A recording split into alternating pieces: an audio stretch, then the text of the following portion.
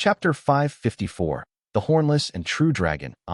Li Qianfeng led the group across Lake Qian, finally arriving at the coastal waters.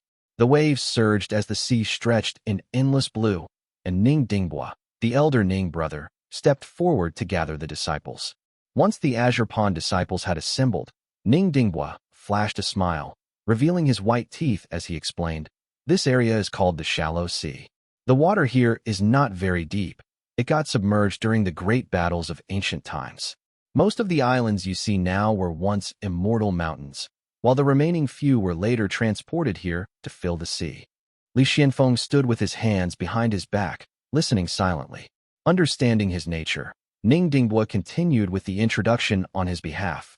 In those days, this area was home to the 6 most densely populated southern prefectures, all of which were swallowed by the sea, leaving ruins beneath the waves.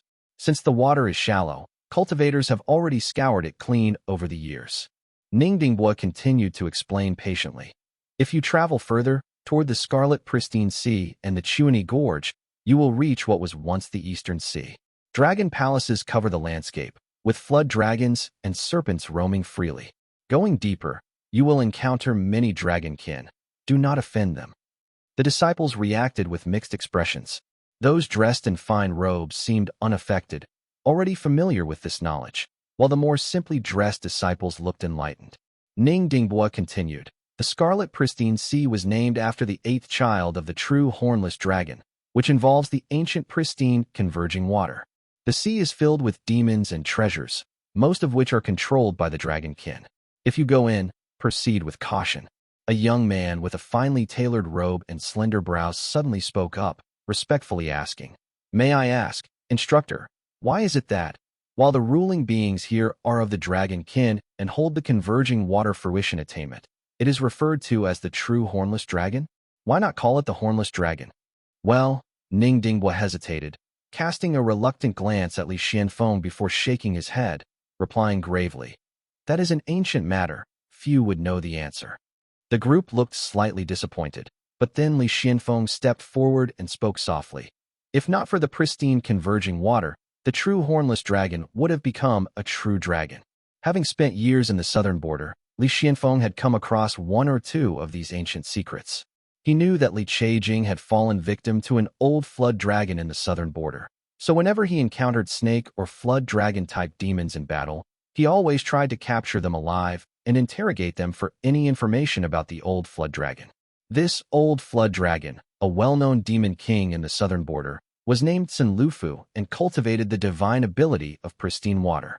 Supposedly also of dragonkin, Li Qianfeng himself had harbored the same question as the young disciple, and he had eventually uncovered the answer through careful questioning. As he began to speak, the young disciples looked up to him in admiration. The refined young man appeared somewhat bashful as he respectfully requested, "Taoist, may I trouble you for your explanation?" Li Qianfeng replied softly, "The true Hornless dragon dominated the Eastern Sea, achieving fruition attainment for hundreds of years, and reportedly reached the peak of the Tao embryo realm. It believed itself to be the most perfect creature under heaven, and called itself the Demon Emperor, establishing the Eastern Sea Demon Palace. It journeyed westward until it reached a small mountain temple and encountered an immortal lord." Li Qianfeng continued. The true Hornless dragon asked, "Is there any creature under heaven with a form more perfect than my own?" The immortal lord replied, "The dragonkin rise and fall in size, soaring through the universe, diving beneath waves, and transforming with the times. You are merely a demon dragon. You must transform into a true dragon." Li Qianfeng paused, then continued softly. The Hornless dragon carefully questioned the immortal lord about the characteristics of true dragonkin, then returned to the Eastern Sea, gathering forces and consuming a feathered serpent. With 2 fruition attainments in one body, it was impossible to manage both converging water and pristine water simultaneously.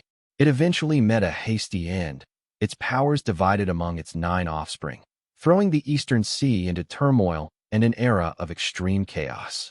Li Qianfeng gazed into the distance, a hint of reverence in his voice as he added quietly, "Only then did the world's demons understand the difference between the Hornless and true dragon, as well as those between flood dragons, snakes, and vipers. knowledge that later spread from the dragon palace itself. The hornless dragon may have been devoured by its 9 offspring, but its descendants now call themselves dragon kin and have established the Eastern Sea Serpent Dragon Palace. As Li Xianfeng finished relating the story, not only were the disciples in awe, but even the Ning brothers were hearing this for the first time, marveling at the tale. Li Xianfeng shook his head. It is just a tale spun from the mouth of a mere snake. Take it as a story for entertainment. Thank you, Taoist, for your teaching, the disciples said in unison as they respectfully offered their thanks. Li Xianfeng waved it off, his eyes glinting with a cold light as he stared at the shadow approaching on the northern wind, murmuring, "Speak of the devil. Here they come." Indeed, 2 streaks of light approached in the distance, one large and one small. The creature in the lead was snake-like, with a twin-hooked tail in a pale white hue, trailing a streak of blood across the sky. The one following closely behind it was nearly twice as large and was covered in bluish-gray scales, with a body resembling a tiger's, but with an unusually elongated torso and belly, gliding in a prowling stance. The bluish-gray creature had 4 strong legs, with an elongated torso and a long tail trailing behind, giving it an unusual appearance. It followed the white snake ahead of it with an air of ease, almost like a cat toying with a mouse. Ning Dingbua glanced over and quickly directed his brother to steer the jade ship further away, lowering his voice as he said, "That is a dragon scion. Quickly move away. Do not disturb it." Li Xianfeng studied the scene closely. The creature in front seemed to be of the feathered serpent clan, with a twin-hooked tail. It was likely a hooked serpent. Its scales were broken, blood that was a pale blue hue dripped from its body, and its window-sized eyes were filled with despair, emitting pitiful howls. It looks like it has been injured by converging water. Even if it escapes, it will not live much longer. Everyone watched, entranced, as the Ning brothers hastened to put distance between them and the scene. Yet, they could not help but look back in curiosity as the dragon scion closed in on the white-hooked serpent, delaying the kill to toy with it instead. Ning Dingbua's expression shifted slightly, muttering a quiet curse and silently quickening their pace, thinking to himself, truly typical of dragon kin. The converging water lineage loves playing such games. Regardless of kin, they always have to test each other. The group of cultivators watched the scene with rapt attention, awestruck, as the hooked serpent wailed miserably. After a few breaths, a faint green rain began to fall from the sky. The rain was translucent and a delicate shade of blue-greenish hue. Though its color was light, it drenched the area and cast the world into a misty haze. A finely dressed young disciple activated his mana to shield himself, remarking, "This is the vision of a fallen converging water foundation establishment realm. So this is the Eastern Sea, where a foundation establishment realm expert can fall on any stretch of ocean just like that." Li Xianfeng, meanwhile, was reflecting on the aura and appearance of the dragon scion they had just seen, thinking to himself, "Indeed, they are unique. The dragon kin of the Eastern Sea must have various spells at their disposal. Defeating them would likely be no easy task. If I could lure one into a wide enough sea area, perhaps I could exhaust it to death." Naturally, he would not provoke a dragon kin, but he was calculating the strength of both sides, forming a solid understanding of the two. Ning Dingbua moved a step closer and whispered, "Boss, I doubt that Dragon Scion's appearance here is just a coincidence. It is likely here to see who Azure Pond has sent to oversee Splitreed Island." Li Xianfeng nodded slightly. His task was not only to escort, but also to stay on the island for a year or so to manage affairs. Splitreed Island's situation was complicated, so a Dragon Scion's curiosity was understandable. Chapter 555, The Hornless and True Dragon 2. As one of the largest markets in the sea and one of the most prominent immortal islands, Splitreed Island housed many natural resources. Its unusual terrain made it difficult to set up formations, leading to constant unrest. And for reasons unknown, Purple Mansion Realm cultivators rarely appeared in the area. Each sect avoided assigning a Purple Mansion Realm cultivator for oversight, relying mostly on Foundation Establishment Realm cultivators. Li Xianfeng gave his assent. Soon, the majestic island appeared before them as the Ning brothers introduced the island's background while steering the ship down toward the water. About 10 li from Splitreed Island, a massive light shield shimmered across the seabed. Li Xianfeng produced a jade token and guided them through the barrier. The scene below was indeed radiant. with houses of all sizes nestled within the shimmering barrier. As the Ning brothers docked the jade ship, a cultivator approached them on a gust of wind. Dressed in a green robe, the approaching man's storage pouch and sword glinted in the sun. His cloak was made of spirit silk, his robe of spirit cloth, and even the jade adorning him was of the highest grade, truly extravagant. He glanced at Li Qianfeng and nodded, greeting, brother-in-law. This man was Ning Yuan, his wife's younger brother and the authority over the market on the island. With early-stage foundation establishment realm cultivation, he was not unfamiliar to Li Qianfeng, who gave him a brief nod in acknowledgement. Ning Yuan was of the main Ning family line, but he had been taken in by the Qi family at a young age and returned to the Ning family only upon reaching adulthood. His position in the Ning family leaned more toward the Qi lineage. However, with Qi Wei's death and Taoist master Yuan Su relocating to Yi Mountain City, many of the Ning family had shifted their focus to the southern territories. Even though Qi Zhiyun was the sect leader, he dared not give orders to a senior like Yuan Su, who now acted independently in the southern border without taking directives or heeding summons. This slight rift between the Ning and Qi families had placed Ning Yuan in an awkward position. Li Qianfeng had met him once more than 10 years ago, when he had been quite boastful. However, after hiding out at sea for over a decade, he now seemed far more subdued in character.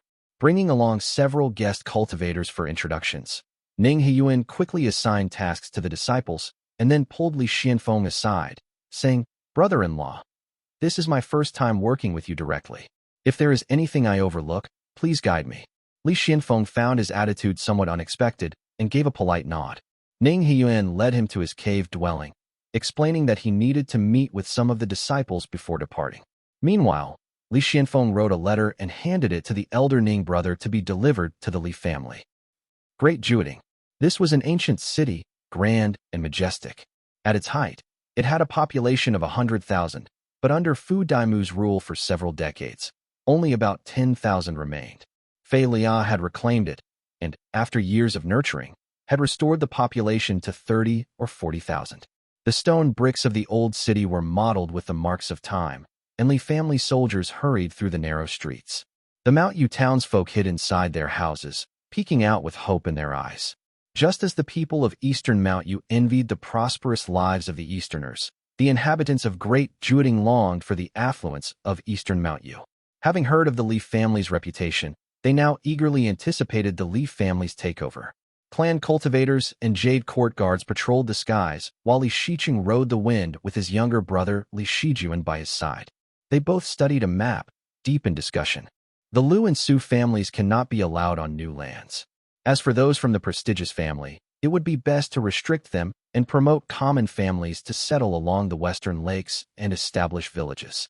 Fei Lia had chosen to take a hands-off approach, handing over his territory to the Li family before entering secluded cultivation.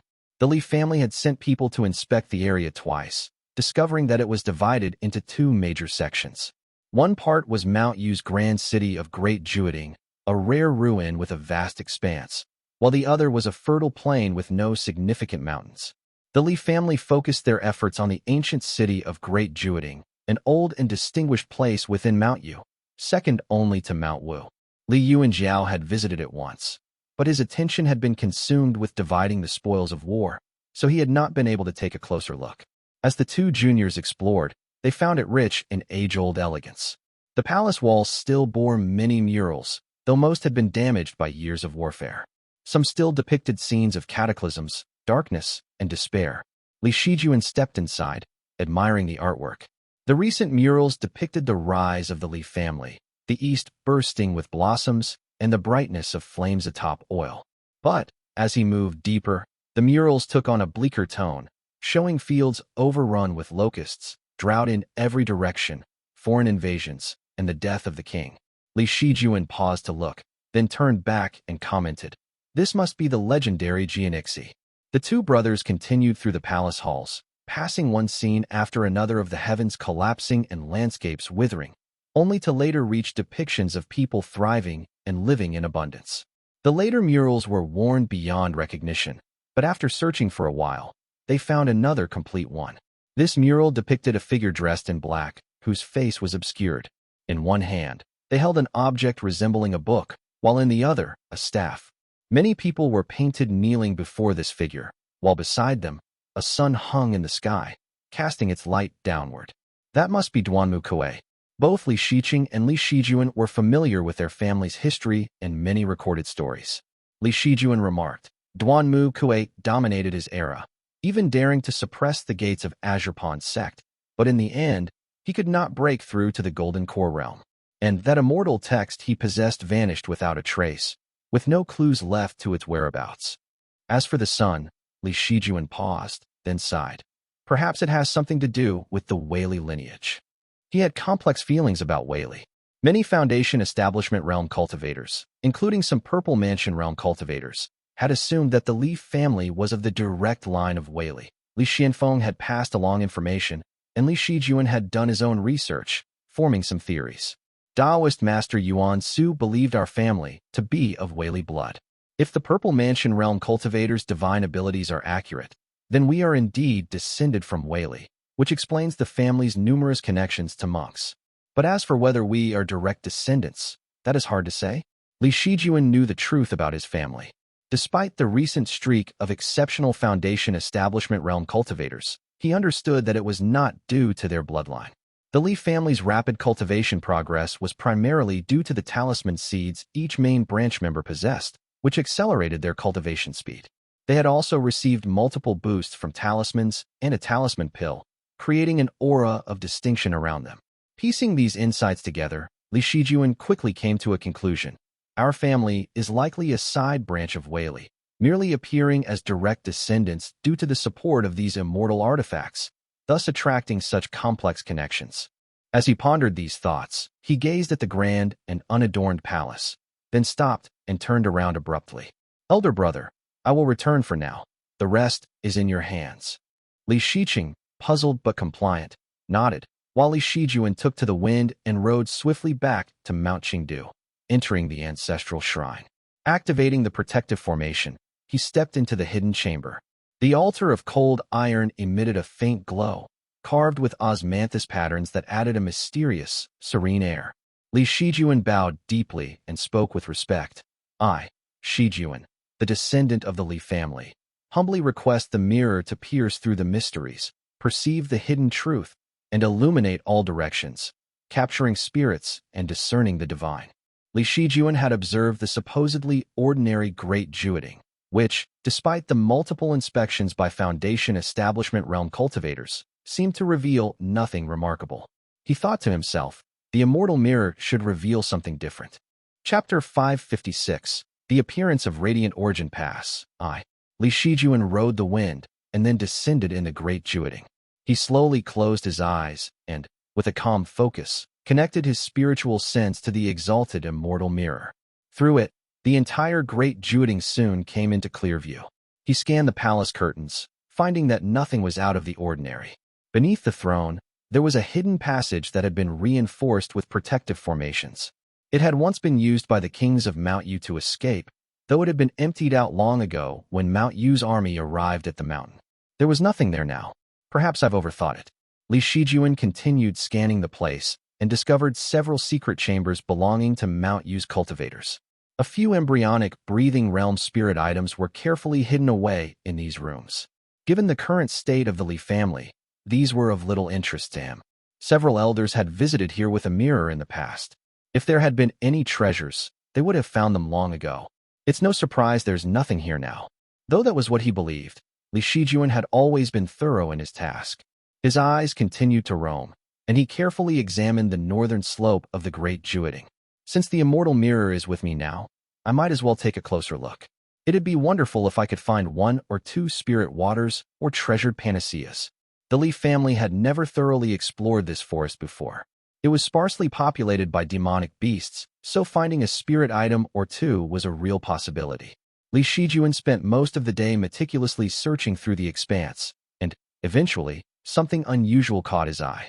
Within the dense forest, he used the immortal mirror to probe through the overlapping rocks. Suddenly, he spotted a dark and shadowy area. Stalactites hung from above and were shimmering with specks of light, and a turbulent, winding river flowed beneath it. It was an underground river. Beside the river stood a massive rock, its vermilion surface glowing brightly. It was connected to a palm-sized, golden, diamond-shaped stone that was radiating a soft, colorful light. A treasure. Li Shijuan had initially been searching for a treasured panacea, but even though he did not recognize the object in front of him, it clearly looked like something of great value. Li Shijuan landed unhurriedly and seized the opportunity to further examine the surroundings with the immortal mirror. Elsewhere, the Yu family was celebrating another wedding. Their residence was lively with music and celebration. The current head of the family was the seventh young master, Yu Qingyi, who was only head because Yusu had used a Dharma artifact to kill his 5 brothers back then, allowing him to ascend to the position. This man, disinterested in managing the family's affairs, had delegated all power to the clan elders.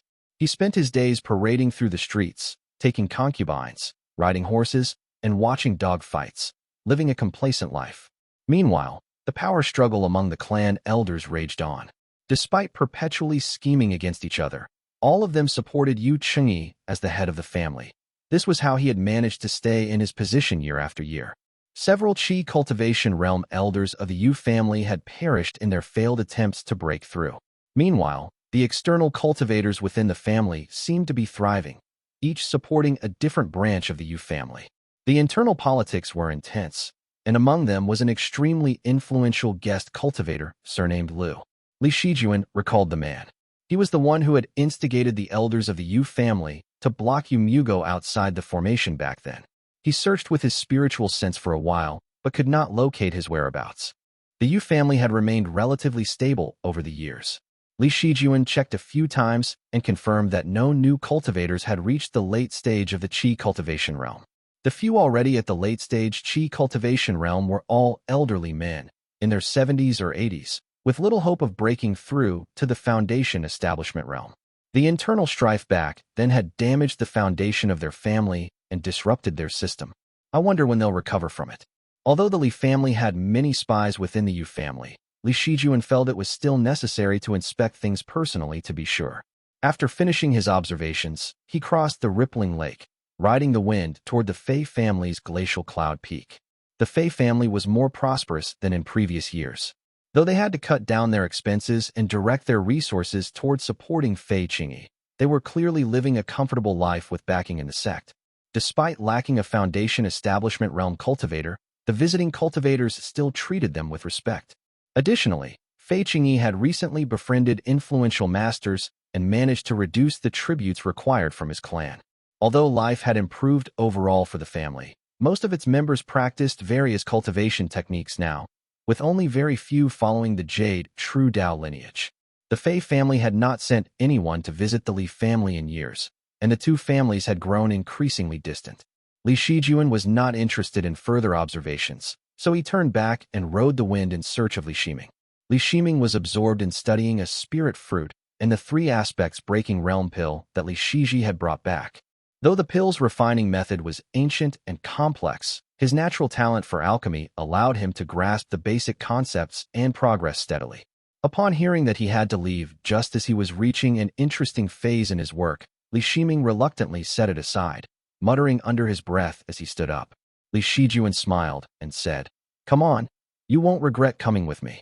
You're the only one in the family without a foundation establishment realm Dharma artifact.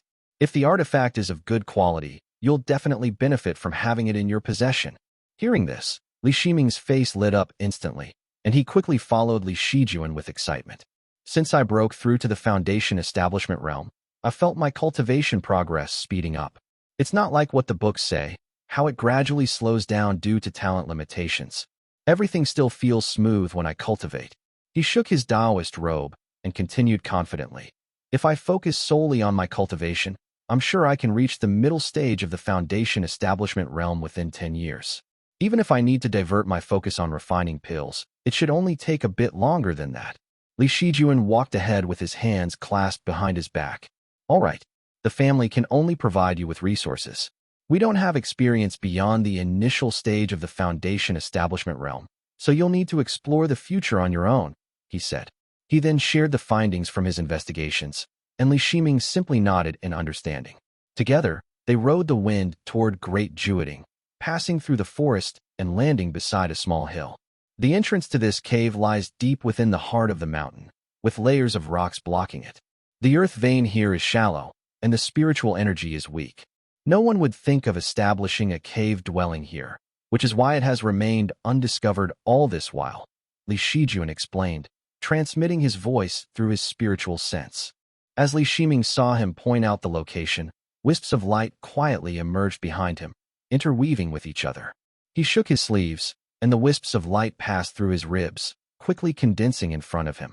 In the span of a breath, a bright ray of light began to form, and white stone bricks materialized one after another, fitting together perfectly. They soon transformed into a massive gate, bright, crystalline, and imposing. The gate stood tall, with two white doorposts etched with mysterious shamanic patterns. Its eaves rose high above, towering and grand. The city gate shimmered with a hazy light, as if glowing under the heat of a blazing sun. Li Shijuan examined the door closely and noticed strange, blurry words on the two doors, glyphs resembling a talisman, unreadable at first glance. Li Shiming, proud of his work, gestured toward the gate and explained, "The inscription on the right door reads bright as the shining light, and the left door says radiant as the rising sun." I had a moment of clarity when I established my foundation and recognized the writings right away. Li Shijuan frowned, intrigued but confused. "There are words on your immortal foundation, huh? I've never heard of such a thing." He stared at the inscription for a moment longer, but his eyes began to hurt, so he had no choice but to look away. Meanwhile, Li Shiming activated the immortal foundation, causing the radiant origin pass to descend from the sky, landing gracefully on the mountainside. The closed doors swirled with energy, and bursts of bright light cascaded down, turning the soil and rocks into flying sand which tumbled down in a steady stream. Chapter 557. The Appearance of Radiant Origin Pass, 2. Li Shiming stood with his hands behind his back, and Li Shijuan, watching in awe, praised, "Wow, a grade 4 cultivation technique is truly impressive." However, Li Shiming said, "It's hard to say. My immortal foundation follows the path of suppression and annihilation. The boundless ocean at home aligns with the pit water system, which isn't as forceful or destructive. So, they're very different. If I have to make a comparison, I'd say it's almost as powerful as our aunt's profound thunder pool." At this point, Li Shijuan's mind wandered, and he whispered, "Our family's informants overseas reported something interesting. The Bright Young Essence has a Tao partner known as the Bright and Clear Heart, originating from an immortal island on Qian Island. You might want to take note of that." Li Shiming chuckled and shook his head. "I've just broken through to the Foundation Establishment realm, and I don't even have any Purple Mansion realm cultivation technique yet. Why would I bother about Tao partners right now?" he retorted rather playfully. "Perhaps it's a clue to start looking," Li Shijuan replied. He paused before continuing to explain softly.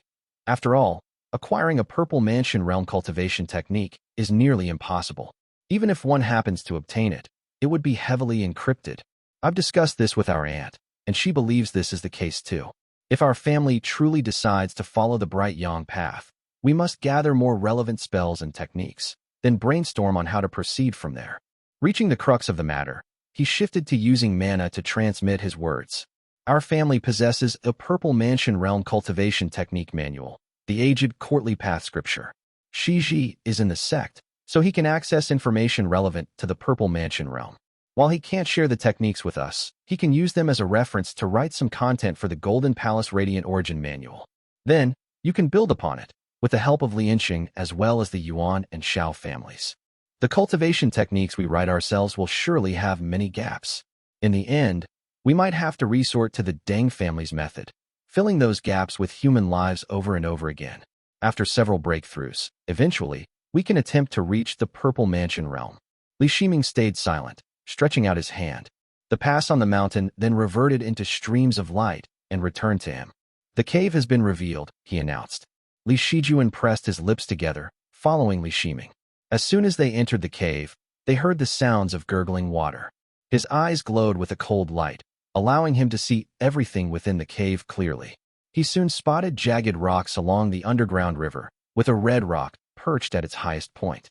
It was the size of an ordinary table or stool, glowing brightly, and on its surface were etchings with intricate white lines that were strikingly beautiful. On top of the red rock was a palm-sized golden stone slab that was about the thickness of a finger.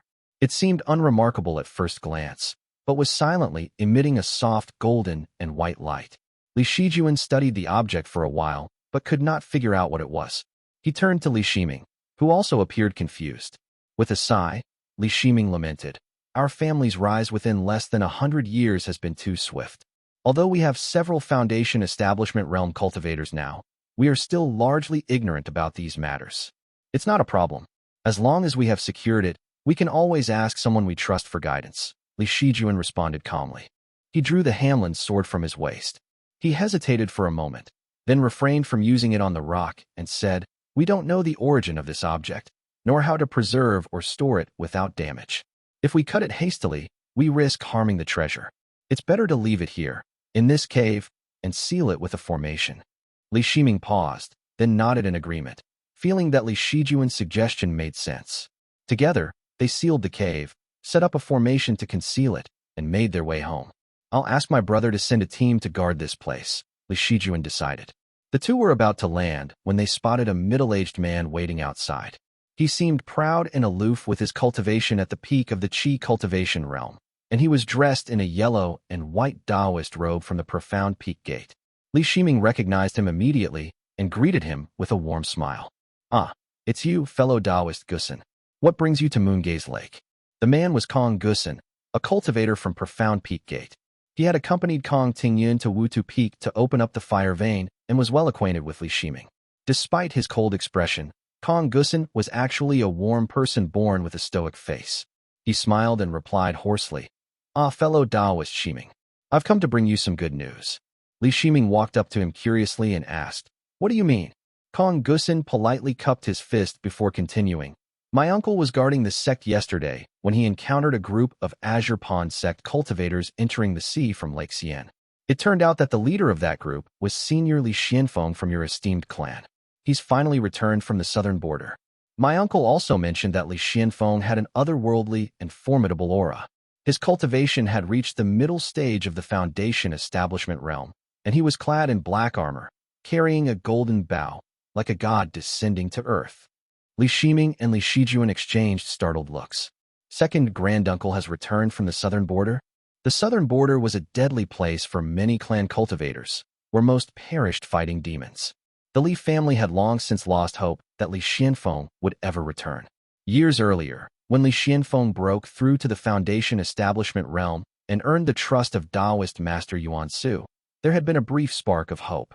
The family was excited by the treasures he sent home and eagerly awaited his return, believing that they might one day be reunited. But Yuan Su never permitted his return. More than a decade had passed, and Li Xianfeng was still stuck in the southern border. Hope slowly faded over time. Hence, the surprise in their hearts was indescribable when they heard this news.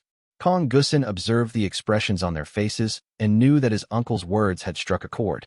With a scan of his spiritual sense, his eyes widened as he exclaimed in awe, "Shiming, you've established your foundation?" Li Shiming's face lit up with joy, and he waved his hand dismissively. It was just a stroke of luck, hardly worth bringing it up for discussion. Li Shijuan could not afford to linger around any longer. He left Li Shiming behind to entertain Kong Gusin while he soared into the air and headed toward the town to find Li Xianxian. That old man will surely be overjoyed when he hears this news. A smile spread across his face at the thought. He still remembered the old man's kind and sincere expression after he took the trip to Hangzhou Dao Gate. Once he arrived, Li Shijuan hurriedly pulled Li Xianxian away from his desk, where he had been busy drawing talismans, and relayed the good news. "What?" Li Xuanxuan's face flushed bright red with excitement almost right away. He immediately flew up, calling for the younger generation to join him as he rushed toward Qingdu to ask Kong Gusin for more details. Kong Gusin, taken aback by the sudden crowd, spilled out a stream of praises for Li Xianfeng.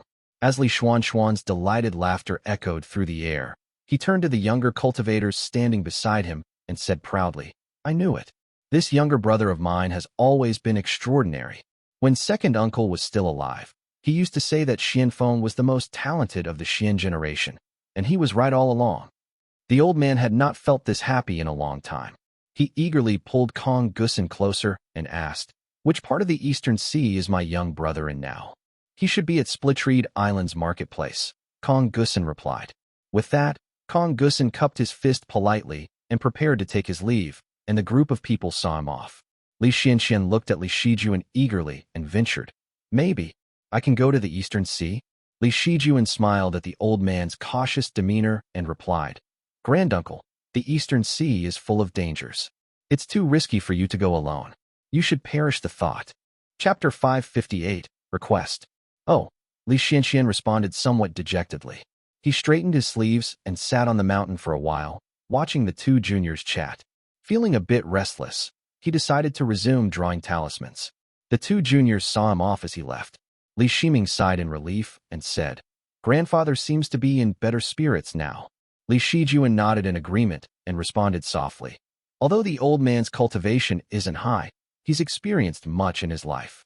He's able to answer our questions now, especially on matters we thought had been buried in the sands of time. Seeing him in good spirits truly brings us some relief. The two walked side by side. Li Shiming, dressed in a lavish golden Taoist robe, paused for a moment before speaking softly. "I've only heard that second granduncle is a phenomenal archer, unrivaled in the world. With his golden bow, he's capable of great feats. If he can return, our home will be well protected." "I think that's unlikely. It's not easy for anyone to leave the southern border permanently," Li Shijuan replied with a hint of thoughtfulness in his tone. By the time both of them were born, Li Xianfeng had already left for the southern border. Since Li Shijuan had never met him, his understanding of this second granduncle was based on family records and stories from the elders. Unlike Li Xianxian, his joy mostly stemmed from the idea that the family might finally have an elder in the middle stage of the Foundation establishment realm. Now that he had calmed down and his initial excitement had faded away, he began reflecting thoughtfully on the situation. Li Shiming seemed to be doing the same and asked in confusion, "Since the second granduncle has left the southern border, why hasn't he returned to visit home? Is he on some kind of mission?" "It seems likely," Li Shijuan said with a nod as he paused, then hesitated before continuing. "I've heard that someone from the Ning family married him. After all these years, perhaps he has children of his own now. That would make those children on the southern border our elders. As for why he hasn't returned, the adults likely have their reasons. Maybe his family is being controlled, so he's forced to obey the orders of Azure Pond," he speculated. Li Shiming nodded and replied, "That makes sense." The two paused, reflecting on the matter for a while before Li Shiming returned to Wutu Peak to continue his study of alchemy. Li Shijuan wrote a letter to his aunt, Li Qinghong, who was in seclusion, and another to send to Zhongquan Island. Then, he settled down to practice quietly. Splitreed Island, Azure Pond Market. Li Xianfeng circled the sea, familiarizing himself with the terrain and gathering detailed information about Splitreed Island before returning to the market. The spiritual energy of the earth veins on Splitreed Island was peculiar, making it impossible to set up formations on the island itself. The Azure Pond Market was located on the seabed not far from the island. Li Xianfeng investigated the earth vein and learned that the spiritual energy here was not any better, as the market had only been protected by a high-grade formation. Splitreed Island itself was abundant in spiritual qi and was teeming with treasures and strange terrains. The island had many straits, some deep underground and shrouded in darkness, with vast, boundless spaces. It was said that these remnants were left behind from battles that were fought by immortals. The island, in its entirety, functioned more like a vast entrance, connecting multiple valleys and straits. Cultivators gathered qi here, while devil cultivators also roamed the gorges, engaging in killings and looting. The deeper one ventured, the more chaotic and dangerous the environment became. Li Xianfeng walked around the island but did not venture too deeply, and he soon returned to the market quietly. Upon arrival, he found an Azure Pond cultivator waiting by his cave dwelling. "Greetings, Taoist. My master would like to meet you and has been waiting for quite some time," the cultivator said respectfully. Li Xianfeng immediately recognized him as Ning Heyuan's subordinate. He nodded and followed him to Ning Heyuan's cave dwelling. The door was open, and rich spiritual qi flowed out freely. Inside, Ning Heyuan was drinking. "Brother-in-law, you're here." Ning Heyuan greeted him with a slightly flushed face, as though he had drunk quite a bit. He filled a wine cup to the brim and gestured for Li Xianfeng to sit.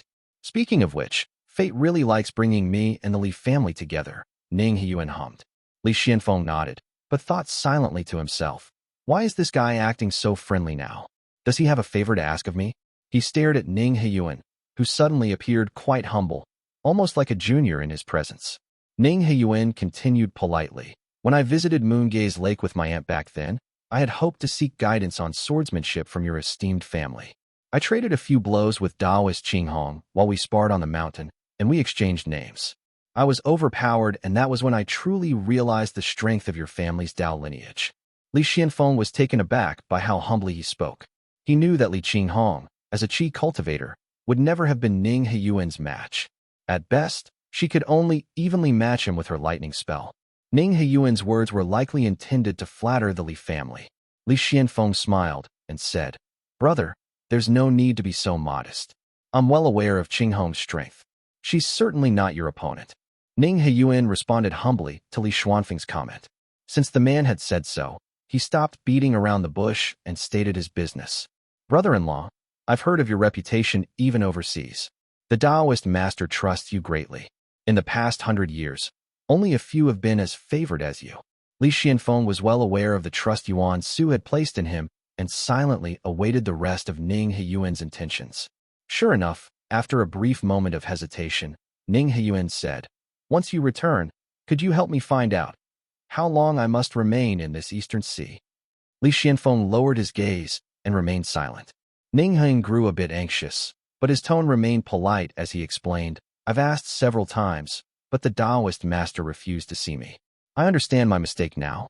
When I was younger, I was foolish, thinking that because the Ning family had been allies of the Qi family for 100 years, I could do whatever I wanted with those under my family's governance." His voice grew heavier as he continued. "After spending so many years in the Eastern Sea, I've come to realize that without the Taoist master, our Ning family is nothing but a servant to the Qi family. I truly understand my mistake now. Please, Taoist, I ask you to speak to the Taoist master on my behalf." Li Xianfeng looked at him. Ning Heyuan was talented, had mastered many spells and techniques, and should have been at the level of someone like Ning Yuan. However, spending 10 years in the Eastern Sea had hindered his reputation and delayed his cultivation. Now, with a gloomy and slightly decadent expression, Ning Heyuan was a far cry from the proud figure he had once been. Li Xianfeng responded softly, "This matter is not urgent. I still have a year or so before I return. Fellow Taoist, please think carefully about how to word your request. I'll take a letter back for you." Ning Heyuan was momentarily taken aback. Instead of speaking on his behalf, Li Xianfeng offered to bring his letter back. He smiled wryly, realizing that Li Xianfeng was not a simple man.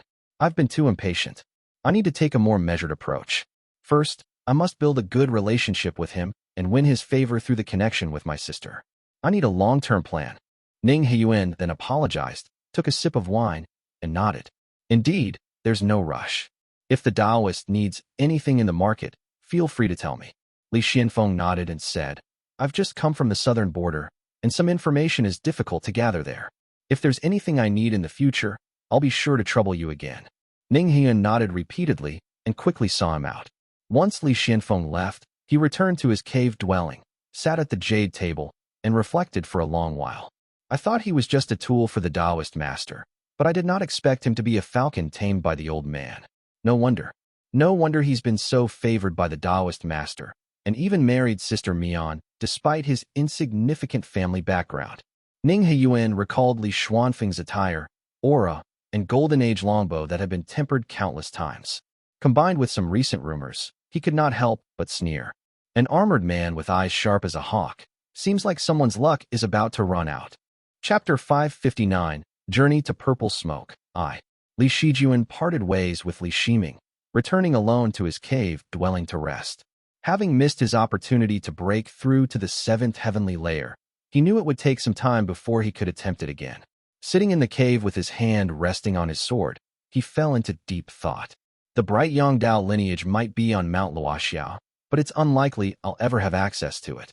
The techniques granted by the immortal mirror are unpredictable and only last through the Foundation establishment realm. It seems I can't rely solely on external resources. Li Shijuan had hinted to Li Shiming about the situation to gauge his response, as he knew Li Shiming prioritized cultivation above all else. When he reached a bottleneck in his path, there was no telling what actions he might take. Li Shijuan himself felt uncertain about his own Foundation establishment realm breakthrough, fearing he might not survive it. If that day truly comes, without me here to mediate, things might get ugly. This worry weighed heavily on him. Li Yuanjiao remained fixated on the jade buckle, and though Li Shijuan could not assist him with it, he understood that Yu Muxian would not be easy to deal with. Should things come to a crisis, Li Yuanjiao's decisive nature would not wait for Yu Muxian to achieve the Purple Mansion realm. With a sigh, Li Shijuan set these thoughts aside for now. He bore no resentment toward Li Shiming over this. Li Shiming had been exceptionally gifted since birth, and if he could acquire the right cultivation method, he showed true potential for being the first in the family to achieve the Purple Mansion realm. The allure of divine abilities was powerful, and it was natural for him to pursue his aspirations with all his focus. After all, the allure of roaming the great void, divine abilities to reflect the mysteries, living for 5 centuries, with honors from the immortal sex, freedom to toy with the mortal world, and insight into hidden secrets. Such temptations surpass all else. Li Shijuan sighed, convincing himself of such great temptations. To possess his own bright young divine ability, to traverse the great void freely, embracing beauty and warding off calamities without being a pawn to be sacrificed at will, to witness the rise and fall of clouds, and to be honored wherever he went, no matter whom he met. Such a vision was irresistibly enticing. The temptation Li Shiming faced was on a different scale altogether. While the rest of them could spend some time on mundane affairs and only circle around the Foundation establishment realm sooner or later, Li Shiming's choices could determine whether he ascended to that level. Faced with such a decision, his indecisiveness was understandable. For Li Shijuan, it left little room for blame. As he sat in contemplation, there came a gentle knock at the door of his cave. A young girl entered, dressed in a white dress, who was around 15 or 16, with an attractive pair of phoenix eyes. She spoke softly. "Elder brother, Brother Ming asked me to bring over a Dharma artifact." This girl was Li Yuexiang, now at the 4th stage of the embryonic breathing realm. She did not like to travel, preferring to spend her days on Mount Qingdu. Li Shijuan glanced at her and saw that she was offering him a jade bead. The bead was a rich blue-green and tied with a red string. It was the azure manifestation, an exceptional Dharma artifact at the Qi cultivation realm, just shy of the Foundation establishment realm. Li Yuexiang then continued.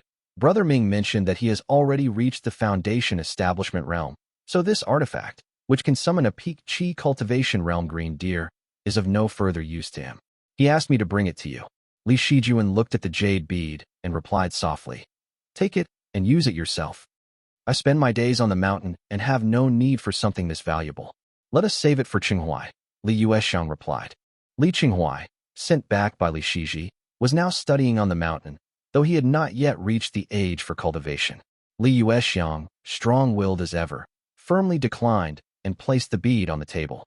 Left with no choice, Li Shijuan nodded and asked gently, "Have you chosen a spiritual Qi type?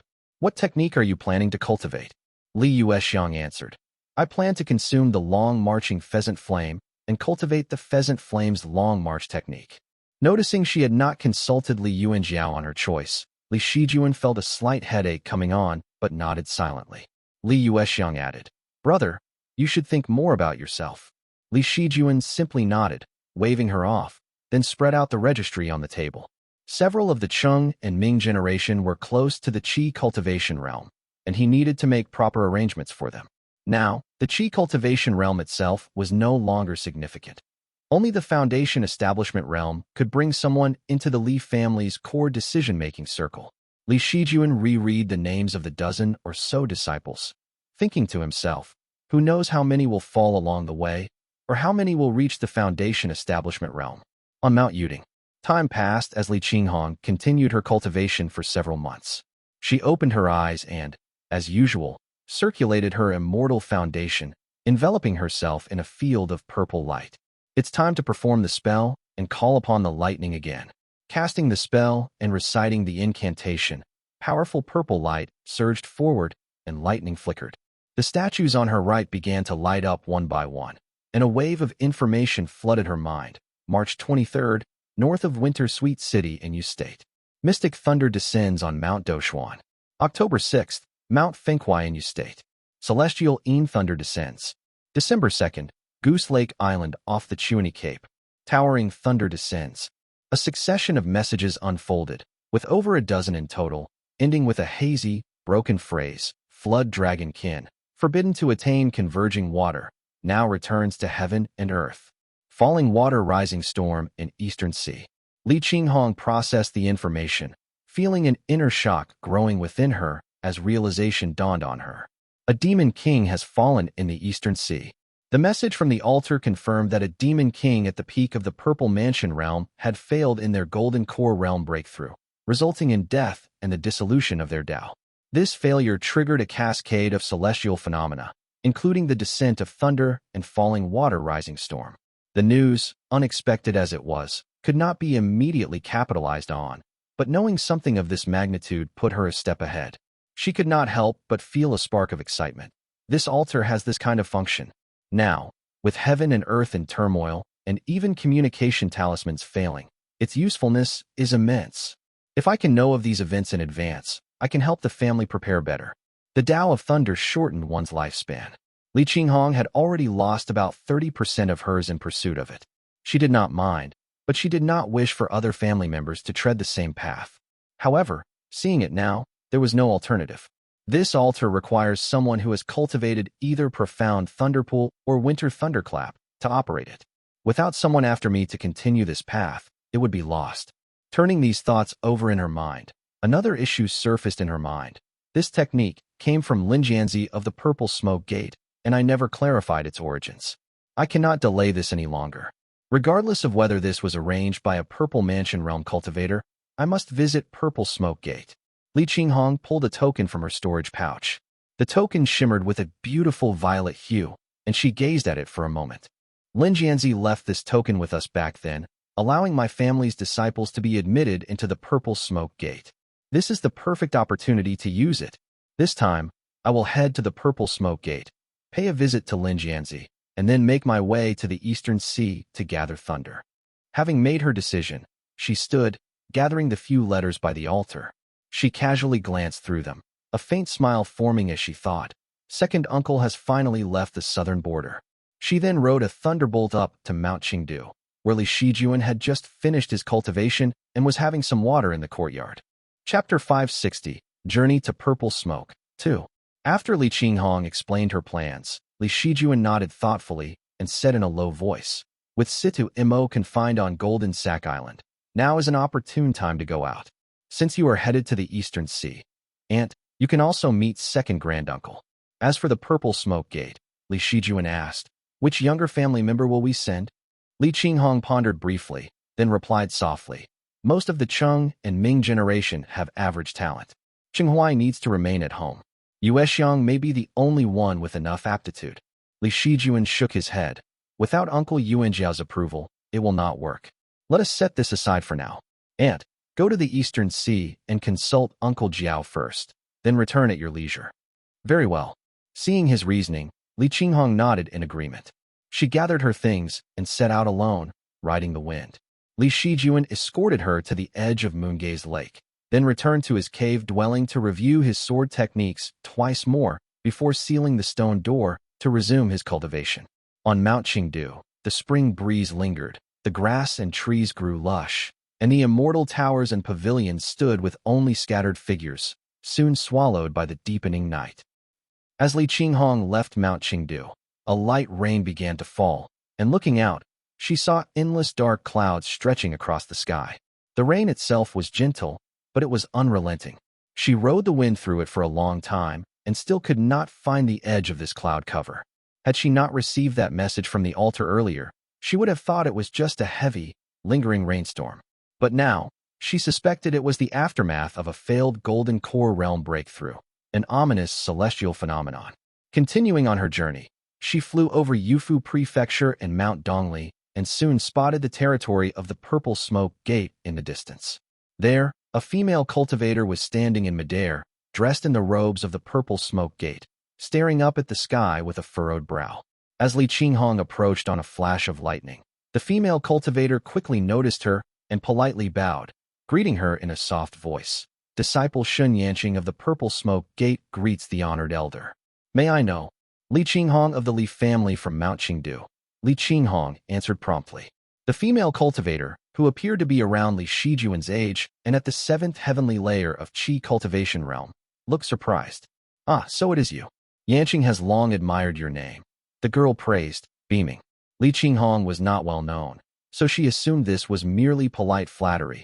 But then Shun Yanqing stepped forward, speaking sincerely. I heard recently that you successfully reached the Foundation Establishment realm. Female cultivators who practice the Way of Thunder are already rare, and those who achieve Foundation Establishment realm are even fewer. I greatly admire you. Li Qinghong looked at her with some interest and asked, You also practice the Way of Thunder? I do, Shun Yanqing replied with a warm smile as she continued. I come from the Shun family in Yu cultivating sect, and our Taoist master once acquired a thunder technique early on. Thus, we have a long-standing tradition of thunder cultivation. So, you are a direct line of an immortal clan then? Li Qinghong muttered softly. The Shun family was a long-standing immortal clan of the Purple Mansion realm based in the Su State's Yu cultivating sect. Shun Yanqing was as esteemed as the Shao family's Shao Yuanci. Despite her high status, she showed no arrogance. She enthusiastically guided Li Qinghong down toward the Purple Smoke Gate's territory, asking, What brings Senior here? Li Qinghong replied, I have come to pay my respects to Senior Lin Jianzi. Shun Yanqing nodded in understanding, producing a purple token to lead her inside. Towering peaks rose into view, and countless summits lay shrouded in dense violet clouds, which coiled and wove in strands, forming various shapes that gave the entire place an ethereal, fairy-like atmosphere. The pavilions and towers stood exquisitely against the scenery. The Purple Smoke Gate had claimed this wondrous land, gathering many techniques related to it over the years, transforming the mountain into an immortal sanctuary. Cultivators from various regions, and even overseas, often traveled great distances to gather qi. Shun Yanqing introduced, the Purple Smoke-blessed land is well known far and wide. It is said that 6 or 7 parts of the world's violet qi flow from here, and all Dao lineages based in violet qi regard this place as a sacred land. If Senior is fortunate, you might even catch sight of the immortal landscape when the morning sun rises. Seeing Li Qinghong taking in the breathtaking beauty, Shun Yanqing continued with a smile. The old peak master used to boast often about his friendship with your clan. I suppose he has finally been proven right. Li Qinghong recalled that Li Tongya had described Lin Jianzi as somewhat eccentric and gave a slight smile in response. Shun Yanqing then softly added, I myself cultivate celestial thunder through the celestial cloud thunder technique. If I achieve Foundation Establishment realm, it will become the Lightfall Thunder. May I ask which technique Senior uses? Not sure why Shun Yanqing was asking. Li Qinghong still politely replied, Profound Thunderpool. Profound Thunderpool. Shun Yanqing pondered this for a moment, frowning slightly. After a brief pause, she muttered quietly, I have not heard of that one. It originally stemmed from Winter Thunderclap, Li Qinghong added. Understanding dawned on Shun Yanqing, and she smiled brightly. Ah, so it is also a form of celestial thunder. If there is ever a chance, I would love to see the Senior's thunder altar in action. This comment from the girl revealed quite a bit of information, and Li Qinghong felt a spark of insight, thinking to herself, so, it is a form of celestial thunder. It seems celestial thunder techniques have an affinity for altar-based spells. With the Shun family's ancient heritage, perhaps I can learn something useful. Seeing Li Qinghong nod with a smile, Shun Yanqing beamed, her eyes brightening as the conversation drew them closer. She added with a nod, Our 3 thunder lineages differ from others. We avoid all blood qi. Because of this, we tend to be especially close to one another. Once I reach the Foundation Establishment realm, I will be honored to demonstrate the thunder invocation technique for you. Li Qinghong paused, a little stunned, realizing for the first time that thunder cultivators should not consume blood qi. In an instant, many doubts in her mind unraveled, bringing her mind to sudden clarity. No wonder there are no thunder Dao lineages in Jiangnan. Thunder techniques faded in both the overseas regions and Jiangnan. That explains why this girl is so warm and friendly with me. Most pills circulating in Jiangnan were made with blood qi, and if consuming such substances indeed harmed thunder cultivators, then it was inevitable that thunder Dao lineages would decline. Among the 3 sects and 7 gates, there were few with thunder lineages, much less any capable of cultivating to the Purple Mansion realm. Meanwhile, most clan cultivators and rogue cultivators did not fully understand this, making it even harder for thunder techniques to be cultivated successfully. As Shun Yanqing continued, she explained, There are certain pills, and I am sure Senior knows this as well, that will cause a thunder cultivator's progress to initially surge after consuming blood qi. But soon after, progress slows, and those unaware often take more, causing them to stagnate and face difficulty breaking through, eventually shortening their lifespan. Li Qinghong felt a surge of relief. When she was young, her family had been impoverished, without many pills to take. Later, she was sent to the Fei family, where she similarly had no access to such resources. By the time she reached the Qi cultivation realm, Li Yuan Jiao had received the white talisman, and what little the family had went to him. Li Qinghong had taken only 1 or 2 pills, likely sourced from the Xiao family, and somehow avoided further exposure. Years later, when Wang Sun revealed the truth, she had stopped taking them entirely.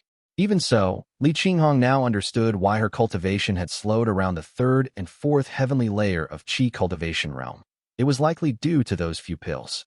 She exhaled slowly, feeling a deep gratitude for her grandfather Li Tongya.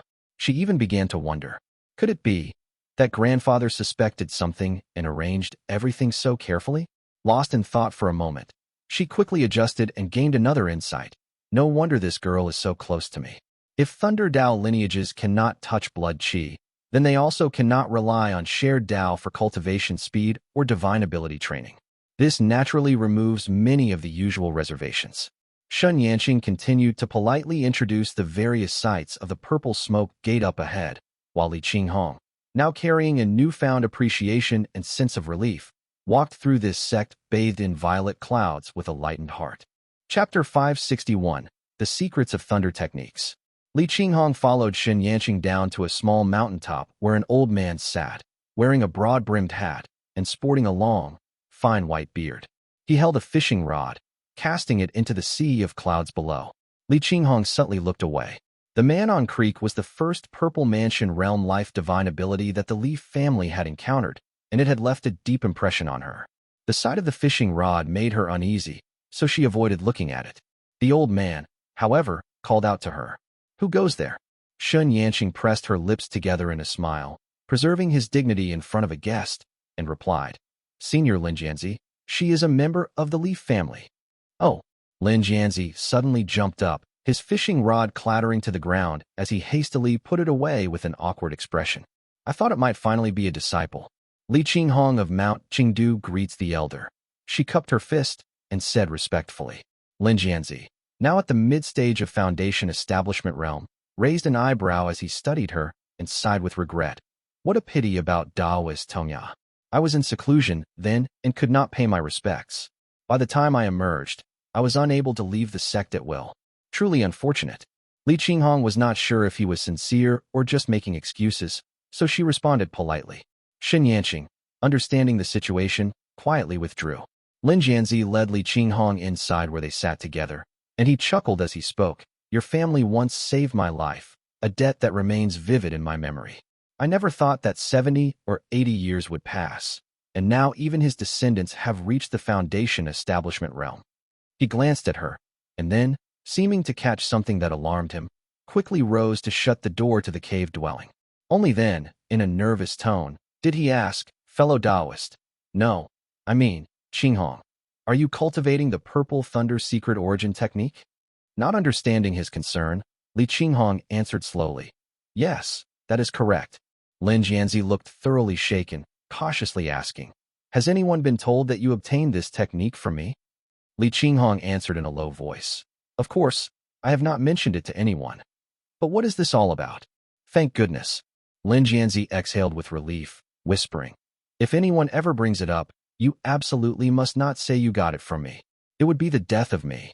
Sensing that something was amiss, Li Qinghong fixed him with a serious look and asked, What exactly is the matter with this technique? Please, explain everything. Lin Jianzi sighed miserably and replied, You have no idea? Back then, I was young and clueless, completely ignorant of the weight behind Thundercloud Temple. He began to recount his tale. I was just a mid-level Qi cultivator back then, born a commoner with no backing in the sect. I was looking for an opportunity and recklessly ventured out to the Eastern Sea, traveling aimlessly until I reached the Qian Straits in the southeast. There, I stumbled upon an underwater ruin. I must have triggered some hidden mechanism because I suddenly found myself in a grotto heaven. A grotto heaven? Li Qinghong looked at him in surprise. shooting him a skeptical glance. Lin Jianzi, seeing her doubt, grumbled, "Do not look at me like that. I am telling you, I have no threat of fate on me. Pure coincidence. That grotto heaven was filled with lightning everywhere. I did not realize what it was at the time, and, being as timid as I was, did not dare touch anything. I only picked up a few scraps in a nearby pavilion and left in a hurry." With a face full of regret, he muttered, "Foolish. Absolutely foolish. I have been bottling this up for almost 100 years, not daring to tell anyone, not even a Taoist master." Li Qinghong nodded, still unsure, and asked gently, "How did you manage to deceive a Taoist master?" "Listen, let me finish the story," Lin Jianzi continued. "After leaving Qian, I flew all the way into the heart of Yu State, where I ran into those two bumbling outsiders from Changsha Gate. They got fixated on my purple smoke spirit shield and chased me relentlessly. I was almost run to the ground," Lin Jianzi recounted. "Eventually, I joined your grandfather, and we dealt with them, killing them both and disposing of their bodies. When I flew back to the sect to ask about that grotto heaven, what had been only a few months inside the grotto turned out to be 10 years in the outside world." Li Qinghong was left speechless, and Lin Jianzi could only manage a wry smile, adding quietly, "The scariest part, though, was that after that, no one could accurately divine my whereabouts. The Changsha Gate simply dropped the matter, unable to trace it back to me. Taoist Master Zimu even tried to divine my whereabouts himself, but he could not figure it out. He said I was entangled with some higher power, making it impossible to track me through divine ability, so he let me stay here in the sect, whiling my days away in the mountains." Li Qinghong studied him closely, her mind racing over his words. "You mean to say that this purple thunder secret origin technique of mine, other than you and a few people in my family, nobody knows where it came from, and nobody else has ever cultivated it?" "Precisely," Lin Jianzi admitted with a hint of relief, letting out a rueful chuckle. "I never dared tell the Taoist master. His divine abilities are so powerful that, if he found out I had been involved with the grotto heaven, he would have torn me apart. So, I just dragged it on, day by day." Li Qinghong eyed him thoughtfully. Then her gaze wandered over the empty space in the cave. Startled, she whispered, "Since you know how highly the Taoist master regards you, and since an old friend has come to visit, how do you know he has not crossed through the great void and is now hidden within this formation, listening to us?" Lin Jianzi's expression froze, his wide, old eyes staring at her. Then he laughed weakly. "Huh? Wah?" Realizing the possibility, he broke into a cold sweat, his face pale as he waved his hand. No, my nerves cannot handle that kind of scare," he spluttered. Then he explained, "There was trouble over the Eastern Sea, so all the Taoist masters went there. Otherwise, I would not dare speak about this. Besides, if a Taoist master did know, would we still be sitting here calmly? He would have already revealed himself and dragged me away." He continued in a low voice, "The Taoist master does not actually regard me that highly. There are others like me, too. Compared to Lu Changdai, the troublemaker, my importance is like a firefly next to the moon. I was somewhat valued in my earlier years, but now they treat me like someone who once accidentally met a golden core realm cultivator, then gradually forgot all about me." Li Tongya had repeatedly warned about Lu Changdai. Although, at that time, the Li family members did not yet understand the concept of fate, the Li family knew he was anything but ordinary, so Li Qinghong was not too surprised by this. She wiped the sweat from her forehead, casting a wary glance around the empty cave before muttering, "It looks like you have given my family quite a mess to clean up. If anything goes wrong with you, it could drag me down with it." The allure of a grotto heaven thunder technique was strong enough to make Purple Smoke Gate's Taoist masters disregard any backing behind the Li family. They might even reach out to Xiao Shooting, drawing him into the fray and dividing the grotto's resources. As for Li Qinghong, who had cultivated this secret technique, and Lin Jianzi, who had ventured into the grotto heaven, their best possible outcome would be to return unharmed. Perhaps, if she relied on Xiao Shooting, Li Qinghong could gain a minor benefit, but the risks were enormous. If this group of Purple Mansion Realm cultivators decided to open the grotto heaven, Li Qinghong and Lin Jianzi would find themselves in the eye of the storm. The thought alone revealed the extreme danger they faced, filling both of them with lingering fear. Lin Jianzi fell silent, and Li Qinghong, too, held her tongue. They exchanged glances, neither daring to speak further. After a few moments, Li Qinghong steadied herself and murmured, This thunder technique came to me thanks to my grandfather's thread of fate. It was by pure chance that I obtained it.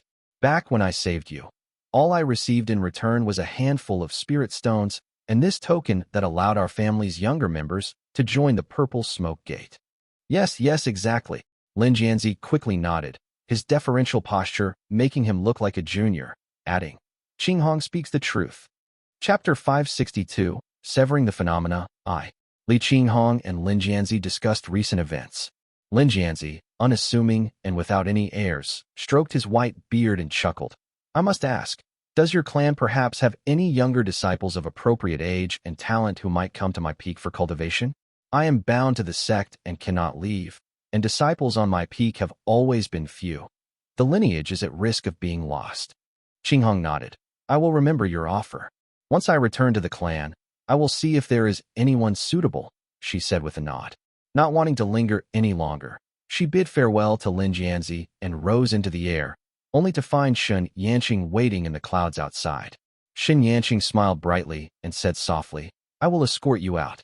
Stepping onto her purple-blue flying shuttle, she added, My Shen family has long admired your clan's reputation. If there is ever an opportunity, my father and I would be honored to visit. That would be wonderful. Li Qinghong replied with a warm smile. They chatted lightly as Shen Yanqing accompanied her to the boundary of the Purple Smoke Gate, gesturing ahead.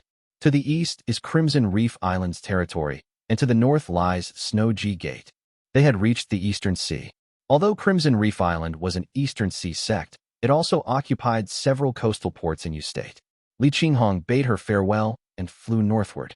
After seeing Li Qinghong off, Shen Yanqing herself flew back into the purple smoke-blessed land.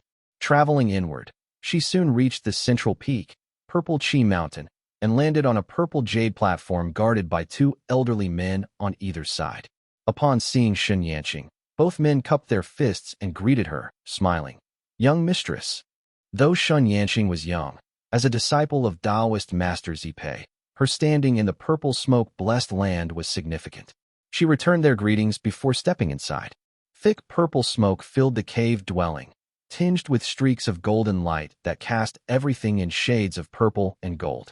Shen Yanqing looked up and saw her master, a woman in a purple-gold robe who appeared to be around 20 years old. Her brow was adorned with a shining mark of purple light. Master, Shen Yanqing greeted, bowing deeply. This woman was indeed Taoist Master Zipei, who gave a slight nod in acknowledgement. As expected, it is celestial thunder, and they have taken in no blood qi, she commented, her voice cool. Shen Yanqing answered respectfully. That is correct, Master. Taoist Master Zipei gave a gentle nod, saying, I recently visited the Eastern Sea. Dongfang Yu failed to break through to Golden Core Realm and perished, his years of accumulated power dissipated. In the end, he was only a single step away, yet 9 portions of converging water essence were drawn down, of which 6 were claimed by the Dragon Kin. Taoist Master Zipei continued, with converging water gone awry, the Eastern Sea is now experiencing a celestial phenomenon known as falling water rising storm, making it a prime time for cultivating thunder techniques. The Jiangnan region, with its profound balance atmosphere, is not ideal for you. After your breakthrough, you should head to the Eastern Sea to cultivate and expand your experience.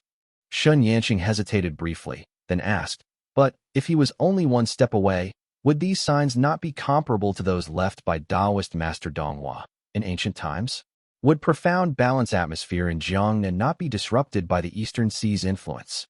Taoist Master Zipei gently shook her head and spoke in a warm tone. The Yu cultivating sect used the events of Taoist Master Qi Wei's death and the Eastern Fire's descent to adjust the spiritual energies in Jiangnan to align with the profound balance atmosphere so that cultivation of Golden Core Realm techniques like Jade True would be more feasible. They will not stand by idly and let the spiritual energies here shift again. She changed the topic, drawing a bright purple crystalline stone from her sleeve, which sparkled with streaks of violet and white lightning. In a soft voice, she said, We found 2 profound thunderstones while journeying through Qian. Crimson Reef Island took one, and I kept this one. Keep it close. It will greatly aid your progress toward the Purple Mansion realm. Shen Yanqing bowed in thanks, and Taoist Master Zipei chuckled softly, dismissing the young woman. Standing alone in a haze of purple gold mist, Her brow mark glowed softly with purple light. The purple chi before her flowed swiftly, converging into a river that clashed and whirled. She murmured to herself, with the profound balance atmosphere, the Yu cultivating sect will have to act. It will be interesting to see how far that true monarch has come. In those days, he leveraged the shifting tides of Liang's fall and Zhao's rise to ascend to fruition attainment. He must be formidable indeed. As Li Qinghong passed by Snow Ji Gate, she saw that the mountain was sealed off, declining visitors. Flying directly over it would be disrespectful, so she circled around it. Snow Ji Gate has been in seclusion for 80 out of the last 100 years, rarely revealing any disciples. It is strange. Rumor has it their line nearly broke a few centuries ago, but surely that would not justify this level of isolation. She followed the river all the way to the eastern sea, where the sky ahead loomed dark and turbulent and was filled with countless storms and lightning, drifting like drops of ink spreading in water. This eastern sea phenomenon, the scale of it is overwhelming. Li Qinghong reflected slowly. When Duan Mukue died, there were no major signs. Even when Qi Wei failed his breakthrough, it did not stir much.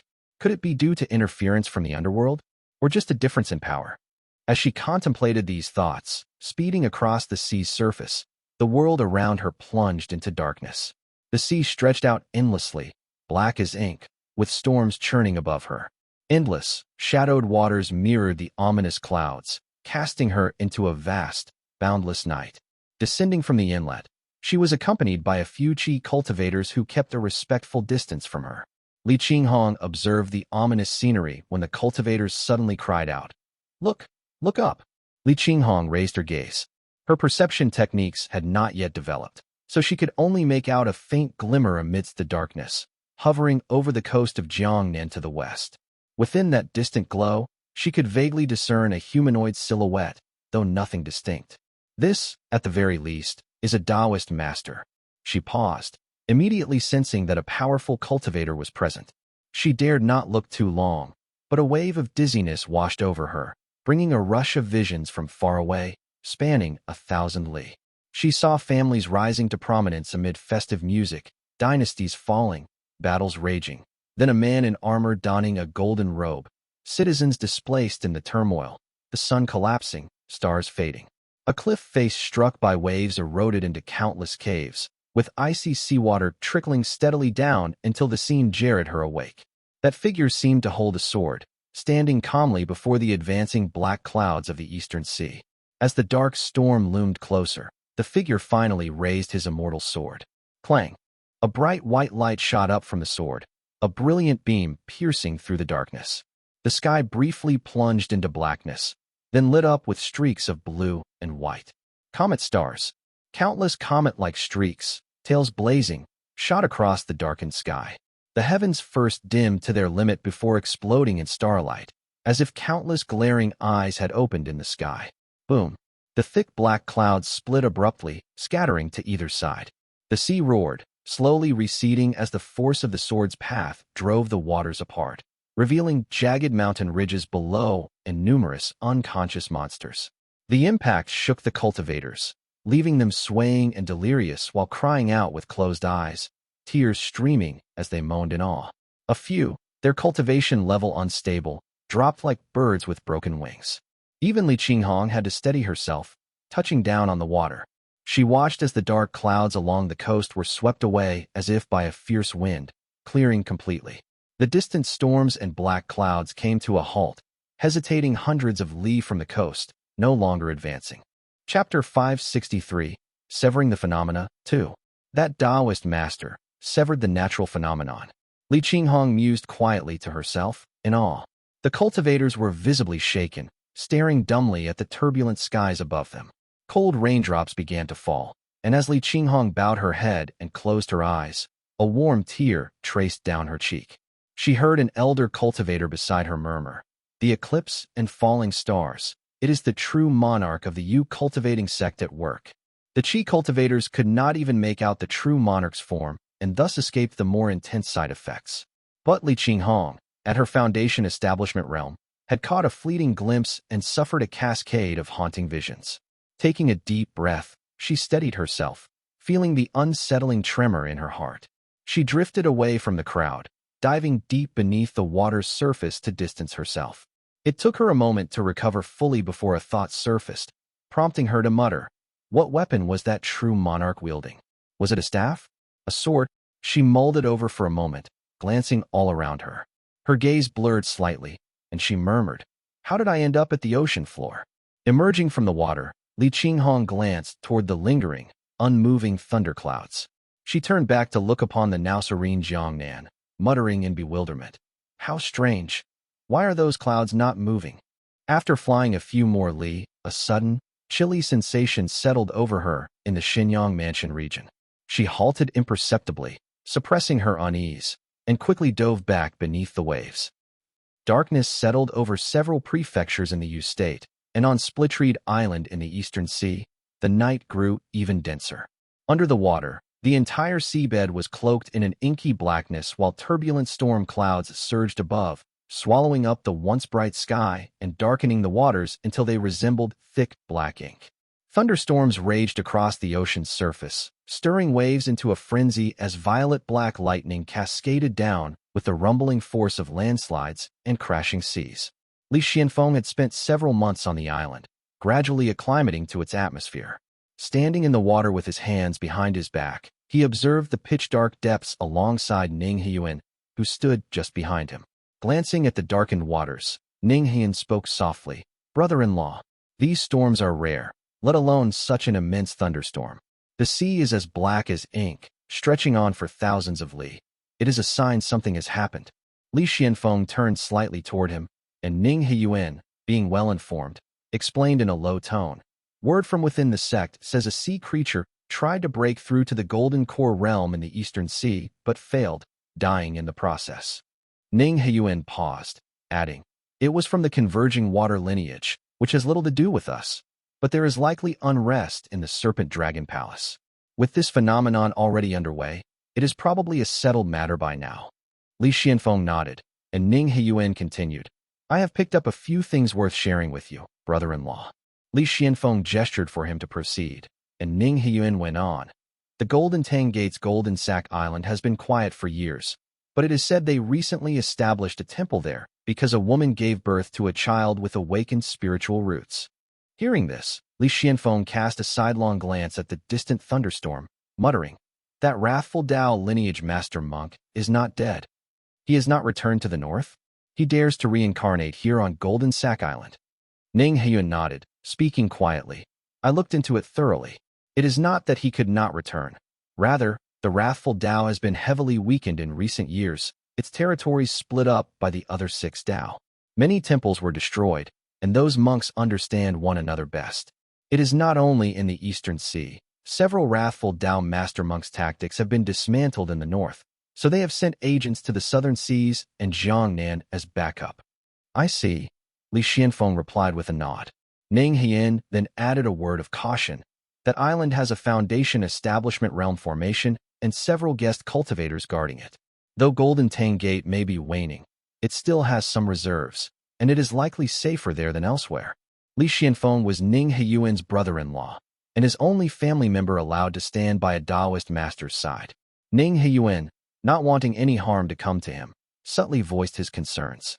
Li Xianfeng responded softly, the Taoist master dislikes the Shedu family.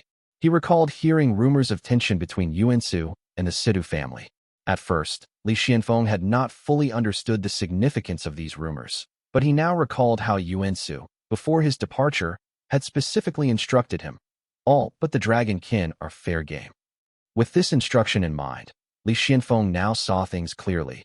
One of Yuansu's motives in deploying him had been to target Golden Tang Gate, serving both as a mission and a means to settle an old grudge. Upon hearing this, Ning Heyuan nodded slightly and added, years ago, a friend of the Taoist master gifted him a 3-eyed Mount Tiao beast, a prize creature that Shedu Tang killed for its 3rd eye. Although they compensated him with spirit treasures, resentment remained. After a quick moment of reflection, Ning Heyuan continued, as for the Taoist masters within the sect, only Taoist master Yuan Wu holds favorable ties with the Shedu family. The others do not look upon them kindly. Li Xianfeng watched the storm brewing far off in the sea depths and asked in a low voice, any way to draw them out? Ning Heyuan paused briefly before answering, Situ Mo is cautious and, after suffering a previous setback, likely will not step out easily. Golden Sack Island is fortified like an iron barrel, so direct confrontation is not advisable. But, brother-in-law, perhaps wait for an opportunity, a time when Golden Tang Gate escorts a merchant ship. That would be the perfect moment to ambush the monk. Master monks often place too much trust in their divination skills, making them easier to catch off guard. Regardless of Golden Sack Island's defenses, it was still a Golden Tang Gate market and thus heavily fortified. Yuan continued. As for drawing him out, I do have one method. He took out a clear jade box from his sleeve, within which rested an intricately carved jade figurine, 3-headed and 6-armed, each hand gripping a short staff or axe-like weapon. I acquired this especially for you, brother-in-law. It is a wrathful treasure artifact from the Buddhist cultivator, equivalent to our Foundation Establishment Realm Dharma artifacts, a rare find. Buddhist cultivation, after all, only began to rise in more recent ages. Although successive revered ones had refined and completed its lineage over time, their techniques in smithing and alchemy remained comparatively undeveloped, making this treasure exceptionally rare among Buddhist cultivators. Passing the jade box to Li Xianfeng, Yuan explained, this treasure can be sensed by any cultivator from the wrathful Dao lineage within 100 li.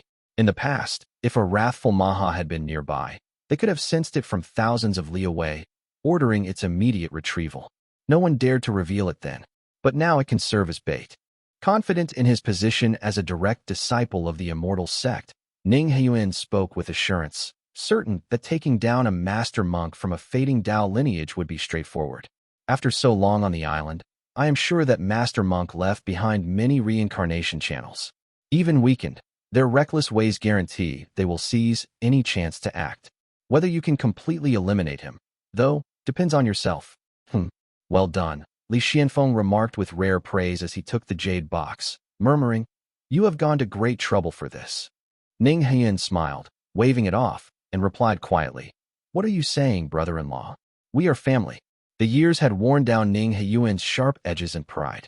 Building his bond with Li Xianfeng was more than seeking favor with a Taoist master. It was to solidify this familial tie and prepare an additional path for his future. Li Xianfeng then glanced down at the figurine in the clear jade box, his expression hardening as he thought to himself, I still owe a blood debt to my second uncle. I will start by exacting a little interest from this bald-headed monk. Chapter 564, Arriving at the Golden Sack Island. Li Xianfeng was alone, armored and cloaked, standing on a golden flying shuttle as he sped through the surging dark waves. Taking advantage of the brewing sea storm, he found an excuse to silently leave the market at Splitreed Island. Riding the wind through thunder and rain, he headed eastward, traveling thousands of li along the water veins until he arrived at the scarlet pristine sea. Though the eastern sea's weather was famously unpredictable, with sudden shifts from clear to stormy skies, such a fierce thunderstorm was rare. The night was pitch black, cloaked under heavy, boundless clouds. The scarlet pristine sea had turned a dark green, nearly black, seeming to be merging seamlessly with the horizon's darkness. Li Xianfeng suppressed the golden light of his shuttle, advancing noiselessly through the wind. Torrential rain struck his black-gold spirit armor, shattering into mist upon contact with his protective aura which enveloped him like a shield. In the distance, Golden Sack Island soon appeared on the horizon. Li Xianfeng quietly pulled back, stopping a few li away. Reaching into his storage pouch, he retrieved a jade box. Although he was confident the monk would take the bait, Li Xianfeng was not one to act recklessly. Estimating a distance of about 100 li from Golden Sack Island, he took the figurine from the jade box, casually brushing it along the island's perimeter before placing it back in the box. He then landed on a nearby island to observe Golden Sack Island's response. Golden Sack Island. Situ Mo had suffered greatly from an ambush orchestrated by the Li family in alliance with Kong Tingyun, leaving him at a severe disadvantage. Yet, after spending several years in secluded cultivation on the island, he emerged to find that the situation was not as dire as he had initially feared. First, his caution had paid off. By treating Kong Tingyun as a formidable opponent, he had managed to preserve his life, sustaining only minor injuries. Returning to the island that day, he had been filled with relief. Second, to his surprise, Mutuo had ultimately fallen into his hands. He had initially thought that Mutuo's death would mean the loss of a major ally. Yet, Within only half a year on the island, one of the women Mutuo had favored bore a child, which Situ Mo quickly noticed upon coming out of seclusion. He soon ordered the child to be brought to him. Sure enough, this half-year-old child, who was capable of walking already, looked up at him with a wrinkled, unsightly face. It was unmistakably Mutuo himself. Curious, Situ Mo asked, "Why have you not returned to the north? Even with this reincarnated body, starting from scratch would take you at least decades to regain the title of Master Monk, would it not?"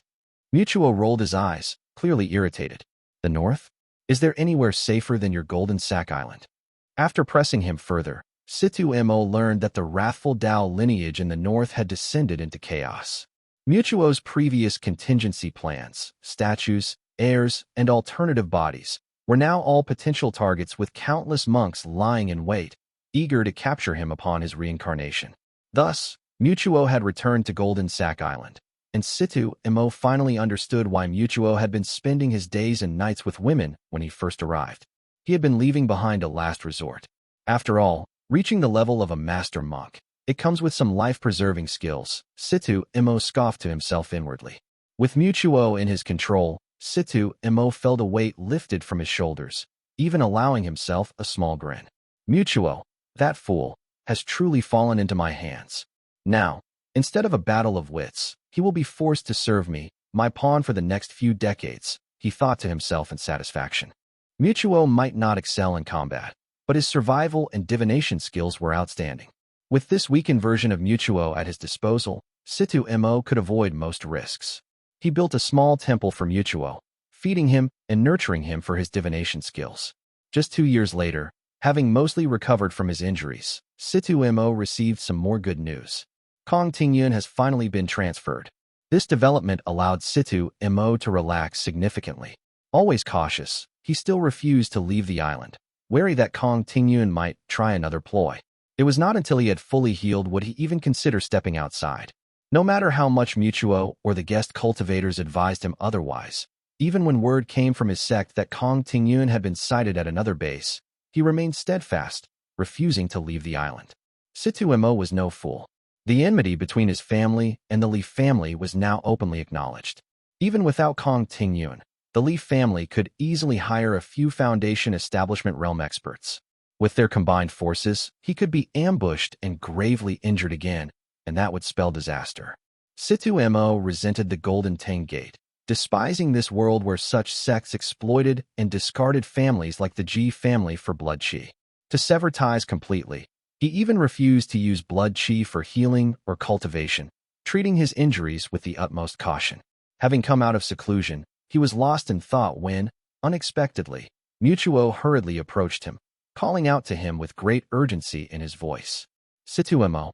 Over the years, Mutuo had used blood qi to at least restore his original appearance. Although Situ Mo found him repulsive, he had no choice but to rein in his irritation and asked in a low voice, "What is it now? If you need blood qi, go buy it from the market. Do not even think about bothering the people on my island."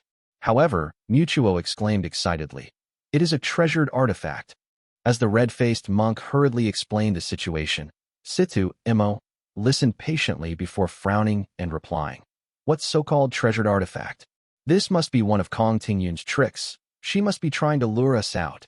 Mutuo opened his mouth to curse him as a coward, but suddenly remembered that his cautiousness had saved his life last time.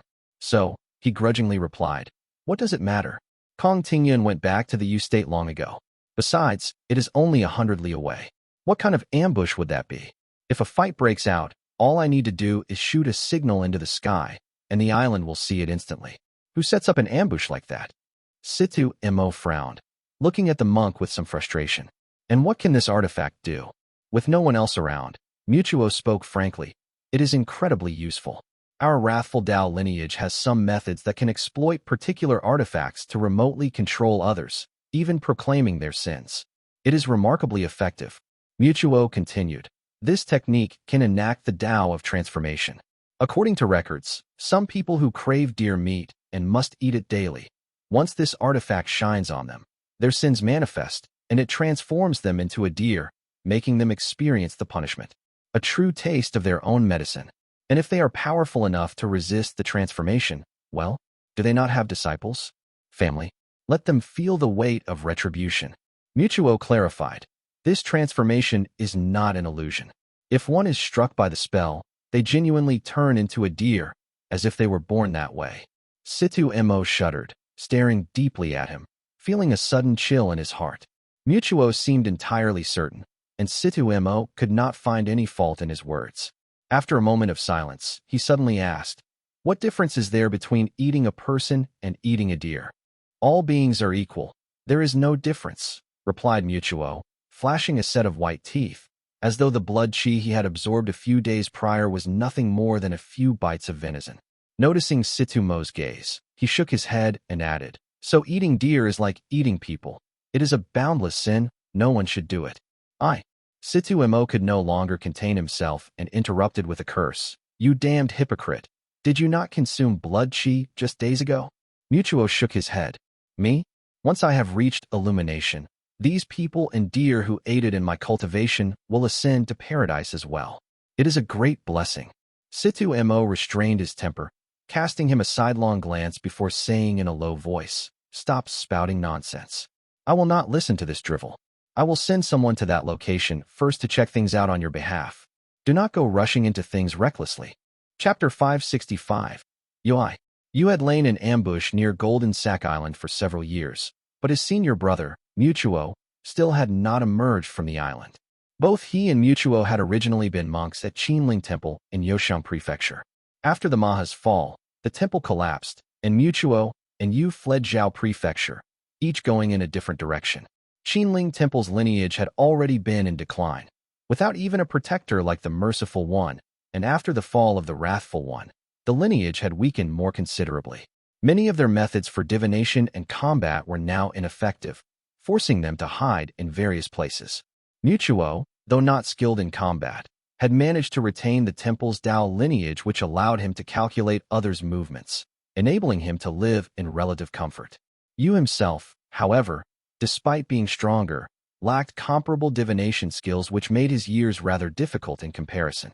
He had fled Zhao Prefecture to the Eastern Sea, passing through the Scarlet Pristine Sea when he sensed that something was wrong. Setting up a high altar for divination, he discovered that his senior brother's physical body had been shattered, and he was so wounded that he did not even dare reincarnate back in Zhao. His heart stirred at this revelation. In normal times, you can hide your aura, preserve the lineage, and evade my searches. But now that your vile qi is depleted, the opportunity has finally come for this old monk. Over the years, you had encountered a few fortuitous events. Combining these new skills with his knowledge of the Tao, he managed to divine Mutuo's location after vomiting 3 mouthfuls of blood, tending to his wounds before setting up his ambush. The inheritance of Buddhist cultivators was tied to destiny, and Qinling Temple's Tao lineage was intricately linked to Mutuo's fate. As Mutuo's junior brother, if he could kill Mutuo and absorb his essence, the lineage would naturally fall into his hands. However, despite lying in wait for several years, Mutuo had yet to appear. Instead, you sensed the presence of a treasured artifact. The Buddhist cultivators of Zhao Prefecture were not known for much, but they were unmatched in survival techniques. Bold as ever, you decided to investigate first, rushing off on the wind. Meanwhile, Li Xianfeng was standing still, cultivating on the sea, awaiting news from Golden Sack Island to the south, when he saw a flash of golden light racing in from the north. The figure hovered nearby, circling the area. Using a perception technique, he took a closer look. Sure enough, it was a large monk with a long face and deep-set eyes, holding a pair of short staves. His entire body was flushed red, and his eyes were wide with anger. Clearly, he was a member of the wrathful Tao lineage. This monk's aura was intense, with a golden flame blazing all around him. Li Xianfeng observed him from a distance, quietly reaching for the Golden Age longbow strapped to his back and watching the newcomer intently. Is this Mutuo? Li Xianfeng watched coldly, sensing that something was off. According to Ning family's intelligence, Mutuo should have been severely injured and not yet recovered, and besides, he was not known for wielding dual staves. Seems this is an ally of Mutuo's, another lackey of the wrathful Tao. Although he had not managed to lure Mutuo out, he had instead caught the attention of a wrathful Tao monk. Li Xianfeng kept his gaze fixed on him, waiting patiently with his bow. The monk, wearing half a robe and carrying 2 long staves on his back, looked like a warrior monk. He patrolled the sea area where the artifact's aura had been sensed, circling around the same spot. Li Xianfeng kept his distance, relying on his perception technique to watch from afar, undetected. Li Xuanfeng's black gold spirit armor, a Foundation establishment realm armor known as Black Tiger Eyes, naturally concealed his aura, making it unlikely that the monk would even be able to detect him if he approached. Still, aware of the Buddhist cultivator's strange abilities, he kept his distance, just in case. Yu frowned as he scanned the area. Suddenly, he perked up, his keen eyes spotting someone flying in from the south, lurking suspiciously and circling the area. However, this newcomer's cultivation level was merely at the late Qi cultivation realm. Seeing an easy target, Yu sped towards him and shouted, "Who goes there?" The Golden Sack Island cultivator jumped in fright, sneaking a glance at Yu and confirming he was indeed a Buddhist monk. He thought to himself, "So, this must be the one with the treasured Buddhist artifact that the Lord spoke of. I will have a few words with him and let the Lord handle it." He took a step back, intending to deflect Yu's attention and then return to the island. Confident in his connections, he replied softly, "Greetings, Senior. I am from Golden Sack Island." However, before he could even finish his sentence, Yu's face contorted into a cruel smile. Reaching out, he sent a force surging through the cultivator's body, causing his face to flush and his forehead to bead with sweat as he scrambled to reach for the talisman hidden in his sleeve. Yu's combat skills were exceptional, even among monks. Master monks were inherently stronger than Foundation establishment realm cultivators, and even with his Dao lineage weakened, he was far too much for this cultivator. The cultivator felt a rush of blood to his head as the monk moved in closer to him, grabbing him by the collar. The cultivator opened his mouth to plead, but a mouthful of blood spurted out instead. His protective barrier flashed brightly, but it was merely a Qi cultivation realm shield and disintegrated instantly under the master monk's strike. "My lord! My lord!" Yu ignored his cries, dislocating the cultivator's limbs and pulling out his white bones almost effortlessly. Pressing a hand on his skull, Yu, though unskilled in soul-searching techniques, had learned a thing or two. After scanning through the cultivator's recent 3-day memories, he laughed loudly and said, "Situ Mo is truly a coward. If not for that, my senior brother would have fallen into my hands long ago." Not only did he spare the cultivator, but he used his mana to keep him alive. Carrying the limp body, he found a banyan tree on the island and secured the cultivator's head to it, preserving his life force. Then, taking a handful of blood from the corpse nearby, he smeared it across his face, his features twisting and shifting until they morphed into the appearance of the Golden Sack Island cultivator. "Meh," Yu chuckled sinisterly before rising on the wind, flying south with a carefree air. After a good 10 breaths, Li Xianfeng finally landed by the edge of the island. He took slow, measured steps forward and raised his gaze to look at the large banyan tree. The head affixed to the tree bore a strange expression, somewhere between a smirk and a sneer, a mingle between anger and excitement. It seemed that this man was still alive, caught in some delusion of escape or dreams of revenge. Li Xianfeng studied him intently, his eyes narrowing. The sand and pebbles at his feet clinked and rattled, jumping and scraping against each other, which produced a sharp, grating sound. His gaze grew fierce, as if he could devour a person at any moment. This man's fate reminded Li Xianfeng of his younger brother, Li Xianling, who had been beaten and killed and his body devoured at Jinhui Temple. Back then, only Li Tongya had managed to bring back the remains, and even that was just a lone head. Li Xianfeng had been stationed in the southern border and had not witnessed it himself. Now, staring at this head, a boiling rage surged within him, his eyes nearly splitting in fury. Unlike Li Xianxian, who had broken down in sorrow and hatred, allowing inner demons to take root, Li Xuanfeng's expression grew colder the deeper his hatred grew. In his mind, he calmly analyzed the upcoming situation, his bowstring vibrating slightly and producing a series of sharp, eagle-like whistles in the air. He then turned, striding step by step along the coastline until he reached the shore. He lifted on the wind, headed straight toward Golden Sack Island. Chapter 566, Yu. Disguised as the Golden Sack Island cultivator named Situ Air, Yu flew swiftly on the wind. Halfway there, he encountered someone, a man in a golden robe, at the Foundation establishment realm, clearly a guest cultivator from Golden Sack Island. Though Yu had used specialized spells and blood chi to create a perfect disguise, It was not flawless before a Foundation Establishment Realm cultivator, especially if that cultivator specialized in perception techniques. Without any delay, you hurriedly used the title from Shedu Heir's recent memory, saying urgently, "Master Zhong, do not delay. Report back to the island at once." You continued, "A monk and a cultivator are fighting up ahead, struggling over something that is shining like gold. They have taken the fight to the ocean floor, and it is a matter of life and death. Please, honored guest, alert the Lord immediately." This Master Zhong had dispatched 5 or 6 scouts earlier, with the person you was impersonating being the first to return.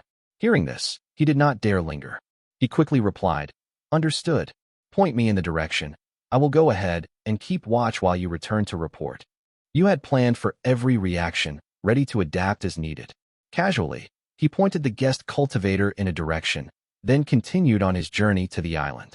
Landing at the edge of Golden Sack Island, he spotted a rough-looking monk flying toward him. "Senior brother." Yu was momentarily startled. His disguise might pass before a Foundation Establishment Realm cultivator, but fooling Mutuo, a fellow master monk, would be far more challenging. However, Mutuo only cast him an impatient glance and snapped, "What is going on?" Only then did you recall that Mutuo's physical body had been shattered, rendering him unable to recognize people accurately. Holding back a grin, he swiftly conveyed the message, prompting Mutuo to grow tense. The monk immediately flew off to find Situ Mo, while Yu waited cautiously outside the formation. Inside the hall, Mutuo, who was now dripping in sweat, feeling both furious and alarmed, exclaimed urgently, "Situ, get me 3 or 4 guest cultivators at once." Situ Mo, having overheard the conversation between the two earlier, merely frowned in suspicion. Could it really be true? It sounds too good to be true. I suggest we send someone to check it out first. No. Mutuo, still visibly shaken, sighed. Thank the heavens you had the foresight to act carefully. The person just now was no longer Situ Heir. He was actually my junior brother. He must think my physical body is too damaged to see through his disguise, but he does not know that the master taught me the secret technique of blood mask. I recognized him the moment I saw him. Your junior brother? Situ Mo repeated. Ever quick-witted, he grasped the situation instantly. Speaking in a low voice, he asked, "What do you intend to do?" Mutuo said urgently, "Stop wasting time squabbling. If we delay too long, that sly bastard will grow suspicious. Just bring a few guest cultivators with me, and I will lure him into the formation." Rubbish. Situ Mo cut him off sharply. Do you think he will walk into the formation willingly? You are better off taking a few guest cultivators with you and setting an ambush around him. Mutuo paused, momentarily stunned, realizing that Situ Mo's reasoning made perfect sense.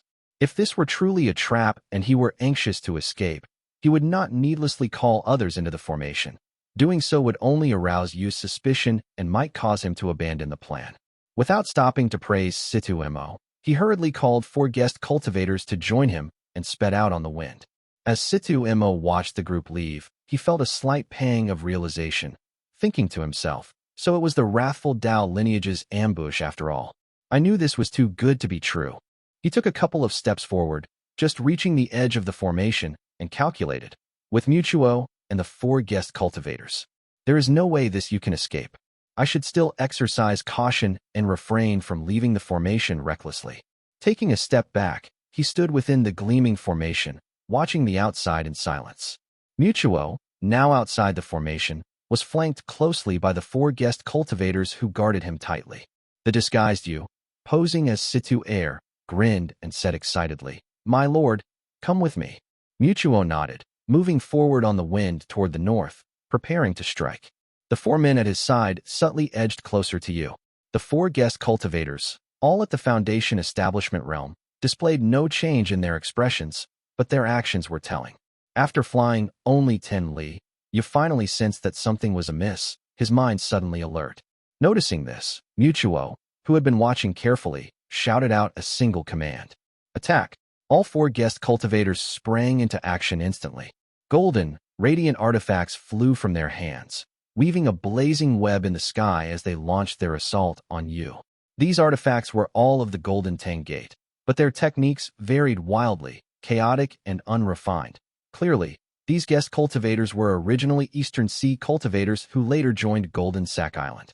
Their power, however, was nothing extraordinary. You damn dogs. You reacted quickly, forming a hand seal that emitted light.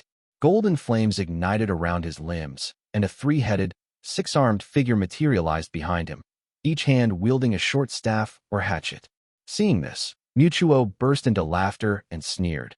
With me here, do you still think you can escape using some escape spell? You really spared no effort, even bringing a treasured artifact to bait me. Now, it seems you have lost both your plan and your prize. Though his aura was weak, Mutuo effortlessly cast a hand seal that shot a beam of light forward. Without further motion, the light blurred the shadowy figure behind you. With a cold smirk, Mutuo declared pridefully, I am the true head of Qinling Temple. With his inheritance intact, Mutuo had little difficulty breaking Yu's spell. He called the 4 Golden Sack Island cultivators to close in on Yu while he kept his distance, merely interfering with Yu's spells from afar. So senior brother held back a trick or two when he passed down the teachings. Surrounded by his opponents, Yu remained calm, cursing bitterly under his breath and responding coldly. Do not underestimate me, senior brother. Golden light flowed from his hands as he drew 2 long staves, each intricately etched with golden patterns. He crossed them together with a loud clang, deflecting the 4 incoming attacks. With a fierce stance, he swung the staves at his attackers, ignoring the weapons piercing his body. His eyes glowed with golden light, heating the air around him in visible waves. The physical bodies of Buddhist cultivators resembled clay. When the weapons pierced through his body, no blood emerged. Instead, the wounds sealed with a sticky resilience after each strike. Nonetheless, Yu's ferocity made the guest cultivators hesitate, not wanting to sustain injuries that could disrupt their cultivation. For now, they moved cautiously, making sure they did not get too close. Of course, none of them expected to capture the monk immediately. Without employing their full Immortal Foundation abilities, they tested each other's strengths. The flashes of light clashed constantly, creating violent explosions in the sky. Mutuo's eyes gleamed with greed as he cast a glance at his junior brother, Yu, and muttered, If I devour your body, I can cut down decades of recovery time. Yu sneered, assessing the battlefield. He had several backup plans and felt certain he would not die here. At most, he would have to surrender this master monk's body to Mutuo. For now, his only thought was to escape with minimal losses. You may escape, but can that artifact on you escape as well?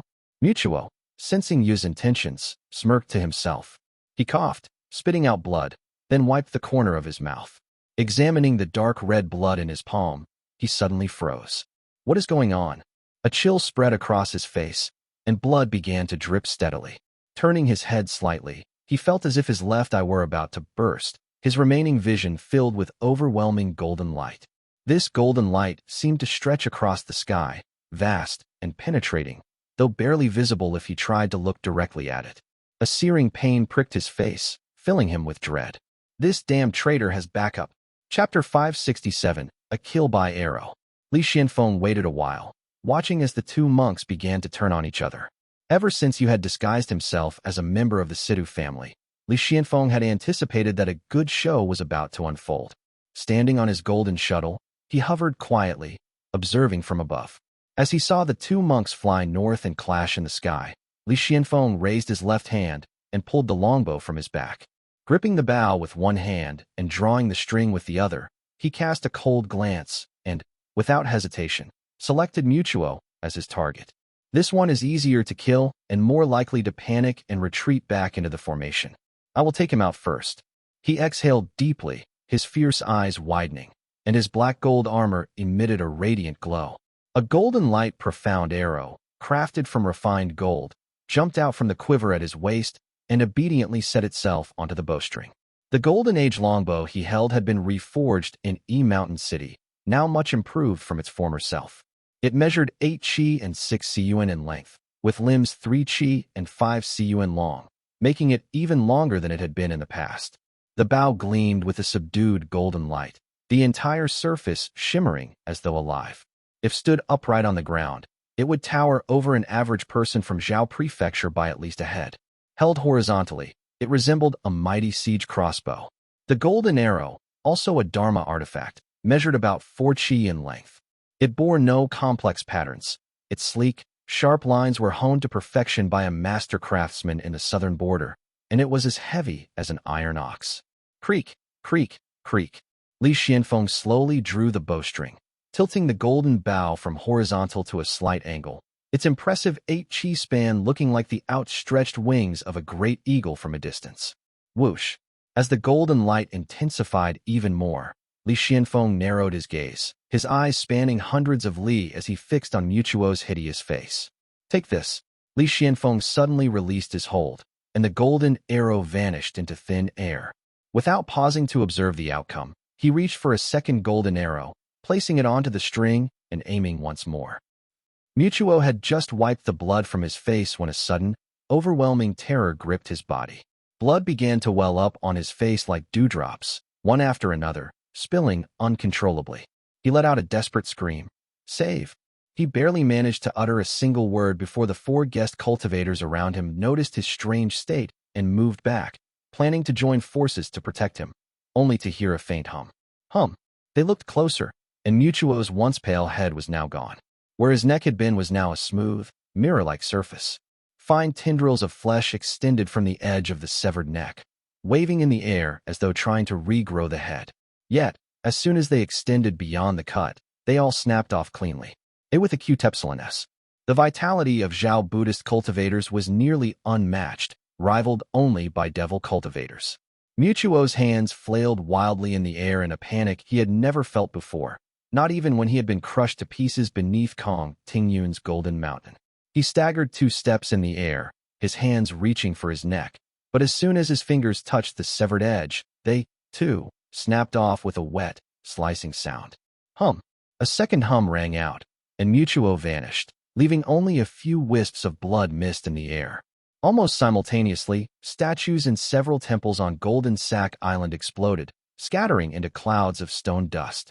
Several infants also burst into blood mist without warning, leaving the ground soaked in blood.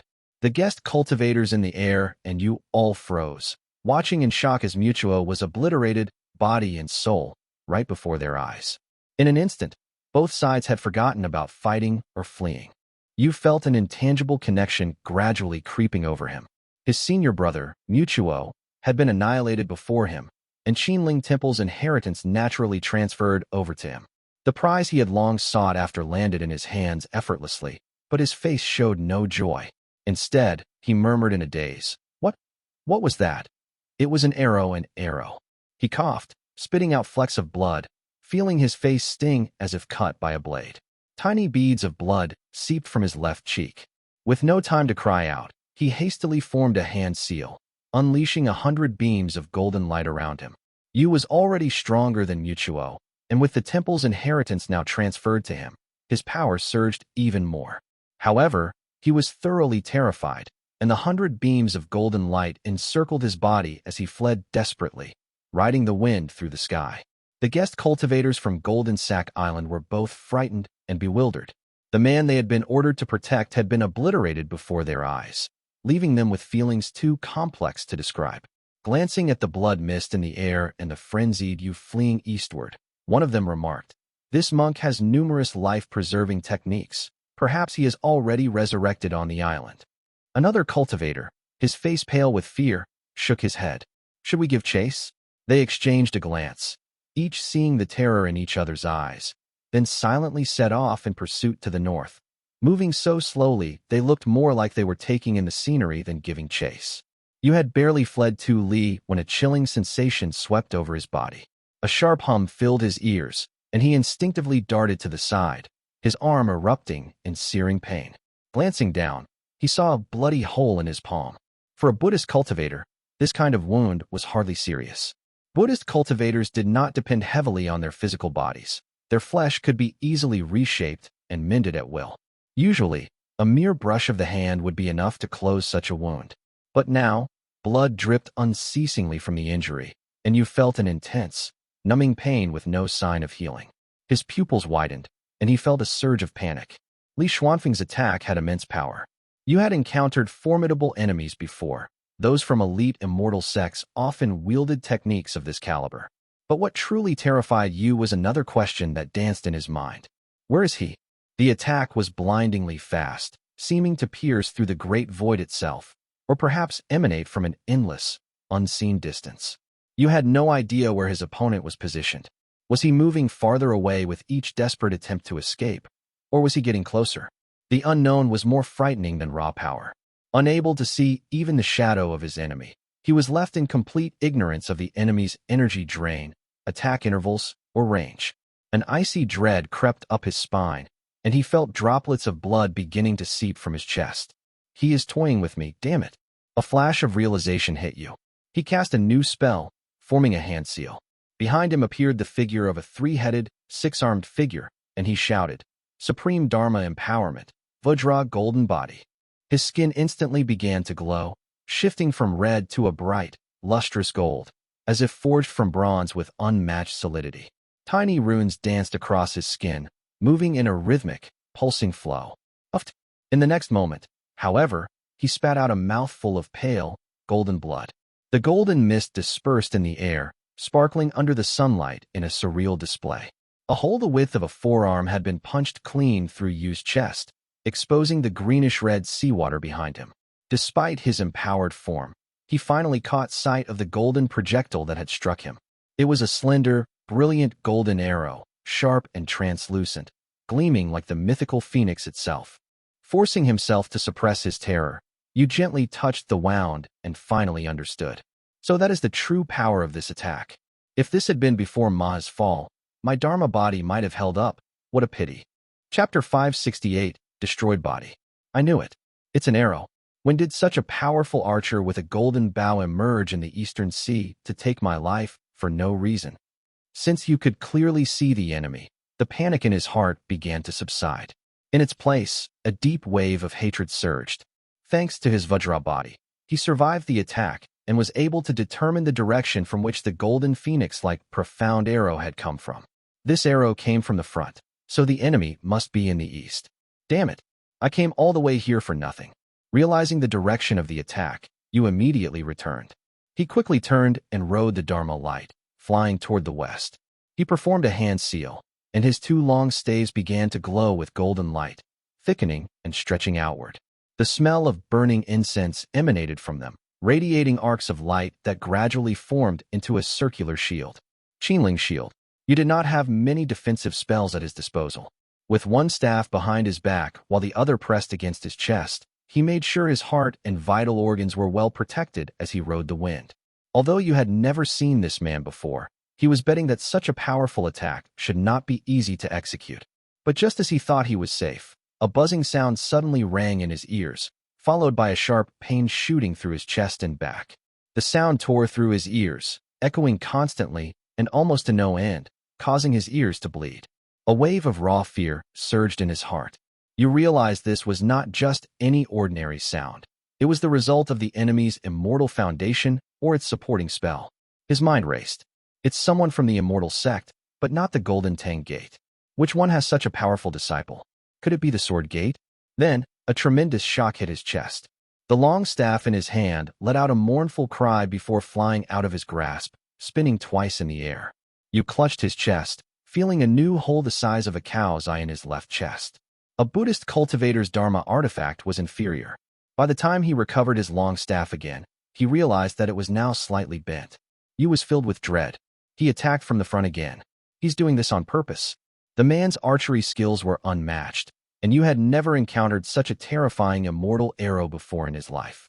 It felt as though the archer was toying with him, striking for amusement.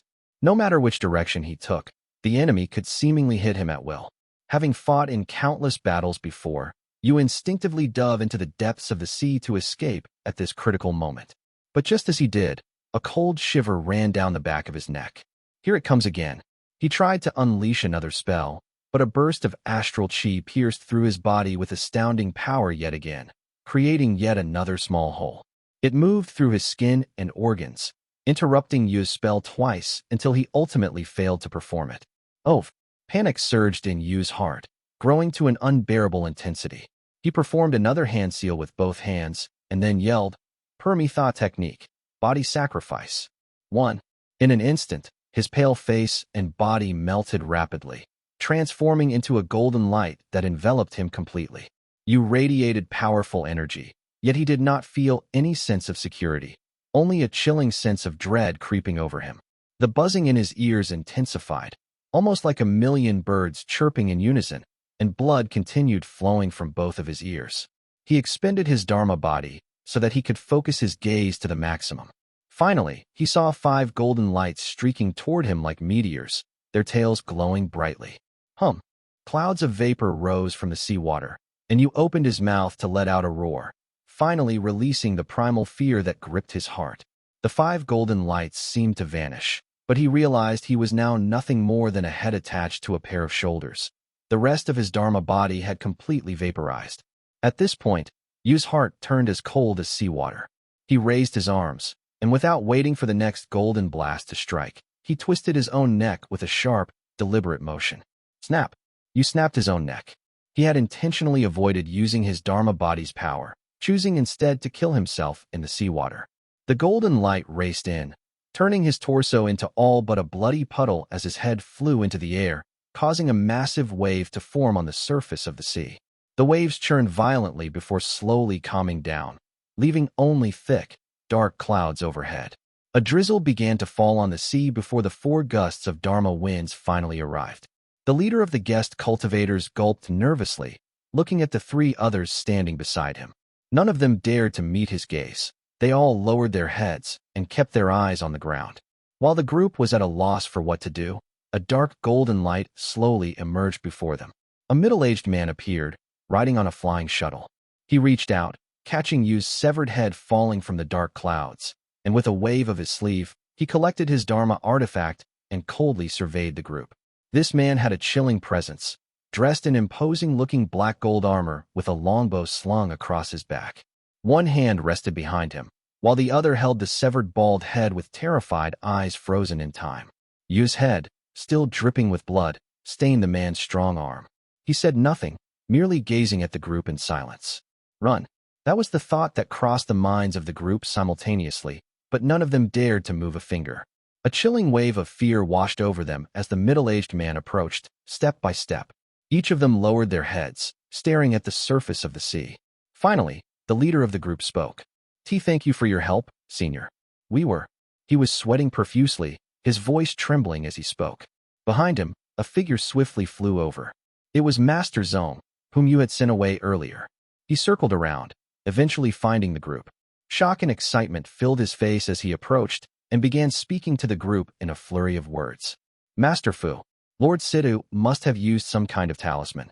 Just now, during the fight, Slap.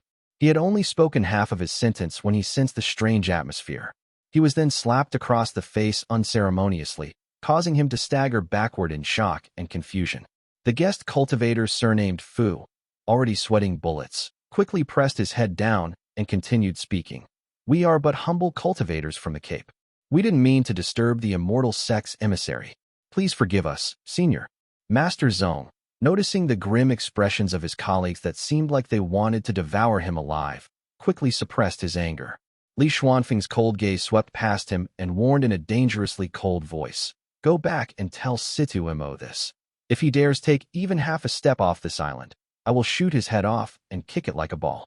Master Fu nodded quickly, understanding the gravity of the situation. This was a conflict between immortal sects, and he was just a small cultivator from overseas with no power or influence. All he could do was deliver the message. He dared not even wipe the sweat from his brow, nodding frantically as he replied. This humble cultivator understands. Li Xuanfeng's black gold armor glowed slightly before he finally vanished into thin air. The oppressive atmosphere finally lifted, and the crowd's tense expressions began to soften. Master Zhong, still reeling from the unexpected slap, was left angry and confused. He looked around at the group, his eyes filled with bewilderment. Master Fu wiped the sweat from his brows and scolded.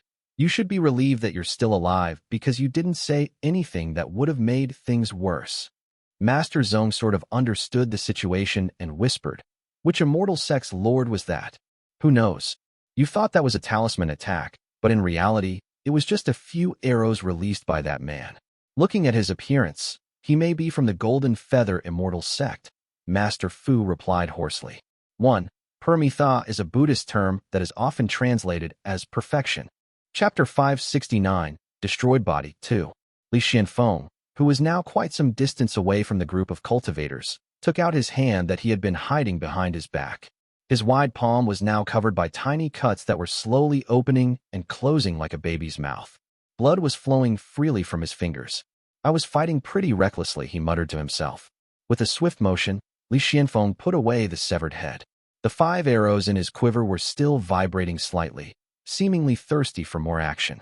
The golden light from them intertwined with each other beautifully, like twinkling lights following an invisible rhythmic dance. Li Qianfeng had 5 profound arrows, all crafted from refined gold.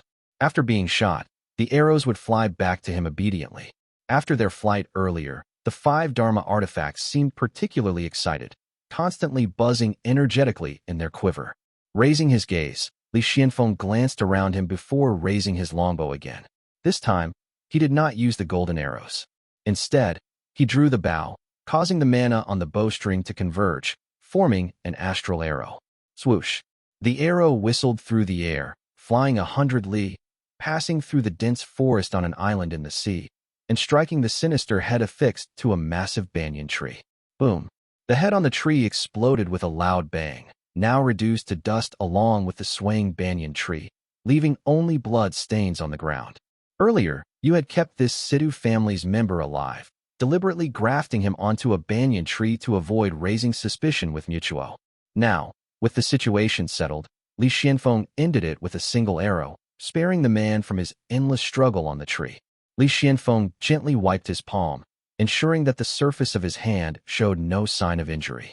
Thankfully, the wounds were not serious. Just a month or 2 of healing would suffice. You, after all, was an old master monk.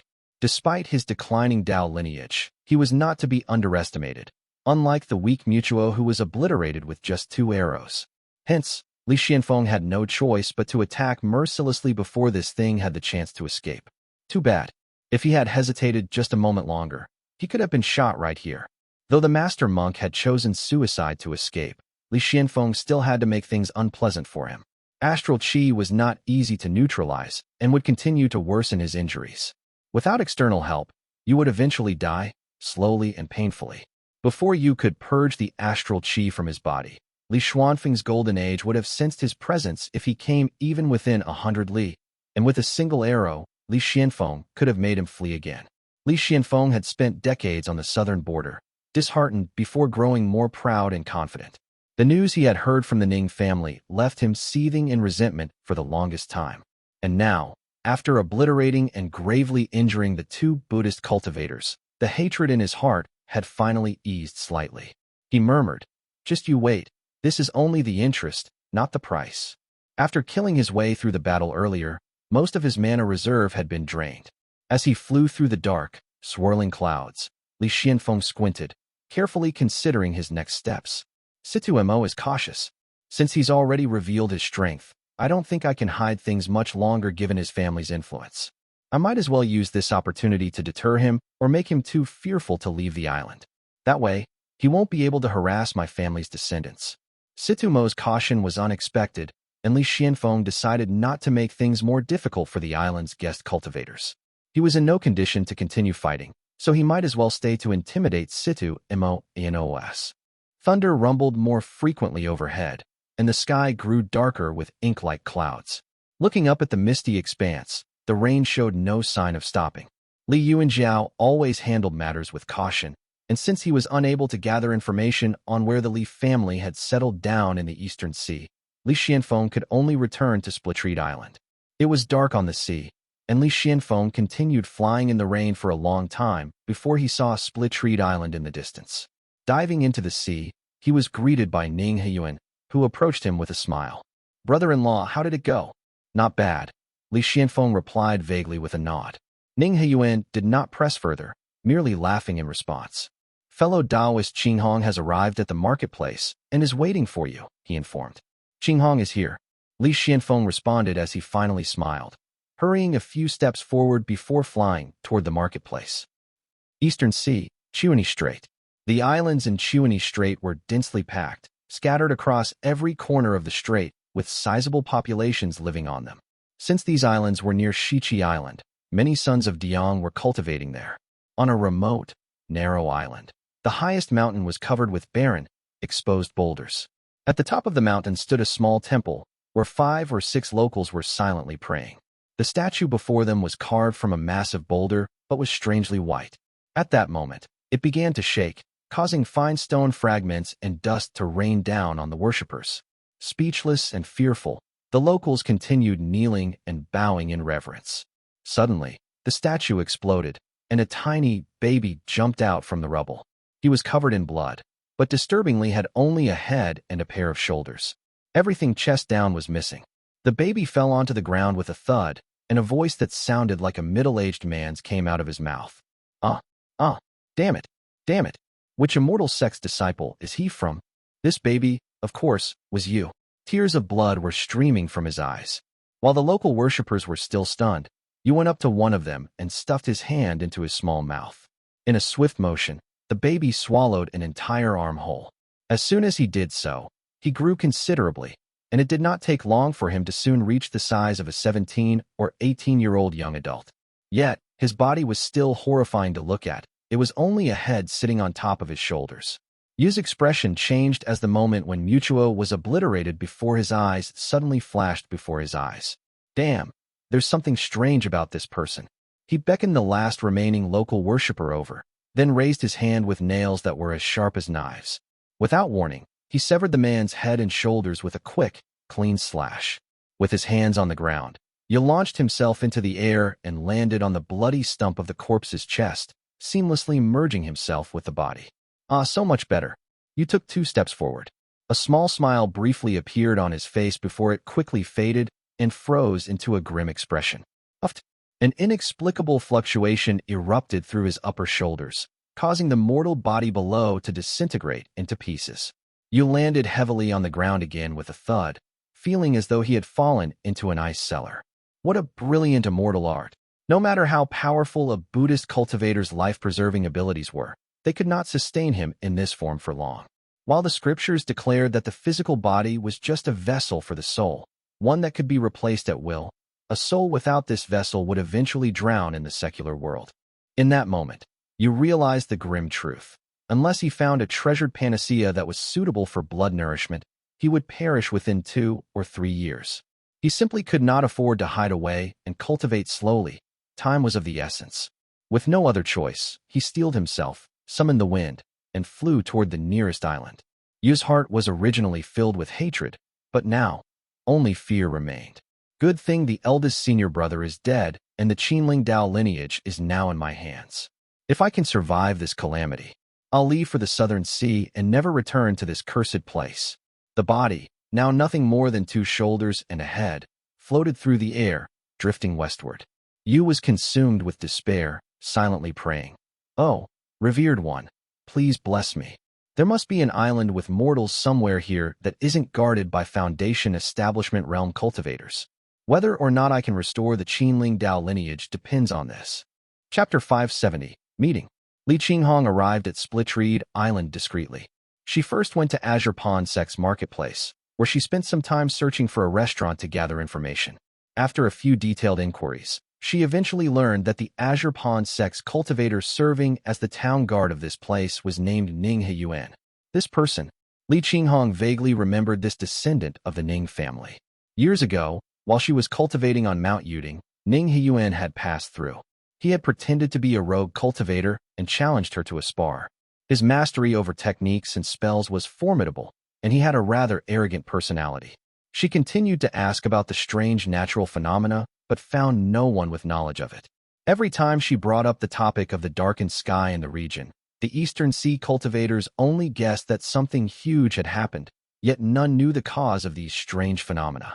It seems like this information is known only to the Purple Mansion realm cultivators and their trusted allies.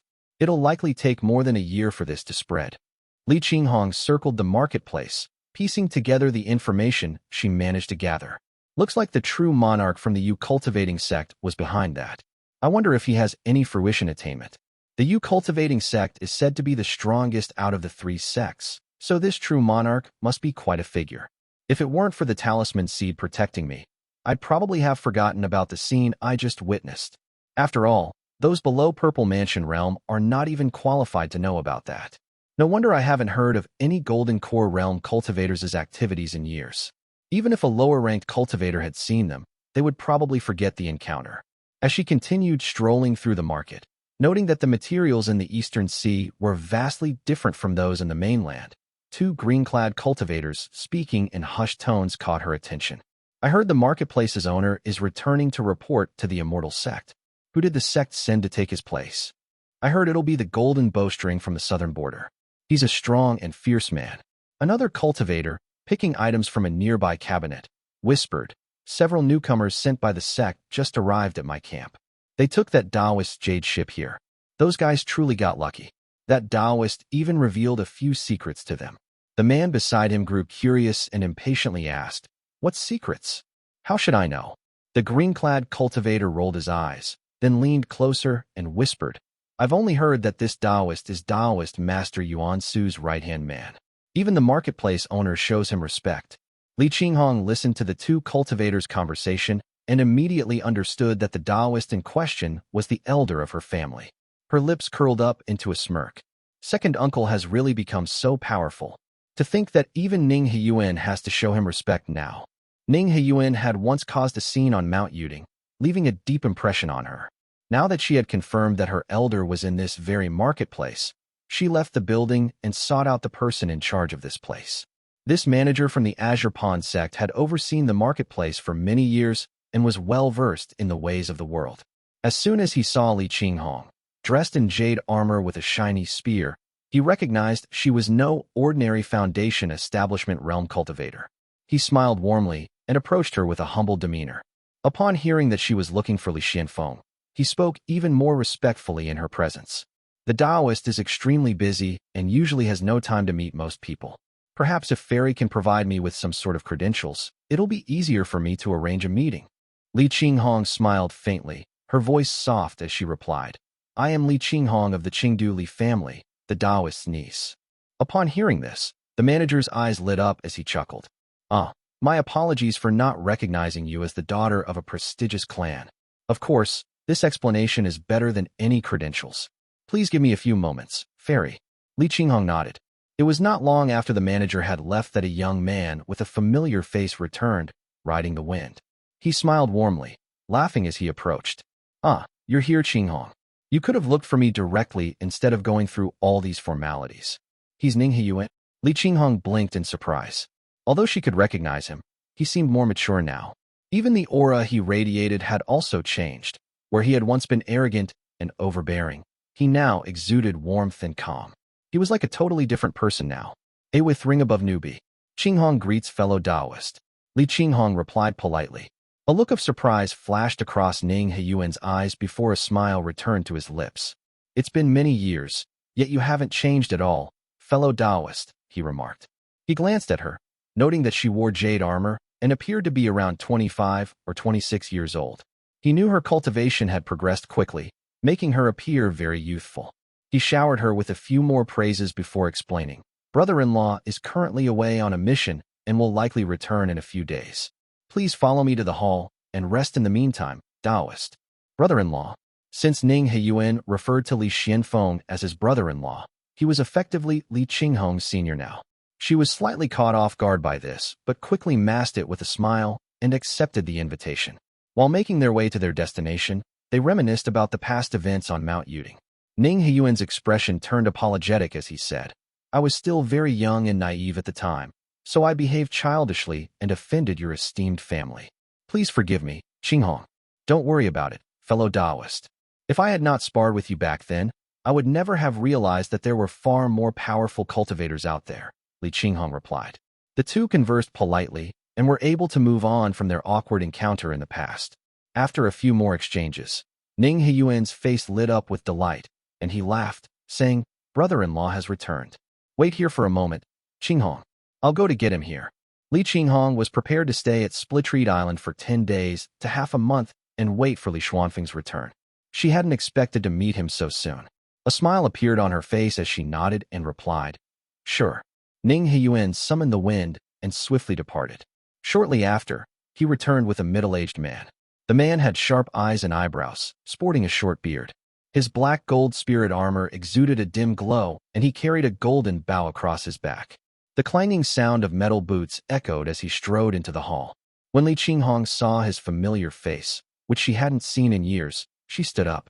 Her voice was slightly choked with emotion as she greeted the man. Second uncle. Li Xuanfeng's heart stirred at his niece's emotional voice. He quickly walked up to her and said, Qinghong, you've reached Foundation Establishment Realm. That's great. Li Qinghong's eyes welled up with tears as she answered softly. Uh-huh. After Li Xianfeng left home, her father, Li Xianling, and her grandfather, Li Tongya, passed away around the same time. Her eldest uncle, Li Xianxian, had poor mental fortitude and was unable to step forward to shoulder the heavy responsibilities of their clan, so it naturally fell to their generation.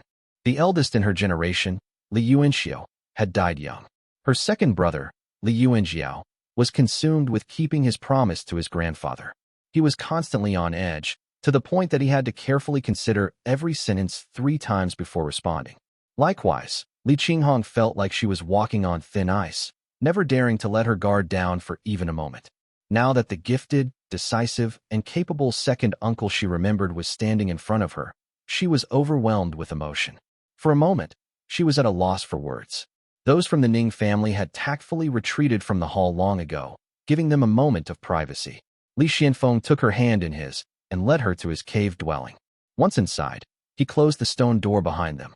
He looked at her gently and chuckled. Qinghong, you've grown up, he commented, his voice slightly hoarse. Li Xuanfeng's face resembled Li Xuanling's, though his features were sharper and fiercer. Li Xianling had always been gentle and calm, but now, as Li Xianfeng looked at Li Qinghong with the same warmth, he reminded her so much of her father. The tears she had been holding back finally broke free, and she whispered softly, Second uncle. My father, he, and grandfather, they were killed by a Maha. Although Li Xianfeng had already known about it, hearing the words again still gutted him. Resentment flared in his eyes, so intense that they seemed like they might start bleeding. I know. Don't worry, Hung. Second uncle knows, he replied in a deep voice. Chapter 571, The Full Story, I. Li Qinghong composed herself and carefully recounted the events of recent years. When she finished, Li Xianfeng, who had been listening quietly by her side, said softly, I have not been at home to lend a hand with all these matters. It must have been hard on all of you. With that, he gently ran his hand over the black gold tiger belt at his waist, producing a glimmering jade slip in his palm. This contains the talismans I acquired in the southern border. Take it back and let your eldest uncle examine it. State is well suited to cultivating talismans. Our family could make great strides in this field. Li Qinghong accepted the slip and, after listening to Li Xianfeng, asked with curiosity, State is suitable for cultivating talismans? This is the first I have heard of it. Li Xianfeng paused briefly before replying softly. It is not something widely known. Fortunately, we are within a secluded cave dwelling, so I can share it. It seems that the true monarch of Azure Pond sect has pristine water fruition attainment connected with talisman cultivation. His Tao field is located in State, making the region a fertile ground for talismans. Now that he mentioned it, Li Qinghong realized that nearly everyone in State knew at least a few talisman techniques. Talismans were indeed abundant, and although true mastery was rare, there were far more talisman cultivators than those skilled in alchemy or smithing. Even rogue cultivators would have a few reliable talismans in their possession. Nodding thoughtfully, Li Qinghong remembered the true monarch she had glimpsed by the shore earlier, hesitating to speak. She thought to herself, it is said that the head of the cultivating sect has unmatched divine abilities, greater than any of the 3 sections. I'd better keep quiet to avoid unnecessary trouble. Glancing down at the jade slip Li Xianfeng had given her, she noticed faint, handwritten notes on its surface. The title read annotations on the upper enclosures, written by Chun Gao of Mount Doshuan, detailing various techniques of talisman arts. Mount Doshuan. It must be an ancient sect, Li Qinghong mused as she skimmed through it. She found several methods for crafting talisman swords appended at the end, finally understanding Li Xuanfeng's intent.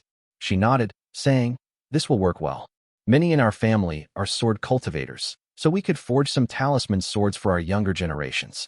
They could be passed down to bolster our clan's future. Li Xianfeng nodded in agreement, then produced 2 jade bottles, one large and one small. The larger bottle was a blue-green hue, with what seemed to be a liquid flowing inside. while the smaller was the usual size for holding pills. He explained, "This is Yuan Stone Liquid and Enduring Tranquility Spirit Pills, both to aid Foundation Establishment Realm Cultivation. There are 5 portions of Yuan Stone Liquid and 10 Enduring Tranquility Spirit Pills. Using these will greatly enhance one's progress in cultivation." Most of these items he had acquired in the southern border, though some he had saved over the years. Placing them on the table, he added in a low voice, "If there is anything else the family needs, let me know. I can spend some time at the marketplace to complete any purchases." Li Qinghong picked up the 2 jade bottles from the table. The Yuan Stone Liquid inside the first was a translucent, pale green, and the Enduring Tranquility Spirit Pills in the second were a dusky color, 10 in total. She tilted the bottle slightly, letting one pill fall into her palm. She examined it closely, tracing the lines on its surface and confirming its properties with her spiritual sense before saying, "Second uncle, this is a blood qi pill." "What?" Li Xianfeng paused. Li Qinghong chose her words carefully, speaking in a low tone. "Uncle, this pill was refined from blood qi. This practice has become widespread, both at home and abroad, though it remains a closely guarded secret. Azure Pond sect has been gathering blood qi over the years largely for this purpose." She then gave him a full explanation of the situation. Li Xianfeng listened in silence, taking a long moment before he exhaled, saying, "I have come to know a great deal while on the southern border, but I was entirely unaware of this. It seems Azure Pond sect has maintained very tight control over information within the city." His gaze drifted over the 2 jade bottles before waving dismissively. "The Yuan Stone Liquid can be used, but have Ning Yuan exchange the Enduring Tranquility Spirit Pill for something else." Li Qinghong nodded and finally inquired about the Ning family.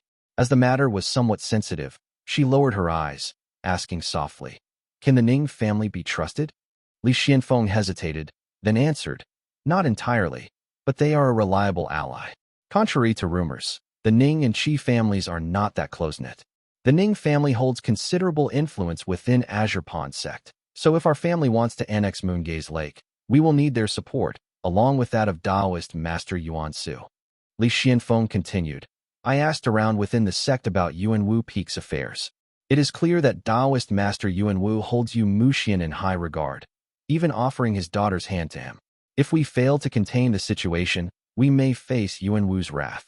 Li Qinghong understood that he was referring to the matter with Yu Muxian and sighed. "None of us could easily handle him, let alone Taoist Master Yuan Wu's possible retaliation. My brother sees this as a serious matter. He hopes to draw Yu Muxian out and resolve it directly before he reaches the Purple Mansion realm." "That will be difficult to achieve," Li Xianfeng replied, shaking his head. "I have inquired with Hemian, and apparently, this man is wholeheartedly dedicated to the immortal cultivation. He is practically devoid of desires or attachments, seeing everything except the path to ascension as a burden, bound by no worldly restrictions, and his cultivation method is aimed directly at reaching the Purple Mansion realm. He will not leave the sect without cause. His Foundation Establishment Realm cultivation technique is an ancient one, causing unbearable pain during cultivation, with golden blades seemingly circulating through his meridians at every moment. Over the past 100 years, he is the only one known to have successfully practiced it. Rumor has it that he is calm to the point of cruelty, with a technique for refining Dharma artifacts using soul blood, and he has amassed considerable personal wealth," Li Xianfeng explained.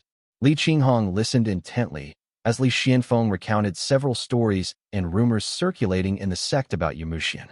Gradually, she formed an image of him in her mind, her expression growing worried, an emotionless, ruthless seeker of the Tao. That will be troublesome to handle. Seeing her concern, Li Xianfeng said in a serious tone, "You do not need to worry. I will send someone to gather more information. Stay here for a few months, and you can also take me to Yuanjiao when the time comes."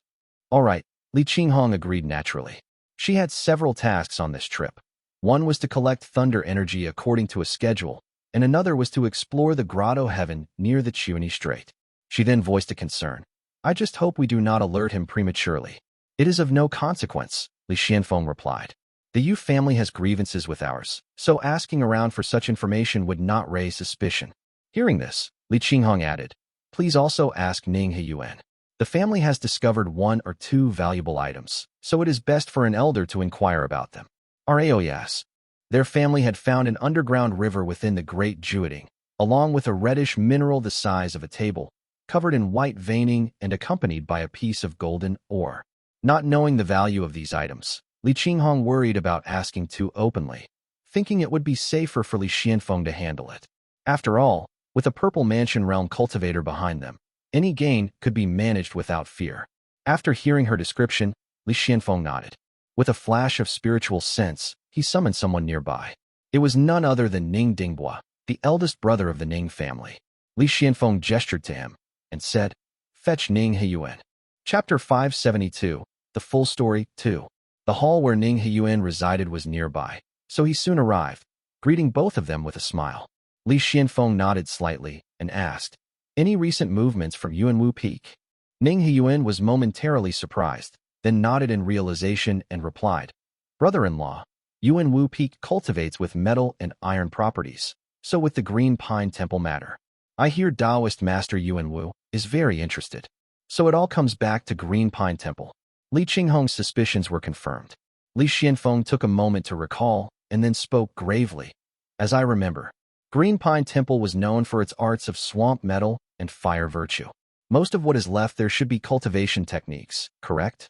"Exactly," Ning Heyuan replied softly. "The temple holds various ancient arts, though those relating to swamp metal and fire virtue are more recent and abundant. Most of them are practicable, making them especially coveted. And these ruins are about to be opened to a select few, with all the sects making preparations." Li Xianfeng had heard vague mentions of this before, though he hadn't delved into it and knew little of the specifics. In a low voice, he said, "Explain the background of this matter in detail." "Certainly." Ning Heyuan nodded and began to recount. The story begins with Chu Yi of the Leaf Fire Spear. Then he began to narrate the story. The true monarch of the Luoxia Grotto heaven possessed vast divine abilities and profound insight into the mysteries of heaven and earth. With his fruition attainment, he incarnated as a mortal and journeyed northward. Although we lesser cultivators do not fully understand his purpose, we witness strange phenomena arising from the void, triggering the fates of countless individuals. He spoke in a somewhat mysterious manner, but, feeling he hadn't conveyed it clearly, continued more directly. In essence, the true monarch's reincarnated form descended into the world, and various figures aligned with his fate emerged in succession. These individuals, possessing threads of fate, rose from all corners, chosen by heaven as its favored ones. So that's how Su Xiao came to be. Li Qinghong had a sudden realization. Figures like Su Xiao and Tu Longjian were originally supporting characters in the true monarch's grand narrative. With this new understanding, she listened as Ning Heyuan continued. But the true monarch's reincarnated form returned to Mount Luoxia rather abruptly, leaving this group of fated ones still wandering across the north and south, stirring up countless disturbances. Li Xianfeng frowned slightly and asked, "Could the Taoist masters identify them?" Knowing the nature of the 3 sects and 7 gates, Li Xianfeng understood they would see such individuals as invaluable resources, or at the very least, useful tools. He doubted they would let them slip by. Ning Heyuan offered a wry smile and replied quietly, "Even the Taoist masters could not recognize them outright. All they know is that a group of such individuals exists, scattered among the common folk. Although the Taoist masters could not identify them directly, those who stood out from the crowd were almost certainly people bearing a thread of fate. The sect has focused on a few of these individuals, recording them all in the sect's registry," Ning Heyuan explained. He paused briefly and added with a slight smile, "That Su Xiao from your clan likely belongs to this group. He happened to form a connection with Crimson Reef Island." Seeing that Li Xianfeng and Li Qinghong weren't particularly interested in discussing Su Xiao, Ning Heyuan tactfully skimmed over the topic, continuing in a quiet tone. "Green Pine Temple is located on the island, and entry to it depends entirely on fate. How could the Taoist masters tolerate such uncertainty? So, Taoist Master Taiyuan of the Golden Feather sect proposed gathering this group of fated individuals and sending them all to Green Pine Island. With their intertwined fates, after a few days or weeks, one of them is bound to unlock the Grotto Heaven." Ning Heyuan continued, "The Green Pine Temple's Grotto Heaven cannot accommodate Purple Mansion Realm cultivators, so each of them is simply waiting for the right moment to enter in single file." Only now did Li Xianfeng and Li Qinghong fully grasp the situation. as the many pieces of recent events started to come together. Li Qinghong frowned and asked, "But why not bring these fated individuals into the sects? Dispatching them as sect disciples would give them loyalty, and afterward, they could officially be inducted." Ning Heyuan looked slightly embarrassed and lowered his voice. "These people, they are meant to be divided among the Taoist masters afterward. Making them official disciples would look bad, and if they were part of the sect, we would have to provide them with Dharma artifacts. By sending them out to roam as rogue cultivators, they will discover countless grotto heavens and treasure troves on their own, and their artifacts will still be high quality. Ultimately, the sect gains it all for free. So that is the reason, truly, a clever scheme," Li Qinghong murmured. She thought of these so-called fated ones, who, despite their current glory, were unknowingly being guided toward a deadly confrontation at Green Pine Temple, where they would all end up as keys for Purple Mansion Realm cultivators to unlock the ruins. She could only shake her head silently. Ning Heyuan sighed and said quietly, "This is not the first time. It is the reward the Luoxia Immortal Sect promised Jiangnan." Now that the details were fully laid out, the sequence of events became clear. Li Xianfeng paused, then said gravely, "It seems that fate has its limits. It cannot contend against the divine abilities of Purple Mansion Realm cultivators. Since you mentioned that this is not the first time, has no one ever managed to escape?" "There are always exceptions," Ning Heyuan replied with a slight smile. 200 years ago, the Purple Mansion Realm cultivators in Jiangnan wanted to open the Doshuan Grotto Heaven at the Qian Strait. One fated individual managed to charm a fairy from an immortal sect, and after discovering the truth, they joined forces with another person of destiny. Together, they ventured deep into the Grotto Heaven, using their courage and fate to make a daring escape. "It with Tilda," Ning Heyuan continued. "That individual was named Guoshintong. He is now the island master of Crimson Reef Island, and his Dao companion is Fairy Tianwan of the Golden Feather Sect. As for the other who joined him, their name is lost to time, but they were known as Taoist Changshao." He looked intently at the two of them and added quietly, "Guoshintong hid overseas, quietly cultivated to the Purple Mansion Realm, and later returned openly to Jiangnan to establish his own sect, which is now known as Changshao Gate." The revelation was significant, and both Li Xianfeng and Li Qinghong were taken aback, even Li Xianfeng raising an eyebrow in mild disbelief. Li Qinghong, surprised, asked, "So these two sects, did they intervene in the Green Pine Temple matter?" "They are very much involved." Ning Heyuan gave a sarcastic smile and replied in a low voice, "With interests at the forefront, who would let this opportunity slip by? Should they release every destined one, allowing them to establish their own sects and achieve the Purple Mansion Realm, ultimately squeezing their own territory? The two Taoist masters would never permit that." Ning Heyuan chuckled and said, "From what my uncles have told me, these two, of all the Purple Mansion Realm cultivators, are the most wary of fated ones. I will not speak much of Taoist Master Changshao, since he resides overseas and I do not know him well. But Taoist Master Guo alone has personally taken down two of them, both of whom he destroyed completely with his Purple Mansion Realm power, erasing those two arrogant young cultivators in the embryonic, breathing realm, body and soul."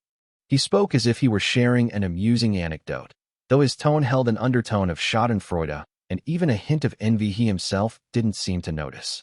He continued with a smile, "I saw it myself that year. That young cultivator, riding on his thread of fate, had overcome every obstacle and was just about to escape overseas. But Taoist Master Guo shattered the Great Void, descended right there, and wielded a grade 6 spell combined with his divine ability, leaving the youth not even a sliver of a chance. He annihilated the young cultivator's entire clan." Ning Heyuan shrugged. "He forged his own divine abilities through fate and understands its power better than anyone. How could he be careless? He will never let one slip away." Chapter 573, Zhong Qian, I. After Ning Heyuan finished speaking, the two understood each other's intentions. Li Qinghong then asked about the treasures in the cave dwelling, and Ning Heyuan, hearing her description, replied softly, "I will send someone to investigate right away." Li Qinghong nodded. Ning Heyuan hesitated for a moment before saying, "Brother-in-law, there is news from the sect." Li Qinghong, catching the subtle hint, respectfully excused herself and withdrew. Once she was gone, Li Xianfeng turned his attention to Ning Heyuan, who continued, "The market at Unison Sea has been attacked again by that water ape. Do you want to seize the opportunity and head over there yourself, or should I send someone to take care of it? This water ape was an issue that Yuan Su had previously mentioned, and Li Xianfeng had no intention of letting Ning Heyuan handle it. He replied, I will enter seclusion for half a month and then depart. Ning Heyuan had only asked out of courtesy, as he wouldn't dare interfere in the Taoist master's matters. He nodded and agreed, then accepted the enduring tranquility spirit pills that Li Xianfeng handed him, who said quietly, exchange these for some pills that also aid Foundation establishment realm cultivation. He cast Ning Heyuan a sharp glance and added in a serious tone, make sure they are pure. Ning Heyuan hesitated briefly, then nodded with lowered eyes. Understood. He composed himself, took a small mirror from his sleeve, and handed it to Li Xianfeng, saying, the water ape is cunning and adept at concealing itself. It is quite difficult to deal with.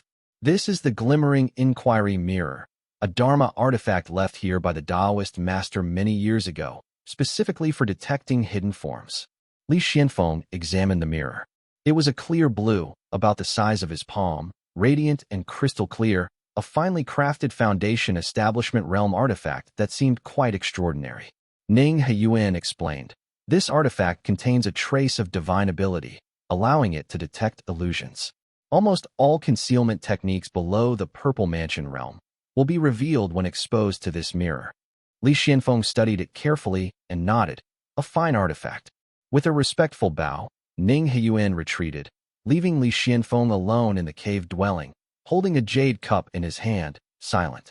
Once the stone door had closed, Li Xianfeng pondered to himself, a late-stage Foundation establishment realm water ape, to send me such a long way to deal with it. Yuan Su must have more in mind than just this. Is it a test or an opportunity? Lu Xianfeng speculated, the Green Pine Temple ruins will open soon. If Yuan Su plans to send someone there, besides Ning Wan, I am likely the strongest among his followers. He would never risk Ning Wan, so it is most likely me. Reflecting on Ning Heyuan's earlier explanation of the Green Pine Temple situation, Li Xianfeng finally felt some clarity. Perhaps Taoist Master Yuan Su had taken him under his wing all those years ago precisely with this matter in mind. The timing seemed about right. After a moment of contemplation, Li Xianfeng took several healing pills from his storage pouch, selected 2 suitable ones to consume, and entered seclusion in preparation. Li Qinghong spent only a few days in the market before members of the Ning family came to see her. Ning Heyuan arrived in a splendid robe, accompanied by 2 guest cultivators. Li Qinghong had been training with her spear these past days, her hair bound and dressed in light armor, giving her a capable and spirited look. After a brief conversation, Ning Heyuan pulled a few red jade stones from his sleeve, lining them up from left to right, and said quietly, take a look, Qinghong. See which one best matches the description. The Ning family's wealth was immense, so they had obtained 1 sample of each possible spirit item. Before leaving, Li Qinghong had made one last visit to the cave and now pointed to the one on the far left. My second uncle showed me before. This is the one. Ning Heyuan sighed with a hint of regret. As I suspected, from your description, it seems to be Earthview Bloodstone.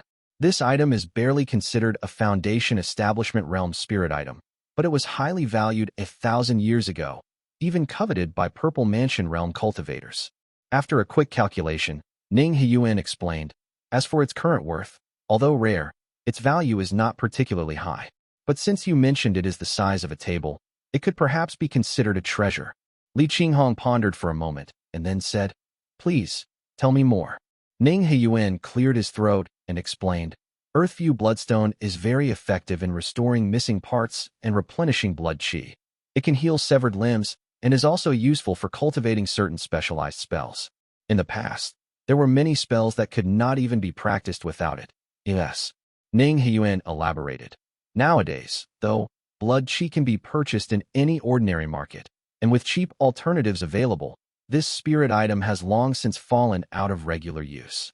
At best, it is simply high-quality blood qi. I see, Li Qinghong replied, with a slight smile appearing on her face. She thought to herself, this item may be worthless to them, but it is quite precious for my family. Ning Heyuan continued, as for that palm-sized golden stone, it is likely altar goldstone, which is very durable and serves as a Foundation establishment realm material. It can be used to craft Dharma shields and similar artifacts, though it is a bit small. He chuckled. That is fairly common, though, since the 3 gold fruition attainment grows in the seas, and many spirit items come with golden stone byproducts. I would imagine more than 50% of your clan's mines produce golden stones, do they not? More than just 50%. All 3 of our family's mining veins yield golden stone. Even the Xia family's green origin copper essence vein nearby is pure golden stone. Li Qinghong grumbled inwardly, but only smiled and nodded on the surface. She then asked Ning Yuan about the best methods for collecting the ores, planning to head to Zhongquan Island with Li Xianfeng once he had dealt with his current affairs. Li Xuanfeng's wounds healed quickly. Although they had initially seemed severe, most of the damage was superficial, caused by physical strain rather than actual harm. With his talisman Qi, such injuries were minor. Strength to move mountains. The progress has been immense over these years, he mused. As Li Xuanfeng's cultivation advanced, the power of strength to move mountains had also increased significantly. Combined with the treasures he had consumed from the southern border, his strength now surpassed even Foundation Establishment Realm demon beasts, allowing him to unleash such terrifying power with his Golden Age longbow. After giving Ning Yuan a few final instructions, he took to the skies on his golden shuttle, heading northeast and riding along a series of water veins. The sea below his feet gradually turned a brilliant blue. Unison Sea, Li Xianfeng muttered absent-mindedly. Unison Sea lay at the opposite end from Scarlet Pristine Sea and was even larger in scale. It was the domain of the Dragon Clan, with its waters reflecting a rich azure hue. The sea stretched for thousands of li, with few islands and exceptionally deep waters. Normally, under the sunlight, Unison Sea was a seamless blend of sea and sky, a striking sight. However, his timing was unfortunate, as an anomaly from the eastern sea had cast everything into pitch-black darkness, so thick that one could barely see a hand in front of them. Li Xianfeng broke through the darkened sea region and finally spotted a small island. It wasn't large, about the size of a small town, and was fortified with an earthen-colored formation, standing at the ready. According to the instructions, this should be the market town, he murmured. He descended slowly, and sure enough, he saw signs of devastation along the coastline, evidence of considerable destruction. Puzzled, he asked himself, what has gotten into this water ape? Azure Pond sect is famous across the seas. It is as if the ape is tired of living. Just as he stopped, an elder flew out from the market town, casting a glance at him with a hint of uncertainty. Are you General Li? It was the first time Li Xianfeng had been addressed as general outside the southern border. He nodded. That is right. With a large hand, he touched the black gold tiger emblem on his belt, producing a white command token. The elder quickly verified it and replied eagerly. At last, we have been awaiting your arrival, my lord. Chapter 574, Zhong Qian 2. The two descended, and Li Xianfeng paused briefly before the formation. The elder caught on immediately, taking a formation token glowing with an earthy yellow light from his waist. The formation appeared to be operating at full capacity. After taking control of the formation, Li Xianfeng deactivated it with a light command. With me on the island, there is no need for such heavy defenses.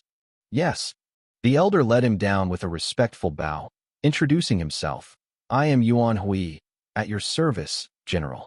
Li Xianfeng glanced at him and asked, the Yuan clan of Mushroom Forest Plain? The very same, Yuan Hui answered. Li Xianfeng nodded slightly, recognizing the connection between their families. Wasting no time, he got straight to the point. What is the situation with the water ape? Yuan Hui shook his head and sighed. This creature is part of the Dragon Clan. It has some backing and does not fear us.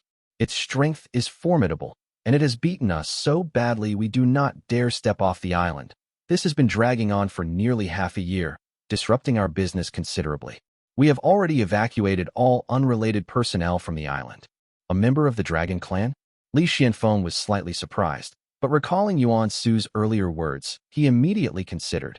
Could it be that Yuan Su intends for me to serve as a pawn to provoke the dragons and ultimately throw me under the bus to take the blame? Running through his thoughts quickly, Li Xianfeng felt a surge of doubt, his initial judgment beginning to waver. He thought to himself, something is not right. This market isn't Ning's property. It's a sect-owned business, and at most, it could be considered a Qi family asset. Why would Yuan Su go to such lengths to help others for no gain? Settling his mind, he asked, why is this water ape giving you such trouble without reason? Yuan Hui, noticing Li Xuanfeng's contemplative expression, had initially held his tongue. Now, he replied in a low voice. We asked that very question some time ago. The water ape claimed that someone stole his precious herbs and is hiding in the market. He demanded that we deactivate the formation so he could search freely. But how could we allow that? If we opened the formation, he would do whatever he pleased. Li Xianfeng paused, then said quietly, Take me down. Prepare a report detailing all the water ape's immortal foundation abilities, Dharma artifacts, and techniques. Yuan Hui led him to the most lavish hall, vacating it for his use. He handed over a small note. Then, seeing Li Xianfeng wave him off, wisely took his leave. Li Xianfeng read the note aloud. Water ape, brutal by nature, with a fondness for human flesh, and his Tao foundation is secret white mercury, rather unusual, capable of concealing himself, lurking in the sea, with a body like polished silver and skilled in spells. No wonder he caught the attention of the Dragon Clan. Yuan Su's exact words were that the water ape is the primary target of this mission. Under no circumstances should it be allowed to survive. There's no path to reconciliation. Li Xianfeng held the note in silence, mentally reviewing Yuan Su's arrangements and deducing the water ape likely misread the situation. This claim of stolen herbs hidden on the island is probably true, and that makes the situation clear. He flew up from the hall, ascending above the island, and retrieved a small, blue mirror the size of his palm from within his robes, the glimmering inquiry mirror. Is this mirror meant to search for the water ape? I doubt it. Li Xianfeng activated the mirror, closing his eyes as bright blue lights streamed from its surface, sweeping across the island. This mirror was certainly not as refined as his family's mirror. He had to channel his mana for several breaths before the scene below became clear. The island was now occupied solely by Azure Pond sect cultivators, all wearing green robes.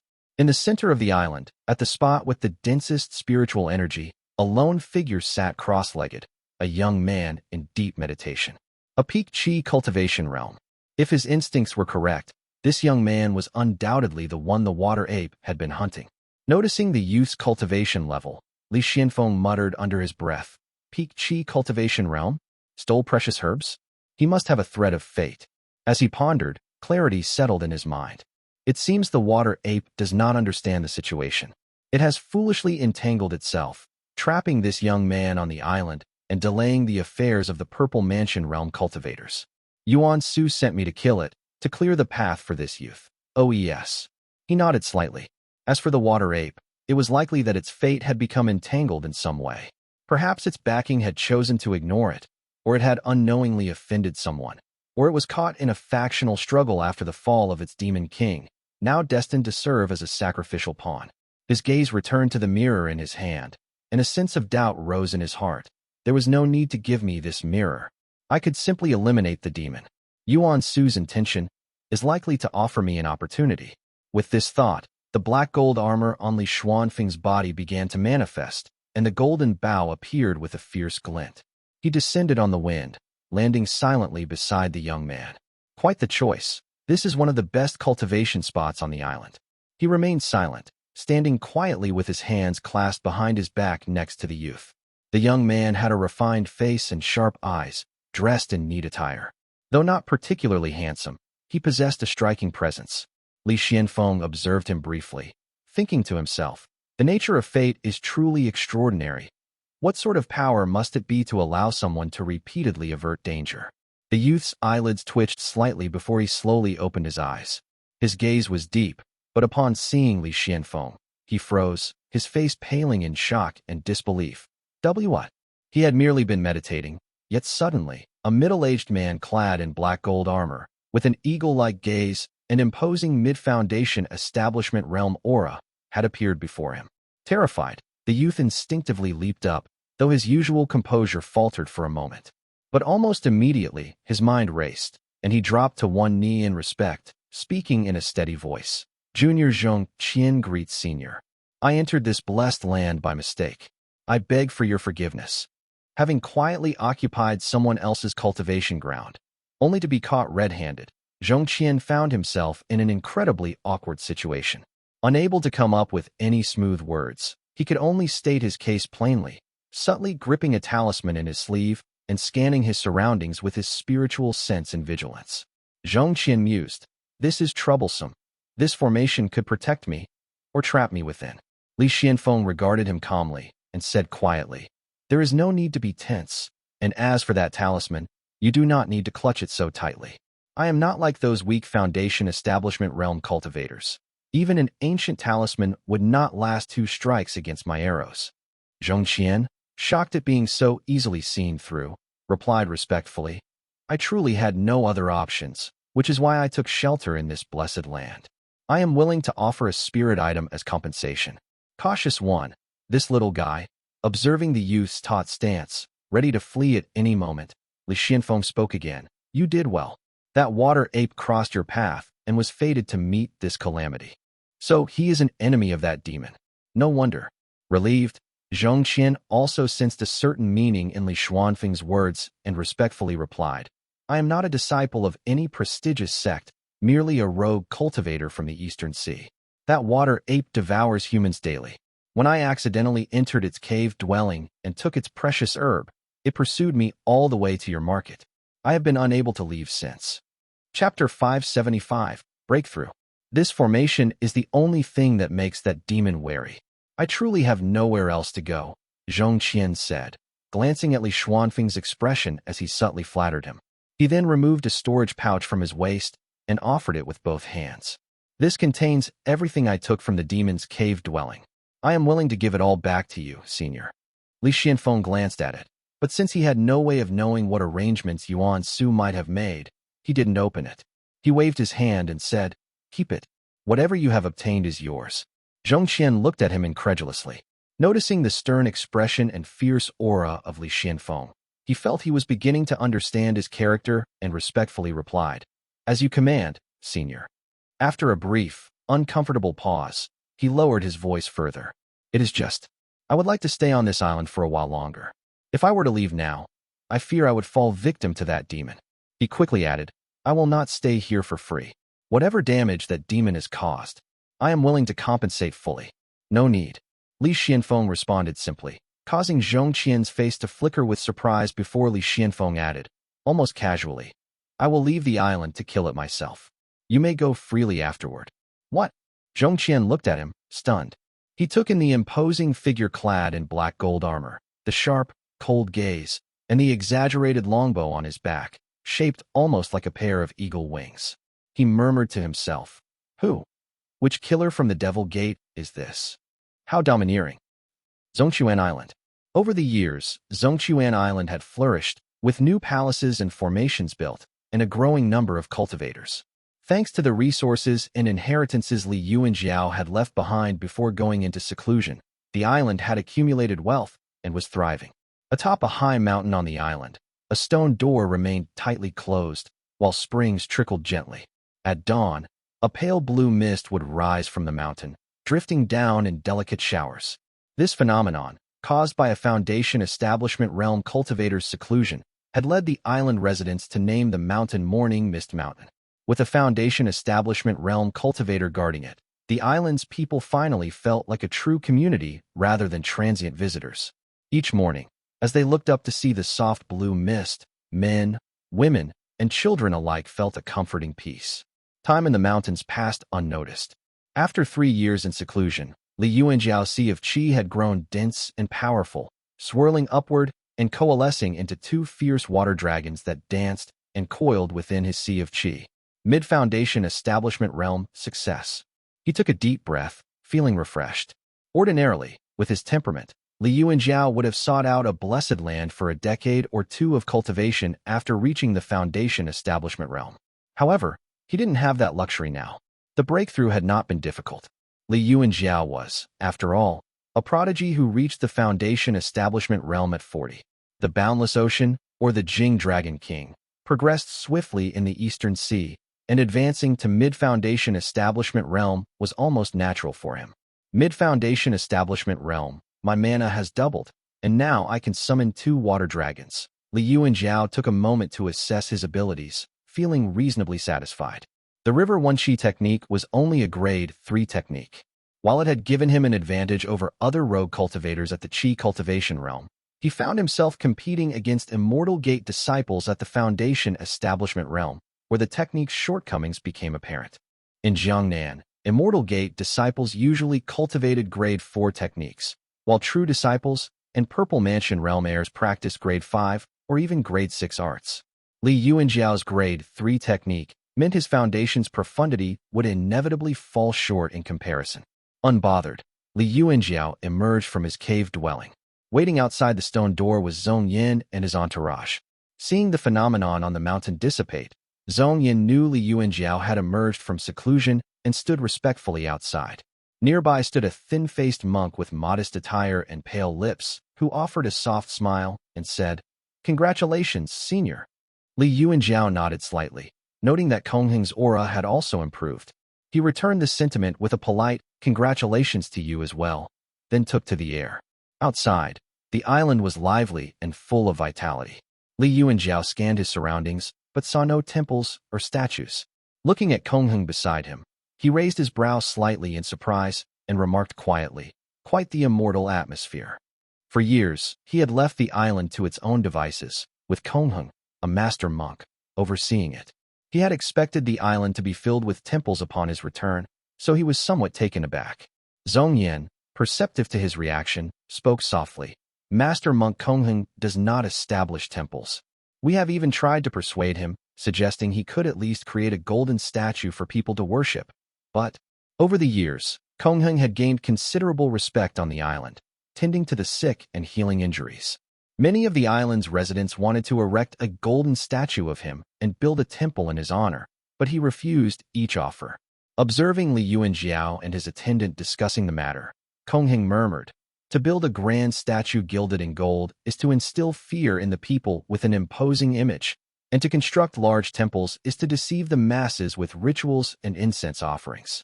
These are things we of the Liao River Temple abstain from." Li Yuanjiao pondered this and, glancing at Kongheng, asked, "Then how does the master monk pass down his teachings?" Kongheng narrowed his eyes slightly. The past few years of performing good deeds on the island seemed to have furthered his cultivation. Pressing his palms together, he replied in a soft voice, "The Dharma of the revered one requires no transmission, no form, no scripture.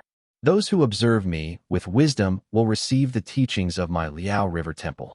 We of the Liao River do not bow to others. We cultivate our own nature." "Betas." Zhong Yan, stroking his beard thoughtfully as he listened, murmured, "Master monk, it is no wonder that the Liao River Dao lineage has gradually fallen out of favor. In these times, everyone seeks a quick and effective method to progress each day. The Liao River's teachings, alas." Zhong Yan gave a wry smile. He had a foster son who admired Kongheng and had wanted to become his disciple, so Zhong Yan had approached Kongheng several times to learn more. Shaking his head, he added, "The Liao River Dao lineage is truly too difficult. I have heard that cultivators of the 7 worldly ways need only chant the Maha incantation once to gain progress in their cultivation, while the Liao River requires one to fully experience the myriad forms of human nature just to begin. How can it compare?" Kongheng remained silent, only smiling with lowered eyes. Li Yuanjiao was reminded of the Northern Wang family's sword immortals. He had heard that their Dao lineage was similarly demanding. Deciding not to dwell on it, he changed the subject and asked, "Has something happened? Why is the sky so dark and overcast, stretching for thousands of li?" As far as he could see, the skies were filled with dense, dark clouds. Zhong Yin shook his head and replied, "How could we know about such matters? Zhongchuan Island is in a remote area, and we rarely visit the market, so we are unlikely to hear any news." Li Yuanjiao extended his spiritual sense, and 2 blue water dragons spiraled beneath his feet as he carefully sensed the environment. He noticed that the flow of his immortal foundation energy was slightly less smooth and efficient than it had been in previous years. Previously, cultivation here in the Eastern Sea was more than 5% faster than in Jiangnan, but now it is barely half that. Riding the wind, he looked at the lightning flickering among the clouds. Zhong Yin continued, "Huiyao visited about half a year ago, claiming it came to gather information. We told it that you were in seclusion and sent it away. Not long ago, another cultivator arrived, claiming to be from the mainland, and delivered a letter. He took a letter from his sleeve, which Li Yuanjiao accepted with a nod. The creature had benefited from his favor and influence, and even remembered to pay its respects. Li Yuanjiao used a secret technique to unlock the letter and began to read it closely. Crow's thoughts. Hey everyone. This is a message from all the readers currently working on the Mirror Legacy wiki page. There is also a family tree. One of our fellow TML readers, Glimp, has started a wiki page for the novel, and we're working together to expand it. Open book, check it out here. the-mirror-legacy.fandom.com/wiki/the_mirror_legacy_wiki. As of now, a lot of the other readers on Discord are joining in and contributing. Due to the complex dynamics of this novel, we need more contributors to make this a full-fledged wiki. If you're interested in helping out, join our Discord and check out the thread from the Mirror Legacy channel. Let's build this together. Rocket. Chapter 576. 2 Arrows, I. Li Yuan Zhao glanced over the letter, his expression relaxing as a slight smile appeared at the corners of his mouth. Tucking the letter into his robe, he didn't say much, but turned to Zhong Yin and asked in a quiet tone, "How have the island's finances been over the past few years?" "After covering expenses, we have a surplus of only 2 spirit stones. As for construction, formations, and rewards, those cost even more." Zhong Yin took out the records, looking a bit embarrassed. Located in such a remote area, Zhongqian Island had little income in recent years, though the population had grown. If they counted the costs of formations and spirit patties, the island had actually operated at a loss. The Li family hadn't expected any major returns from this outpost in the Eastern Sea, simply wanting a foothold there. Li Yuan Zhao nodded slightly and replied, "No matter." As they were talking, the dark clouds outside the island parted, and a variety of fish and turtles swam through the open space. A creature with a fish's face and bird-like wings descended outside the formation and called out, "Humans below, open the formation at once." "It is Hui Yao," Zhong Yin said with some tension. Li Yuan Zhao waved a hand and replied, "Let him in." With that, he returned to the main hall and took his seat. Before long, Hui Yao entered, a creature resembling a black carp. Hui Yao had once accepted both bribes and threats from the Li family to conceal certain offerings. Now, Hui Yao had transformed his form, appearing with a fish face, a human body, and scaled wings beneath his arms. As soon as he entered, he announced, "Li Yuan Zhao, so you have finally come out of seclusion. Something big has happened." Having read the letter Li Qinghong sent, Li Yuan Zhao had a general understanding of the situation. Sipping his tea, he asked, "Oh, does the dragon son of the Zhunan Water Palace have kinship with that fallen demon king?" Hui Yao paused, realizing that this person had his own background. Rubbing his hands together, he shook his head. "Not kin exactly. Our faction never saw eye to eye with the demon kings. You have stayed in this remote place for so long, and now you finally have a chance to return." Li Yuan Zhao wasn't particularly interested in the internal politics of the dragon clan. Frowning, he asked, "Are you saying this situation will affect us here? You are planning to return with the dragon son?" Hui Yao shook his head, a trace of envy flashing across his face. "I have not even reached the Foundation establishment realm. Where would I get that kind of good fortune? I am just accompanying a few higher-ups from the palace back. When we leave, there may well be a new master appointed here." Li Yuan Zhao gave a slight nod. Hui Yao then lowered his voice and continued, "But for now, with no one governing the seas, it is a prime opportunity for us to expand. I hope you could lend a hand." He added in a fawning tone, "If we gain higher status within the palace, it will be easier to help our allies, will it not?" Li Yuan Zhao understood immediately, but he had no desire to be used as a pawn by this demon.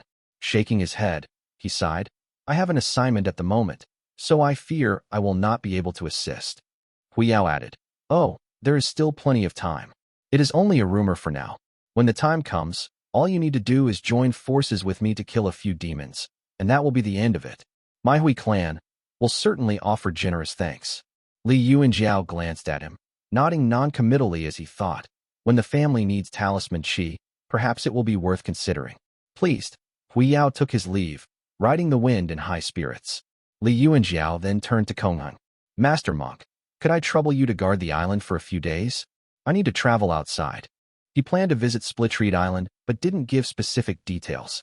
With arrangements made, he stepped off the island and flew northward on the wind. Converging sea. When Li Xianfeng spoke, Zhong Qian's face lit up with joy, and he nodded, bowing deeply. The initial shock he felt gradually eased, replaced by a sense of confusion. Could it be that even the Devil Gate has such righteous individuals? Not only does he not want my precious herbs, but he also does not ask for compensation. and he is going to slay that demon.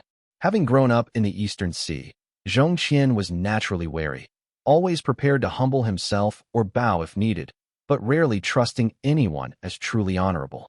He thought to himself, but this man's aura is overwhelming, and he doesn't seem to mean me any harm. I'll just have to wait and see what he does, as long as he doesn't catch me off guard. I still have a chance to escape with this ancient talisman in my hand. While he pondered, Li Xianfeng finally spoke, his voice calm. Come with me. Let us go meet them. Yes. Zhong Qian had no choice but to obey. As he exited the formation and looked up, he saw that the dark clouds overhead were spreading out unimpeded, and he couldn't help but exclaim in alarm. Senior, the island's protective formation is not active. That demon can sense my aura. It is likely already on its way. That is exactly what I want. Li Xianfeng replied casually, stepping down the stone stairs. Yuan Hui and several others waited respectfully at the foot of the mountain. Seeing the additional figure behind Li Xianfeng, they dared not ask questions and instead greeted him in low voices. Greetings, Taoist.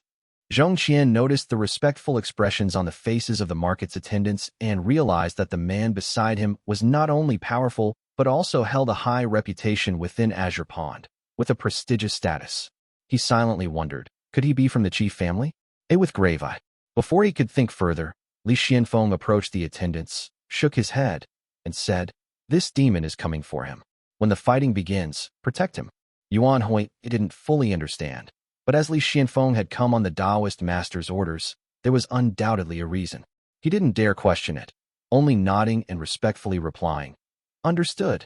Li Xianfeng then looked back at Zhong Qian and said quietly, this demon must hate you deeply. Stay with these men and do not leave the formation. Hearing this, Zhong Qian finally believed him. There was no way Li Xianfeng would go to such lengths just to play games with him. Cupping his fist, he said, may I know Senior's name? I am Li Xianfeng, under Taoist Master Yuan Su. As soon as he finished speaking, a massive wave surged in the distance, moving closer with the sound of thunderous roars. Li Xianfeng looked toward it, standing with his hands behind his back, and remarked pointedly, the domain of Azure Pond is vast. It is not like the Eastern Sea where one claims land by occupying islands. The structure differs greatly from that of the Eastern Sea. There are distinctions between family clans, immortal peaks, and Taoist masters that should not be generalized. Zhong Qian responded thoughtfully. It sounds similar to the Dragon Palace's structure. I am enlightened, Senior. Rain began to fall in a light drizzle. Nearby, Yuan Hui appeared increasingly uneasy. This water ape was a late Foundation Establishment realm demon, and if Li Xianfeng struggled or, worse, perished here, it would spell disaster for him. The pressure from Yuan Su, the Ning family, and the Li family was no small matter. After a moment's hesitation, he finally steeled himself and sent a message through a secret technique. Taoist, this demon is no small threat. Why not return what it seeks, make peace with both sides, and let the matter pass? Li Xianfeng shook his head. He appreciated Yuan Hui's cautious suggestion, as the two clans had some rapport, and he replied kindly through the same secret technique. The Taoist master sent me to eliminate this demon. Yuan Hui immediately understood, nodding as he retreated and respectfully saying, if the Taoist needs anything, a call will bring us to the fight. Chapter 577, 2 Arrows, 2. Li Xianfeng gave a slight nod, not underestimating the demon's power but mindful that, with Yuan Su's instructions in mind, he had to handle this task alone first. He didn't dismiss Yuan Hui's offer of assistance outright. After only a few breaths, a white light appeared in the distance, drawing closer. It was indeed a massive water ape, its fur white with a metallic sheen, large enough to rival a building, with eyes as big as carriage wheels glowing a deep crimson. The water ape was a strange sight. Its white fur glinted with metallic tones as it surged forward on the waves, holding a massive pillar in its hands that looked like a formidable Dharma artifact. Landing at the edge of the island, it roared, Old Yuan, you finally came to your senses. Not bad, not bad. Now, let me come down and take a look. The water ape's voice rolled like thunder, reverberating above the island. Zhong Qian felt a tremor of fear, yet his eyes fixed on the middle-aged man before him, who finally drew his bowstring. Swish! From his quiver, an arrow leaped nimbly upward like a golden phoenix, obediently fitting itself onto the string. In that instant, everyone felt a prickling chill on their backs, as if their skin were being sliced by knives. The Foundation Establishment realm cultivators managed to withstand it, but Zhong Qian stumbled back several steps, his lips cracking and dripping red blood. His face felt as if it would bleed, and he was inwardly terrified. By the heavens, this Taoist wasn't bluffing. That bow, that arrow. Beside him, Yuan Hui was equally startled, frozen in shock for several breaths before realizing he needed to shield Zhong Qian. Both self-doubt and awe swirled in his mind. How could I have been so foolish? How could someone favored by a Taoist master be anything but formidable? With such mastery over the bowstring, there is likely no one else in the entire Yu state who could match him. Li Xianfeng, fully focused, was oblivious to the reactions around him. His bowstring held steady, a gleaming golden arrow aimed skyward. With a calm release, he shouted, "Strike!" The brilliant golden light vanished in an instant. Li Xianfeng drew his bow once more, slowly rising on the wind to adjust his angle, squinting at the distant target. The water ape, still basking in its own arrogance, hadn't finished speaking when the island's great formation blazed into action again. Startled, the water ape stomped furiously as though being toyed with, roaring, "Yuan Hui, you!" Before the ape could finish its angry tirade, pain tore through its left eye, and it shouted in shock, "How dare you? How could?" Arg! The water ape barely had time to raise a defensive light over its face before the arrow exploded with a thunderous blast. The massive demon let out an earth-shaking cry, sending seawater crashing upward as clouds scattered in all directions. Buzz! A slender thread of golden light shot back to its origin. The water ape recoiled rapidly, clutching its left eye as blood poured down like rain from the sky, dripping steadily. Zhong Qian wiped the silver-white beast blood from his face. The rain of blood that followed was blocked by the formation that had sprung up around them. He heard Yuan Hui beside him marvel. With just one strike, that old demon has already lost an eye.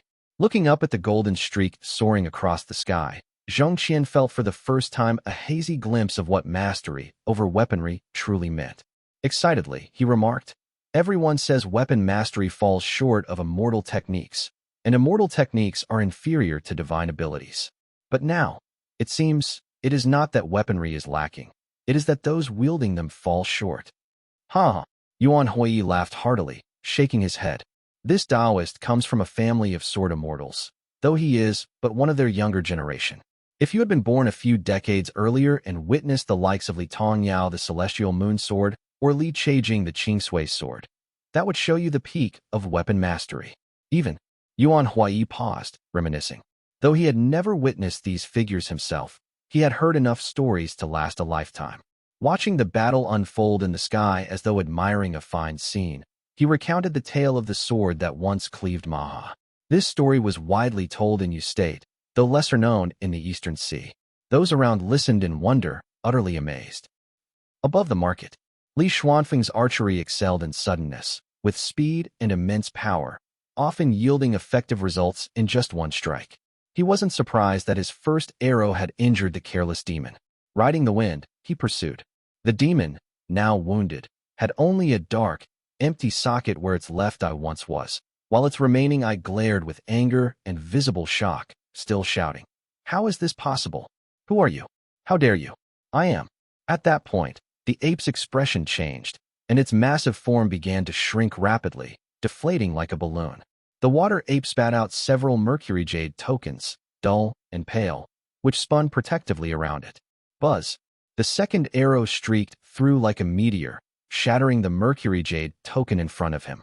The water ape let out a frenzied roar, spitting out a mouthful of blood. An immortal foundation technique? Impressive. Li Xianfeng cast a glance at the arrow as it obediently returned to his quiver.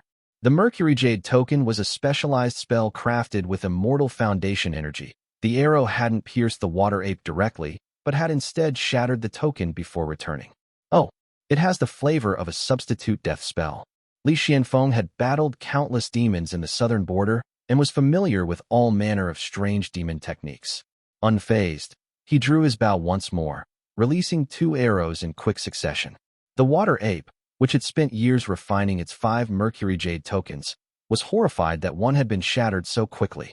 In panic, it recited incantations to cast spells, but the golden arrow light came at it once again, forcing it to raise the remaining tokens in defense. Boom!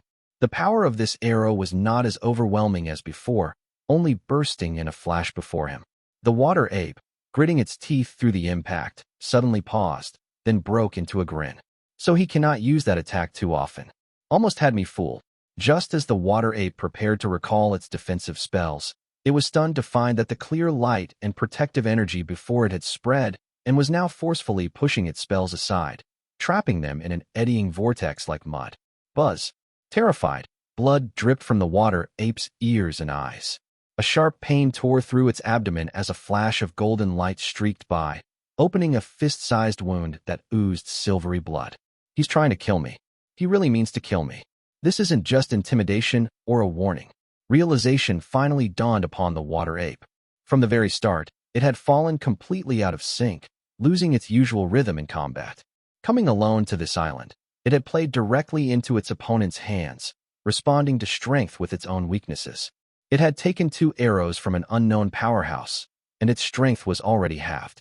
The water ape excelled at stealth, underwater movement, sea control, and spell manipulation. All these skills, along with its 18 secret arts and demon control talismans, had been rendered useless, leaving it with significant injuries. The water ape was well connected and understood the significance of what it was facing. Seeing that someone from the Azure Pond Devil Gate was determined to take its life, it muttered, "Master. The master cannot even protect himself, has given up on this old ape. No wonder. No wonder." Activating its immortal foundation to the fullest, it began to fade from view, disappearing into thin air, yet its spirit was utterly crushed. Feeling hollow and icy, it looked at the figure before it, a man clad in black gold armor whose face was obscured. A mixture of pain and a deep, cold despair filled its heart. Today this old ape shall meet its end here. Chapter 578, 100 Li of Cinnabar. The water ape's fur rippled as it came to a sudden realization, its thoughts abruptly clearing. No wonder a mere minor cultivator was able to steal my treasure. I thought he was just some ignorant child from a family clan. But it turns out he is tied to a thread of fate. From the moment I resolved to retrieve the treasure, I had already set foot on a path to death. The water ape's bloodline was unique. It had started its life guarding the gates of the water mansion and later took up responsibility for overseeing a section of the sea. Yet, it had always been nostalgic for its former master. Now, faced with this situation, it thought bitterly, the master can't even protect me, so he must be in dire straits. And I deserve this misfortune. Blinded as I was, I failed to see that the thief was someone tied to fate. Well, so be it, so be it. It concealed its form and darted swiftly through the seawater. Li Xianfeng, anticipating this tactic, showed no sign of haste. Calmly, he brushed his waist, and a palm-sized blue mirror flew out. It was the glimmering inquiry mirror.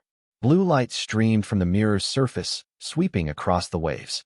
This time, it moved much faster than when searching for Zhong, quickly illuminating a blue tail flame in the water. Li Xianfeng knocked another arrow and drew his bow. This demon has lost its will to fight. It has figured things out. Such a waste for someone with late-stage foundation establishment realm cultivation to die here. The water ape, just a li away, felt a chill run through its body, its gray-white fur bristling. It wasn't surprised and spat out a few more mercury jade tokens, which began to orbit protectively around its body. This man reeks of killing intent. His hands must have ended many demons. He's one of those weapons wielded by the Taoist masters. Its ears buzzed as another streak of golden light pierced through the air and struck its body, only to vanish into the distant horizon. Intense pain spread through its torso. The water ape let out a deafening roar, enduring the agony as it fled aimlessly across the sea. Flying several li on the wind, it sensed its immortal foundation trembling, and realization dawned. I'm under some kind of spell. Though it hadn't fought Li Xianfeng head-on for long, the ape had already lost its footing, overtaken by deep panic. It lacked even the courage to turn back and fight, leaving it paralyzed by its own fear. Realizing this, its heart sank. Yet, just as it came to this understanding, another golden arrow streaked through the air, shattering another mercury jade token into shards of radiant light scattered across the sky. In the brief moment after the arrow struck, the water ape seized the opportunity to form hand seals, summoning streams of grayish-white light. Complex patterns interwove, forming triangular and pentagonal shapes inscribed with runic text.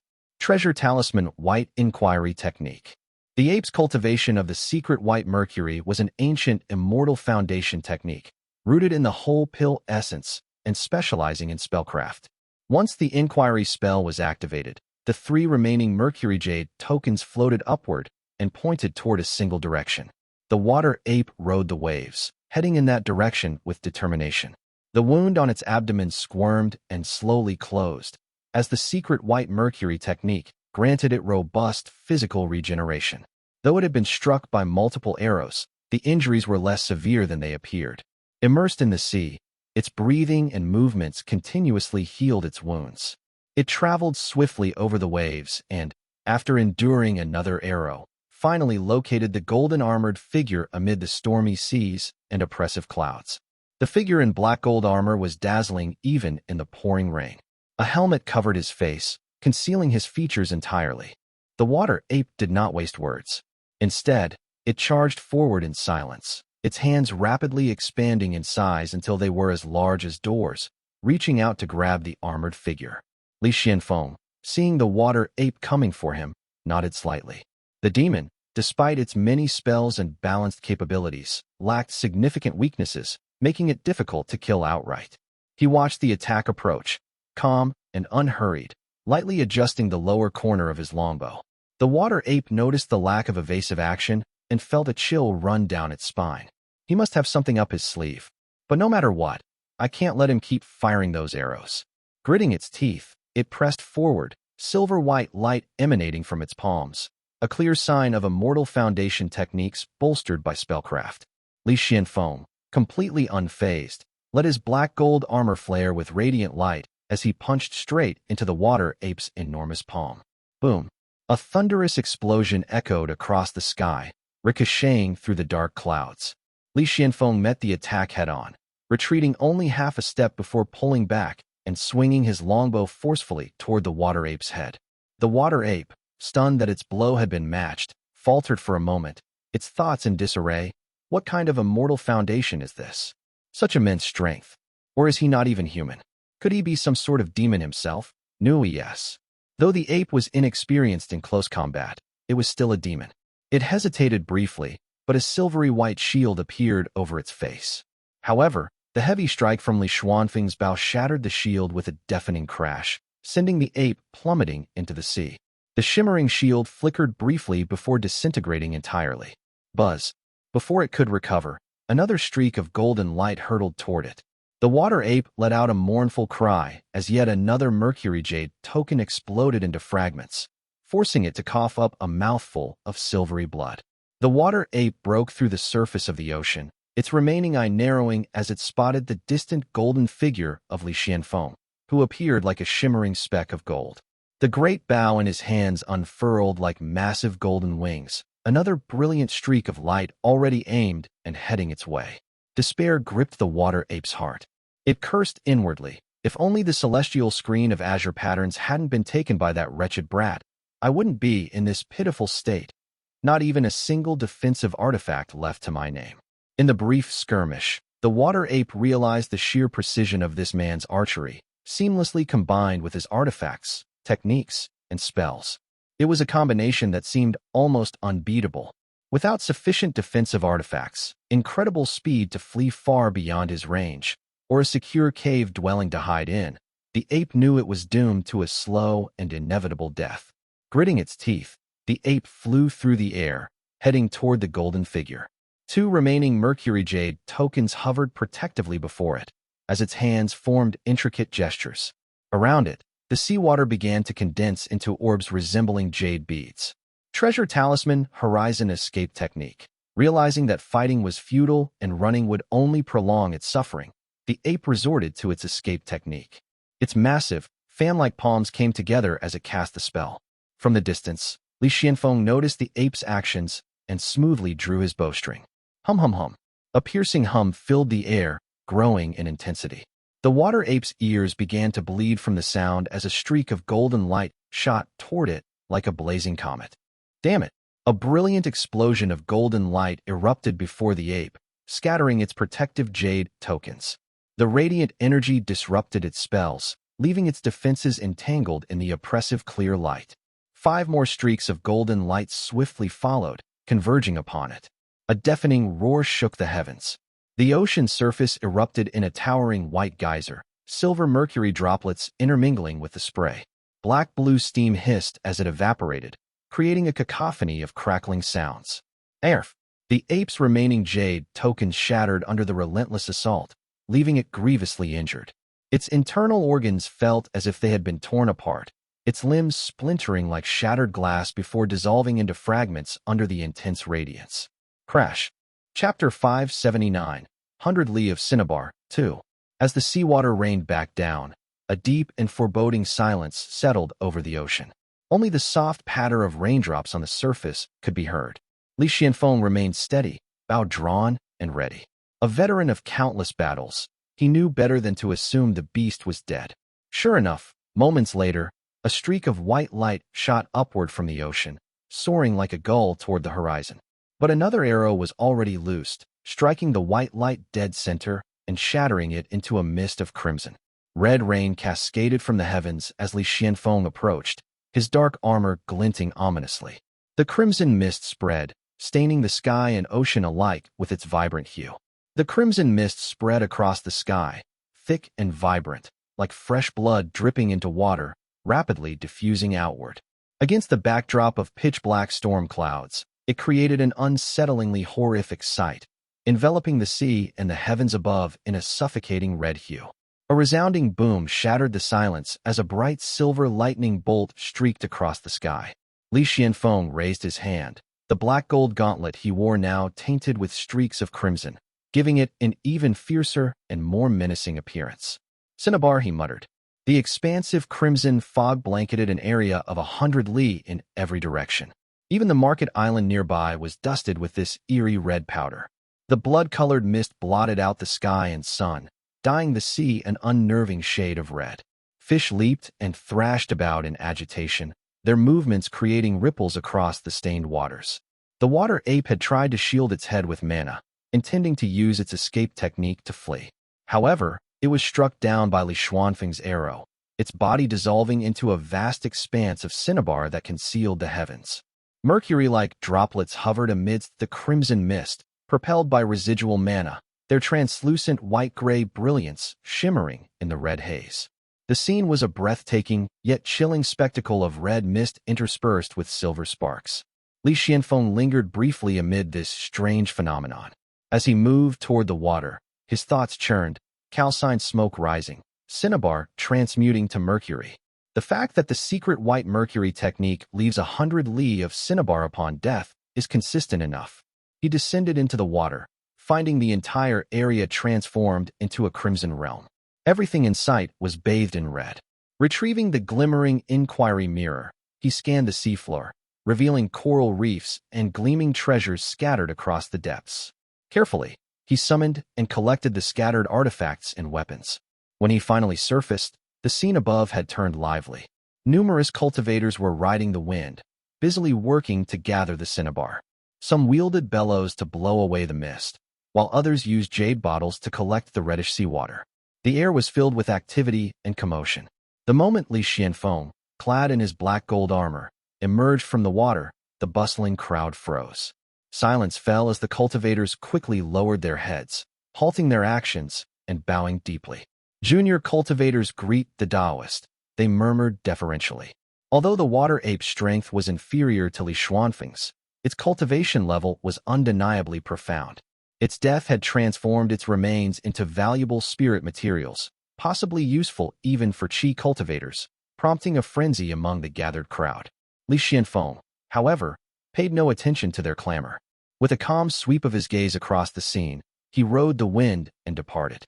As soon as he was out of sight, the crowd erupted into chaos.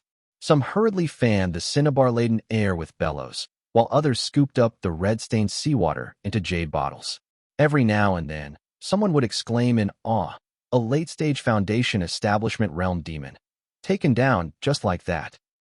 After the intense battle, Li Qianfeng felt his mana significantly depleted, though he was far less fatigued than when he had previously slain a monk from dozens of li away.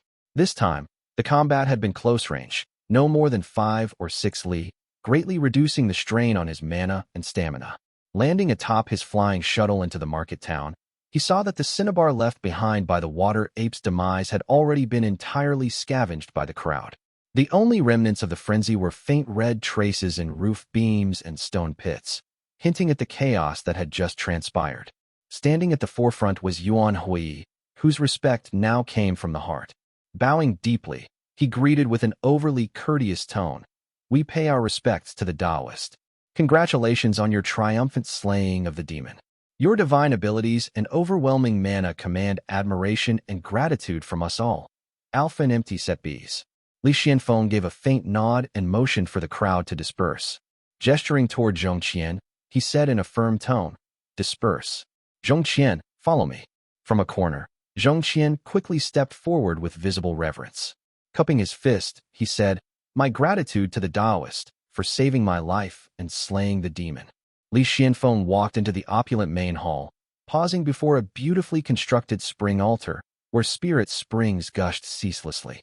Gazing at it, he shook his head and replied, "No need for thanks. I came specifically to slay the demon. Your fortune merely aligned with my purpose." Zhong Qian seemed somewhat uneasy and stood respectfully to the side, saying, "My fortune has indeed always been good, but your rescue is undeniable. I will always remember it. Without your help, I would eventually have been dragged off this island by the demon. Such fortune, indeed, to steal a Foundation Establishment Realm demon's treasure, escape unscathed, and have someone clean up the mess for you." Li Qianfeng thought. He waved dismissively and remarked, "I see your cultivation is on the verge of breaking through." Zhong Qian hesitated before responding. "Your insight is as sharp as ever, senior. I was indeed planning to find a secluded place to break through to the Foundation Establishment Realm." Without showing any emotion, Li Qianfeng nodded. "There is no need for elaborate plans. Since my task here is complete, I will soon head to Splitreed Island to report back. If you wish, remain on this island and complete your breakthrough before leaving." Zhong Qian appeared momentarily surprised, as if he had more to say, but upon seeing Li Qianfeng gesture dismissively, he bowed slightly and replied, "Thank you, senior." He quickly retreated. Watching him leave, Li Qianfeng reflected, Zhong Qian is cautious. Leaving this connection as incidental and unforced inspires trust. If I were to impose a grand life-saving debt, it would only breed suspicion and unnecessary entanglements. The water ape's remains had scattered into mercury blood and fragments of its belongings. Most of its pills had rolled into the sea, likely benefiting the sea beasts below, while much of its other treasures had been damaged, leaving behind only a few items of value. Among these were a luminous white harmonic noonstone, several heavy pieces of ocean resonance mercury, and 2 emerald blue thread-linked jade pieces, all materials for crafting Dharma artifacts. Aside from these moderately valuable finds, the rest were insignificant trinkets. There might have been talismans or similar items, but none of high grade, and many had been shredded during the fight. Unfortunately, it carried no cultivation methods on its person. Then again, who would travel carrying their techniques? Li Qianfeng thought of the many demons he had slain. The water ape had been among the most formidable, with an ancient immortal foundation, balanced strengths in all areas, and mastery over concealment, survival, and offensive spells. Yet, its techniques remained out of reach. Such a formidable beast, and yet it lacked a Foundation Establishment Realm Dharma artifact for protection. After a moment of thought, Li Qianfeng speculated that Zhong Qian might have stolen something significant. The ape's extreme agitation suggested as much. Despite claiming it had only been medicinal herbs, what had truly been taken was a mystery known only to Zhong Qian and the water ape. Gathering the scattered treasures, he summoned Yuan to issue a few parting instructions. Not wishing to linger near Zhong Qian and risk any further complications, Li Qianfeng swiftly took to the skies, transforming into a streak of light as he headed southward. Chapter 580. Yuan Su's Intentions. Li Qianfeng flew for half a day, using the water veins to traverse for quite a while before Splitreed Island appeared in view. Breaking through the sea surface, he landed in the marketplace. Li Qianfeng scanned his surroundings. The marketplace was eerily empty, devoid of people. It was a mess, with clear signs of fighting and spells clashing everywhere. Occasionally, he spotted a few disciples of the Azure Pond sect, all silent and withdrawn. frowning without a word. He swiftly rode the wind toward the main hall. The grand hall of the marketplace was resplendent with gold and jade, its highest point shimmering with streams of light and defensive formations. As Li Xianfeng walked a few steps, he noticed that the usual guards were absent, which deepened his suspicion. Even Ning Yuan is nowhere to be found. What has happened here? He stepped into the hall and immediately saw a man in azure robes seated on the white jade throne. The man's cheeks were slightly rounded and his eyebrows long. His calm eyes carried an unquestionable sense of authority. He lounged against the throne, his jade-like fingers lightly holding a small golden jade seal. His other hand rested on the armrest, rhythmically tapping it. Kneeling below him in splendid robes was Ning Yuan, his head pressed to the ground, trembling visibly. His legs were tightly joined, and he remained silent, like a statue. Li Xianfeng took a step forward. The radiant mana of his black gold armor shimmered as he bowed. His head lowered as he said in a soft voice, "Xianfeng greets the Taoist master." The man before him was none other than Taoist master Yuan Su, Ning Tiaoxiao himself. As Li Xianfeng kneeled, he cast a glance at Ning Yuan. The latter's eyes were shut tight, his forehead dripping with sweat, leaving the jade floor damp. Whatever Yuan Su had told him earlier must have left him thoroughly shaken. Taoist master Yuan Su smiled faintly, giving Li Xianfeng a once-over before speaking. "The black tiger eyes has been in my possession for a long time. Its sharpness and weight make it too taxing for most to wield. I have kept it hidden in the clan for ages. It seems a good fit for you." Li Xianfeng cupped his fist in thanks, barely able to utter polite words before Yuan Su continued casually. "These younger members of the Ning family are all so inept. While you are stationed here, teach these juniors a lesson or two so they do not end up causing any trouble." Li Xianfeng humbly replied that he dared not refuse. Taoist master Yuan Su chuckled, nodding as he added, "You have done well in this matter." Hearing this, Li Xianfeng realized that his efforts had been acknowledged, and his earlier deductions about the situation were largely correct. He allowed himself a moment of relief. Yuan Su glanced at Ning Yuan and then back at Li Xianfeng, praising him. To detect irregularities, recognize the workings of fate, and identify these fated ones, all while knowing how to strike a balance between forming ties and avoiding entanglements. This is the path to safety and wisdom. Li Xianfeng understood that Yuan Su was using his commendation as an indirect reprimand for Ning Yuan. He remained silent while Ning Yuan finally muttered, "This junior has learned his lesson." Yuan Su rose from the jade throne, his hands clasped behind his back as he coldly remarked, "If I had not arrived in time, you would have thoroughly disgraced the Ning family. Do you even understand what qualifies as destiny or who these destined individuals are?" Ning Yuan dared not breathe too loudly. Li Xianfeng pondered silently. Yuan Su glanced once more at Ning Yuan and said firmly, "Leave. Reflect on this thoroughly." Ning Yuan nodded, murmured his thanks, and left with heavy steps. Yuan Su exhaled, turning to Li Xianfeng. "This child is still young. Though he has improved somewhat through the years of tempering, his vision remains too narrow. With Ning Yuan focused on cultivation and unable to spare the effort, I will need you to keep an eye on matters here." Li Xianfeng vaguely understood the nature of Ning Yuan's mistakes. Considering the Ning family's aid, he spoke softly, "Taoist master, please do not be too angry. The working's fates are enigmatic. Not all fault lies with Yuan." Hearing his plea, Yuan Su huffed, but his stern expression softened considerably. He spoke warmly. "You were born with great strength, a rare gift of the heavens. Coupled with your extraordinary acuity, you are a natural talent for the bow. Well done. I once met a Buddhist cultivator in the north during a visit. He, too, was endowed with immense strength, greater even than yours. He later became the Merciful One's Vajra guardian, quite a formidable figure." Yuan Su mentioned it casually, and Li Xianfeng listened in silence. The azure-robed Taoist master pondered for a moment before suddenly speaking. "Yuan Wu will not miss the Green Pine Temple, and Yu Muxian will definitely go there." Li Xianfeng was slightly taken aback, then lowered his gaze and replied, "Thank you, Taoist master." Ning Tiaoxiao fixed his gaze on him and spoke softly. "In Green Pine Temple, divine abilities cannot interfere. If something truly happens to you, I will not be able to intervene. Though Yuan Wu has cultivation, he cannot match me, but I still cannot confront him over trivialities." Li Xianfeng bowed deeply and replied, "Xianfeng understands." Yuan Su nodded lightly and said gently, I know your heart is with your family. If this mission succeeds, you should consider it as putting the past to rest. Settle down and focus on cultivation. Yes. Li Xianfeng prostrated himself in gratitude. By the time he rose, the azure-robed Taoist master had already traversed the great void and disappeared. The suffocating pressure that had lingered around him vanished as well. Li Xianfeng stood, his expression contemplative.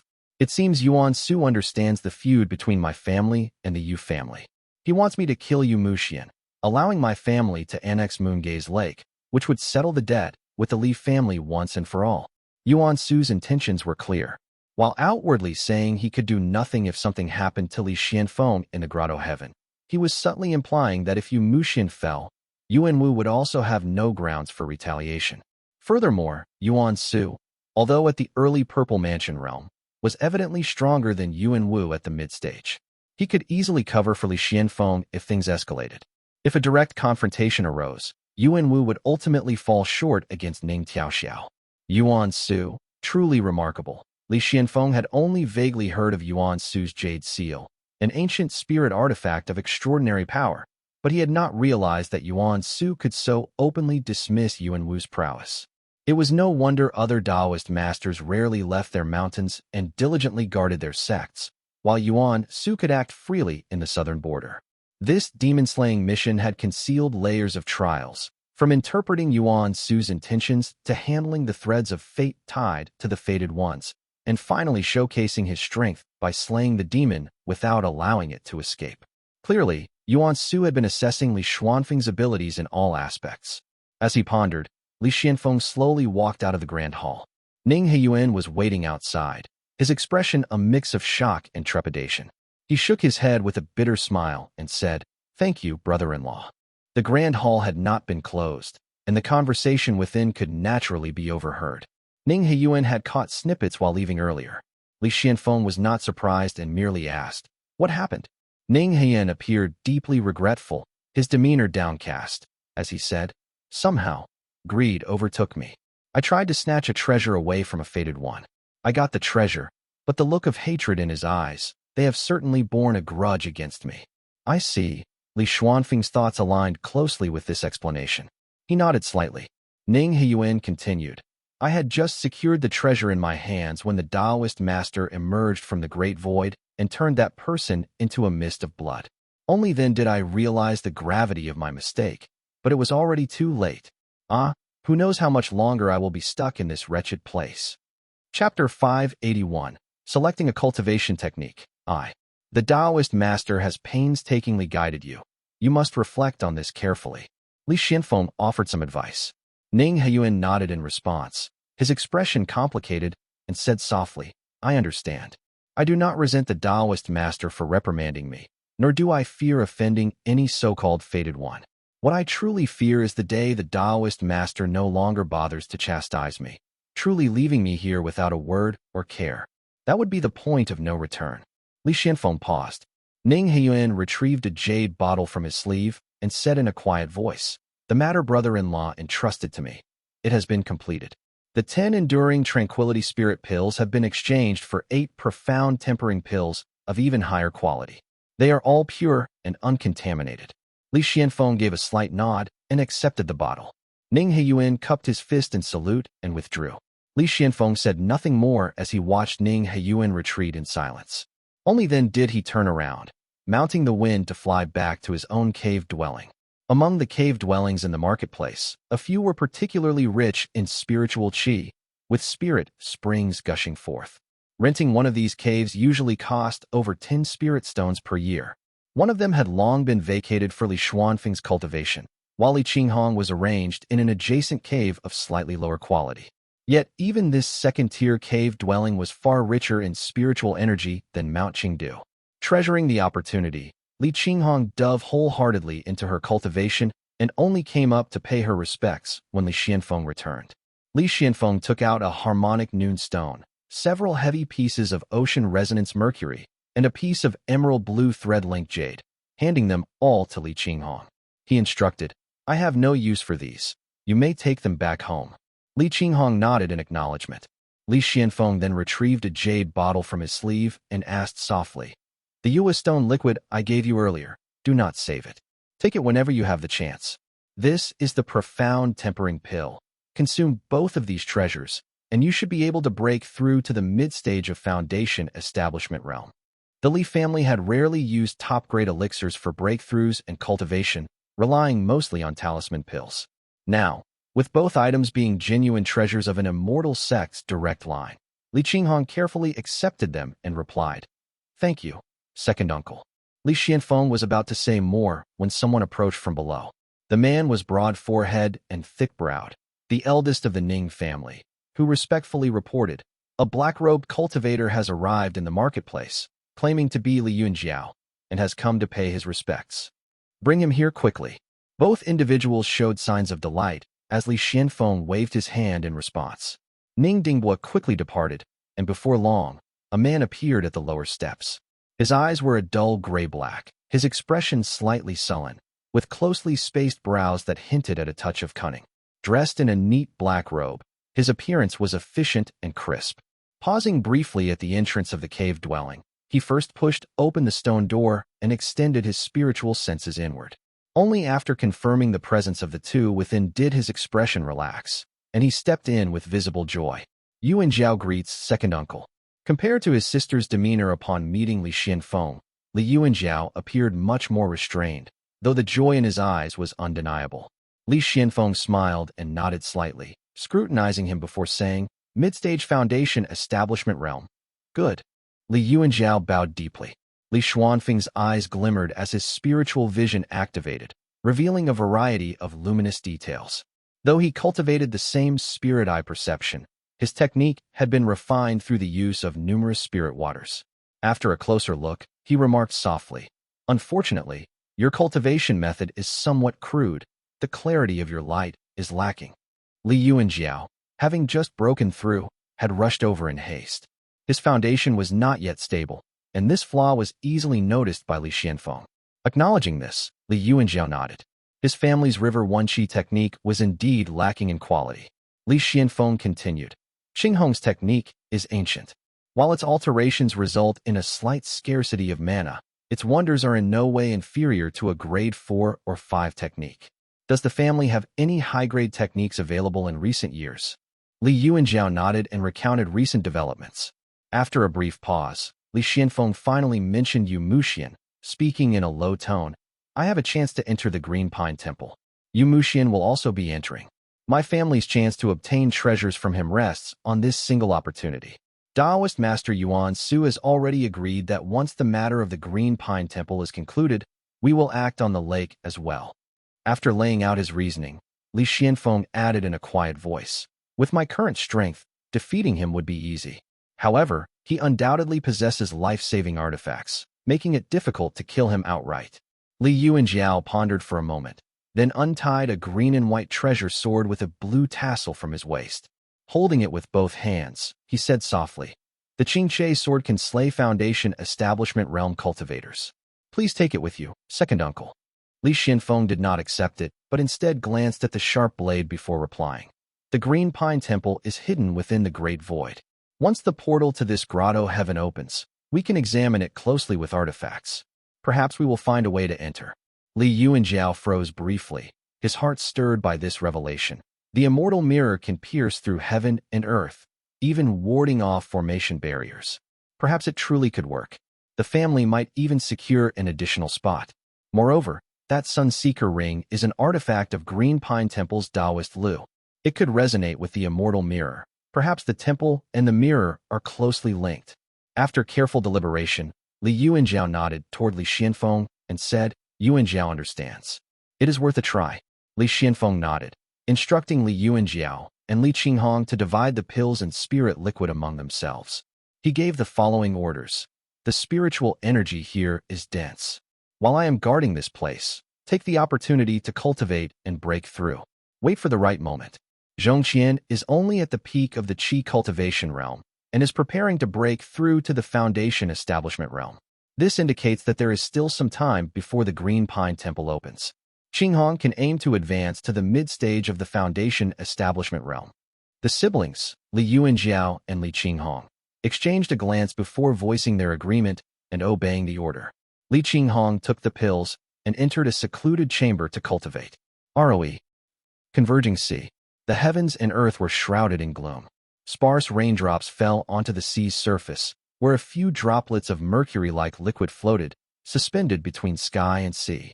Slowly, as the force sustaining them dissipated, they rolled down and vanished into the briny waters. The spiritual energy of heaven and earth rippled as the great void slowly parted. A cultivator in green robes emerged, stepping into the wind and waves as he walked through the air. A faint golden jade seal at his waist swayed precariously as he stood with one hand resting on the hilt of his sword, halting above the pale brown waters. Before him, the great void shimmered and shifted, and a woman dressed in violet robes stepped forth.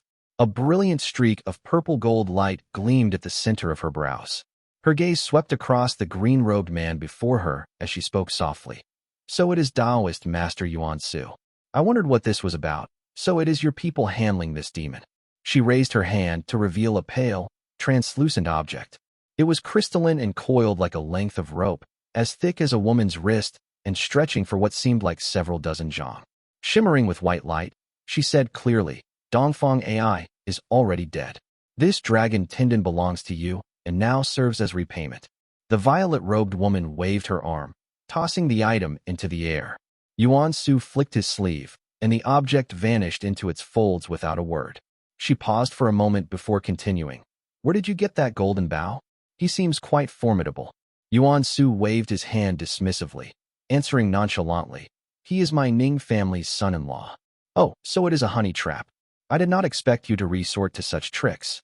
The violet-robed woman's lips curved in faint acknowledgement as she prepared to part the great void and leave. Chapter 582. Selecting a Cultivation Technique. 2. To her surprise, however, Yuan Su spoke abruptly. "A honey trap has never been about seduction by appearance. It lies in the allure of emotions. A beautiful face or a graceful figure can be found anywhere, but a heart of exquisite understanding, one that mirrors your thoughts and shares your burdens, is truly rare. Someone clever and perceptive, able to ease your worries with both wit and sincerity, is worth far more." Yuan Su continued, "Hemian is the brightest child of our clan. She is bold and resourceful, knowing when to advance and when to retreat in the outside world. At home, she carries herself with warmth and grace, needing only a glance to understand another's intent, yet always treating others with genuine devotion and unwavering loyalty. How could anyone bear to abandon such a person?" Even Li Xianfeng could not escape this truth. He fixed a cold gaze on the violet-robed Taoist master before him, his voice low and measured. "To lead the wise, one must also be wise. This principle has remained unchanged not just for the last 400 years, but for millennia." The violet-robed woman's expression gradually turned icy. Standing with her hands behind her back, she stared at him coldly and replied, "Tiao Xiao, you are as fond of mocking others as ever. Back then, you achieved nothing yourself. When the battle at Moongaze Lake raged for 3 days, you hit atop Mount Azure Pond without taking a single step. How leisurely you were." Thunder roared across the heavens as drizzling rain continued to fall. As the violet-robed woman's face darkened, the surrounding clouds churned violently, exuding tendrils of violet mist. Yuan Su, unfazed, met her gaze with a sneer and said, "The fairy truly has a sharp memory. Yet I seem to recall who led a group of cultivators to Moongaze Lake and who was responsible for breaking Donghua's great formation." Their gazes locked for a tense moment before they turned away. The violet-robed woman gradually suppressed her aura and said simply, "There is no need for further words, Taoist master. You and I have been at odds for centuries. In the end, dust will return to dust and earth to earth. When I break through to the Golden Core realm and turn to ash before your eyes, I trust that will finally ease your hatred. When that time comes, I will personally attend the ceremony." Taoist Master Yuan Su responded coldly. Without any resolution, the two parted unhappily. The violet-robed woman vanished into the great void, while Yuan Su, with his hands behind his back, also stepped into the void. His expression remained calm, his hands steady as stone, but his gaze was fixed ahead, as if lost in thought. "She has always been clever. She should have understood my words." At least it's some consolation, sparing her from tormenting herself year after year. Shang Yuan must have long known that the Li family descends from Li Jianquan, which is why he personally slew Maha as a warning. But now, I alone am fit to take action. Yet too much involvement risks exposing everything to those two. His expression was as cold as frost, though his heart trembled as if walking the edge of a 10,000 Zhong cliff. Trapped within the sect by my master all those years, I was unable to repay my debt of gratitude. Now this is the only way. His remaining lifespan was limited. He did not fear death, but he dreaded falling into the hands of a golden core cultivator, or worse, bringing calamity to the Li family. Mount Qingdu. Li Shijuan flew out of the Qingdu cave dwelling on a gust of wind, having finally broken through to the 7th heavenly layer of the Qi cultivation realm. Landing atop the mountain peak, he found a crowd already gathered, waiting for him. Most of those present were boys and girls around 16 or 17 years old, armed with swords, sabers, spears, or bows. They waited excitedly, grouped into neat rows under the guidance of several guest cultivators, chatting quietly amongst themselves. The Li family's Cheng and Ming generation had grown older, and even the youngest, Chenghuai, had reached the age for cultivation. With Li Shijuan emerging from his breakthrough, it was only natural for him to observe and assign them cultivation techniques. As he landed lightly on the wind, several individuals, including in Qian and Shindongha, stepped forward and bowed. Li Shijuan returned the salute briefly. Behind the guest cultivators, the gathered youths bowed in unison and called out, "Greetings, clan uncle." Li Shijuan gestured for them to rise. At the forefront was a young man, Li Qingliao, now 24 years old and at the 5th stage of the embryonic breathing realm. Considering his talent, his cultivation level was already commendable. After a brief glance, Li Shijuan nodded and said softly, "You have done well. Do you have a preference for any specific cultivation technique?" The Li family now possessed more than one Grade 4 technique available for cultivation. These included the Golden Palace Radiant Origin Manual, the Pheasant Flames Long March Technique, and the Purple Thunder Secret Origin Technique, which rivaled Grade 4 techniques in quality. The Golden Palace Radiant Origin Manual had one available copy, while the Pheasant Flames Long March Technique had several. As the young family head, Li Qingliao knew these details well. He lowered his head slightly and replied softly, "I defer to clan uncle's judgment." Li Shijuan smiled faintly and waved his hand, dismissing the guest cultivators. Turning to the group of expectant youths, he spoke in a clear voice. "You have likely heard your elders discuss the family's cultivation techniques. The best of the Grade 4 techniques have 2 distinct lineages." Li Shijuan continued. "However, though these techniques are the best, they are also difficult to master. Their spiritual qi is limited, and if one's talent is insufficient, cultivating them may instead become a hindrance. While these 2 techniques do not demand extraordinary talent, they still have their requirements." His gaze swept over the gathered youths. Most of the Cheng and Ming generation displayed above-average potential, though only 2 or 3 truly stood out. Li Shijuan called out, "Li Qingliao." Li Qingliao stepped forward and bowed deeply. Li Shijuan said softly, "You are the most talented among the Cheng and Ming generation and the young family head. The Golden Palace Radiant Origin Manual is yours to cultivate." "R.O." Li Qingliao bowed again. Li Shijuan then pointed to a young woman, the eldest sister of the first lineage, named Li Minggong. Radiant and poised, her talent was comparable to Li Qingliao's. She was assigned the Pheasant Flames Long March technique. The last person he selected was the youngest son of the second lineage, Li Chenghui. Quiet and reserved, Chenghui stepped forward and whispered to Li Shijuan that he wished to cultivate the Purple Thunder Secret Origin technique, with permission already granted by Li Qinghong. Li Shijuan nodded and made note of it. The remaining youths were allowed to choose their techniques, with only 5 copies of the Pheasant Flames Long March Technique manual available. For others were selected based on merit, while the rest were left to pick freely from the Grade 3 techniques. After assigning the techniques, Li Shijuan led Li Qingliao and Li Qinghuai away. Once inside the secret chamber of the cave dwelling, he took out a talisman pill and said softly, "This is the family's secret breaking realm pill. Take it in silence and do not speak of it to others, lest they covet it." Li Qingliao nodded solemnly and entered a stone chamber within the dwelling to begin his secluded cultivation. Only then did Li Shijuan sit down with Li Qinghuai.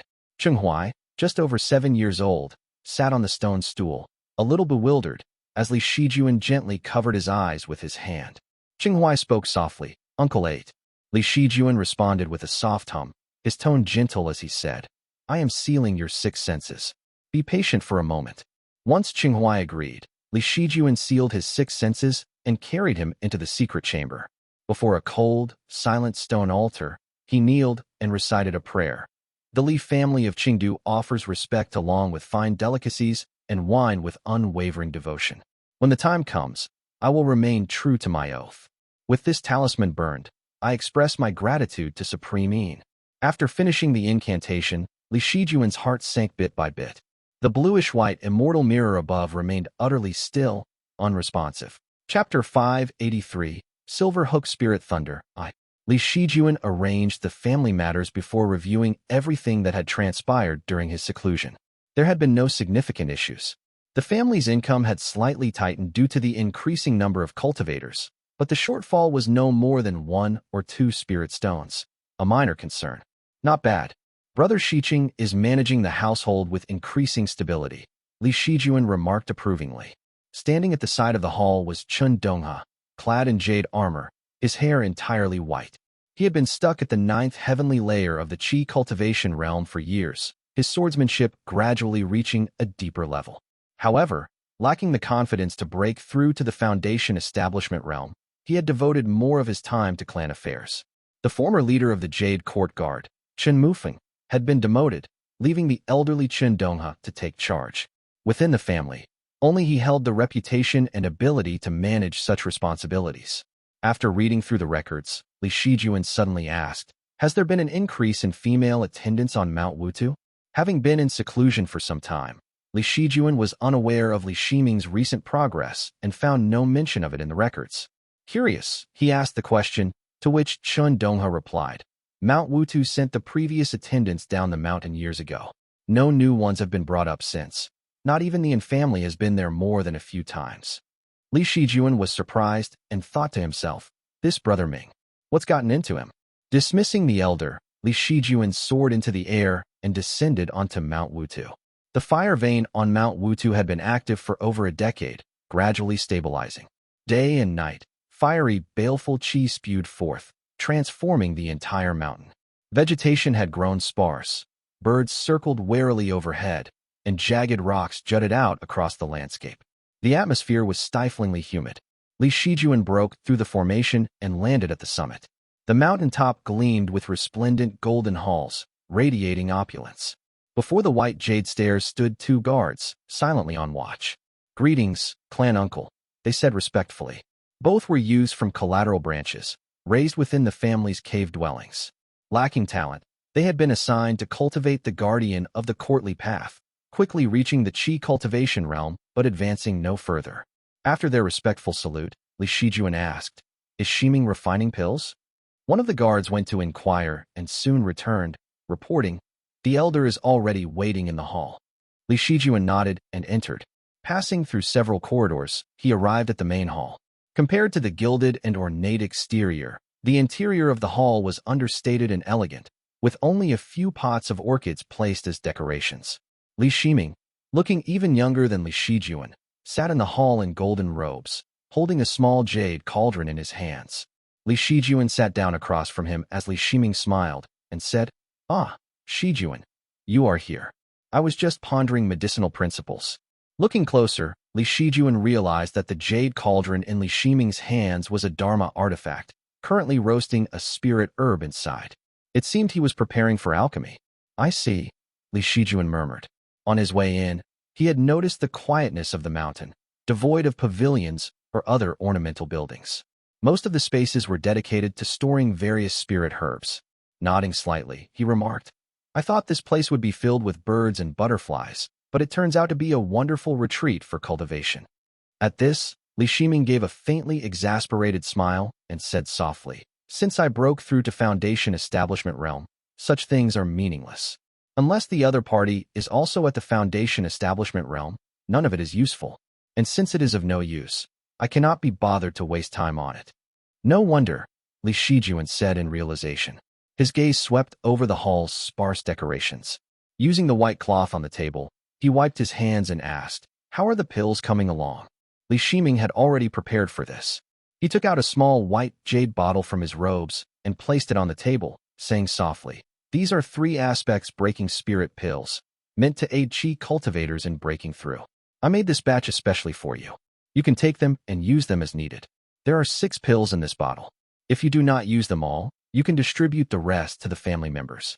Years ago, Li Shiji had sent back 2 precious alchemy recipes, the 3-aspect breaking pill and the 2 ways of refining renewal spirit pill.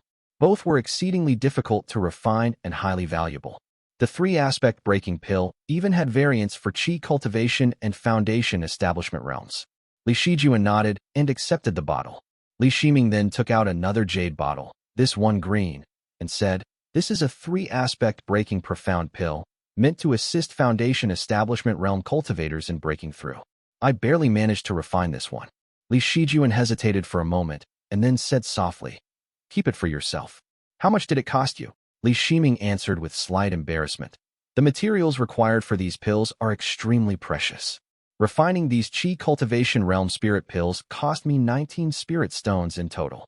As for the foundation establishment realm profound pill, I was lucky to succeed on the first attempt, but it still cost nearly 30 spirit stones. R.A. Epsilon." After summing up the total in his head, Li Shiming continued, "As for the 2 ways of refining renewal spirit pill, it is even more challenging. I wasted more than a dozen spirit stones without producing anything worthwhile. Even the simpler formulas are hard to perfect, let alone that one. The path of alchemy was always like this. Each type of pill required significant initial investment. In the past, with the selfless guidance of Xiao Yuanci, everything had been much smoother. Now that he was researching on his own, the expenses had naturally increased. Li Shijuan felt a pang at the thought of such costs, but he still nodded in encouragement. To succeed on your first attempt is already commendable. There will be more opportunities in the future. This matter reminded Li Shijuan of something, and he added, "Senior Xiao Yuanci was very kind to you, selflessly teaching you all those years ago. Have you kept that in your heart? Now that you have broken through to foundation establishment realm, both emotionally and ethically, you should pay him a visit."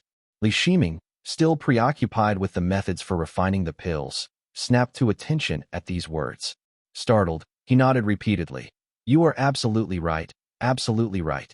I almost forgot and nearly fell into the trap of ingratitude. I will pack up and head to the Xiao family right away." Li Shijuan nodded and updated him on recent events. He then took out 2 jade bottles, one large and one small, and said, "While you were in seclusion, our aunt returned from overseas and brought back some Yua stone liquid and 3 profound tempering pills, treasures only the direct lines of immortal sects can afford." With a hint of joy, he added, "For some reason, my cultivation speed has significantly increased since reaching foundation establishment realm. With these resources, and after taking the profound pill, my progress will only accelerate further." Li Shijuan congratulated him with a smile, his mood greatly improved. After chatting a little more, he excused himself and departed. Li Shiming, holding the jade cauldron in his hands, calculated the time and dared not delay. He immediately mounted the wind and flew off from Mount Wutu, heading toward the Xiao family. The Eastern Sea, Qian Strait. The overcast skies that had loomed over the Eastern Sea for years had finally begun to clear. Though thunderstorms and dark clouds remained more frequent between the various seas, most of the waters were now bright and sunny. The Qian Strait stretched endlessly, linking together a series of islands. Apart from the deep-sea region of Lizhou, this area had the densest population, with long, narrow islands connected in a continuous chain amid turbulent waters. The once bright sky gradually darkened as clouds gathered overhead. 2 beams of light descended from the north, landing on a small island. Leading the way was a middle-aged man clad in golden armor and robes, standing with his hands clasped behind him. The second figure, bathed in purple light, resolved into a female cultivator wearing jade armor and wielding a spear. She stood atop thunderclouds for a moment, gazing at the darkening sky. Chapter 584, Silver Hook Spirit Thunder, 2. Second uncle, the storm clouds have indeed appeared. Perhaps this time we will catch it. The woman was none other than Li Qinghong. With the Durua spear in hand, her aura had already reached the mid-stage of the foundation establishment realm. Purple lightning surged and rolled beneath her feet, illuminating the mountain below with dazzling light. In recent years, The phenomena of falling water rising storm in the eastern sea had grown more intense, greatly benefiting thunder cultivators. Li Qinghong had seized the opportunity to enter seclusion, successfully breaking through to the mid-stage of the Foundation establishment realm and significantly enhancing her strength. Several years had passed in the blink of an eye. Her elder brother, Li Yuanjiao, remained in seclusion, while Li Xianfeng roamed the eastern sea. Li Qinghong had returned home briefly to investigate the lightning phenomenon and, upon hearing the news, set out to explore the eastern sea in search of spirit lightning. Li Xianfeng stared at the lightning flashing within the dark clouds, nodding slightly. During the falling water rising storm in the eastern sea, many types of thunder will descend. I have heard of several varieties appearing in the marketplace. This matches well with your technique.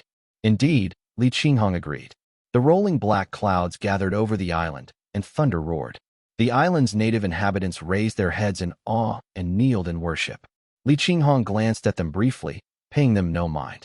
This remote area lay at the very edge of the eastern sea. The locals spoke in a language unintelligible to outsiders. They kneeled in groups, some trembling, clutching staffs, clearly priests or shamans with a trace of cultivation. They prostrated themselves, shivering in fear of the Foundation establishment realm cultivator's overwhelming aura. After a brief wait, the clouds slowly coalesced into a bright, snake-like arc of white lightning. It coiled and writhed restlessly, darting through the black clouds with sporadic leaps. "It is the silver hook profound thunder, after all," Li Qinghong said. She had obtained much information about different types of lightning through secret methods. Though she had missed some during her seclusion, she had made 5 or 6 trips since, all in vain, until now. Fortunately, this island has remained isolated and unchanged for thousands of years, with its name intact. The information Li Qinghong had acquired indicated that the silver hook profound thunder struck Lulai Island within the Qian Sea. After searching the Qian Strait, she estimated that this island was the most likely candidate. The dark clouds gathered, with silver-white lightning swirling within them. Li Qinghong felt a surge of excitement in her heart as she soared into the sky. After waiting a few moments, she extended her slender finger and made a hooking motion in the air. Boom! The silver-white lightning, which had been hovering restlessly within the clouds, seemed to be drawn to her gesture. It plummeted downward, crashing violently onto her fingertip and transforming into a turbulent, flickering bolt of white lightning. Some residual lightning sparks, scattered like tiny birds returning to their nest, rained down in a cascade. They converged on her fingertip, gradually compressing into a small, silver-white bead. Li Qinghong clasped her palms together, exhaled slowly, and after a moment, stored the bead in her thunder pool. With the lightning absorbed, the dark clouds dissipated and the sky cleared. Feeling pleased, Li Qinghong nodded toward Li Xianfeng and soared upward on the wind. After leaving the strait, Li Xianfeng halted midair and said softly, "No need to rush. Allow me to search this area briefly." Understanding his intention, Li Qinghong nodded and joined him in scanning the surroundings. After circling the area once, Li Xuanfeng's gaze swept casually across the scene. Suddenly, the golden bow on his back glowed brightly. A hint of delight crossed his face as he sneered. "Indeed, that wretch is still hiding in the sea." Yeah, Li Xianfeng had searched for lightning on several occasions, meticulously investigating each location in hopes of tracking down the elusive Yu. Hearing this, Li Qinghong's spirits lifted. She watched as Li Xianfeng drew his bow and notched an arrow, a spiral of dazzling light rising from the longbow. Go! The arrow vanished from his grasp, and a deafening explosion erupted on a distant island. Li Xianfeng slung the longbow onto his back and stepped onto a golden shuttle, descending swiftly. Everstream Island. This island stretched in a narrow, elongated shape, with numerous rivers crisscrossing its terrain. Houses crowded the land, and monks directed mortals to carry stones and lumber up to the tallest mountain on the island. At the mountain's summit, over a dozen temples had been erected in various sizes. The largest stood in resplendent glory, its corridors interconnected, with clear waters from a lake reflecting blooming lotuses. Within the main temple, the atmosphere was grim and shadowed. Hundreds of carved stone statues, each with a unique and sinister form, lined the walls. In the center stood a jade altar, beneath which a bubbling pool of blood churned violently. Atop the altar rested half a corpse. Its cracked skin continuously split open and reknit itself, absorbing the blood below in a grotesque display. Yu sat cross-legged atop the high jade altar, motionless as he cultivated. Beneath him lay a blood pool spanning several zhong, its surface bubbling and churning. Streams of multicolored light rose from the pool, transforming midair into vivid illusions. Some illusions depicted beautiful women and fine wine, while others showed ornate pavilions and majestic mansions. These phantasms swirled and danced around you as if paying homage. On either side of the altar, rows of monks dressed in black robes stood in a neat formation, bowing respectfully as they waited. You let out a breath, his tone laced with irritation. This place is truly awful. Far from Jiangnan, sparsely populated, and with so many useless sons of Diong, what a waste. Years ago, in despair, he had fled across the sea and eventually found this refuge. After a period of rampant slaughter to stabilize his cultivation, he had swiftly established temples on the island. Yu's current strength left him incapable of prolonged combat. The so-called son of Diong's flesh and blood were bland and unsatisfying, so he proclaimed that son of Diong embodied the true Taoist physique, while ordinary mortal flesh was a sinful aberration. This allowed him to rapidly take control of the island and fabricate a sect of Diong monks to provide him with blood offerings. Having roamed the overseas regions for some time, Yu had become well-versed in these tactics. He quickly established a fully functioning system, using mortals as cattle for blood and flesh to sustain himself. However, he found the island's isolation and lack of spiritual energy particularly frustrating. Most of the population were ordinary mortals, and their offerings barely kept him alive. Healing his injuries or escaping to the Western Sea seemed nearly impossible. I will have to take it slow, cultivating a few subordinates to scour the nearby islands for more blood offerings. Yu had recovered from his initial despair. As long as there were people on the island, he held hope of regaining his strength. After all, mortals were easier to maintain than spirit beasts and surprisingly effective, a business with no costs and guaranteed returns. As he mused over his plans, a sudden chill swept over him. A bone-deep coldness made him shudder, and a faint buzzing sound reached his ears, growing louder. Buzz, buzz. How is this possible? Yu froze, his body trembling as the same terrifying hum that haunted his days and nights resurfaced. The monk's body on the jade altar jerked twice, blood streaming from his ears as he murmured, "He is here." The blood in the pool beneath him surged violently, climbing up the jade altar in an attempt to shield him. But it was too late. A deafening explosion rang out as the jade altar was torn apart, shattered into two pieces. Multicolored light burst forth in chaotic streams. Master Monk. The black-robed monks coughed up blood in unison, collapsing to the ground. The countless statues within the temple crumbled simultaneously, falling into piles of fine stone dust. The grand hall itself groaned as though mourning its destruction before collapsing with a thunderous crash. At that very moment, across the northern Qinling prefecture, statues shattered in various locations. In the waters of the converging sea and scarlet pristine sea, monks raised their faces in terror, pale with fear. Second senior brother has fallen too. Chapter 585, Sarira Pearl. Li Xianfeng and Li Qinghong descended from the wind. They saw smoke and dust rising from the mountaintop and panicked monks scattering in all directions. Many locals frantically dug through the rubble, their faces filled with terror as though the sky itself were falling. The buildings on the summit of the island's mountain had collapsed. The green roof tiles amidst the ruins had pretty much revealed that a huge temple had been standing in the heart of the destruction. The ground was stained with blood, looking like an eye-catching scarlet sea. As the two people landed on the ground, the monks appeared to realize what had happened. Their cries filled the air as they rushed to the temple hall in the center. Li Qinghong's spiritual sense swept through the scene, then said, "Second uncle, the spiritual energy in this blood is dense. This volume. It couldn't be the blood of a cultivator. It must come from some sort of a blood pool, one that's used for sacrificial spells." Li Xianfeng stepped further into the ruins and noticed lotus flowers on the ground. Golden light shone down upon them, making them seem rather sacred amidst the swirling dark gray dust. The platform in the middle had been split into two. Something white and crystalline, about the size of a grain, floated in midair.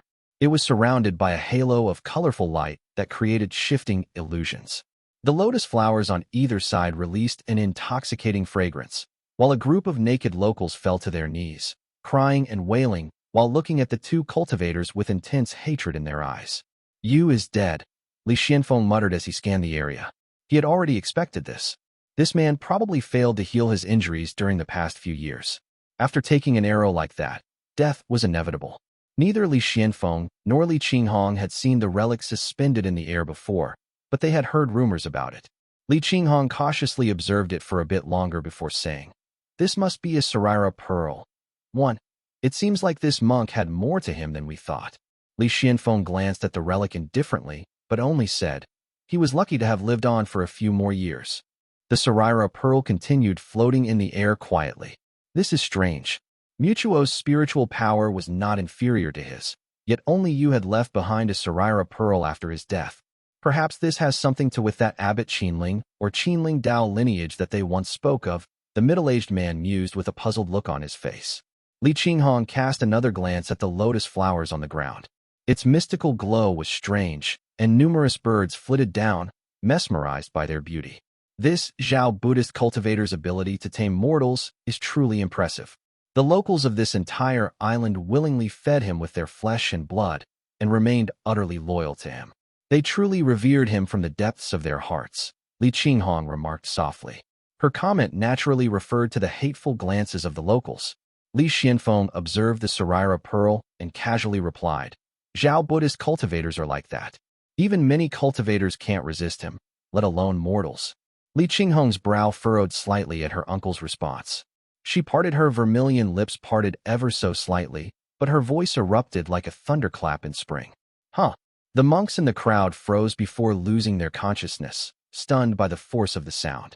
Li Qinghong casually raised her hand, channeling her mana. The monks immediately formed a neat line, moving toward the temple entrance. Since they had seen the Sarira pearl and its illusions, it would be very easy for them to stray into the wrathful Dao. Li Qinghong used her mana to erase their memories, sparing the Li family from any revenge that might come from a master monk decades later. Meanwhile, Li Xianfeng raised his hand carefully, taking out a jade bottle. Using his mana, he pulled the grain-sized Sarira pearl from the air, guiding it into the bottle. The moment it entered, the jade bottle gave off a burst of warmth. A faint red glow shimmered through its turquoise body. With a sweep of his spiritual sense, Li Xianfeng could hear the faint echoes of yelling and muffled incantations, as though the bottle contained the voices of thousands. "How disturbing," Li Xianfeng muttered, then cast a few spirit pacification spells. They had little effect, so he pulled out several higher-grade talismans and affixed them to the bottle, which made him feel more at ease. As soon as the Sarira pearl was sealed in the bottle, Dharma light and the glowing lotuses in the hall vanished. The temple, now partly collapsed, slowly dimmed too. Li Xianfeng, using his mana, shot out a burst of mana and retrieved several Dharma artifacts from the ruins. When he first severely injured the monk had lost most of his valuable items. His most prized possession, a pair of long staves, had already been taken by Li Xianfeng before. What remained were less valuable artifacts, mostly made of gold, jade, and pearls, radiating divine light. These were mainly Dharma artifacts that could manipulate people's hearts and leave spiritual seals, so Li Xianfeng stored them away. After scouring the island carefully for a few rounds with Li Qinghong, they took off together. With the evil spawn dealt with, Li Xuanfeng's mood lightened significantly, and he felt so much more at least. Perhaps this is some kind of Buddhist legacy. Maybe we could use it to catch a few more Zhao Buddhist cultivators, he remarked. Li Qinghong smiled and nodded, her gaze turning to the mountain filled with temples with monks moving busily between them. She frowned for a moment, then performed a series of hand seals and unleashed several bolts of purple lightning. With diaresis, yes. Boom. The thunder cracked, instantly shattering the temples in their path. Fire and lightning erupted, burning the sacred texts within to ash. Li Qinghong sighed softly. This is the most we can do. After all, this place was once run by Zhao State's master monk. Without any rogue cultivators willing to settle here, it might take centuries for this place to fully recover. We can't afford to care so much, Li Xianfeng replied, shaking his head as the two of them soared through the sky. They crossed the scarlet pristine sea and followed a few water veins along the way until they finally returned to Splitreed Island. Once there, they dived into the turquoise sea and made their way to the marketplace. Ning Yuan did not come to greet them because he was currently cultivating in seclusion. By the time the two arrived at the cave dwelling, Ning family's eldest brother was already waiting by the stone door. "Boss, a young cultivator came to the marketplace. He said he's looking for you." "A young cultivator?" Li Xianfeng turned to him and curiously asked, "What's his cultivation level and name?" "He's a Foundation Establishment Realm cultivator, but he refused to give his name, only saying that he's a junior from the Converging Sea." "It must be Zhong Qian. It's been several years, and he's already broken through to the Foundation Establishment Realm too. I wonder why he's come to find me now. Hopefully, it's about Green Pine Temple." Li Xianfeng thought to himself. He took a seat in the center of the cave dwelling, then waved his hand and instructed, "Bring him here." Ning Dingbua nodded and quickly left, while Li Xianfeng turned to Li Qinghong and said, "You should leave first. This person carries a strong heavenly destiny. It's better for you to not meet him to save yourself from troubles." Li Qinghong understood Li Xuanfeng's words and bowed before withdrawing. Li Xianfeng then took a jade slip, reading its contents in silence. Not long after, a young man dressed in a dark robe and with his hair tied back appeared at the cave dwelling's entrance. He paused respectfully before entering and said, "Junior Zhong Qian pays respects to the Taoist." "Come in," Li Xianfeng replied. He had heard of what fated ones were capable of, and now that Zhong Qian had reached the Foundation Establishment Realm, his respectful demeanor impressed Li Xianfeng. At least he was well-mannered on the surface. Li Xianfeng couldn't help but sigh inwardly. Seems like there's a big difference between the fated ones. Zhong Qian is very different from those I've heard of in rumors. His mind continued to wander. If the true monarch hadn't returned to the mountains so hastily, but had instead taken things one step at a time, I wonder what role Zhong Qian might have played by his side. 1. Sarira is a generic term referring to Buddhist relics. Although in common usage it usually refers to pearl or crystal-like bead-shaped objects that are found among the cremated ashes of Buddhist spiritual masters. Crow's thoughts. Hey everyone. This is a message from all the readers currently working on the Mirror Legacy wiki page. One of our fellow TML readers, Glimp, has started a wiki page for the novel, and we're working together to expand it. Open book, check it out here, the-mirror-legacy.fandom.com/wiki/the_mirror_legacy_wiki. As of now, a lot of the other readers on Discord are joining in and contributing. Due to the complex dynamics of this novel, we need more contributors to make this a full-fledged wiki. If you're interested in helping out, join our Discord and check out the thread from the Mirror Legacy channel. Let's build this together. Rocket. Chapter 586. Two Spirit Treasures, I. It's been only a few years since we last met, yet you've already broken through to Foundation Establishment Realm. That's pretty fast. Zhong Qian raised his head slightly and glanced at the cold man in golden armor before replying. Thanks to your guidance, Senior, I seized the opportunity to establish my Tao Foundation in Converging Sea. Afterward, I inquired about your whereabouts and traveled all the way here. His implication was clear. Breaking through to Foundation Establishment Realm hadn't taken him the 3 or 4 years one might expect. In fact, he had likely succeeded in just 1 or 2 years, leaving him ample time to journey here at his own pace. Li Xianfeng, recognizing that Zhong Qian's cultivation speed was exceptional, nodded slightly and motioned for him to continue. Zhong Qian paused for a moment, then spoke softly. Senior's kindness has been engraved in my heart, but I'm still unable to repay it yet. There's nothing of value in my hands, except for the news of a cave dwelling, which I wish to offer to you, Senior. He must be referring to the Green Pine Temple. Li Xianfeng listened attentively. Knowing that Zhong Qian bore a threat of fate, Li Xianfeng didn't believe the young man for even a second when he claimed he had no valuable treasures on him. Since he's offering information about this cave dwelling, I can't simply abandon him and explore it alone. He's quite a shrewd one. Had Li Xianfeng not known about Zhong Qian bearing a threat of fate, he might have felt grateful for the offer, perhaps even sending Li Qinghong or Li Yuanjiao along with him to explore it. Zhong Qian would have killed 2 birds with 1 stone, not just repaying a favor to Li Xianfeng, but also earning a companion to explore the cave with him. But now, with his deeper knowledge, Li Xianfeng merely asked, "Which cave dwelling are you talking about?" "The Green Pine Temple ruins on Green Pine Island," Zhong Qian answered, stressing the words as if fearing Li Xianfeng wouldn't grasp the significance of the site. Green Pine Temple is an ancient immortal gate, and the site is now a grotto heaven. Junior has a way to enter it, but will need a few people's help. Green Pine Temple? Li Qianfeng raised an eyebrow, feigning surprise. That's a grotto heaven we're talking about. Several immortal sects have fought over it for years. As far as I know, the Sword Gate is constantly at odds with Chuanyi Dao Gate and Crimson Reef Island because of it. Yet you're telling me you know a way to enter it? Are you sure it will work? He asked. Zhong Qian froze, seemingly realizing only then how famous the Green Pine Temple was. Well, I acquired the method from a devil cultivator. It's written in great detail, and I've studied it carefully for quite some time now. There should be no problem. There are also specific requirements for those setting up the formation. They need to be cultivators who have mastered grade 4 or 5 cultivation techniques that are mystical enough. He answered meekly.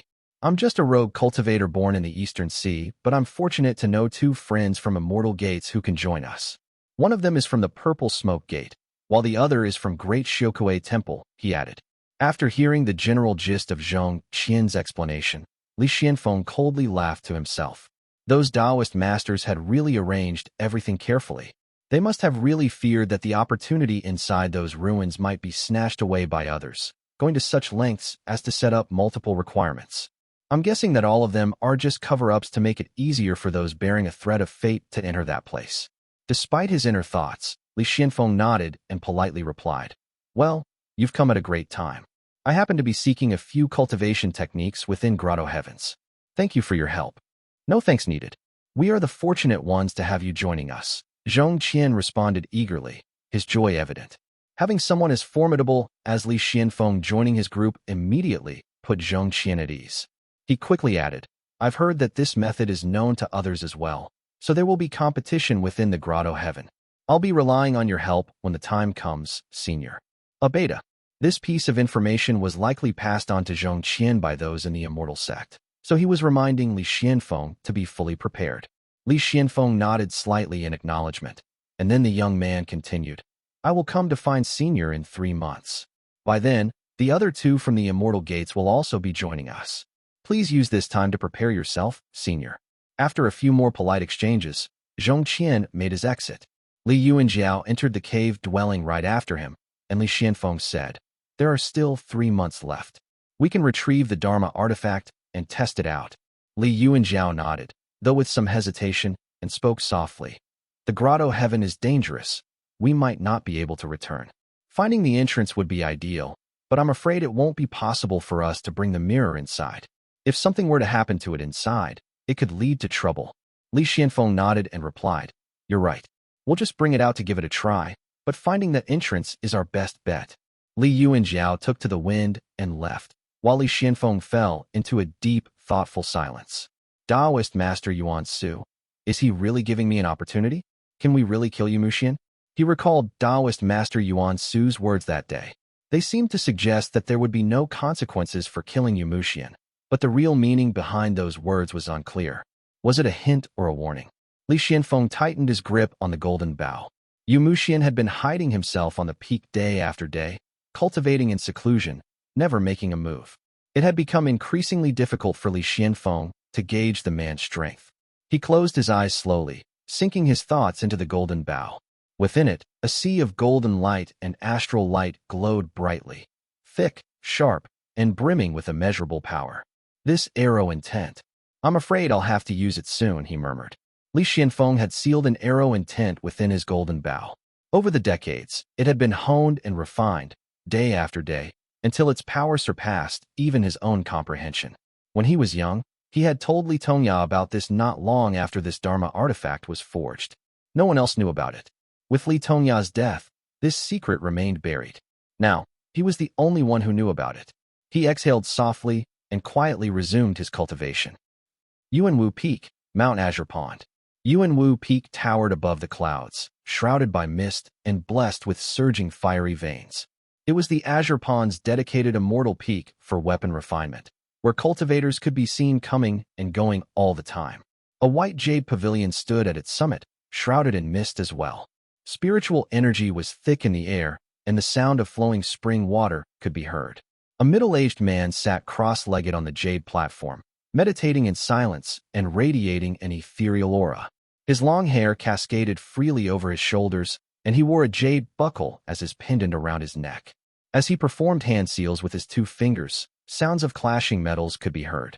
It was as though there were gold and iron within his body, colliding against each other incessantly.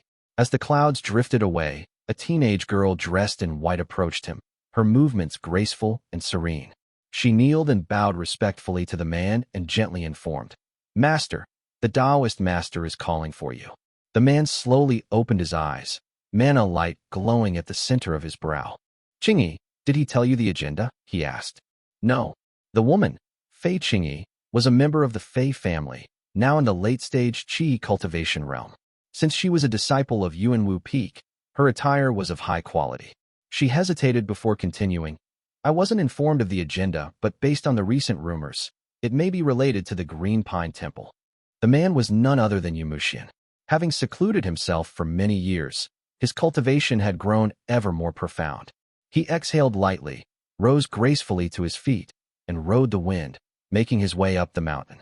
As he passed other cultivators, they cupped their fists in respect and called out, "Greetings, Taoist." Chapter 587, Two Spirit Treasures, 2. On Yuan Peak, aside from the Taoist master Yuan himself, Yuan was currently the highest-ranking figure. He merely nodded in acknowledgement to the greetings as he continued his ascent, passing through the mountain to the cave dwelling at its peak, where he waited silently outside the stone door. After a few moments, the door creaked open, and Yuan stepped inside. The cave was ablaze with golden light, dazzling and blinding him. Heat was surging from the ground. Yuan lowered his head in reverence and spoke softly. "Greetings, master." The figure before him, obscured by a shimmering golden aura, spoke in a deep, resounding voice. "Mushian, not bad. You are already at the late stage of the foundation establishment realm." Taoist Yuan sounded extremely pleased, and after a brief pause, he softened his tone. "I see you have refined both your spells, techniques, and cultivation. I've summoned you today to send you on a trip to the Eastern Sea." Yuan disliked these mundane matters the most. He longed only to seclude himself on the peak until he reached the Purple Mansion realm.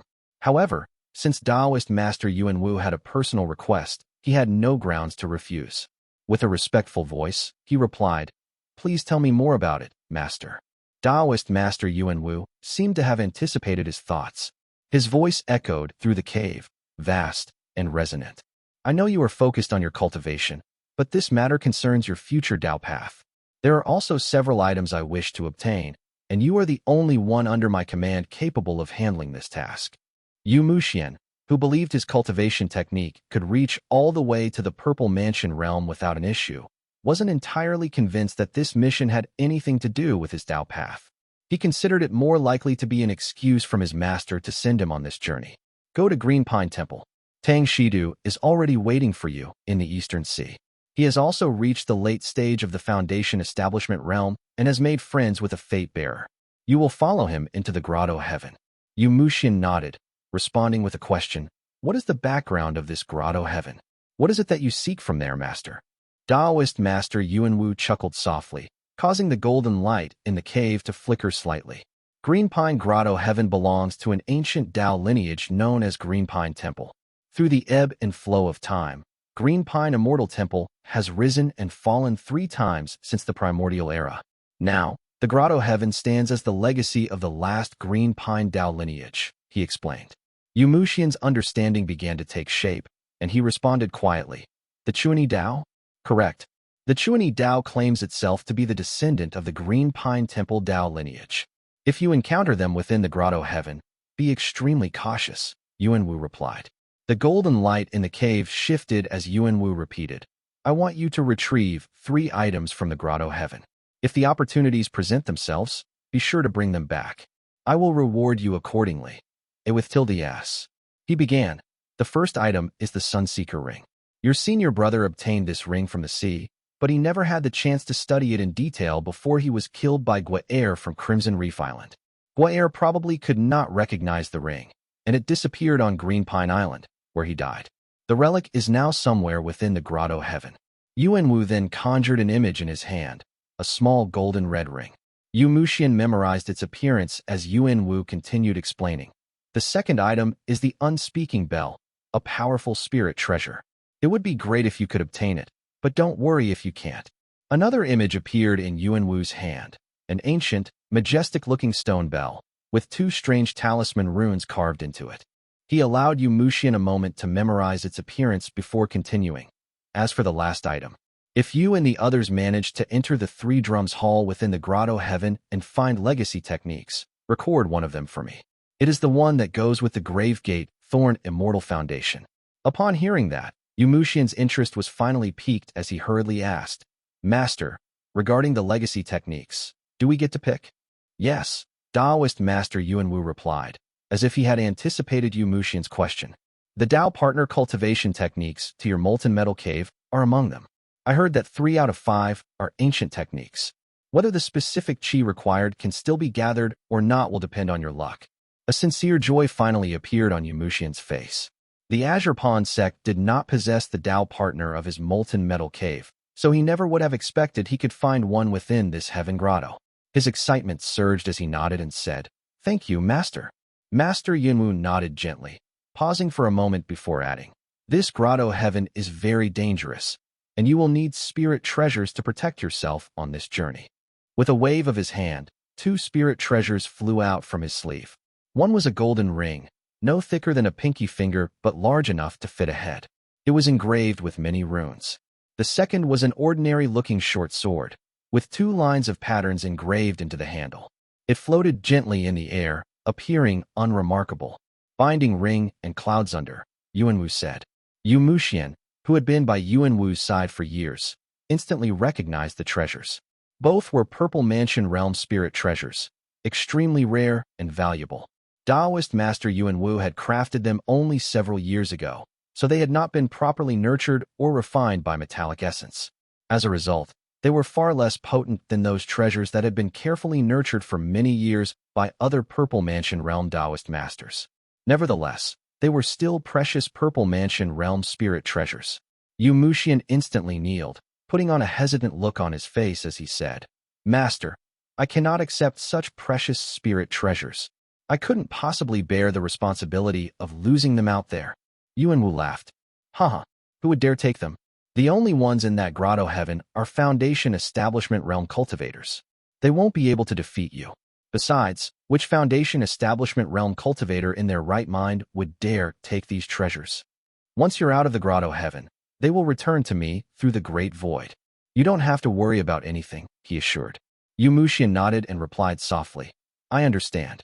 The light around Taoist Yuan Wu's body glowed slightly brighter as he continued. Ning Tiaoxiao has sent someone named Li Xianfeng over. I heard that he's a member of the Li family from Moongaze Lake. You should befriend him since you're from the same sect. There are many benefits to joining forces. Yu Muxian nodded and quietly exited the cave dwelling. As he walked, his thoughts wandered. Li Xianfeng has become the son-in-law of the Ning family, huh? Well, that small grudge between our clans is nothing. I don't mind talking with him. As for these, I'm probably the only one among the sects who get to carry 2 Purple Mansion Realm spirit treasures like this. I have to say, this mission is a good opportunity. I'll try to find a few more treasures and cultivation techniques to bring home. Meanwhile, Taoist Master Yuan Wu remained in his seat within the cave dwelling. The light radiating from his body continued to intensify. The cave dwelling was so silent that one could hear a pin drop. Chapter 588, 5 Monarchs Observing a Dice Cup, Li Yuanjiao rode the wind all the way back to Mount Qingdu. Li Shijuan was currently cultivating in seclusion, and it was his daughter, Li Yuexiang, who came to greet him. Li Yuexiang had grown a lot taller now, dressed in white. She wore a simple hairpin adorned with a tiny white jade osmanthus flower no bigger than a fingernail. Just like Xiao Guilwan, she also had a pair of phoenix eyes that embodied the soft beauty of Jiangnan's water villages. She cupped her fist and said, Yuexiang greets father. Li Yuanjiao closed his eyes for a moment before saying softly, Xiang'er is a qi cultivator now. Li Yuexiang had already reached the qi cultivation realm, practicing the Pheasant Flame's long march technique. Li Yuanjiao barely registered that the little girl in his memory had already turned into a young lady. Looking at her now, he realized that he had missed her entire childhood. Li Yuexiang smiled and nodded to his words. Li Yuanjiao fell silent for a moment before announcing softly, I've returned only to see you and your mother. I plan to enter the Green Pine Temple ruins, and I fear I might not come out from it alive. Li Yuexiang paused. She looked at the silent, middle-aged man in black and replied, Father, you've been working hard. Li Yuanjiao continued walking with her, with hands behind him. He hesitated for a moment before awkwardly asking, "Do you have any preferred Dharma artifact?" "No," Li Yuexiang answered casually, and her father awkwardly searched for another topic to talk about. It wasn't too long before they found Xiao Guowan. Xiao Guowan had remained at the 9th layer of the Qi cultivation realm for some time. Though Li Yuanjiao oversaw the Li family, he had been unable to spare an essence-gathering pill for her. Xiao Guowan understood that her husband preferred she not involve herself too deeply in the family's affairs, so she quietly continued her cultivation in the mountains. Over the years, Xiao Guowan studied the art of talisman drawing to fill her time. When she learned of her husband's unexpected return, she was very happy. After a few intimate exchanges with him, Li Yuanjiao brought up the topic of Green Pine Temple ruins. Xiao Guowan listened quietly, waiting for her husband to finish speaking before asking, "Must you go?" Li Yuanjiao fell silent for a long while before replying, "If we wait until that man breaks through to the Purple Mansion realm, our family will meet a tragic end. I must kill him. I fear that second uncle's strength alone will only be enough to defeat, but not kill him. I must pick up my sword and go there to cut him down with my sword intent."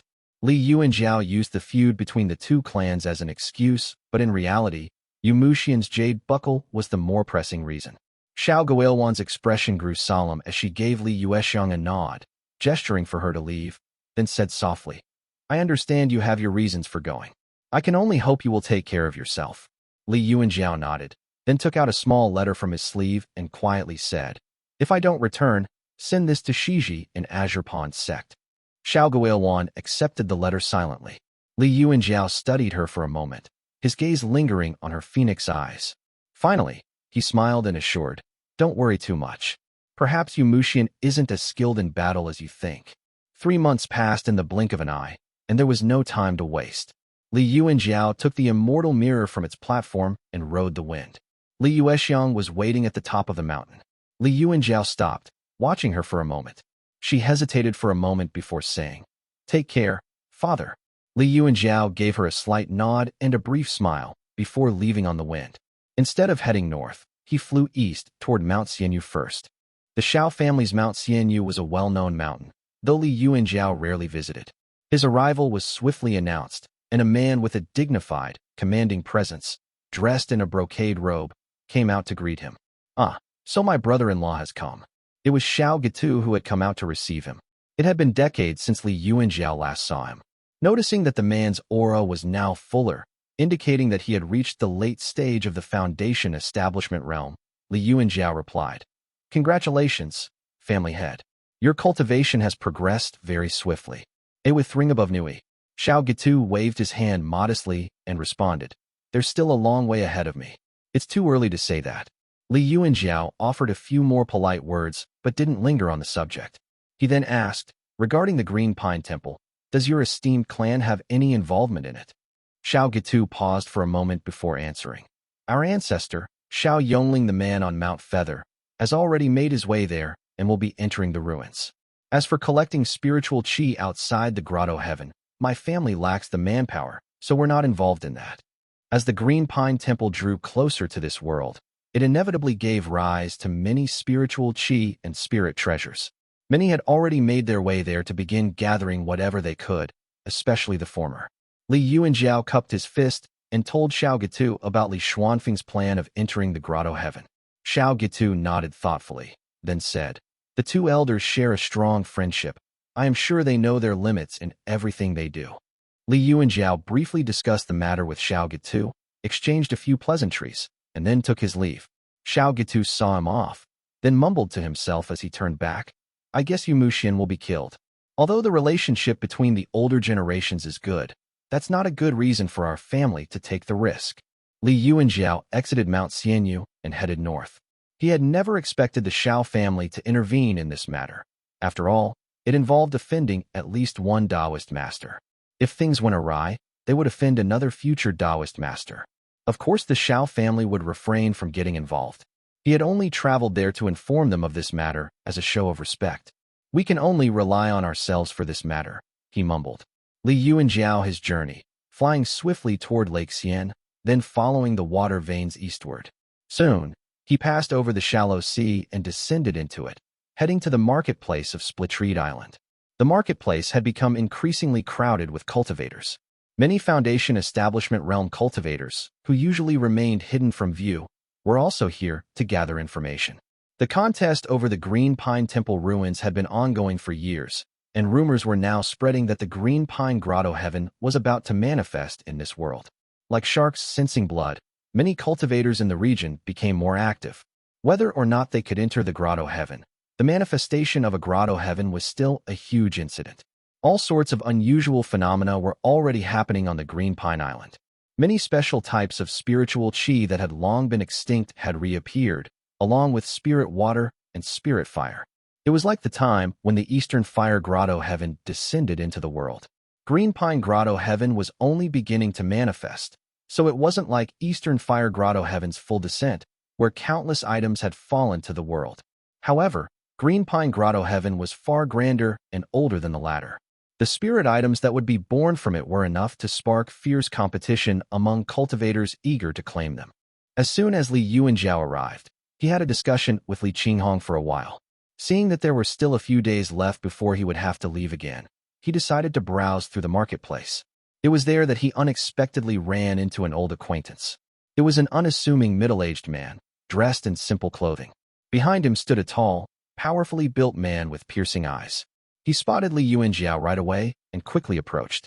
Han Shizhen of the Han family from Donglu greets fellow Taoist. It was the young master of the Han family on Donglu Island.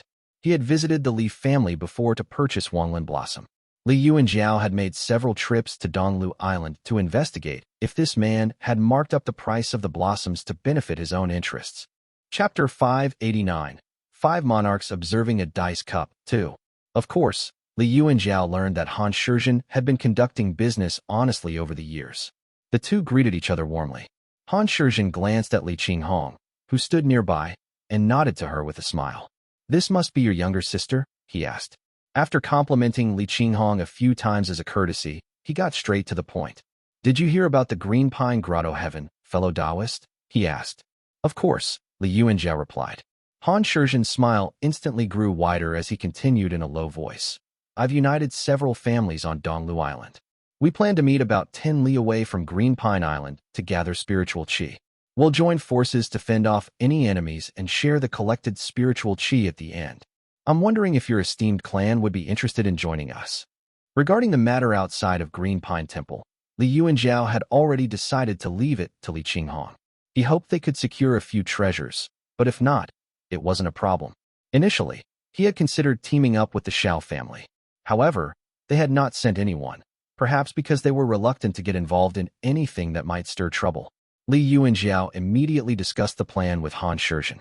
Since Li Qinghong's strength had grown significantly, teaming up with the Han family was a wonderful arrangement. After setting the date, Han Shizhen bid them farewell. Li Yuanjiao then whispered to his younger sister, "Don't cause a scene out there. Leave after you get 1 or 2 spirit items. We don't know what will happen there, so it'll be safer for you to return to the clan first to avoid any trouble." Li Qinghong nodded silently. Li Yuanjiao didn't say much more, then called upon the wind once again to find Li Xianfeng. Since it was about time for them to leave, the two began their journey to Green Pine Island. Green Pine Island was situated near Crimson Reef Island. Thankfully, the ever-flowing jade cloudliner was still in Li Xuanfeng's possession. He threw it into the air, and it immediately grew in size, giving off a turquoise light as it transformed into a large ship over 10 zhong long. Zhong Qian, Li Xianfeng, and Li Yuanjiao boarded the cloudliner.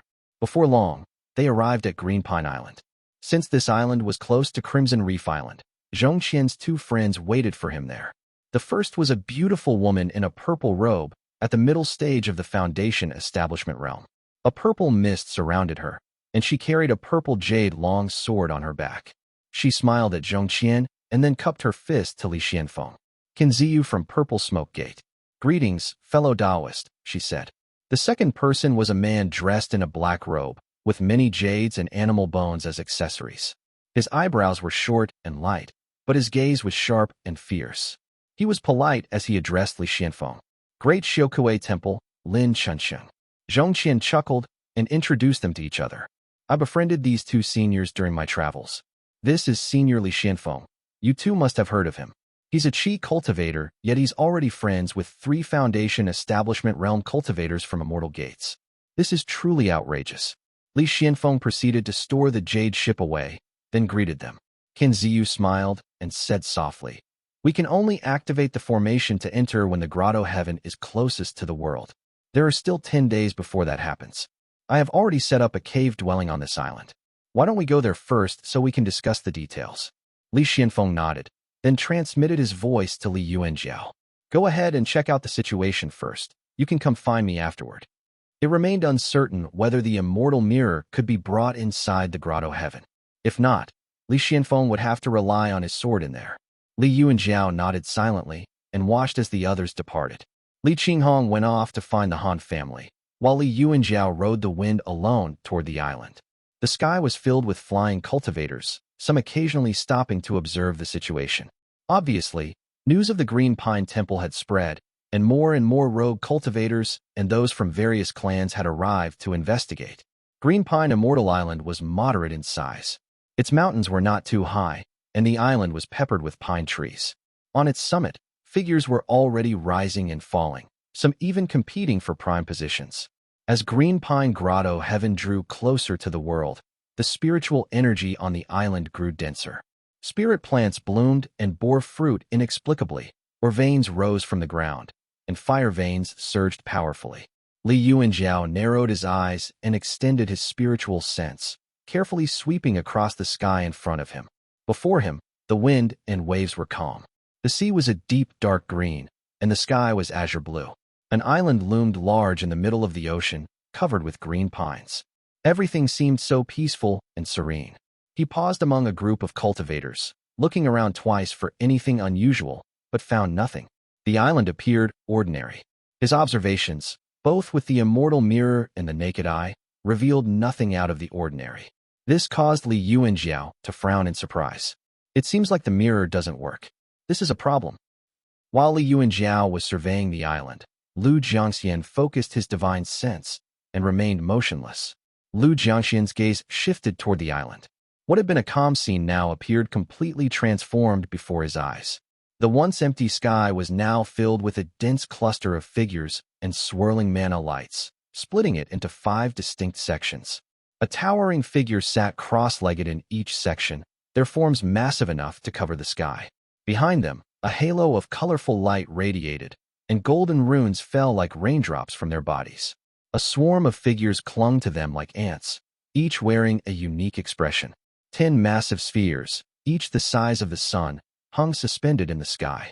They were white on the outside with black centers, unmistakably the eyes, some with vertical pupils, others square or hexagram. All were fixed on the small island below, gazing directly at it. Eyes. The suns he had just seen were the eyes of these 5 figures, whose faces were obscured by endless clouds. Yet, those eyes seemed to burn into his heart. They were both distant in the sky and unsettlingly close at the same time. These figures were so immense that their heads seemed to press against the highest shroud of the heavens. They had to lean forward, drawing their heads close together, as if they were children peering down at ants on the ground. They sat on the ocean floor, their bodies hidden beneath the deep waters. Some appeared lost in thought, others clasped their hands together or rested their faces on their palms, blocking the sky with their sheer presence. The 5 figures sat around the Green Pine Temple, which stood at the center like a dice cup. Each of them seemed to hold their own silent guess, waiting patiently for the revelation. Above the island, an arc began to form, accompanied by natural phenomena. Clearly, this must be the Grotto Heaven, a delectable dessert on display before the 5 true monarchs. Lu Jiangxian stared, frozen in place, too afraid to look away. For giants loomed before him, with countless human figures perched on their shoulders, knees, and even fingertips, each holding Dharma artifacts in various poses. They remained motionless, like statues, all staring at him. The 5th giant sat behind Li Yuanjiao, one hand raised in front of his golden white lips, while the other rested flat in front of his chest, palm open, like a great island. Both of them had already fallen into his hand. His palm prints were like deep grooves, and his golden white skin shone as if it were some extraordinary treasure. His clothes shimmered like a golden white cloud. At the same time, they also seemed like a waterfall cascading upward into the endless clouds above. Lu Jiangxian stared, catching a vague glimpse of a face, its features not fully visible. The true monarch wore a jade crown resembling a mountain, and his silver-white oval pupils swirled with illusions, fire refining real gold, gold and metal striking each other, sand and stone rising into the air. Each vision appeared one after the other. What nearly caused Lu Jiangxian to stop breathing was the true monarch's cold, unblinking gaze, fixed squarely on Li Yuanjiao in his palm. From the great void, an ice-cold voice emerged, crashing down into the world inside the mirror like a handful of gold, iron, and gravel. Senior Ingza, I've been waiting for you. Chapter 590, Taiyuan. At almost the exact same moment, four figures nearby turned their gazes toward Li Yuanjiao, their eyes cold and piercing. Various lights swirled within their pupils, deflecting all illusions outside the boundary of the mirror. Lu Jiangxian's heart felt as if it had been struck by an avalanche, his mind reeling with terror. Green Pine Temple. They orchestrated this trap. It was all to lure me here. Lu Jiangxian held his breath and steadied himself, his mind going blank. He remained utterly silent, but fortunately, he did not project the scene to Li Yuanjiao, who remained completely unaware. Li Yuanjiao continued to fly freely within the palm of the entity, navigating the wind without suspicion. As the initial shock subsided, Lu Jiangxian calmed himself and thought swiftly, "No, this isn't about me. They're here for the heir of Green Pine Temple, and for Ingza. I've only stumbled into their plan by accident. I almost exposed myself." He kept his eyes shut for over 10 breaths, straining to suppress his thoughts. A moment later, a voice, neutral and metallic, like molten gold mingling with lead and mercury, broke the silence. "Taiyuan, what is going on?" The jade crown above Taiyuan True Monarch's head began to glow faintly, and the silver-white pupils of his eyes shifted slightly. His ethereal voice replied, "It is nothing. I saw him peering over from a distance and decided to test him. As it turns out, he is a descendant of Li Qian of Bright Yang. It is only natural he would sense something." Though Taiyuan True Monarch's tone was calm, Lu Jiangxian felt a platinum-white force streak into Li Yuanjiao's mind like a bolt of lightning, ruthlessly scouring through his memories. Li Yuanjiao remained completely unaware, the talisman seed in his sea of qi flickering faintly as he glided farther away on the wind. Lu Jiangxian, his initial panic somewhat subsiding, looked more closely and saw a golden figure slowly manifesting upon Taiyuan's shoulder. The figure bore an identical appearance to Li Yuanjiao, though its eyes glowed golden white, and suspicion was etched across its face. The figure gripped a long sword tightly, poised as if ready to strike, yet stood frozen like a sculpture. "Taiyuan." A muffled voice came from the north. Suddenly, white mist surged from Taiyuan's shoulder, dispersing the golden figure into dust and smoke. "Li Qian treated you well," the voice intoned. Taiyuan True Monarch's silver-white pupils moved again, and the sound of clashing metal seemed to reverberate faintly between heaven and earth. He spoke slowly. "If not for Bright Yang's kindness to me, there would be no Li family in Moongaze Marsh." As Li Yuanjiao flew away into the distance, Lu Jiangxian felt a chilling emptiness settle over him. The voices of the 5 true monarchs faded from his hearing, leaving only the sight of their towering figures, which seemed to pierce the heavens and earth. Like gazing upon ants, they watched the busy cultivators scurrying on the island below. Fortunately, I didn't let Li Yuanjiao see this scene. If he had, the 5 would surely have noticed immediately. And who knows what Li Yuanjiao would become after a glimpse of the Golden Core Realm cultivators. Lu Jiangxian heaved a sigh of relief. Had Li Yuanjiao been aware of this situation, he would likely have lost his sanity on the spot, exposing himself to the true monarchs. Concealment would have been impossible. What made Lu Jiangxian even more cautious was the realization that the Green Pine Temple, in the eyes of Golden Core Realm true monarchs, was nothing more than bait. Its sole purpose was to lure out the cultivator known as Ingza, someone with countless ties to the temple. 5 true monarchs had stationed themselves there, patiently waiting for Ingza to fall into their trap. If that's the case, the area around Green Pine Temple is already a perfect snare. It's impossible to enter freely anymore. Lu Jiangxian could almost foresee the consequences. The grotto heaven of Green Pine Temple surrounded by 5 true monarchs, their gazes fixed on it. If Li Yuanjiao revealed his presence, the true monarchs would immediately break into the grotto heaven, and the Li family at Moongaze Lake would face utter annihilation.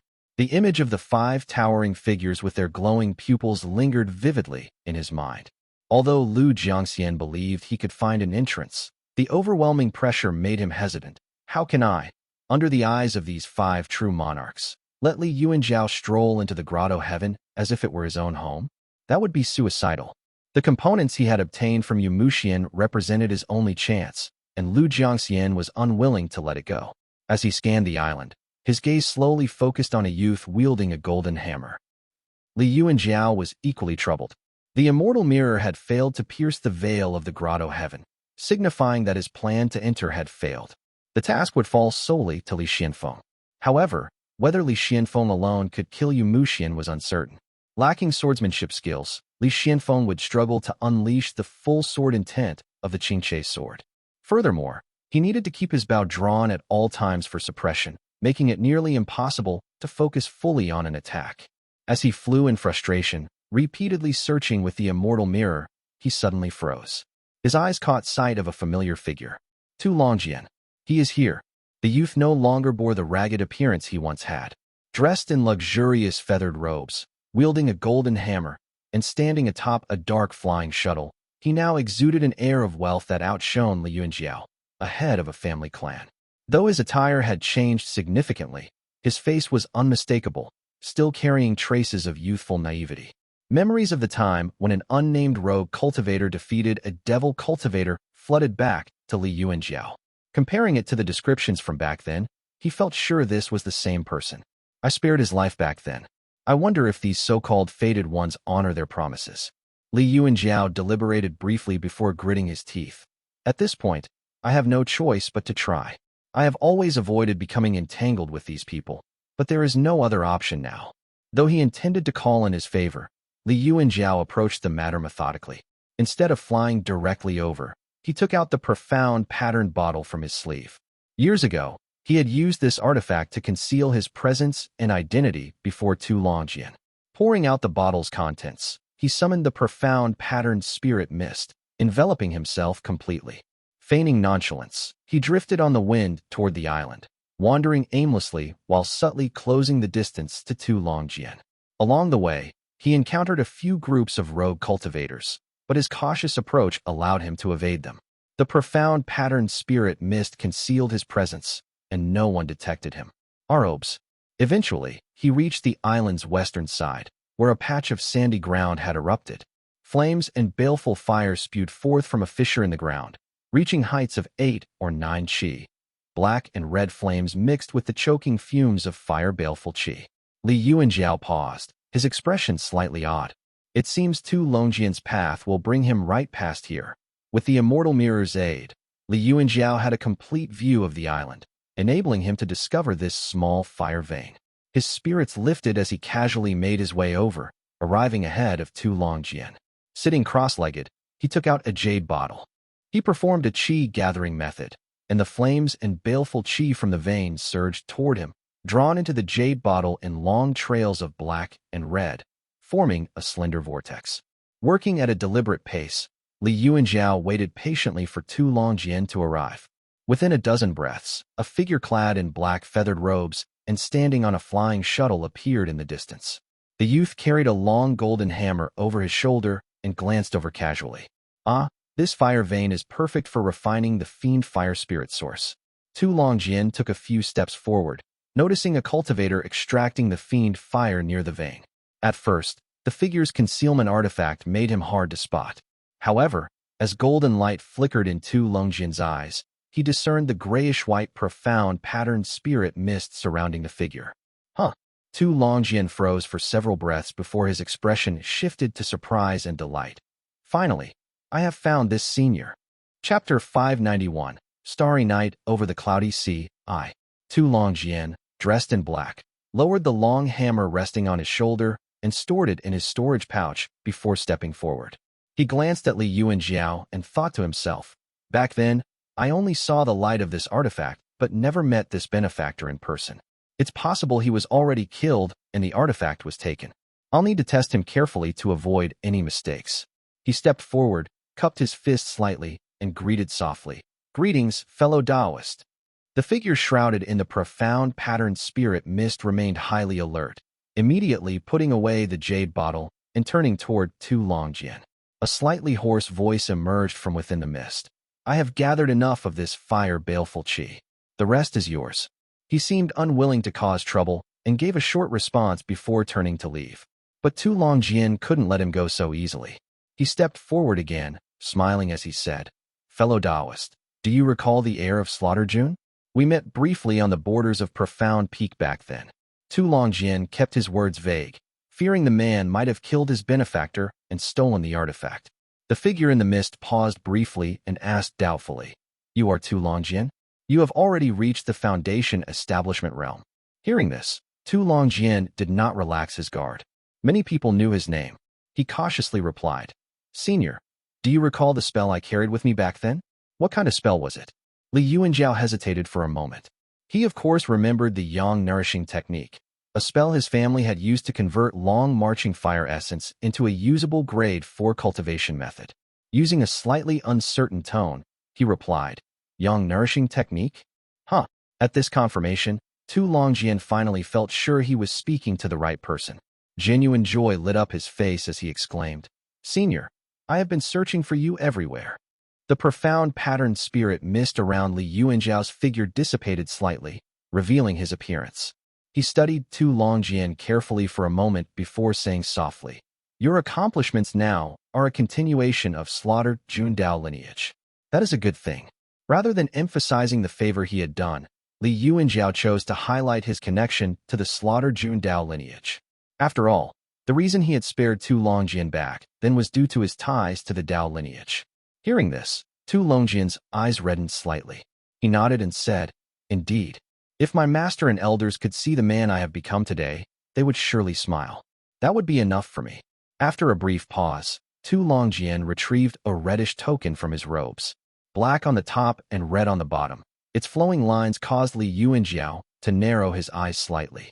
Tu Longjian gently held the token aloft, performing a hand seal as he activated it, and asked, May I ask Senior's name? The fire baleful qi immediately surged toward the token, pouring into it in a steady stream. Within a few breaths, the baleful qi was completely absorbed. Tu Longjian put the token away, and only then did Li Yuanjiao fully disperse the mist concealing his face. Li Yuanjiao, he answered. Tu Longjian looked him over, finding that Li Yuanjiao's demeanor matched his expectations. Smiling, he asked, Senior, are you here at Green Pine Temple hoping to enter the Grotto Heaven? Li Yuanjiao replied softly, Just trying my luck.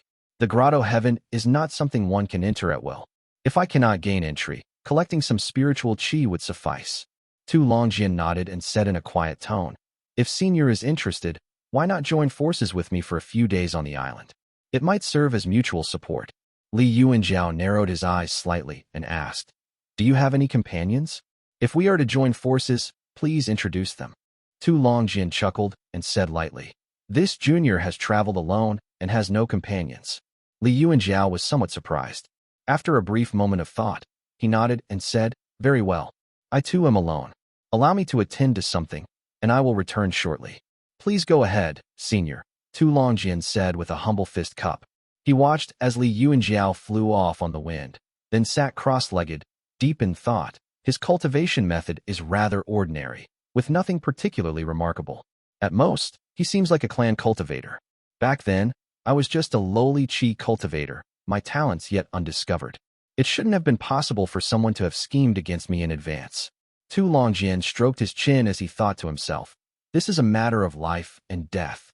Having a helper is always good. Even if I can't escape in the end, leaving treasures or other things to repay a favor is better than letting the Taoist masters have them. As Li Yuanjiao rode the wind away, he too was mulling things over with some surprise. Tu Longjian had not suggested bringing him into the Grotto Heaven, and Li Yuanjiao wasn't in a rush. Staying close to Tu Longjian was enough, as the young cultivator was already a focal point of many Purple Mansion realm cultivators' attention. It was only a matter of time before he entered the Grotto Heaven. To Tu Longjian, Li Yuanjiao likely appeared to be just a clan cultivator. Perhaps Tu Longjian was planning to wait for the Grotto Heaven to manifest more clearly before pretending to enter it by chance. But given the Purple Mansion realm cultivator's careful arrangements, Tu Longjian likely had a method to bring a few disciples into the Grotto heaven. Yet, he appeared to have no companions, which was curious. Pondering this, Li Yuanjiao soon found Li Qinghong. The Grotto heaven was incredibly dangerous, so it was impossible for Li Yuanjiao to bring the immortal mirror inside. Without saying much, he handed the artifact to her and said softly, "There may be Purple Mansion realm cultivators guarding the perimeter of the island. Be vigilant." A with tilde epsilon. Li Qinghong understood Li Yuanjiao's concern. Using the immortal mirror to detect spirit treasures could appear as though she possessed foreknowledge, potentially arousing suspicion. She nodded and replied softly, "I understand." Li Yuanjiao took off, soaring into the sky and gradually disappearing. Li Qinghong remained at her post amidst the waves for a while before returning to her temporary dwelling on the sea. Li Yuanjiao's errand took only a few hours, and he soon returned to Green Pine Island. He found Tu Longjian holding a golden hammer in one hand and a small storage pouch in the other, examining it carefully. A headless corpse kneeled before Tu Longjian, its body covered in green spots emitting a strong pine-like fragrance. In the brief moment since Li Yuanjiao landed, the spots had begun sprouting, growing into small branches and leaves. As Li Yuanjiao descended, Tu Longjian cupped his fist slightly and said, "An unwise fool crossed my path earlier. I have already dealt with him." He chuckled and added, "The Grotto heaven is about to manifest, and the activity in the Great Void will surely be spectacular. Even if a Foundation Establishment realm cultivator dies, it will not cause much of a stir, which saves us from drawing unnecessary attention." Li Yuanjiao nodded, glancing at the corpse. Whatever anomaly the body had caused had been suppressed, leaving no clue of the deceased's cultivation level. Tu Longjian approached with a cheerful expression and said, "Senior, why not walk with me around the island?" At the edge of the island, Li Xianfeng stood silently in midair, holding his bow without speaking. On the ground below, Zhong Qian and Qin Ziyu were carefully arranging a formation. Nearby, Lin Chunsheng hovered in the air, observing quietly. Lacking knowledge of formations, both Li Xianfeng and Lin Chunsheng merely waited. Zhong Qian and Qin Ziyu remained deeply focused on their work. Suddenly, Lin Chunsheng's low voice echoed in Li Xuanfeng's ears. "Daoist Xianfeng, are you a branch of Daoist Master Yuan Su's lineage?" Li Xianfeng remained unmoved, responding softly with a voice carried by mana. "That is correct. May I ask where you are from?" Lin Chunsheng's expression remained calm as he replied, "I am the nephew of Daoist Master Hofu." Chapter 592, Starry Night Over the Cloudy Sea, 2. Daoist Master Hofu was a rising figure of the great Xiokui Temple, a young and powerful cultivator with the potential to lead the temple in the future. Lin Chunsheng's background was not insignificant. Li Xianfeng nodded slightly as Lin Chunsheng continued. "When we enter the Grotto heaven, Daoist Ziyu and I will propose that we act separately. I suggest you do the same. It is better to proceed alone." Li Xianfeng frowned slightly. Lin Chunsheng elaborated through secret transmission. "In places like this, traveling with others is not ideal. You are more likely to become a stepping stone for others than to gain anything worthwhile." Li Xianfeng fell silent for a moment before replying, "Thank you for the warning." Lin Chunsheng smiled faintly. "No need to be overly polite. When we are in the Grotto heaven, we can look out for each other if needed." Li Xianfeng nodded. By this time, the two below had finished their formation and ascended on the wind. Qin Ziyu said, "The great formation is ready.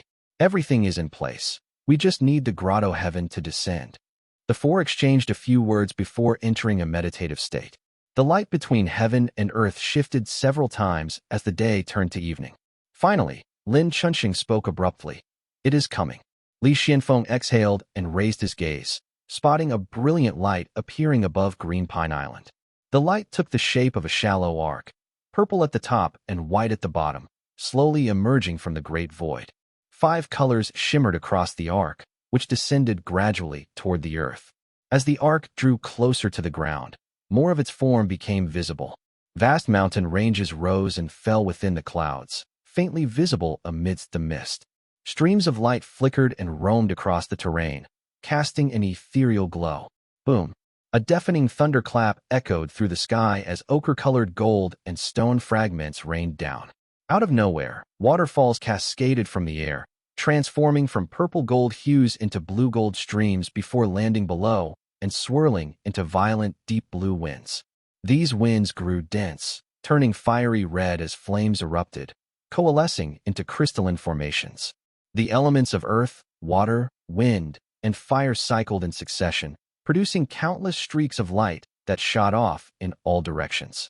The sea churned violently, its waters responding in kind by surging upward with torrents of multicolored spirit water. A swarm of rogue cultivators leaped into the air, engaging in chaotic battles overhead. Li Qianfeng and his group ignored the fray, shielding Zhong Qian as their formation activated with a thunderous roar. One by one, the formation's glowing lines lit up, and with a muffled blast, all color vanished from Li Qianfeng's sight. Everything became stark black and white. His thoughts grew sluggish as the objects before him stretched endlessly, distorting until they resolved into streams of black and white lines converging at a distant point. An electrifying jolt shot through his mind, followed by a sudden shift in vision. Darkness gave way to dazzling silver and white.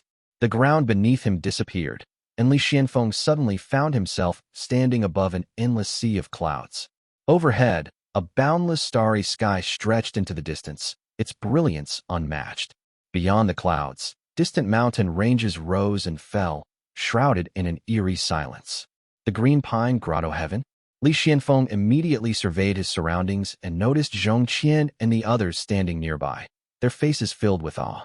Lin Chunsheng whispered, "This should be Green Pine Temple."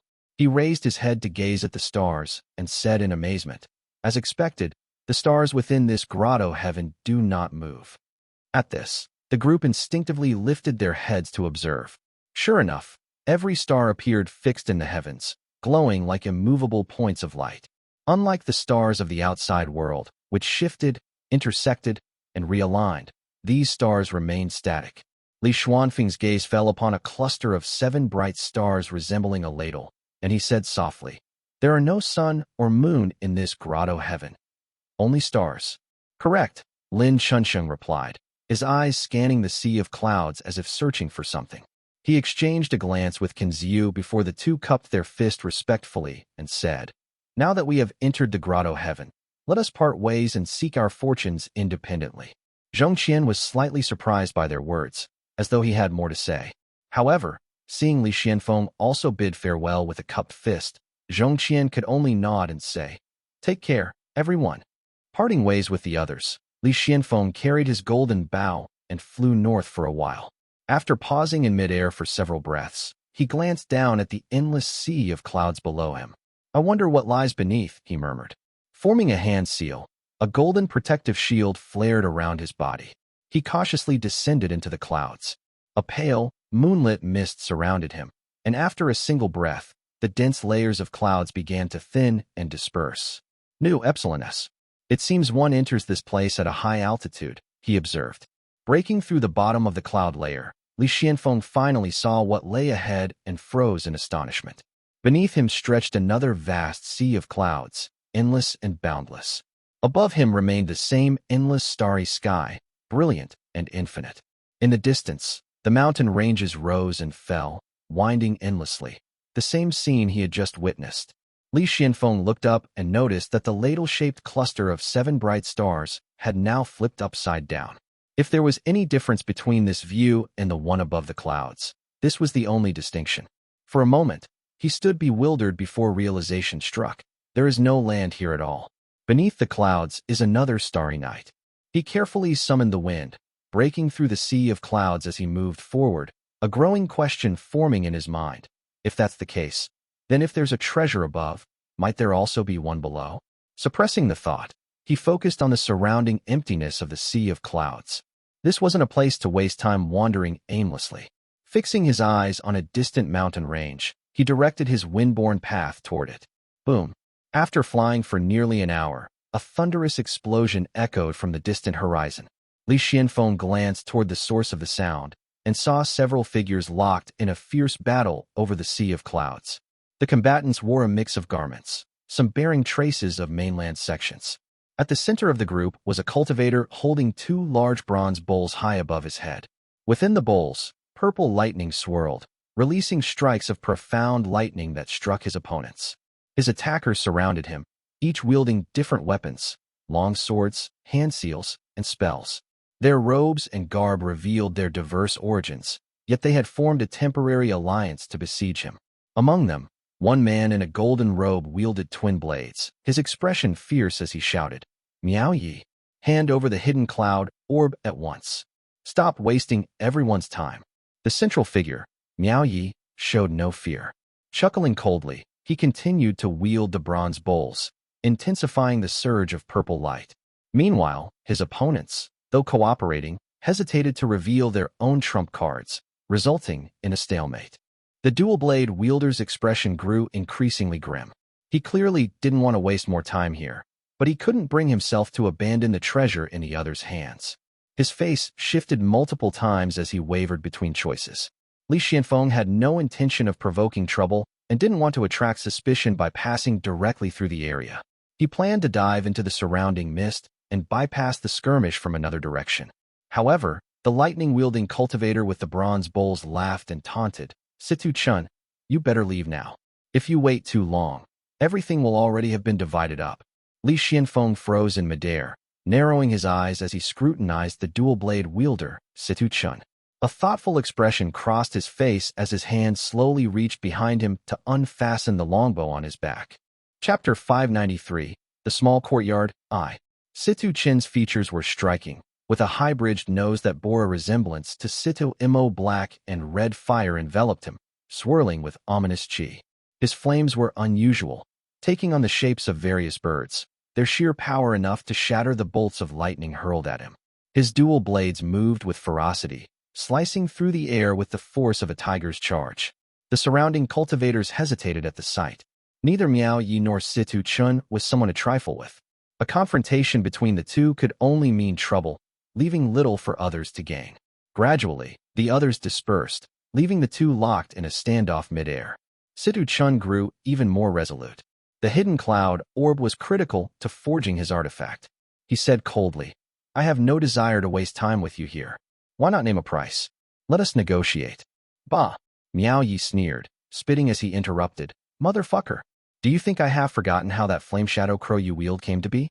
It was Situ Tang who stole my family's fortune on Mount Doshuan and seized the technique. Now you dare feign civility and speak of negotiation? I spit on you." Situ Chin's smile darkened as his expression grew cold. He retorted, "How dare you utter the Taoist master's name directly? If your family lost its fortune, you have only yourselves to blame. Your accusations are baseless." Miao Yi barked out a bitter laugh and said mockingly, "The old bastard is dead. I will curse him in front of your face. What can you do about it?" The two exchanged sharp words before erupting into battle. Li Qianfeng, clad in his black gold spirit armor, dimmed its radiance and concealed himself within the clouds, silently observing the scene. "So it is you, the Flame Shadow Crow. It really is the Flame Shadow Crow." Memories from Li Xuanfeng's youth in Lijiang Town resurfaced. A severe drought had struck Lichuankou village, emptying nearly every household. The Su family had been devoured, leaving only old Su alive, while Chun Erniu had fled to become a tenant farmer under the Li family. Old Su had died in front of Li Qianfeng all those years ago, revealing a dark secret. Golden Tang Gate had orchestrated a demonic ritual to prepare Flame Shadow Crow Qi for the young master's cultivation, using monsters to kill humans and harvest fire energy. Flame Shadow Crow Qi, Li Qianfeng murmured. These events had taken place far in the past. Harvesting spiritual qi from heaven and earth often required years or even decades. Golden Tang Gate must have collected fire qi from multiple locations, their activities unnoticed amid the passage of time. Mortals, with their short lifespans, had little time to dwell on grief. Yet old Su, clutching 6-year-old Li Xuanfeng's trousers in his dying moments, had left a memory that stayed with him for over 70 years. Li Qianfeng adjusted his longbow, and a quiver of arrows trembled. One leaped from the quiver to rest on the bowstring. Streams of golden light rapidly gathered and coalesced into the arrowhead. Standing silently, bow drawn, Li Qianfeng held his position without firing. Instead, he slowly retreated into the clouds, keeping his presence hidden as he carefully memorized Situ Chen's features. In this grotto heaven, they won't fight to the death. It's a petty skirmish over scraps, a case of losing the greater prize for smaller gains. This man, as the young master of Golden Tang Gate, is no easy target. If I act, it must be decisive, He cannot be allowed to escape or prepare defenses. Below him, the black-red flames around Situ Chun surged higher with every swing of his twin blades. His strikes hurled arcs of fire at Miao Yi, who stood firm with lightning crackling between his bronze bowls. The two exchanged spells and techniques, testing each other through dozens of moves. Gradually, the battle intensified, sending shockwaves of flame and lightning scattering across the sky. As the clash dragged on, both began to show hesitation. In the grotto heaven, prolonging their fight risked leaving them vulnerable to opportunists. Reluctantly, they reached a tacit understanding and stopped. Situ Chun sheathed his blades and snorted coldly before flying off toward a distant mountain range. Miao Yi spat in his direction before turning and heading the opposite way. Once the two separated, Li Xianfeng concealed his spirit armor and silently followed after Situ Chun, heading north through the clouds. As he moved through the mist, streaks of light grew increasingly common around him. Bright trails cut through the gray haze unabashedly, while dimmer and more subtle glimmers revealed the presence of at least a dozen other cultivators.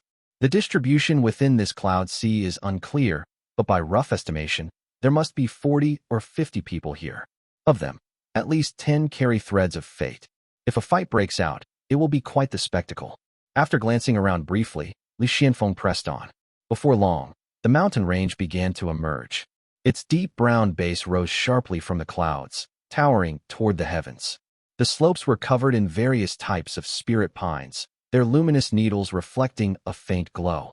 A cyan wind whistled through the forest, scattering and drawing the clouds in rhythmic waves, creating the illusion of an island floating within a sea. Amid the vast pine forest, emerald green stone steps wound upward like the body of a great azure serpent dragon. The steps extended from the mountain's foot to its summit, flanked by pavilions and terraces exuding an ethereal, celestial aura. As Li Xianfeng approached the mountain, the wind surrounding him abruptly dispersed, forcing him to falter midair. Stumbling slightly, he landed at the mountain's foot. Taking a moment to identify the phenomenon, he realized the wind was heavy abyssal gale, a rare spiritual force capable of scattering flight techniques, disrupting spirit boats, stirring sandstorms, and interfering with magical artifacts. It was a highly coveted spirit material, even among Foundation Establishment realm cultivators. Alphabetia. Such a wind was exceptionally scarce in the present world, found only in trace amounts on the Great Western Plains. Even a wisp of it could be used to forge artifacts capable of disarming opponents. Released into the wild, it would cause rogue cultivators to fight fiercely over it. Yet here, the gale seemed endless, circling the mountain endlessly. None of the cultivators knocked from the skies paused to gather it. Instead, they hurried toward the summit. Li Xianfeng descended to the ground and noticed a black-robed man landing ahead of him. The man had coarse, shallow eyebrows and gaunt cheeks. Cupping his fist, he said, "I saw Taoist Xianfeng from the skies earlier. The mountain is dangerous. Why not travel together?" The man was Lin Chunsheng of the Great Xiaokuei Temple, who had warned him earlier. Li Xianfeng had a good impression of him and raised an eyebrow before nodding lightly. Very well. The two began moving, stepping onto the stone pathway and advancing quickly while activating their footwork techniques. Ignoring the spirit pines lining the path, they headed toward the nearest pavilion. The pavilion was no larger than a small courtyard of a commoner's home. 2 stone lions stood at its entrance. As Li Xianfeng looked closer, he realized someone had already arrived. A female cultivator in a red robe stood at the courtyard gate, intently examining the pavilion. She held a small halberd in her arms, no longer than her forearm. The weapon, colored in shades of red and yellow, had 3 prongs at the tip that curved together like petals. It resembled a ceremonial artifact more than a weapon. As soon as Li Xianfeng and Lin Chunxing stopped, the woman turned to glance at them warily. In a soft voice, she said, "Taoists, I arrived here first. Please look elsewhere." Her gaze swept over Li Xianfeng and froze when it landed on Lin Chunxing. Her eyes curved into a delighted expression as she exclaimed, "Brother Chunxing." Lin Chunxing was also somewhat surprised and responded, "So it is Taoist Yuan." He gave a sincere smile and introduced her to Li Xianfeng. "This is Taoist by Yuan of the Hengzhu Dao Gate, a close friend of mine since childhood."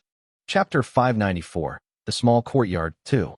Turning to Bai Yuan, Lin Chunxing smiled and said, "This is Li Xianfeng, a capable and trusted aide of Taoist Master Yuan Su." Bai Yuzhuang's attitude shifted noticeably as she responded with a smile. I was just troubled over how to break this formation. I was at a loss for what to do. Your arrival is timely. Why not work together to resolve it? That way, we can save time and avoid unnecessary entanglements. Lin Shunxing scratched his head awkwardly and cupped his fist. You know I have never been skilled with formations, and Daoist Xianfeng is not either. If Kinziyu were here, perhaps we could give it a try. Bai Yuzhuang pondered for a moment before replying. I have been studying this formation for some time. It is quite peculiar and carries an ancient flavor. It does not follow the 6-segment structure nor the 9-pattern layout. Over the centuries, as the world changed and fruition attainments shifted, its original might has greatly diminished. She flipped her hand and retrieved several jade wedges from her storage pouch. Each wedge was attached to a few fine, elongated chains. She lightly tossed them, and the chain's ends gathered back into her hand as the jade wedges danced nimbly over the formation. Explaining as she worked, Bai Yuzhuang said, this formation was likely established over 1,000 years ago, during a time when the pristine waters had yet to recede, and both bright yang and veiled yin were still present. It is even possible that the supreme yang and supreme yin still existed in the world. Hence, the formation relied on a yin-yang stabilization method for its core, making it exceptionally durable. Bai Yuzhuang continued, the world today has changed far too much. Modern cultivators favor using the 5 virtues and 3 metals as the foundation for formations, almost entirely abandoning yin-yang methods. While the Grotto heaven has mitigated the effects of these changes, flaws have inevitably appeared. With a gentle tug on the chains, Bai Yuzhuang revealed a series of glowing nodes across the formation. She pointed to a few of them and said softly, if the two of you follow the guidance of my spiritual sense and strike at these weaknesses, the formation will break. Lin Shunxing flipped his wrist and brought out a talisman. The talisman was pitch black and shimmered faintly with multicolored light. He held it in his hand for a moment, then formed a seal and activated it, slamming it down with a loud bang. Clearly holding back, Lin Shunxing refrained from using his full strength. The formation flickered briefly under the impact, but quickly regained its brightness. Li Xianfeng raised his bow, but instead of knocking an arrow, he condensed a long streak of golden light and loosed it at the formation. He, too, held back his power, causing the formation to shake violently. The formation, clearly not meticulously crafted and more akin to a casual protective barrier, was already riddled with flaws.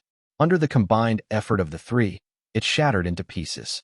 The 2 stone beasts flanking the gate dimmed and lost their vitality. The 3 ceased their attacks, and Bai Yuzhuang retrieved a resplendent white orb from her storage pouch, tossing it gently. The artifact landed and immediately transformed into a white-armored warrior. Though its cultivation was only at the peak of the Qi cultivation realm, it stood tall and dignified, its features symmetrical and calm. Without a word, it began marching toward the courtyard. This reminds me of Yuan Tuan's Azure Crest manifestation, Li Xianfeng thought to himself. He watched as the white-armored warrior pushed open the courtyard gate and boldly stepped inside. In the center of the courtyard lay a collapsed pile of rubble. The rubble was still intact enough to make out the form of a stone beast that once stood there. The creature was neither wolf nor tiger, and its shattered head on the ground bore 3 eyes and sharp fangs, giving it a ferocious appearance. Its third eye had a gemstone embedded in it, though its nature was unclear. Li Xianfeng found the stone beast oddly familiar. After a moment's thought, he suddenly realized why. Taoist Master Yuan Su had a similar stone sculpture in front of his gates.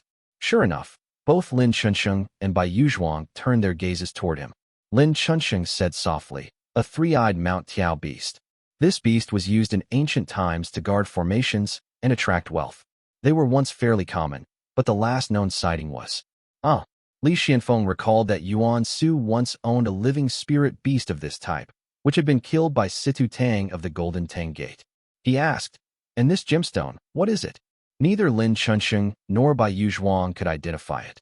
So Li Xianfeng used his mana to retrieve it and said softly, this item is connected to the spirit beast. I will return it to the Taoist master. Allow me to take it for now. The 2 nodded, watching as the white-armored warrior ransacked the pavilion and its side rooms, casually gathering an assortment of items and laying them out at the gate.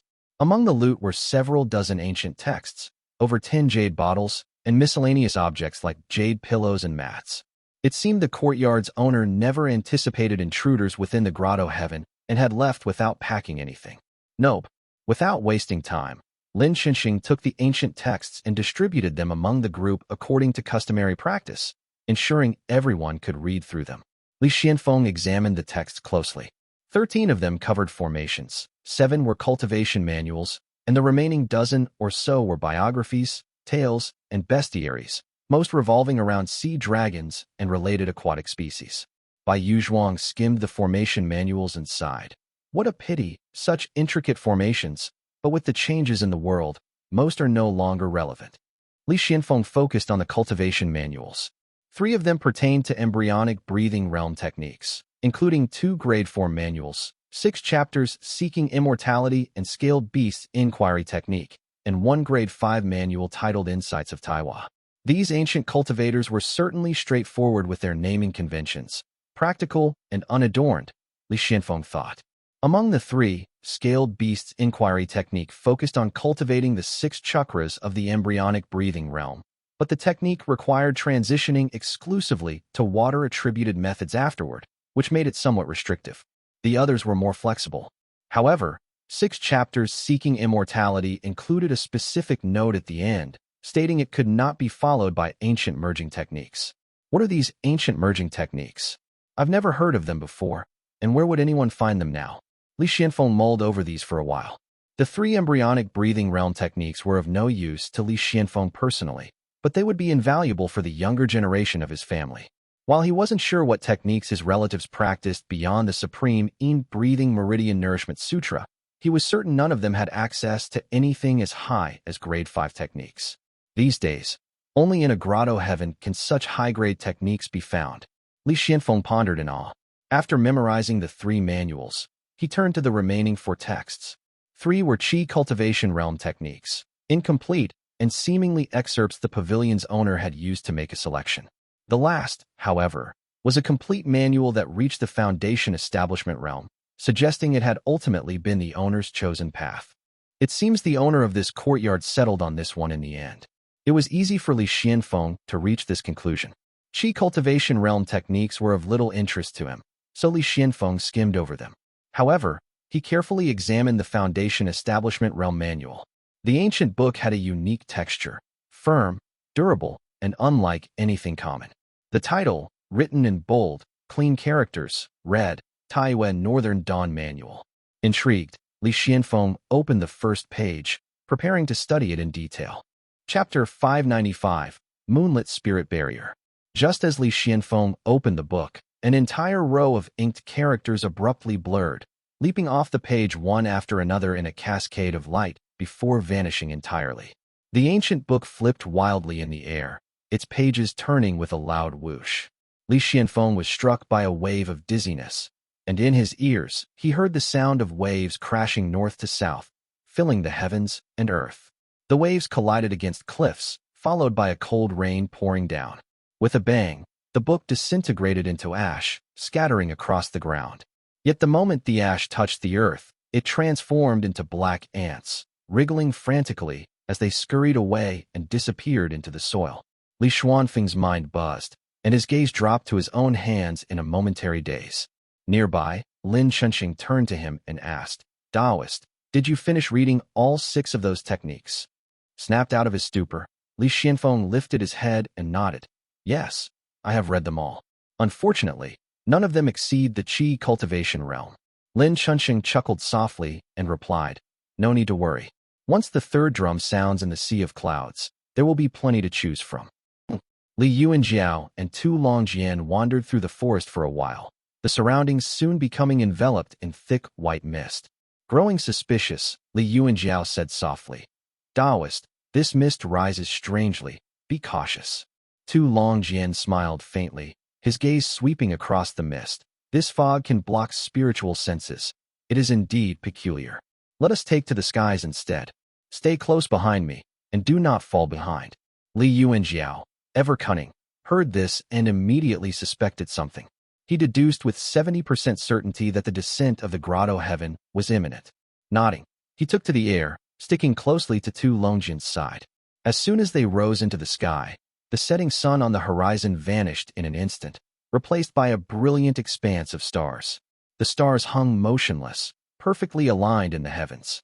The surrounding ocean had completely disappeared, leaving behind an endless sea of clouds and undulating mountain ranges. Feigning alarm, Li Yuanjiao exclaimed, "This is not good. We have fallen into someone's illusory formation." Tu Longjian's expression grew serious as he scrutinized Li Yuanjiao's reaction. Seeing this, his final doubts dissipated. Laughing heartily, he said, "Senior, this is none other than the mirrored mirage Grotto heaven." Li Yuanjiao's expression turned to one of genuine surprise. The plan had always been to reach the Green Pine Grotto heaven. So how had the mirrored mirage suddenly come into play?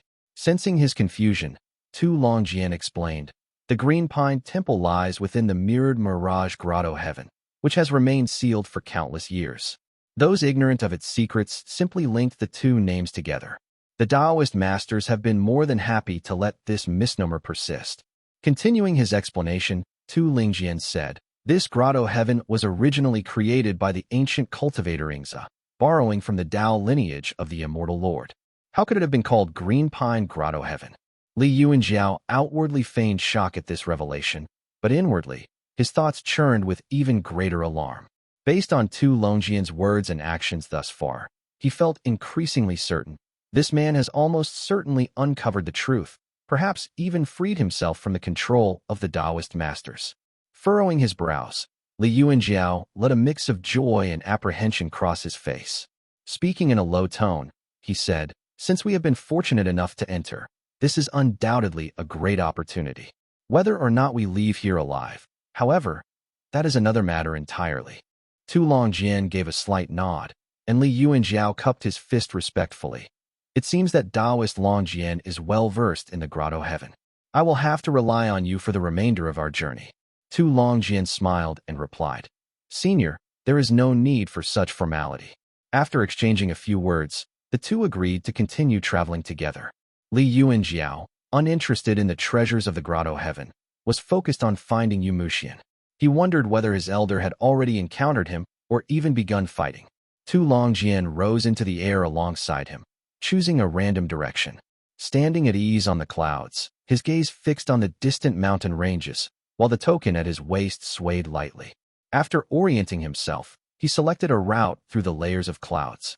They flew for a while before hearing the sounds of commotion and combat. "Someone has beaten us to it." Tu Longjian frowned, muttering his displeasure. The golden hammer reappeared in his hand. Moments later, the clouds ahead began to tremble violently as lights of various spells and techniques clashed in midair. The sound of artifacts striking each other rang out like metal on metal. Oh yes. About 5 or 6 cultivators surrounded a small hill, warily guarding against one another. Atop the hill was a tall stone platform, upon which rested a small jade bottle. The bottle was intricately carved with silver osmanthus blossoms and encased in a silver-white spirit barrier. Its purpose or origin was unclear, but the edges of the barrier exuded strands of moonlit mist, ethereal and serene, giving it an extraordinary, otherworldly quality. At the center of the group stood a middle-aged man in a dark Taoist robe, his expression cold and stern. Tall and thin, his robes were adorned with subtle patterns that spoke of exceptional craftsmanship, marking them as refined Dharma attire. In his hand, he held a purple sandalwood duster and scanned the crowd with icy eyes, speaking softly. "This Foundation Establishment Realm's spirit barrier belongs to Changshao Gate. Consider your actions carefully, all of you." Nearby, a red-robed cultivator sneered in response, his tone mocking as he retorted, "Well then, Sun Yitzi, take your precious barrier and leave. Let the rest of us see what kind of treasure lies within that jade bottle." The tall, gaunt man in the Taoist robes didn't respond, his cold gaze sweeping over the crowd. From their perch amidst the clouds, Li Yuanjiao and Tu Longjian silently observed the scene, their eyes scanning the 5 or 6 cultivators. Among them was a female cultivator in a light purple Taoist robe. Petite and refined, she stood atop a floating cloud, carefully examining the object within the spirit barrier. One delicate hand held a small golden mountain, while the other gripped a jade orb. She was none other than Kong Tingyun of the Profound Peak Gate. On the opposite side stood a young man with a refined appearance, his brows furrowed as if debating whether to retreat. Though Li Yuanjiao had only seen him a few times, the young man's face was etched into his memory. Zhong Qian. Li Yuan Jiao continued observing, scrutinizing the identities and backgrounds of the others. Meanwhile, Tu Longjian's gaze burned with intensity as he murmured, "Senior, whatever's inside that jade bottle must be something extraordinary. If a fight breaks out, just worry about keeping yourself safe." Hearing this, Li Yuanjiao shifted his focus to the tall platform. The platform itself was unremarkable, constructed of ordinary materials. The silver-white spirit barrier atop it, however, was far from ordinary. Its faint glow exuded an aura of strength, and its four corners were engraved with motifs of moon rabbits, marking it as a Foundation Establishment realm artifact from the ancient cultivators. Within the barrier, a silver-white bottle seemed to faintly emerge and recede. Overflowing with spiritual energy, the bottle's moonlit patterns were ancient and enigmatic, yet oddly familiar. The moonlit mist drifting around the bottle was so familiar it could not be mistaken. Li Yuanjiao silently chuckled to himself. The sight of the mist was unmistakable. He had seen it thousands of times in his own household. He knew exactly what it was, and its value was enough to drive every cultivator present mad with greed. Supreme Moonlight Essence. Crow's thoughts. Hey everyone.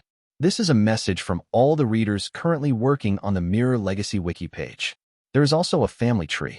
One of our fellow TML readers, Glimp, has started a wiki page for the novel, and we're working together to expand it. Open book, check it out here. the-mirror-legacy.fandom.com/wiki/the_mirror_legacy_wiki. As of now, a lot of the other readers on Discord are joining in and contributing. Due to the complex dynamics of this novel, we need more contributors to make this a full-fledged wiki. If you're interested in helping out, join our Discord and check out the thread from the Mirror Legacy channel. Let's build this together. Rocket. Chapter 596. The Six Platforms of the Grand Hall. Li Yuanjiao was witnessing supreme moonlight outside of his family's residence for the first time. Encased in a silver-plated ancient jade bottle adorned with ancient talismans, it was placed reverently on a jade platform, further shielded by an ancient spirit barrier. Even in this grotto heaven, it was clear this object was treated with the utmost respect. The jade platform was intricately carved with various formations, suggesting it was once used to assist cultivation or extract secondary spiritual qi. However, these formations had long since lost their functionality, now appearing as mere decorative patterns.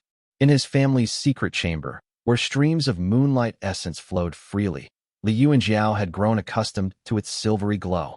It was ordinary to him, almost mundane. Yet, when placed in this ceremonial setting, its rarity and value became strikingly evident. The silver-white radiance was dazzling. Li Yuanjiao remained composed, but the cultivators around the platform began to recognize the item. The atmosphere quickly grew tense. The Zhongnan region had once been the site of the Moonlight Origin Mansion, with its Taoist legacy passed down through generations of immortal sections. Each family guarded its collection of ancient techniques, smithing methods, and divine abilities, making such treasures highly coveted. Even if one couldn't use it personally, delivering it to a Purple Mansion Realm Taoist master would bring immense rewards. The gathered cultivators' eyes grew bloodshot, their greed palpable. Only a few retained their composure, and even those few seemed less immune to temptation than ignorant of the object's true nature. Among them, the tall and slender Sun Yizhi, dressed in dark Taoist robes, was the first to recognize the treasure. He gripped the corner of his robe with one hand, while clutching a purple sandalwood duster in the other. His wide, unblinking eyes seemed ready to fall from their sockets. Sweeping his gaze across the crowd, Sun Yizhi spoke first, saying, "There are 6 of us here, for from the 3 sects and 7 gates of Ustate. If this treasure is to be shared, it should remain with Ustate. Overseas cultivators would do well to leave immediately." His words carried an obvious implication. Both Zhong Qian and the red-robed man's expressions shifted subtly. The red-robed man sneered and retorted, "Sun Yizhi, your petty schemes are laughable. Trying to drive others away with vague words. How dare you bring such trickery to the table? I, for one, will flip the table over." Laughing aloud, he cupped his fist toward the surrounding 5 people and declared, "Let it be known to all. This treasure is none other than the long-lost Supreme Moonlight.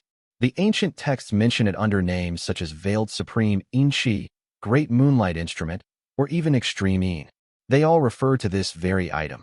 The booming voice echoed across the clouds, causing a ripple of spiritual energies to stir nearby. It was as if the speaker feared no one would recognize the object and loudly proclaimed its identity, watching the surrounding cultivators' expressions of shock and awe with a triumphant laugh. Guahong, the face of Sun Yitzi, clad in dark robes, darkened severely. He muttered the name under his breath, while the red-robed man, unperturbed, casually dusted off his robes and slid a token into his sleeve. With an indifferent hum, he turned and walked away. Fight amongst yourselves as you will. Consider this my courtesy to all of you. Crimson Reef Island will not be joining the fray.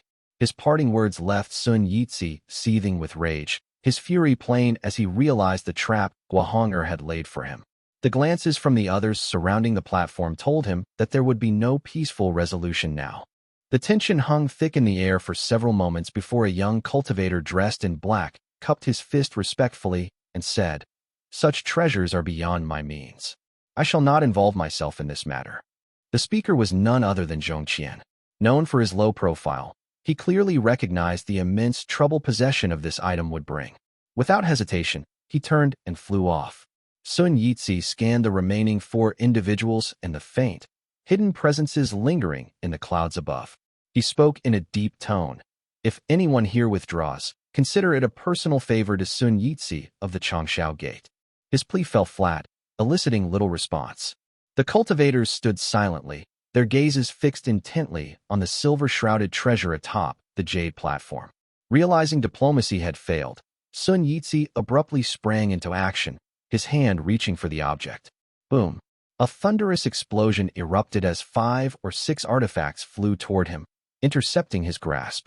Expecting resistance, Sun Yitzi feinted, drawing back his outstretched hand and instead attacking a nearby cultivator with his purple sandalwood duster. "You!" The cultivator yelped.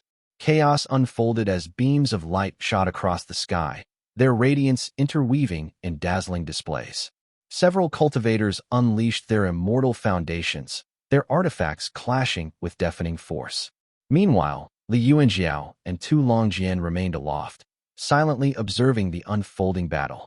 Tu Longjian squinted, his spiritual sense weaving in and out as it exchanged information with the token hanging at his waist. He waited for the opportune moment. Li Yuanjiao swept his gaze across the field and spotted Kong Tingyun using her jade orb to block incoming attacks. She stood quietly at the battlefield's edge, one hand supporting the small golden mountain she seemed to be weighing, considering where to hurl it. Nigerian Naira OBOS. Having witnessed the devastating effects of Kong Tingyun's golden mountain before, Li Yuanjiao knew its unanticipated power, especially against spellcasting cultivators. Tu Longjian hoisted his slender, pole-like golden hammer, appearing ready to strike. Li Yuanjiao spoke softly. "Fellow Taoist, that cultivator from the profound peak gate is an old acquaintance of mine. Perhaps we could coordinate our efforts." Tu Longjian nodded in understanding. "Let us strike now."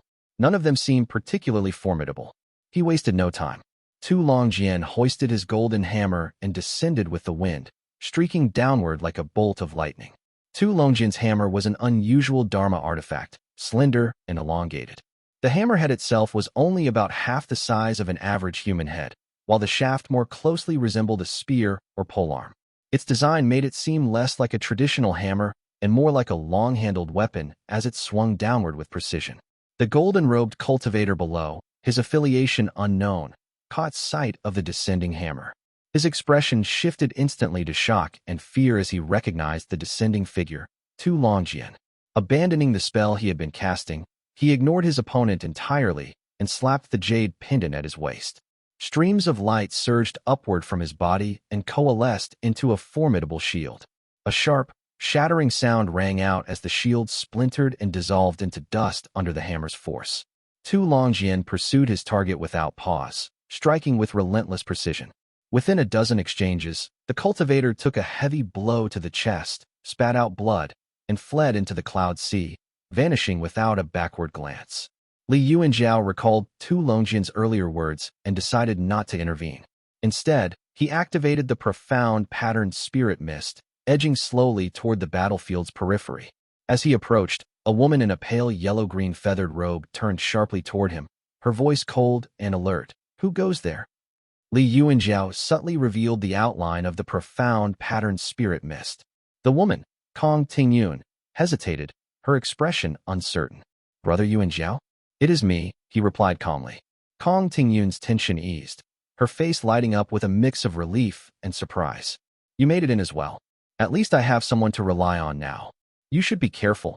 This place is full of hidden dangers. Li Yuanjiao hovered midair, speaking evenly. I entered with a companion to gather qi on the island. We had not expected to end up here. Chapter 597. The 6 Platforms of the Grand Hall, 2. I see. Kong Tingyun retreated a step, distancing herself slightly from the main battlefield. The two observed from a vantage point among the clouds as she quietly explained the situation. The item in the center is supreme in Moonlight. It is nearly impossible to claim, but I am here to see who ultimately takes it. She smiled slyly, her eyes narrowing with a hint of cunning. Right now, it is out of reach, but that could change. Li Yuanjiao understood her implication and nodded lightly. The two exchanged a few words as the battle below began to resolve itself. The cultivator in black robes, Sun Yizhi, had initially been the strongest among the combatants. His superior techniques had allowed him to fend off their attacks until Tu Longjian intervened, disrupting the stalemate and unwittingly easing the pressure on Sun Yizhi. Now, the two stood at a tense impasse around the jade platform, while the other cultivators who hadn't yet withdrawn continued circling the battlefield in the surrounding cloud sea. Sun Yizhi looked visibly displeased. He recognized Tu Longjian immediately, as well as the 6 Ding merging fire token at his waist. This ancient spirit artifact was famed for its ability to subdue demons and was equally formidable against cultivators. As Tu Longjian activated the token, torrents of gray flames surged outward, exuding oppressive heat. The surrounding cultivators instinctively stepped back, shielding themselves from the scorching energy. Sun Yizhi, standing closest, broke out into a sweat under the blazing pressure. Sun Yizhi and Tu Longjian both leveraged the unspoken rule that no one in a grotto heaven wanted to risk grievous injury. However, the moment Tu Longjian produced an ancient spirit artifact, the situation reversed. Better to avoid him for now. There will be plenty of time for him to suffer later. Sun Yizhi stepped back several paces, gritted his teeth, and ultimately retreated into the cloud sea, disappearing from view as Tu Longjian had anticipated. Tu Longjian shook his head slightly, channeling his power into the silver spirit barrier. As the silver-white spirit barrier's engraved jade rabbits lit up one after another, Tu Longjian performed a series of incantations. The barrier rapidly shrank into his palm, and he collected the jade bottle, scanning the cloud sea. The surrounding cultivators hesitated briefly, but eventually withdrew. Kong Tingyun glanced at him, quickly understanding, and asked, "This Tu Longjian, is he your friend?" "An acquaintance," replied Li Yuanjiao with a slight nod. Kong Tingyun appeared worried, muttering softly, "This man is formidable. Among the Foundation Establishment Realm cultivators here, he is likely among the top tier. Be cautious and measured." The two watched as Tu Longjian stowed the treasure. A flicker of light crossed his gaze, and in moments, he located them in the cloud sea. Flying over, he greeted Kong Tingyun with a cool, distant tone. "Greetings, fellow Taoist." Kong Tingyun returned the gesture politely. Tu Longjian turned to Li Yuanjiao, his tone notably warmer. "Senior, we should head for the mountains without delay. If we tarry, we will miss the chance to claim something valuable." Li Xianfeng and his 2 companions departed the small courtyard, employing swift footwork techniques as they ascended the mountain. The cave dwellings they passed were desolate, clearly having already been explored by cultivators who then moved toward the summit. As they approached the mountain's peak, they came upon more than 10 figures gathered before a grand hall, silently examining the formations etched into its surface. None made a move to enter. Li Xianfeng narrowed his eyes, quickly spotting a familiar figure in golden robes amidst the crowd. The man was youthful and handsome, with twin blades strapped to his back, his entire form enveloped in dark, black flames. It was no surprise to Li Xianfeng to see Shedu Chun here, given that he had been tracking him. Avoiding unnecessary attention, Li Xianfeng shifted his gaze to the grand hall itself. The hall, constructed primarily in shades of pale blue and white, exuded grandeur. The floor was paved with white, jade-like tiles, etched with elegant patterns, while massive jade pillars flanked the entrance. At the far end sat an immortal throne, flanked by 6 jade platforms. On each platform rested a jade box. 5 of the boxes sat undisturbed, faintly glowing. However, the final platform presented a peculiar sight. 2 figures were frozen there, one sitting cross-legged with a pale face, one hand resting on his knee and the other clutching his chest, a gleaming sword impaled through his torso. The blade protruded from his back, flashing cold light. The second figure kneeled before the jade platform, left hand raised as if to seize something, right hand planted on the ground. The jade box from the platform lay cracked on the floor, its corner chipped. These figures appeared lifelike, as if only moments ago locked in fierce combat. The scene seemed to have been frozen in time, the hall itself preserving their moment of confrontation. From Li Xuanfeng's vantage point, the inside of the jade box was visible, completely empty save for a small, circular indentation. The hollow was approximately the thickness of a pinky finger, suggesting it once housed a ring-shaped Dharma artifact. At the very center of the grand hall stood a massive copper bell, adorned with 2 peculiar and intricate patterns. It hung silently, suspended in the middle of the hall, exuding an aura of mystery. Beneath the bell, 6 meditation mats were arranged neatly, with an assortment of items placed upon them. Most of these were partially opened ancient tomes, alongside small, portable Dharma artifacts. These items were either set atop the mats or carefully placed beside them, creating an impression of abundance yet maintaining a remarkable sense of order. The formation within the hall flickered intermittently, casting an ever-changing glow. The cultivators gathered outside the hall stood still, none daring to step inside. They watched intently, exchanging cautious glances, each waiting for someone else to make the first move.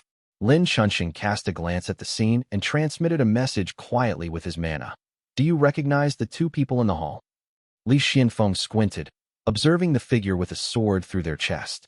The robes looked familiar, and after some thought, he realized they bore a resemblance to the attire of Azure Pond's sect, though not entirely identical. Beside him, Bai Yuzhuang spoke softly. "Could that be Yu Xiuxian? Was he not the senior disciple of Yuan Peak?"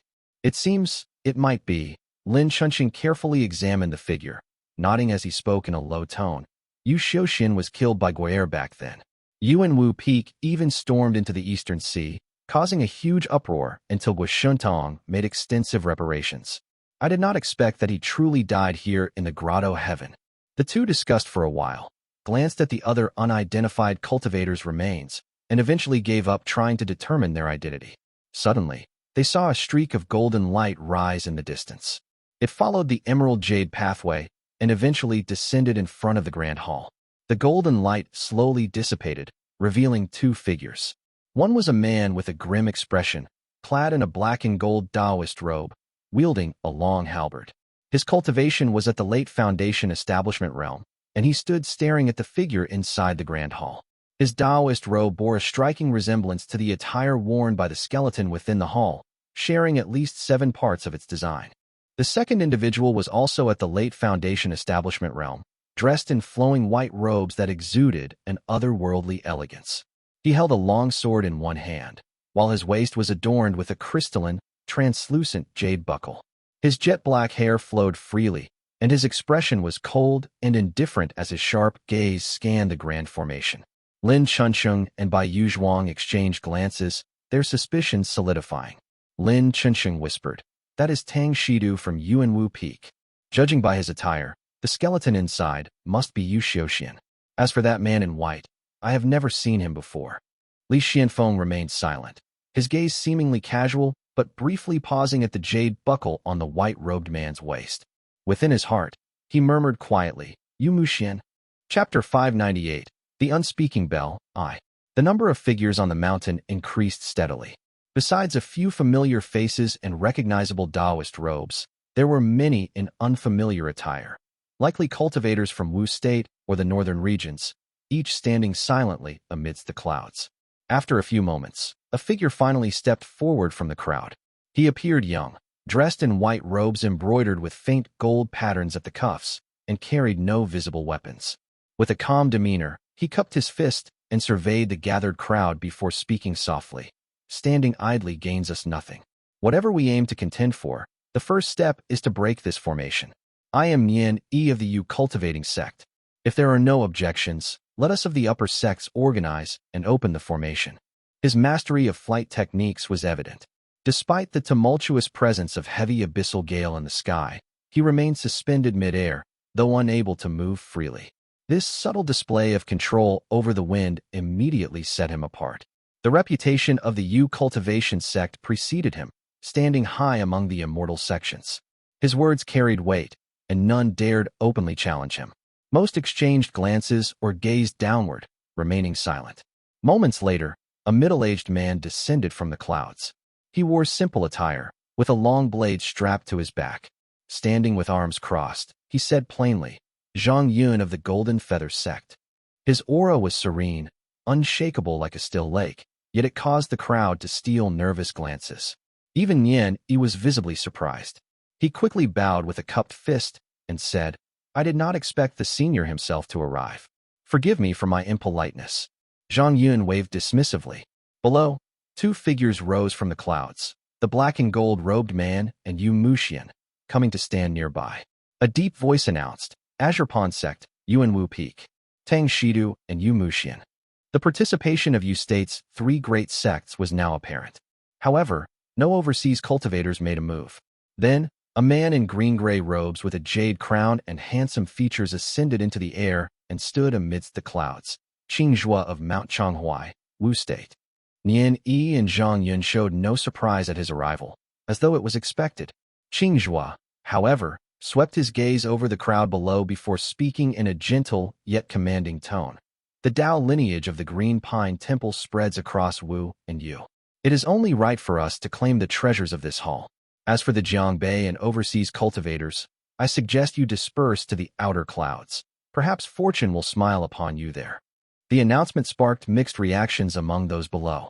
Some faces brightened, while others grew grim. Li Xianfeng briefly glanced at Lin Chunsheng and Baiyu Zhuang, noting their lack of surprise.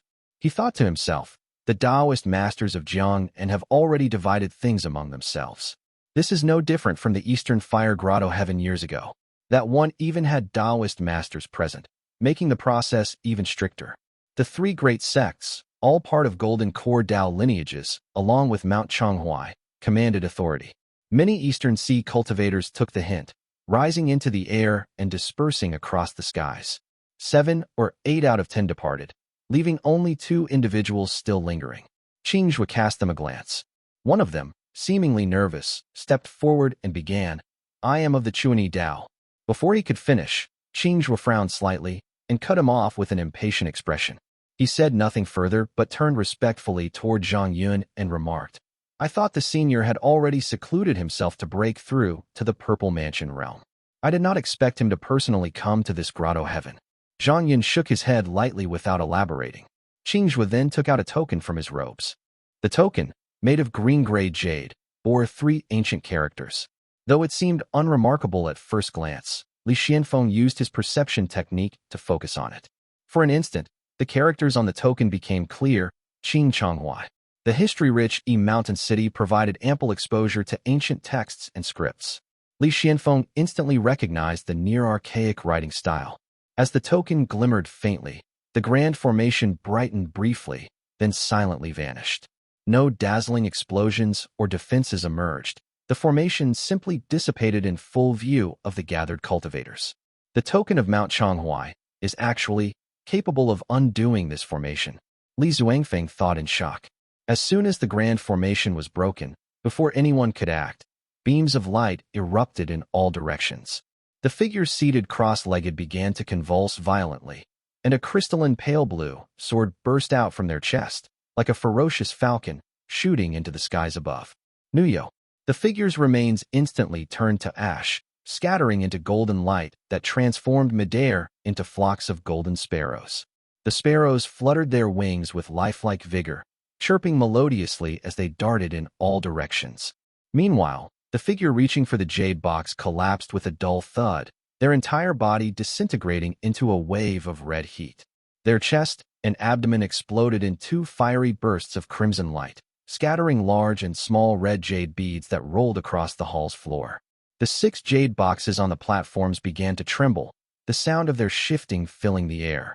Meanwhile, the scattered Dharma artifacts and books on the meditation mats began to stir, some awkwardly propping themselves up before soaring away on the wind. In an instant, beams of light filled the hall, creating a spectacular sight. Lin Qinxing's black robes fluttered as he, having already chosen his target, leaped toward the fourth meditation mat with swift precision. The colorful light within the hall surged forth, seemingly unaffected by the heavy abyssal gale outside. Several ancient texts flipped open their pages as they shot into the air with astonishing speed. Before anyone could speak, a chaotic skirmish broke out. Among the Dharma artifacts soaring through the air, a small mirror stood out, only palm-sized but radiating a striking violet-gold brilliance.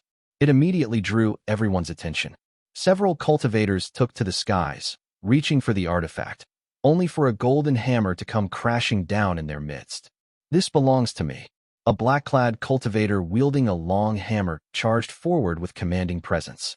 His mastery of wind-riding techniques allowed him to ascend high into the air, where he hovered over the fray.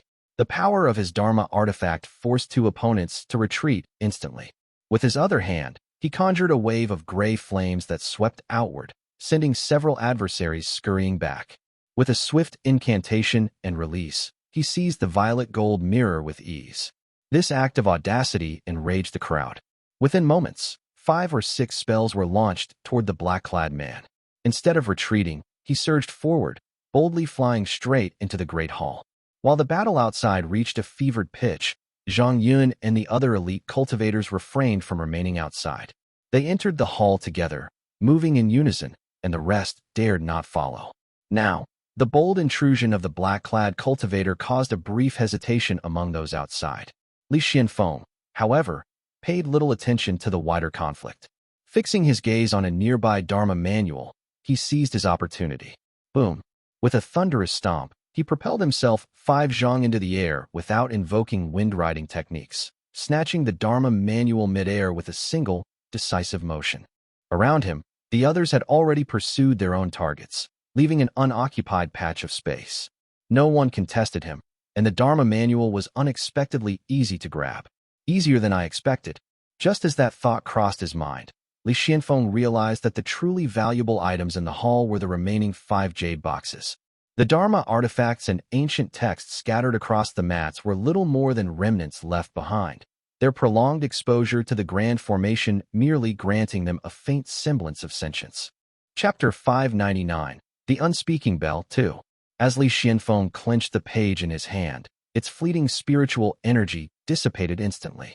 The artifact reverted to an inert state. Glancing back at the skies, he saw only 2 or 3 items still soaring amid the melee as the cultivators fought over them. Mindful of his true objective, Li Qianfeng chose not to reveal his strength unnecessarily. He tucked the Dharma manual into his sleeve, swiftly changed positions, and activated his black gold spirit armor, vanishing into the cover of the pine forest. Not long after, 2 beams of light closed in on his previous location.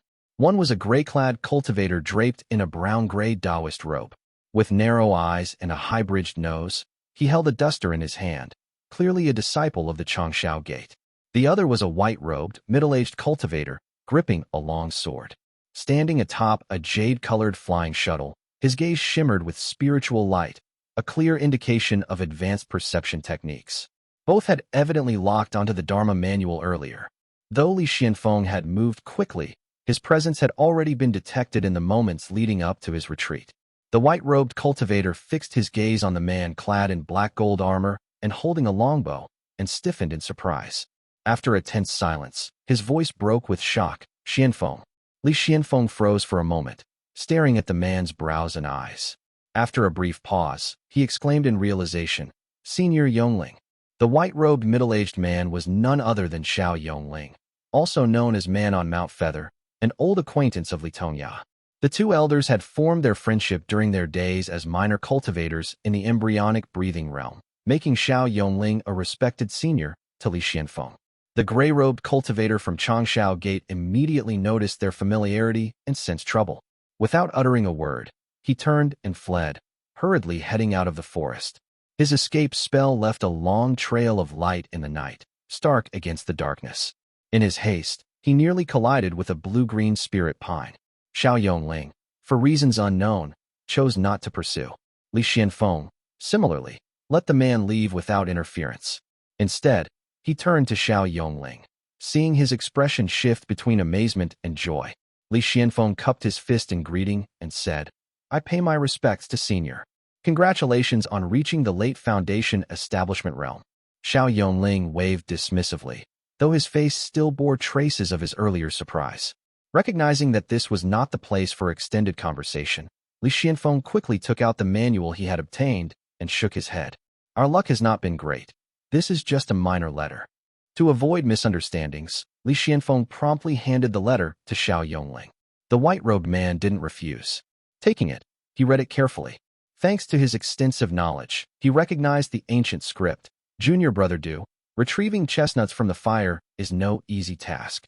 Should you need help, Senior brother and I will do our utmost. Do not hesitate to ask." The letter's front contained only a few brief lines, seemingly torn from some ancient text. The back, however, was filled with references to the pristine and converging water. Xiao Yonling murmured in acknowledgement, sighing in regret.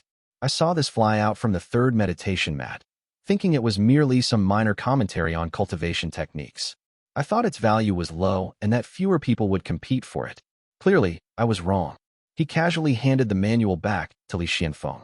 With little tangible gain between them, the two approached the Great Hall. By now, most of the other cultivators had already fled, either having secured treasures or chasing after others. The area outside the hall was almost deserted. With nothing else to gain, the two moved a few steps closer when a sudden clanging of metal echoed sharply. Both raised their heads toward the starry night sky, their expressions shifting. Throughout their 20-odd hours' journey, the sky above had remained perpetually shrouded in a dim, starlit night. The mist hanging in the air was a subdued gray, and the only sources of light were the glimmers of spells cast by other cultivators. However, in the far west, a dazzling radiance began to rise, resembling the morning sun. The intense golden light spread, casting illusions of golden stones in every direction. Both cultivators felt a wave of dizziness and alarm. Their hearts raced as they instinctively closed their eyes. Almost simultaneously, a deep and melodious bell tone resonated from within the great hall. The sound reverberated, vibrating through their very minds. "Dong!" Li Xianfeng moved his lips, attempting to speak, only to find that they refused to open. A sharp pain stabbed his eyes as mana surged instinctively to protect his vision. Outside the hall, the competition was intense, but inside, the atmosphere was one of tense stalemate. Yu Muxian and Tang Shedu stood together, their white and black robes forming a sharp contrast, quietly waiting in the southeast corner. Qingzhua, dressed in green-gray with a jade crown perched neatly on his head, stood alone in the west. Nian Yi performed hand seals in the north, while Zhong Yun stood with his hands clasped behind him, the most relaxed of the group. The remaining two individuals each occupied a corner. One was a cultivator holding a gold hammer, his gaze sweeping across the hall continuously. He stood silently in a corner, the token at his waist swaying slightly, faint gray flames flickering around it. The other was a female cultivator, whose gentle demeanor and striking beauty stood in contrast to the sharpness in her gaze, which was fixed intently on the large bell. The fated ones present maintained their silence. After several breaths of time, Zhong Yun finally stepped forward. He walked slowly to the front of the hall, his expression serious, and spoke solemnly. Back in the days of the Green Pine Temple, the 6 cultivators of the Chongming Hall were genuine prodigies who stirred the winds and clouds of their time. Our Golden Feather sect has always respected these 6 seniors, and since we have little connection to the temple's Dao lineage, our purpose in entering this grotto heaven is not driven by greed. He extended his hand toward the great bell in the center of the hall, adding in a quiet voice, "This time, our sect's Taoist masters seek to advance their cultivation. All we wish for is to observe this unspeaking bell, and we will not take anything else." He infused his mana into the bell and began to form seals with his hands, yet the bell remained utterly still. It neither rang nor reverted to its original form. "A pity," Zhong Yun sighed softly, turning back to the others and instructing in a low voice, "Close your eyes." At his words, the group seemed to grasp the meaning and close their eyes in unison. They calmed their minds and steadied their breaths. Only a single breath passed before the starry sky above the hall suddenly lit up. A silver-white, oval-shaped object ascended into view, radiating intense brilliance that drowned out the myriad stars in the heavens. "Dong!" The group all closed their eyes and remained silent. Zhong Yun had already kneeled reverently on the ground. The grand bell before him began to tremble violently, as though pushed by some invisible force, emitting a resounding chime. A numbing sensation spread through their throats and tongues, rendering them all speechless. One after another, they kneeled down, though not with Zhong Yun's ceremonial reverence. They nonetheless bowed respectfully. A silver-white radiance descended, enveloping the bronze bell that spun incessantly in the air. Gradually, it began to shrink, eventually transforming into a yellow streak of light, no larger than a fist. The light shot out from the hall, soaring skyward like a comet defying gravity. The bell slowly merged into the silver-white elliptical object in the sky, its form vanishing entirely. At last, two barriers descended from the upper and lower edges of the elliptical object, gently closing together, little by little, until the object completely withdrew from this realm. Chapter 600, Dividing the Spoils. The radiant light in the sky slowly dissipated, and the numbness on their faces finally faded. Inside the hall, the group cautiously opened their eyes, tears streaming down their cheeks as their reddened eyes adjusted to the scene. With the unspeaking bell leaving this realm, it took over 10 breaths for the residual effects to completely vanish. The group finally regained the ability to speak, though Nian Yi's voice was hoarse. Taiyuan, true monarch, personally intervened. Truly a rare sight, even across centuries. This rarity was no exaggeration. Records of Golden Core realm cultivators acting directly were scarce, often tracing back a millennium. Zhong Yun, having performed the most reverent bow, slowly straightened himself. He tidied his robes, bowed 3 times toward the west as though deep in contemplation, then cupped his fist toward the group in a silent farewell before calmly departing. The group was visibly shaken. Their expressions varied. Yuan wiped the tears from his eyes and used mana to soothe his vision. Only then could he faintly make out the objects before him. He reached for the ornate pouch at his waist and found that the gold essence and silver lining protecting his storage pouch had already melted away. In just the brief moment prior, the gold essence and silver lining had separated distinctly, dividing into a pool of brilliant gold essence and icy, shimmering spirit silver, both lying at his feet. Despite years of cultivation and a normally unshakable temperament, Yuan's expression twisted for the first time in decades as he cursed inwardly. Yuan, he must have gone mad, sending me to seize such a thing. Even Yuan himself would kneel here obediently, let alone dare to covet it. How could this be something a purple mansion realm cultivator could hope to touch? His face darkened slightly. Beside him, Tang Shedu, gripping his long halberd, seemed to understand Yuan's frustration and gave a faint, helpless smile. However, the solemn atmosphere left him no opportunity to offer consolation. As Zhong Yun exited the hall, the remaining 6 turned their attention to the 5 jade boxes atop the main platforms. Of those gathered, Mount Chonghuai, Azure Pond Sect, and Yu Cultivating Sect each represented 1 power, while the remaining 2 were lone cultivators bearing threads of fate, both exuding a presence that discouraged confrontation. Qingjue scanned the room, mentally calculating the distribution. The numbers aligned perfectly. He thought to himself, the Golden Feather Sect has taken the Unspeaking Bell.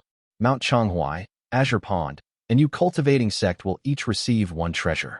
The remaining 2 will likely be left for the Purple Mansion realm cultivators to sort out themselves. With that realization, he chuckled lightly and suggested, let us divide the spoils, 1 treasure for each of the 5 factions. Tu Longjian curled the corners of his mouth into a faint smile, showing no sign of surprise. In contrast, the female cultivator furrowed her brow slightly, appearing somewhat suspicious of Qingjue's overly cooperative demeanor. Qingjue, however, ignored her completely.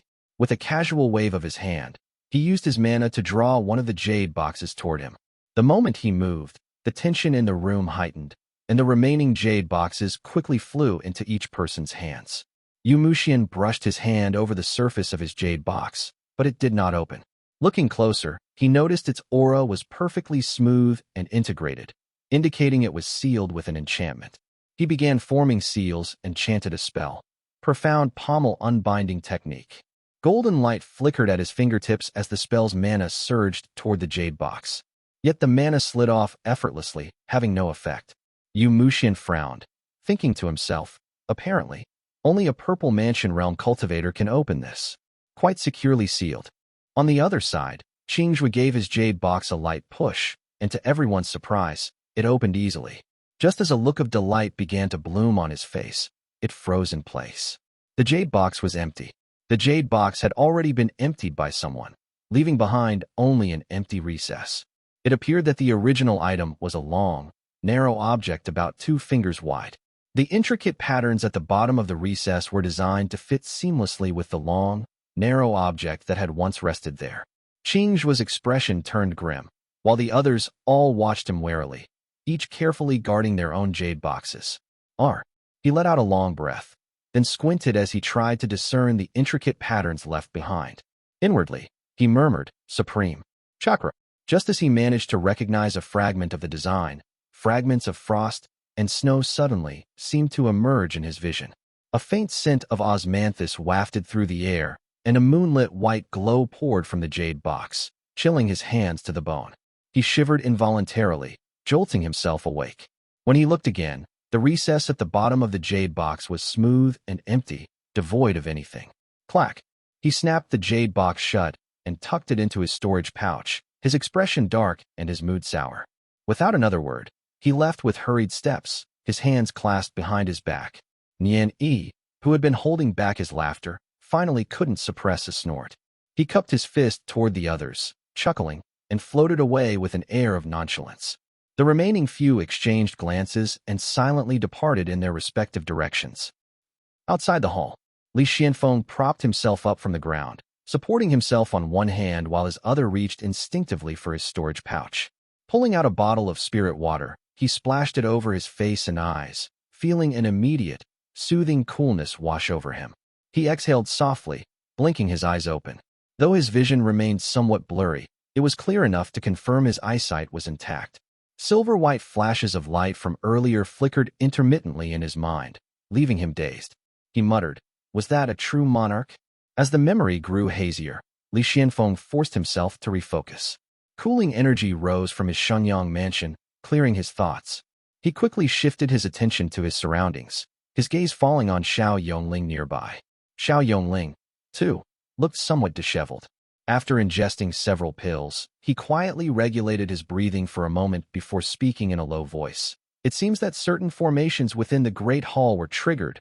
We were too close, and were caught in the aftermath." Li Qianfeng nodded in agreement. Only then did he take a proper look around. A cluster of spirit pines had withered entirely, collapsing into a disorderly heap on the ground. When he reached to check his waist, he noticed his spirit armor glistening with crystalline white droplets. His expression shifted slightly. Closing his eyes, he extended his spiritual sense to inspect the armor carefully. He noticed that it felt noticeably heavier than before. After repeated checks, he discovered that the astral silver mercury coating originally applied to enhance the armor's concealment properties had entirely leached out, dripping onto the ground in shimmering beads that clinked faintly as they rolled. The spirit armor's concealment function has already been lost. He used his mana to carefully collect the scattered silver mercury, sighing in relief as he murmured inwardly, "At least it is only the concealment function that was lost. That could have been disastrous." Li Qianfeng closed his eyes and thought. The golden light earlier seemed to have subtly altered his chi flow, and he faintly perceived the beginnings of an insight into a breakthrough. If his intuition was correct, once he left the Grotto heaven, he could seek a quiet place for secluded cultivation and advance to the next level. Beside him, Xiao Yongling straightened his back, exhaling deeply. As he glanced at the few beams of mana light spilling out from the great hall, he spoke softly, "Qianfeng, are you feeling better? If so, we should leave quickly. That hall has most likely been stripped clean. It would be better to explore the other mountains. If nothing else, we might find something worthwhile in the sea of clouds." Li Qianfeng gave a slight nod, his mind flashing back to the thoughts he had when first entering the Grotto heaven. Without hesitation, he and Xiao Yongling took to the skies, riding the wind toward the distant horizon. Chapter 601 Morality. Li Qianfeng and Xiao Yongling descended the mountain together. On their way up, they had rushed and not paid much attention, but now, as they reached the foot of the mountain, they noticed a small platform. Scattered across it were 6 ancient lampstands, lying askew. These lampstands, dark gray and simple, were mostly broken into pieces. Evidently, they had once held treasures that had drawn intense competition, leaving behind clear traces of battle. Reaching the platform's edge, the two stepped onto the wind and flew toward the sea of clouds. Xiao Yongling spoke softly, a trace of wonder in his tone. This green pine grotto heaven, originally named Mirrored Mirage, was established by the ancient immortal cultivator Ingza. It is also the last remnant of the green pine Dao lineage. My family's ancestor once said that Ingza carried both the powers of the supreme Yin and the supreme Yang, thus earning the name Ingza.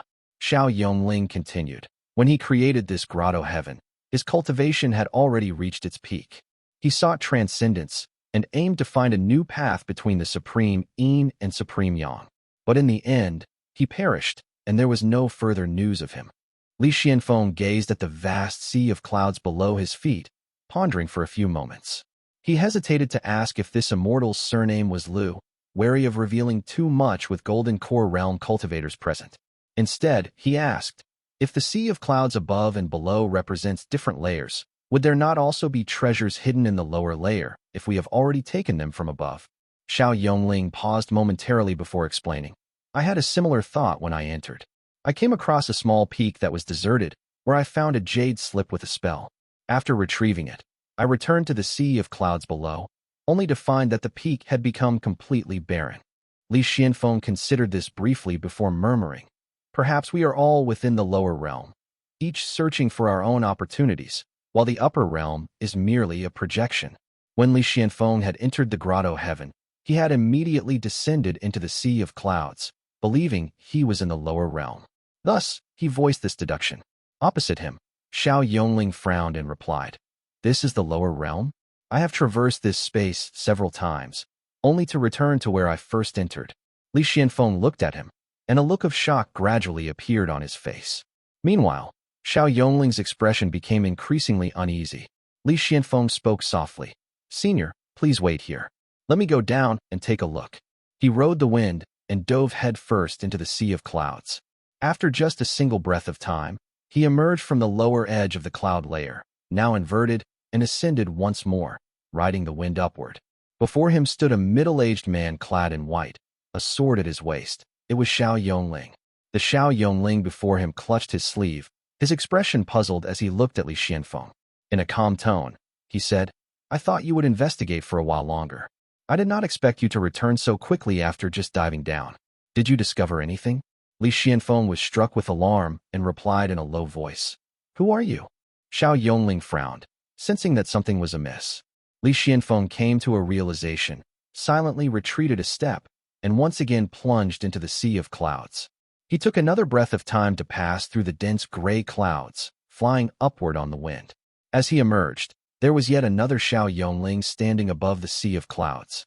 Li Xuanfeng's expression turned complex as he gazed at this Xiao Yongling hovering above. In a quiet voice, he said, I will remain here. Senior, why not go down and take a look for yourself? Xiao Yongling's face darkened slightly. After a moment's hesitation, he gave a brief nod and descended into the sea of clouds. Li Xianfeng fixed his gaze on him, watching as yet another Xiao Yongling rose from the clouds below. This figure turned around, and the sword, which had been strapped to his left side, remained exactly in place. Xiao Yongling stood in silence for a moment, his disbelief evident. Finally, he spoke. Could it be that this is an illusion? It appears as though we are diving into the clouds, but in reality, we are being transported back by some kind of maze formation, giving us the sensation of traversing two realms. Li Xianfeng shook his head slightly and said, Senior, ride the wind down again. This time, look carefully at the stars in the lower realm. Xiao Yongling nodded, descending once more. From beneath the clouds rose yet another Xiao Yongling. This figure lifted his head to the sky, his face marked with shock. The stars above and below are indeed reversed. This is not the same realm. Entering this grotto, heaven has created a shadow of ourselves in the lower world, Ionomicrondo. What just occurred on that mountain, it has been mirrored below the clouds, completely intact. Li Xianfeng remained silent. He had initially assumed that the reflections conjured by the grotto heaven would differ, akin to the inversion of stars between the realms. Yet, as it turned out, they were perfectly identical. Once Xiao Yongling had processed his astonishment, Li Xianfeng softly remarked, But how can we be certain that we ourselves are not merely reflections projected by this grotto heaven? The two spent some time experimenting, diving in and out of the sea of clouds. No matter how many times they moved, the figures above and below were indistinguishable. When one descended from the upper realm, the other ascended from the lower. If not for the precautions they had taken to coordinate beforehand, it would have been impossible to tell the difference. Xiao Yongling fell silent, staring at the sea of clouds in a daze for what felt like dozens of breaths. Finally, with a hint of despair, he murmured, "The divine abilities of ancient cultivators, their power truly defies comprehension." Tu Longjian charged into the hall and seized an item before swiftly exiting. Riding the wind, he flew across the cloud sea for some time. Li Yuanjiao had already revealed his figure, having never entered the mountain. Instead, he had been waiting in the cloud sea all along.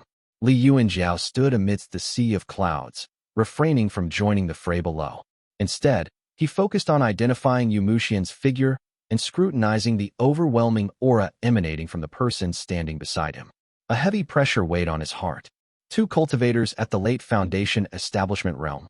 Who knows what sort of protective artifacts Yumushian has on him? Tang Shedu stayed close by Yumushian's side, not straying a single step. If Yumushian were to be killed, it would require dealing with Tang Shedu as well. Li Yuanjiao silently acknowledged that his own strength might not be sufficient for such a task. His expression darkened. At that moment, Tu Longjian returned triumphantly, clearly pleased with himself. Noticing Li Yuanjiao's troubled demeanor, he spoke up. "Senior, what troubles you?" Li Yuanjiao's concern was evident, his voice steady but heavy. "I spotted an old enemy.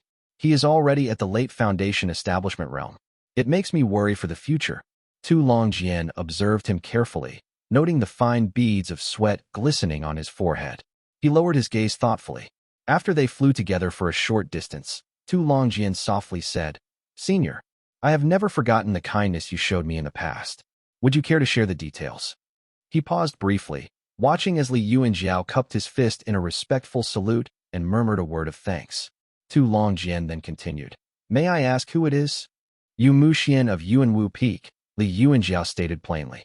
As soon as the name was uttered, Tu Longjian fell into a prolonged silence.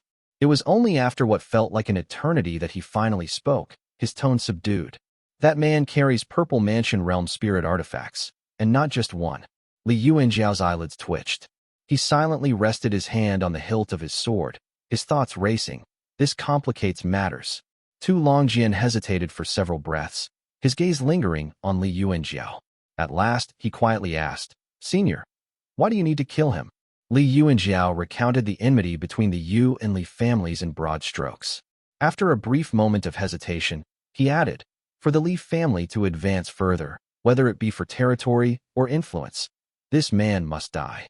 If he reaches the Purple Mansion realm, our family's position will be crushed. Yumushian is heartless and ruthless. He will not hold back." Tu Longjian pondered his words for a moment, his expression becoming slightly inscrutable. Finally, he murmured, "In the end, it is all a matter of interest, taking lives for the sake of gain." Chapter 602, Morality 2. Li Yuanjiao fell silent for a moment, his voice turning hoarse. "You are correct. Yumushian entered Azure Pond sect at the age of 8. He has spent his years in secluded cultivation. I have never heard of him harming others." His vision dimmed slightly, his immortal foundation wavering. A wave of fear crept into his heart, filling him with a sense of helplessness. Beads of cold sweat gathered on his face, dripping steadily. He finally broke the silence, his voice trembling slightly. "People like us are not like you. Our lives are spent walking on a knife's edge. The things we do, they are far from honorable. We kill for wealth, for self-preservation, for family. And sometimes, the people we kill do not deserve to die. I have lost count of how many lives I have taken. I do not fear death, nor do I claim to follow a righteous path. I do not weigh sins against virtues. My family has shed blood at Moongaze Lake, and among those who perished, not all were guilty. The road to the Tao stretches endlessly forward. Do you think every obstacle in the way is a despicable villain? No. The path to power is not paved with ethereal purity and celestial grace. My family, we are merely struggling to survive." Li Yuanjiao stood with his hands clasped behind his back, the sharp blade at his waist emitting a faint hum.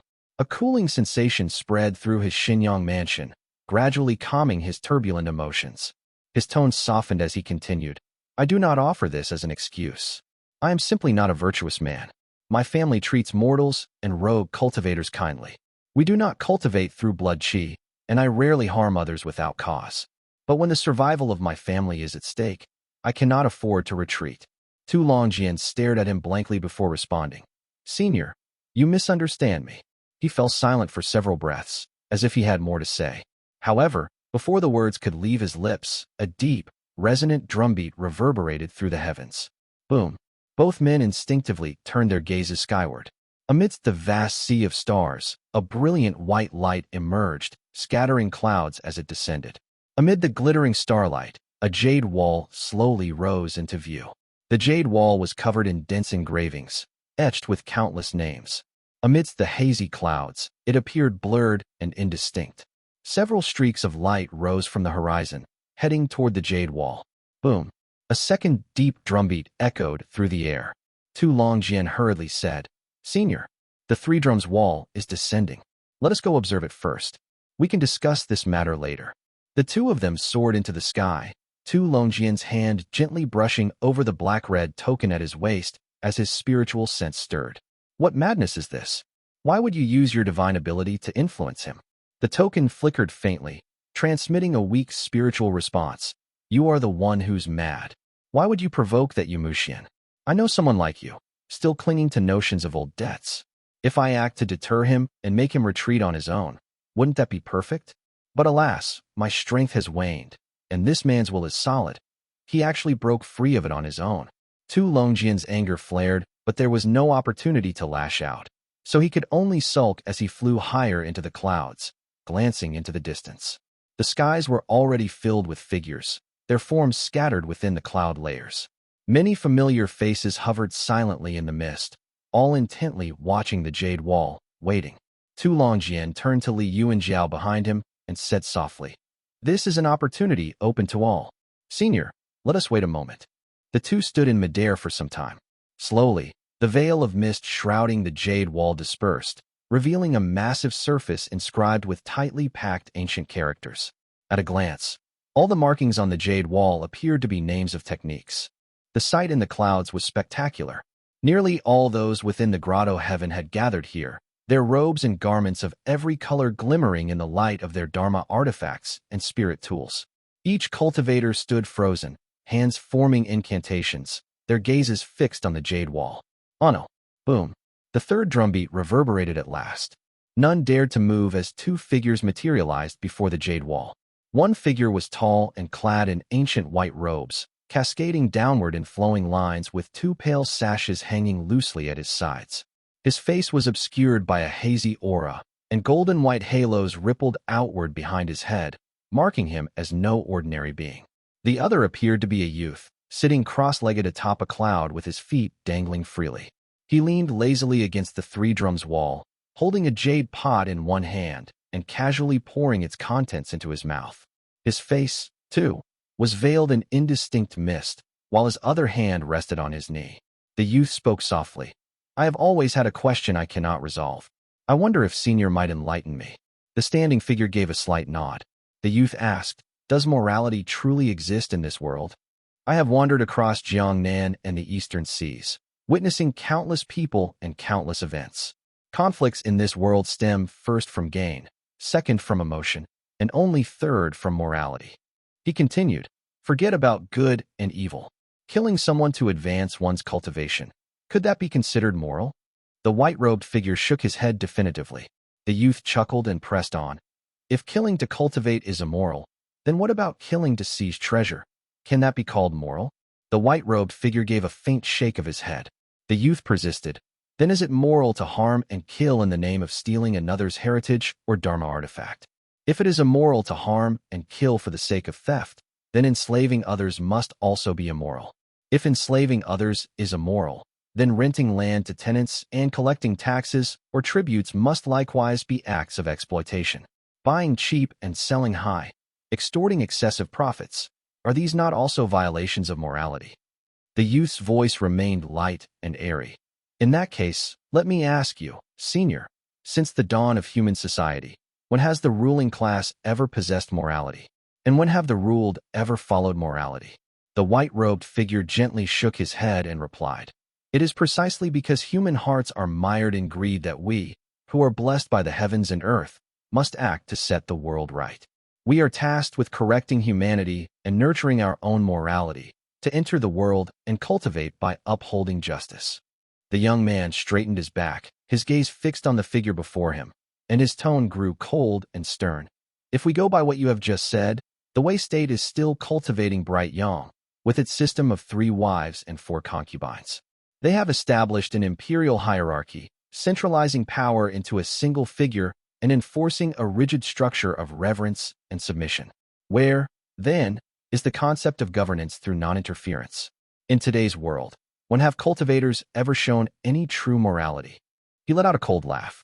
So this is your logic. Cultivate immortality, but no matter what we cultivators do, we are born guilty. As long as there is injustice and inequality in this world, it can all be blamed on us. And then what? So what? What does it have to do with me? His tone was icy, and though he addressed the figure before him as senior, there was no hint of reverence in his words, only audacious defiance. The figure in white spoke softly. In ancient times, men and women mingled freely, and they felt no shame in being without clothing. Union itself was considered morality. In the distant past, when heaven and earth had no order, treasures were claimed by the capable, and that, too, was morality. Today, under imperial rule, the authority of rulers and parents is morality. Morality, like the fruits of the Tao, is ever-changing. It is not a static thing. Oh, the young man burst into laughter, his laughter rolling out uncontrollably, his body swaying with amusement. The figure in white merely stood there in silence, observing him until the young man finally subdued his laughter. When he spoke again, his voice carried a biting edge. So, senior, your so-called morality is like dandelion fluff in the wind, changing at every whim. You keep your eyes fixed on the heavens, bowing to the celestial tribulations above, letting them dictate everything. With reins through your nose like an old ox plowing a field, you move wherever you are directed. His tone turned chilling, his words laden with scorn. Then remember this, senior, perhaps someday, killing others to cultivate will also be considered morality. After all, the fault lies not with me, but with the times, with the heavens themselves. Chapter 603, Collusion. The boy's voice echoed across the sky, and the expressions of those present subtly shifted. Some seemed thoughtful, others nodded slightly, while a few appeared dismissive. Nearby, Tu Longjian's gaze fell on the jade pot in the boy's illusory hand, but he remained silent. The figure clad in white robes stood quietly amidst the clouds, appearing forlorn.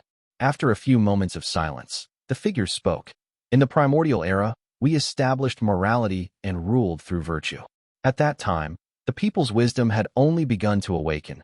They were innocent and kind. Together with Gong Su and Zhu Hao, I created a utopian world where the 5 virtues of the Great Void emerged alongside the 5 waters and 5 fires, fostering universal prosperity. Morality was something we established ourselves. You resent being constrained by it, hoping instead for an eternal, unchanging law of the heavens. But morality, like the Tao fruit, is inherently vague, ever-shifting, and infinitely extensible. The white-clad figure continued. This concept is neither lofty nor sacred, whether revered or hated. If you cannot see through its essence and are still bound by it, how can you ever obtain the Tao fruit? The youth placed down the jade pot, remaining silent. The white-robed figure turned slowly, gazing at the gathered crowd amidst the clouds. Though his face was indistinct, it seemed to carry the hint of a smile. What? In an instant, everyone instinctively took a step back, their hearts pounding in shock. Before their eyes, the 2 figures began to fade, vanishing into thin air. All that remained was the empty expanse of clouds, with the cold, silent jade wall standing in the distance, leaving no other trace. The characters carved onto the jade wall began to light up one by one, scattering into streams of light. Each character transformed into radiant streaks that shot skyward before descending again, falling like rays of light onto those gathered below. Li Yuanjiao's vision blurred, and a dazzling light emanated from his Xinyang mansion, pulling him away from the scene. Everything before his eyes slowly receded into the distance. His eyes narrowed slightly as his feet found solid ground beneath him. Lifting his gaze, he realized he now stood within an unassuming Taoist temple. The stone beneath his feet was ordinary bluestone, while a large jar sat in the corner. Incense burned on an altar before him, but there were no deities enshrined. Directly ahead of him stood a stone wall. A brief glance revealed countless names of techniques carved densely into its surface, each corresponding to various immortal foundations. Li Yuanjiao immediately understood, this is the opportunity. That three drums wall must be where the Grotto heaven imparts techniques. He focused his mind and entered a meditative state, a wave of joy swelling within him. He thought to himself, first, let's search for the technique related to Radiant Origin Pass. Rather than seeking the technique tied to his Jing Dragon King, he scanned the wall until his eyes fell upon the ancient characters for Radiant Origin Pass, rendered in bright golden script. Focusing his consciousness on it, golden ancient script quickly appeared before him. Wei Radiant Celestial Pass Technique. The technique's grade was unmarked, yet Li Yuanjiao felt exhilarated and began committing it to memory. As he read further, he discovered that it utilized a form of spiritual qi called Heavenly Bright Origin Essence. At this revelation, his heart sank slightly. Ancient spiritual qi differed from those of the current age.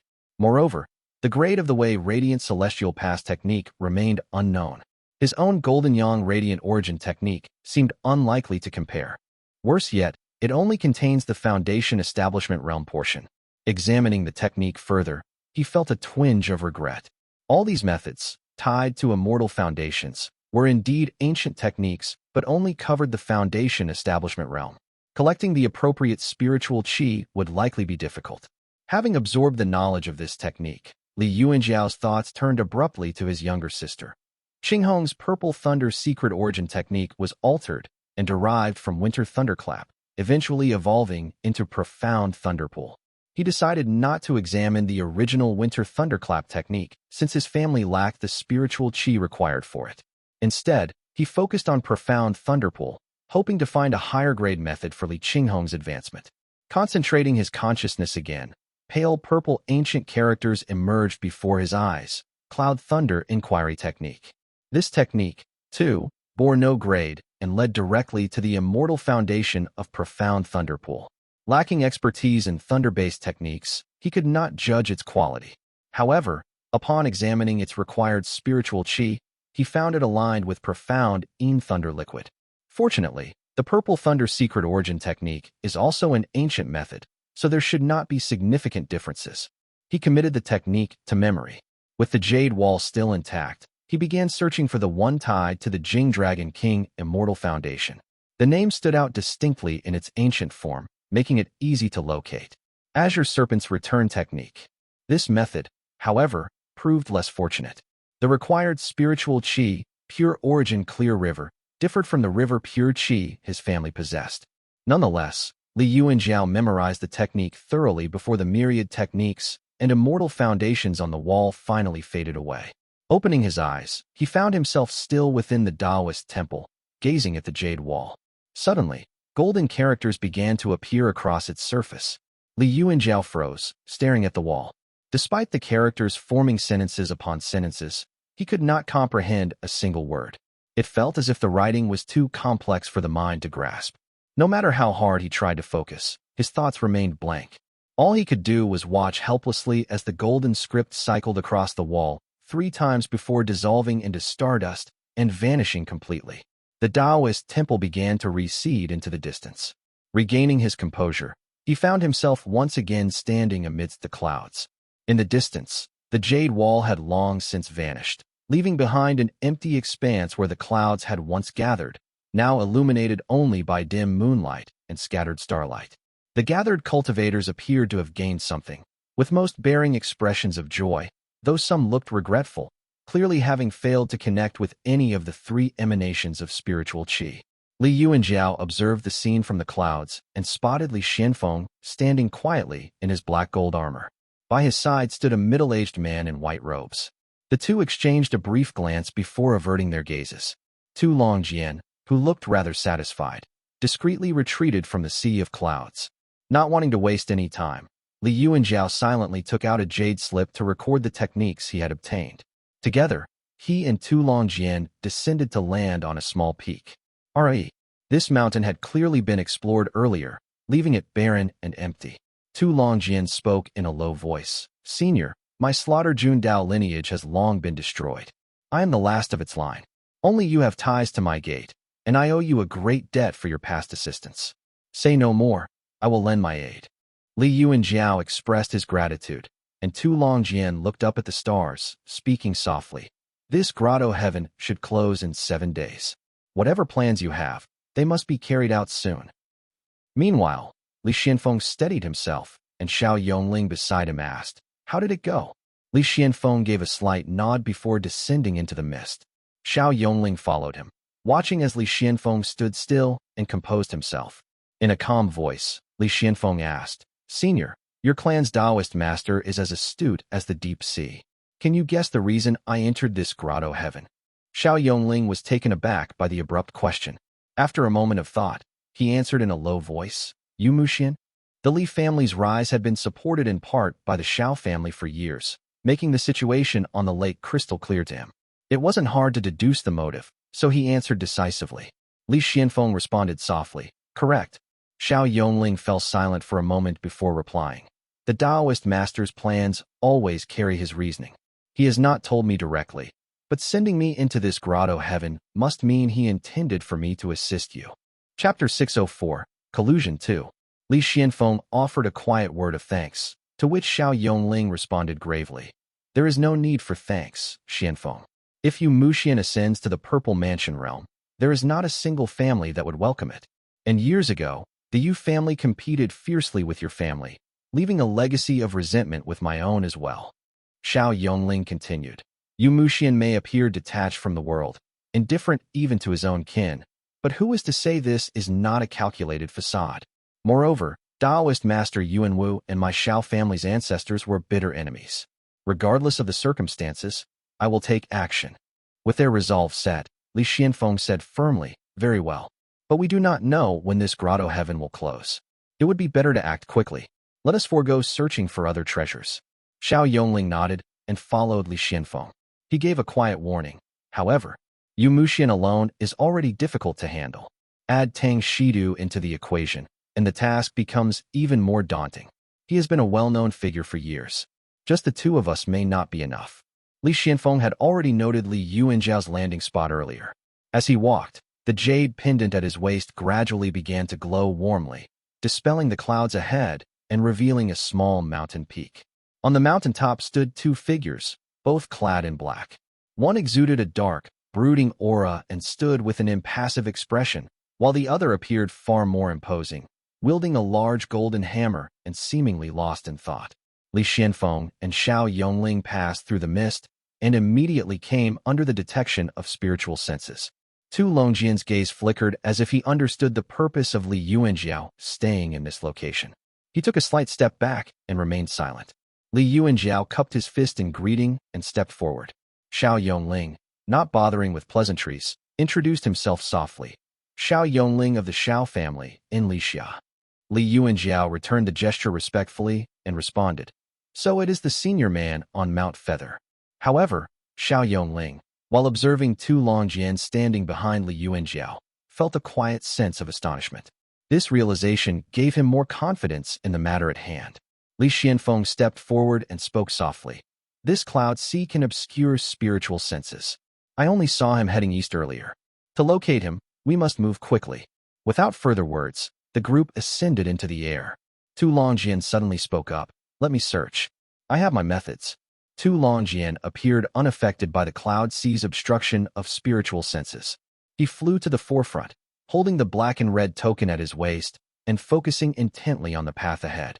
Xiao Yongling considered this and then said softly, Leave Tang Shedu to me. I can hold him off for a while. Tu Longjian glanced back slightly and responded in a low voice. This will not be easy. Yu Muxian carries 2 Purple Mansion realm artifacts. Xiao Yongling's pupils dilated in shock, and he muttered, Of course, he is Yuan Wu's. Tu Longjian continued. Moreover, Tang Shedu, though rarely active in recent years, has advanced greatly in strength and is not to be underestimated. If this succeeds, I want the jade box he carries. The others agreed readily. However, Tu Longjian seemed deeply uneasy and communicated privately with the token at his waist. You mentioned something strange about Yumushian. What do you mean? Could it be he carries a thread of fate? The token vibrated faintly, its tone laced with frustration, again with Yuanwu Peak. Damn it. Year after year, there is no escaping Tang Yuanwu's shadow. There's definitely something off about Yumushian. My divine ability has no effect on him. If you ask me, Tang Yuanwu has likely marked him as some sort of opportunity and is secretly observing him. No effect? Tu Longjian frowned, murmuring aloud. Could it be his numerous spirit treasures are shielding him from your divine abilities? Or does he truly bear a thread of fate? Absolutely not. Both Guo Shintong and you have a thread of fate, and yet I can still calculate around you too, the token replied gravely. I was forced into hiding in this grotto heaven because of Yuanwu, trapped within the merging fire order for ages. I've long mastered a sliver of its metal essence power, yet I can't discern even the slightest trace of Yumushian's origins. He must be linked to something on the level of a golden core realm artifact. The token trembled slightly as it added, that's why I warned you not to provoke him. If it weren't for my grudges against Yuanwu Peak, I wouldn't even be advising you. Tang Yuanwu destroyed my physical body, leaving me clinging to life. How could I not hate him? Tu Longjian mulled over this, sensing the situation's complexity, and asked, by your reasoning, would the true monarchs watching over this grotto heaven not have already noticed us? The token replied, the mirrored mirage grotto heaven is no ordinary place. For them to silently observe while the grotto heaven remains unclaimed is already remarkable. How could they possibly calculate anything within the grotto heaven from the outside? Otherwise, how do you think Guo Shintong and Changshao managed to escape back then? Moreover, things above the golden core realm may appear terrifying to people like us who lack the full picture, but to them, such things are probably no more than minor chess pieces on a grand board. Tu Longjian lowered his head slightly, using the spirit treasure in his possession to scan the cloud sea ahead. Before long, he detected something in the distance. Turning back to the group, he spoke softly. Found him. Yumushian walked with his hands behind his back, moving leisurely through the cloud sea with an air of ease, as though he were completely relaxed. Tang Shedu followed silently behind him, carrying his long halberd. Nuvi. It was rare for Yumushian to appear so at ease. Ever since he was accepted into Yuanwu Peak, he had always cultivated quietly, never revealing himself to others. Decades had passed, and only now did he have a rare moment of relaxation. When he was young, Yumushian did not understand the significance of being personally accepted as a disciple by Tang Yuanwu. At the time, he merely thought that his master's spiritual senses lingering around him was a sign of constant care and attention. It wasn't until he began reading Taoist scriptures that he realized that someone as inexperienced as an embryonic breathing realm cultivator should not have been able to discern the movements of a purple mansion realm cultivator's spiritual sense. Watching Tang Shedu break into a sweat and falter in front of Tang Yuanwu, Yumushian finally understood that his own resilience was not due to exceptional mental fortitude. It is all thanks to this jade buckle. Gradually, Yumushian came to understand its significance, but by then, it was too late. Tang Yuanwu had already noticed that his divine abilities seemed unable to influence this seemingly ordinary child. His vigilance grew sharper, and no matter what Yumushian did, Tang Yuanwu's spiritual sense lingered over him like an unshakable shadow. As a half-grown child, Yumushian would likely have crumbled into madness under the silent pressure if not for the jade buckle's calming influence. He relied on its effects to display an outward demeanor of detachment, indifference, and a Tao-centric heart aligned with the heavens. Fortunately, Yumushian's natural talent was exceptional. With the jade buckle enhancing his comprehension, he managed to gradually steer Tang Yuanwu toward a different conclusion, that he was a reincarnated immortal cultivator. If this jade buckle had not recognized me as its master and was taken by anyone else, I would have died at Tang Yuanwu's hands long ago. His thoughts darkened. Decades of silent endurance were about to bear fruit. He was nearing the purple mansion realm, and once he stepped into it, he would finally begin to free himself from Tang Yuanwu's control. Decades of a blade slicing through my meridians, decades of enduring the daily intrusion of spiritual senses, decades of sitting immobile in meditation within the cave dwelling. Tang Yuanwu. Yumushian's gaze hardened. When I achieve the purple mansion realm, I will finally be able to establish my own peak under my name, consolidate the Moon Gaze Lake, plunder and cleanse the other families, and thoroughly uncover the origins of this jade buckle. Chapter 605, Tang Shedu. He wore a serene expression, as if admiring the scenery within the clouds.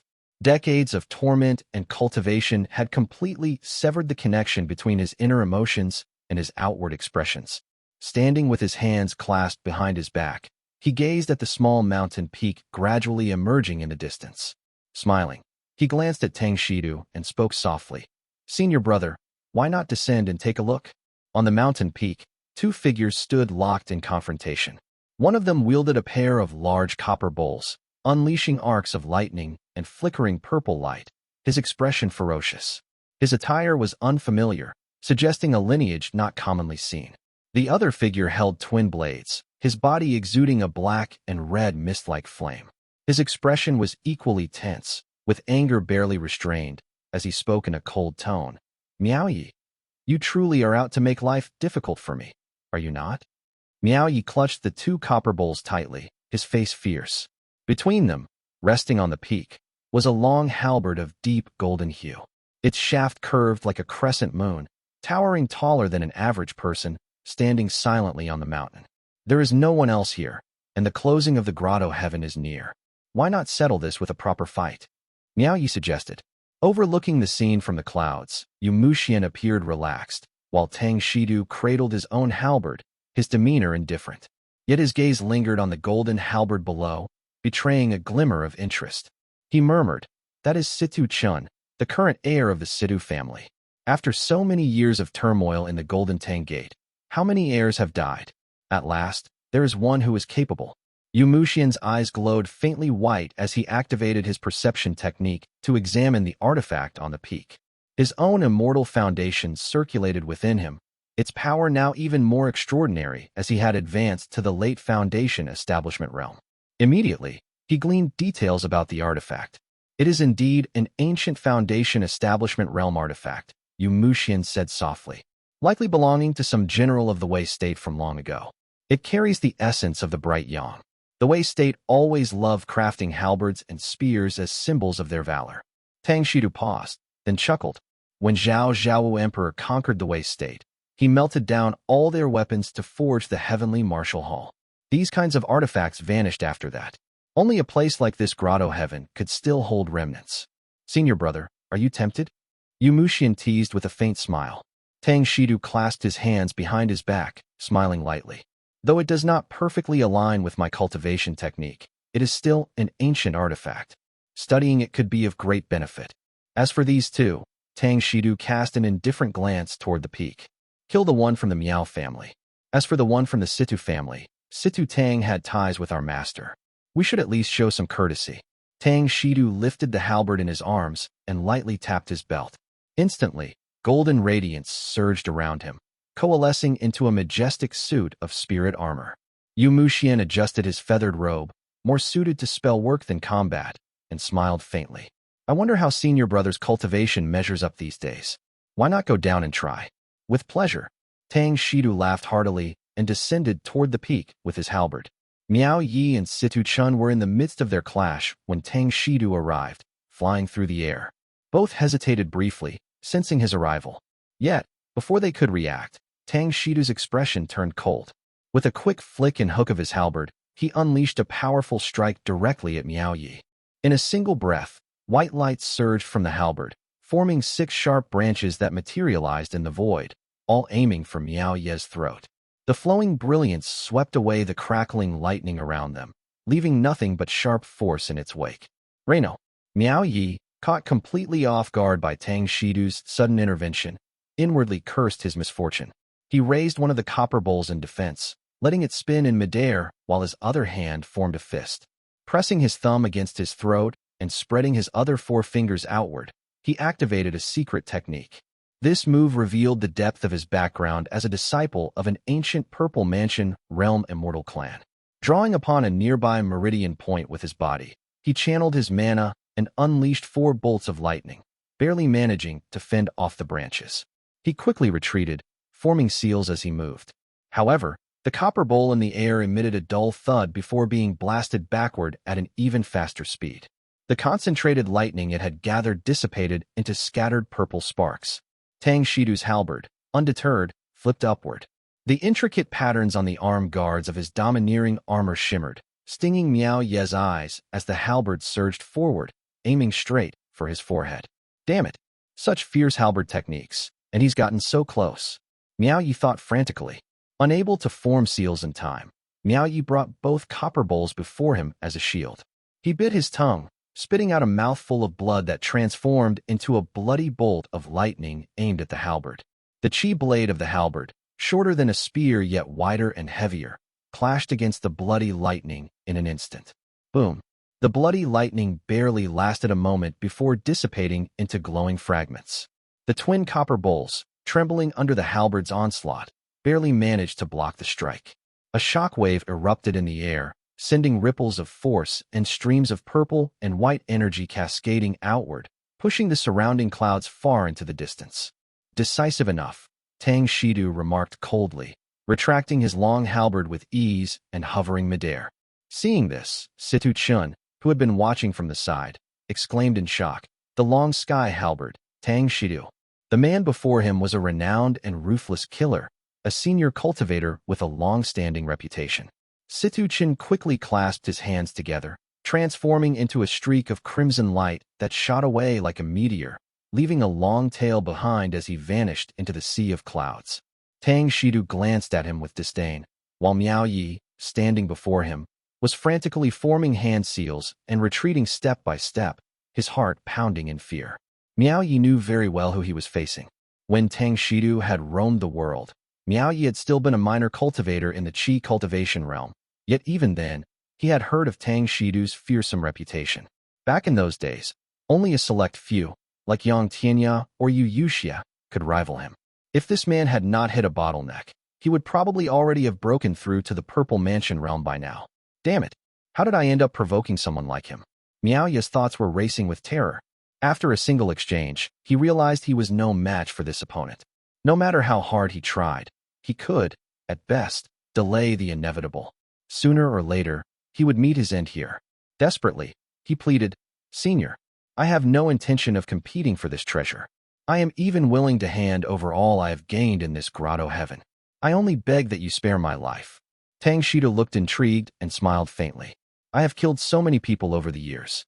Back then, the thunder techniques had not yet emerged. I never had the chance to kill a thunder cultivator with an immortal foundation. Killing you now would fill that gap nicely."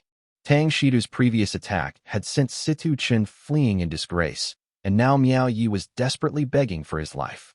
Watching from above the clouds, Yu Muxian nodded silently to himself. "Although neither of them is weak, my senior brother's strength is undeniable. With his premeditated strike and sudden appearance, it's no wonder he managed to terrify these two. But if they were to truly engage in a life-and-death battle, it would probably take him 100 or so rounds to kill Miao Ye." He mused over whether Tang Shedu could indeed finish the fight within 100 exchanges when, suddenly, a sharp pain shot through his ears. A piercing ringing sound filled his head, accompanied by a sense of foreboding. Yu Muxian frowned. A wave of panic began to rise in his chest, but it was quickly quelled by a surge of suppressive power that restored his calm. Quietly, he thought to himself, "It seems someone has come seeking their own death." Crow's thoughts. Hey everyone. This is a message from all the readers currently working on the Mirror Legacy wiki page. There is also a family tree. One of our fellow TML readers, Glimp, has started a wiki page for the novel, and we're working together to expand it. Open book, check it out here. the-mirror-legacy.fandom.com/wiki/the_mirror_legacy_wiki. As of now, a lot of the other readers on Discord are joining in and contributing. Due to the complex dynamics of this novel, we need more contributors to make this a full-fledged wiki.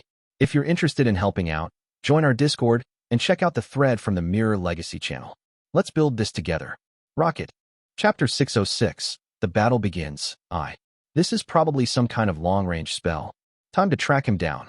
Yu Muxian had spent most of his years cultivating within the sect and had few opportunities to engage in actual combat. Yet, he had learned a great variety of spells. As countless countermeasures flashed through his mind, he quickly settled on one. Heavenly golden symbol. He gathered his mana. Power surged at the tip of his ring finger, channeling the earth element as Kuan, while golden energy condensed as Dui in the middle, and a spell gathered at the central palace of his middle finger, projecting golden light into the heavens. Above Yumushian's head, an intricately designed golden symbol began to take form, gradually transforming from illusion to substance. It hovered in midair and rotated lightly, casting a golden-white screen of light downward. This spell resonated with his molten metal cave immortal foundation. First time using this in battle. It seems to handle quite well, he thought, blinking slightly. The spell soon sent back feedback, and before his eyes, an image appeared. A scene of a profound patterned golden arrow, seemingly about to pierce through the clouds and fly straight toward him. Somewhere distant, he faintly felt its origin. Then he froze slightly at the realization. This is Li Xianfeng. In use state. Cultivators who used bows were rare, let alone one capable of firing from such a long distance with what appeared to be the infamous profound patterned golden arrow. Yumushian had already noted Li Xuanfeng's appearance and Dharma artifact, and could easily guess the source. His heart filled with resentment. I had thought there was a chance to resolve our differences peacefully. How naive of me. It seems he truly intends to harm me. Yumushian had no wish to antagonize him. Li Xianfeng was greatly trusted by Taoist Master Yuan Su, and in the future, if he were to free himself from Yuan Wu's control, maintaining good relations with the other Purple Mansion realm figures in the sect would be crucial. He had even entertained the idea of cooperating with Li Xianfeng. But now, with everything ruined in a single moment, his heart burned with anger. What a narrow-minded fool. Still obsessing over those petty family squabbles and trivial grievances. Now he's going to drag Yuan Su into this mess. Since Li Xianfeng had already taken action against him, Yumushian knew he couldn't let this slide. With 2 Purple Mansion realm Dharma artifacts at his disposal, killing him would be an easy task, though he couldn't help but fret over the consequences of offending Taoist Master Yuan Su. He opened his mouth slightly and spat out a string of golden fragments. These fragments caught the wind, rapidly expanding into 6 circular shields, each covered in scales-like carvings, which floated around him in 6 directions. Boom! A deafening explosion echoed as the 6 shields aligned, merging and moving in perfect harmony. Following the pattern of a certain formation, they rotated as one. Yumushian had already predicted the direction of the attack, and the shields firmly blocked the incoming object midair. It's exactly as I thought, a profound patterned arrow. Yumushian's prediction came true. The arrow shimmered in the air for a brief moment before vanishing. Yumushian activated his perception technique and caught sight of it. A golden arrow, shaped like a phoenix, radiating an extraordinary vitality. Got you. A cold smile crept onto his face. At that moment, 2 other Dharma artifacts shot toward him from afar. One was an ancient, plain-looking sword covered in intricate engravings, flying through the air with an almost casual grace. The other was a thick, grayish flame, rushing toward him with a speed like a howling wind. Yumushian's expression changed sharply. How could he fail to recognize this gray fire? Even the ancient sword seemed familiar. A chill crept into his heart as he finally realized, this isn't right. He's already planned this ambush with others. While alarmed, his face retained its otherworldly composure, exuding calm and dignity. The 6 shields, which shimmered like a mix of gold and stone, hovered around him in fluid motion. Together, they intercepted the sword and the gray fire. Then he shouted, "Senior brother, come quickly to aid me." Yumushian had always been cautious by nature. Despite carrying 2 Purple Mansion realm spirit artifacts, he never let his guard down. The strength of his opponents exceeded expectations, prompting him to muster all his focus. Holding back his 2 spirit artifacts for now, he once again opened his mouth. The molten metal cave, an ancient cultivation technique he practiced, was known for its agonizing difficulty. Few could endure its pain and complete it, but those who did gained the ability to internalize Dharma artifacts within their bodies, much like a Purple Mansion realm cultivator. Now, as he opened his mouth again, a series of golden white light points emerged, stretching outward into the air. Yumushian, being a skilled blacksmith, had always preferred crafting sets of Dharma artifacts.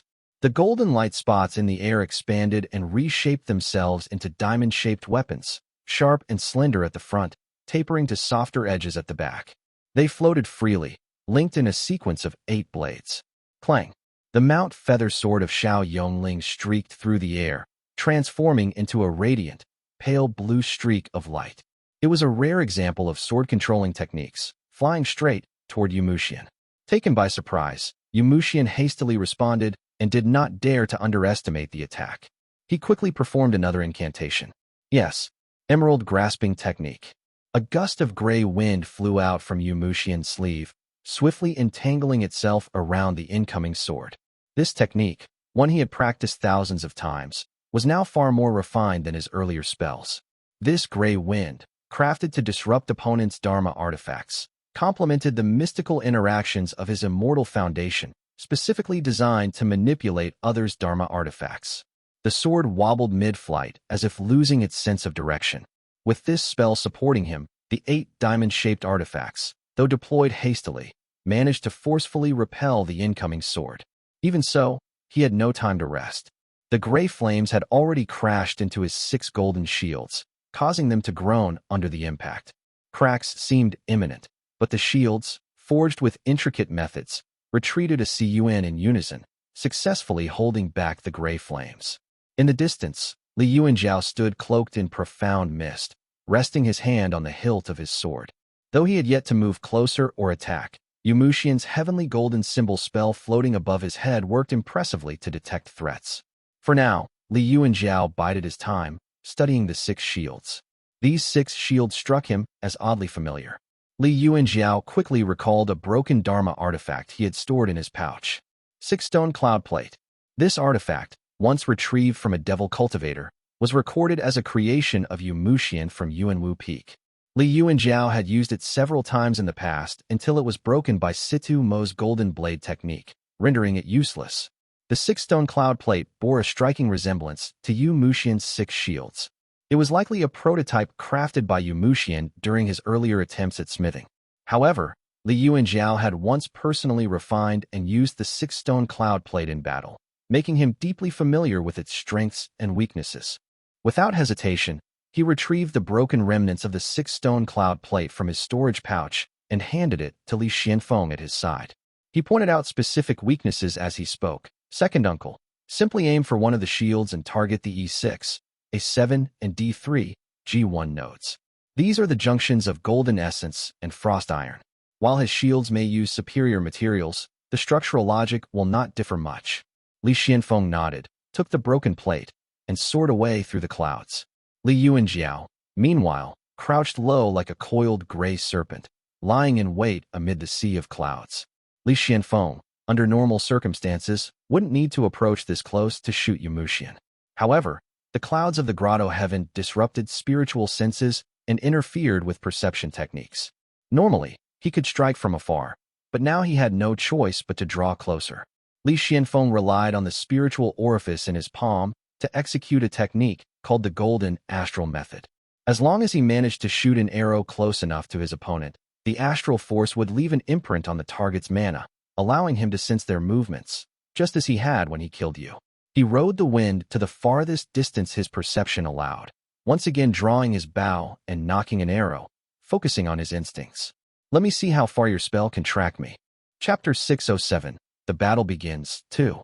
In the Cloud Sea, after an initial clash, each side had already gained some insight into their opponent's artifacts. There was no need for further concealment.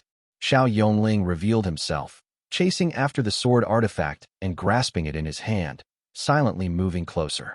Meanwhile, Tu Longjian moved with eerie stealth, somehow managing to get within 3 chi of Yumushian without being noticed.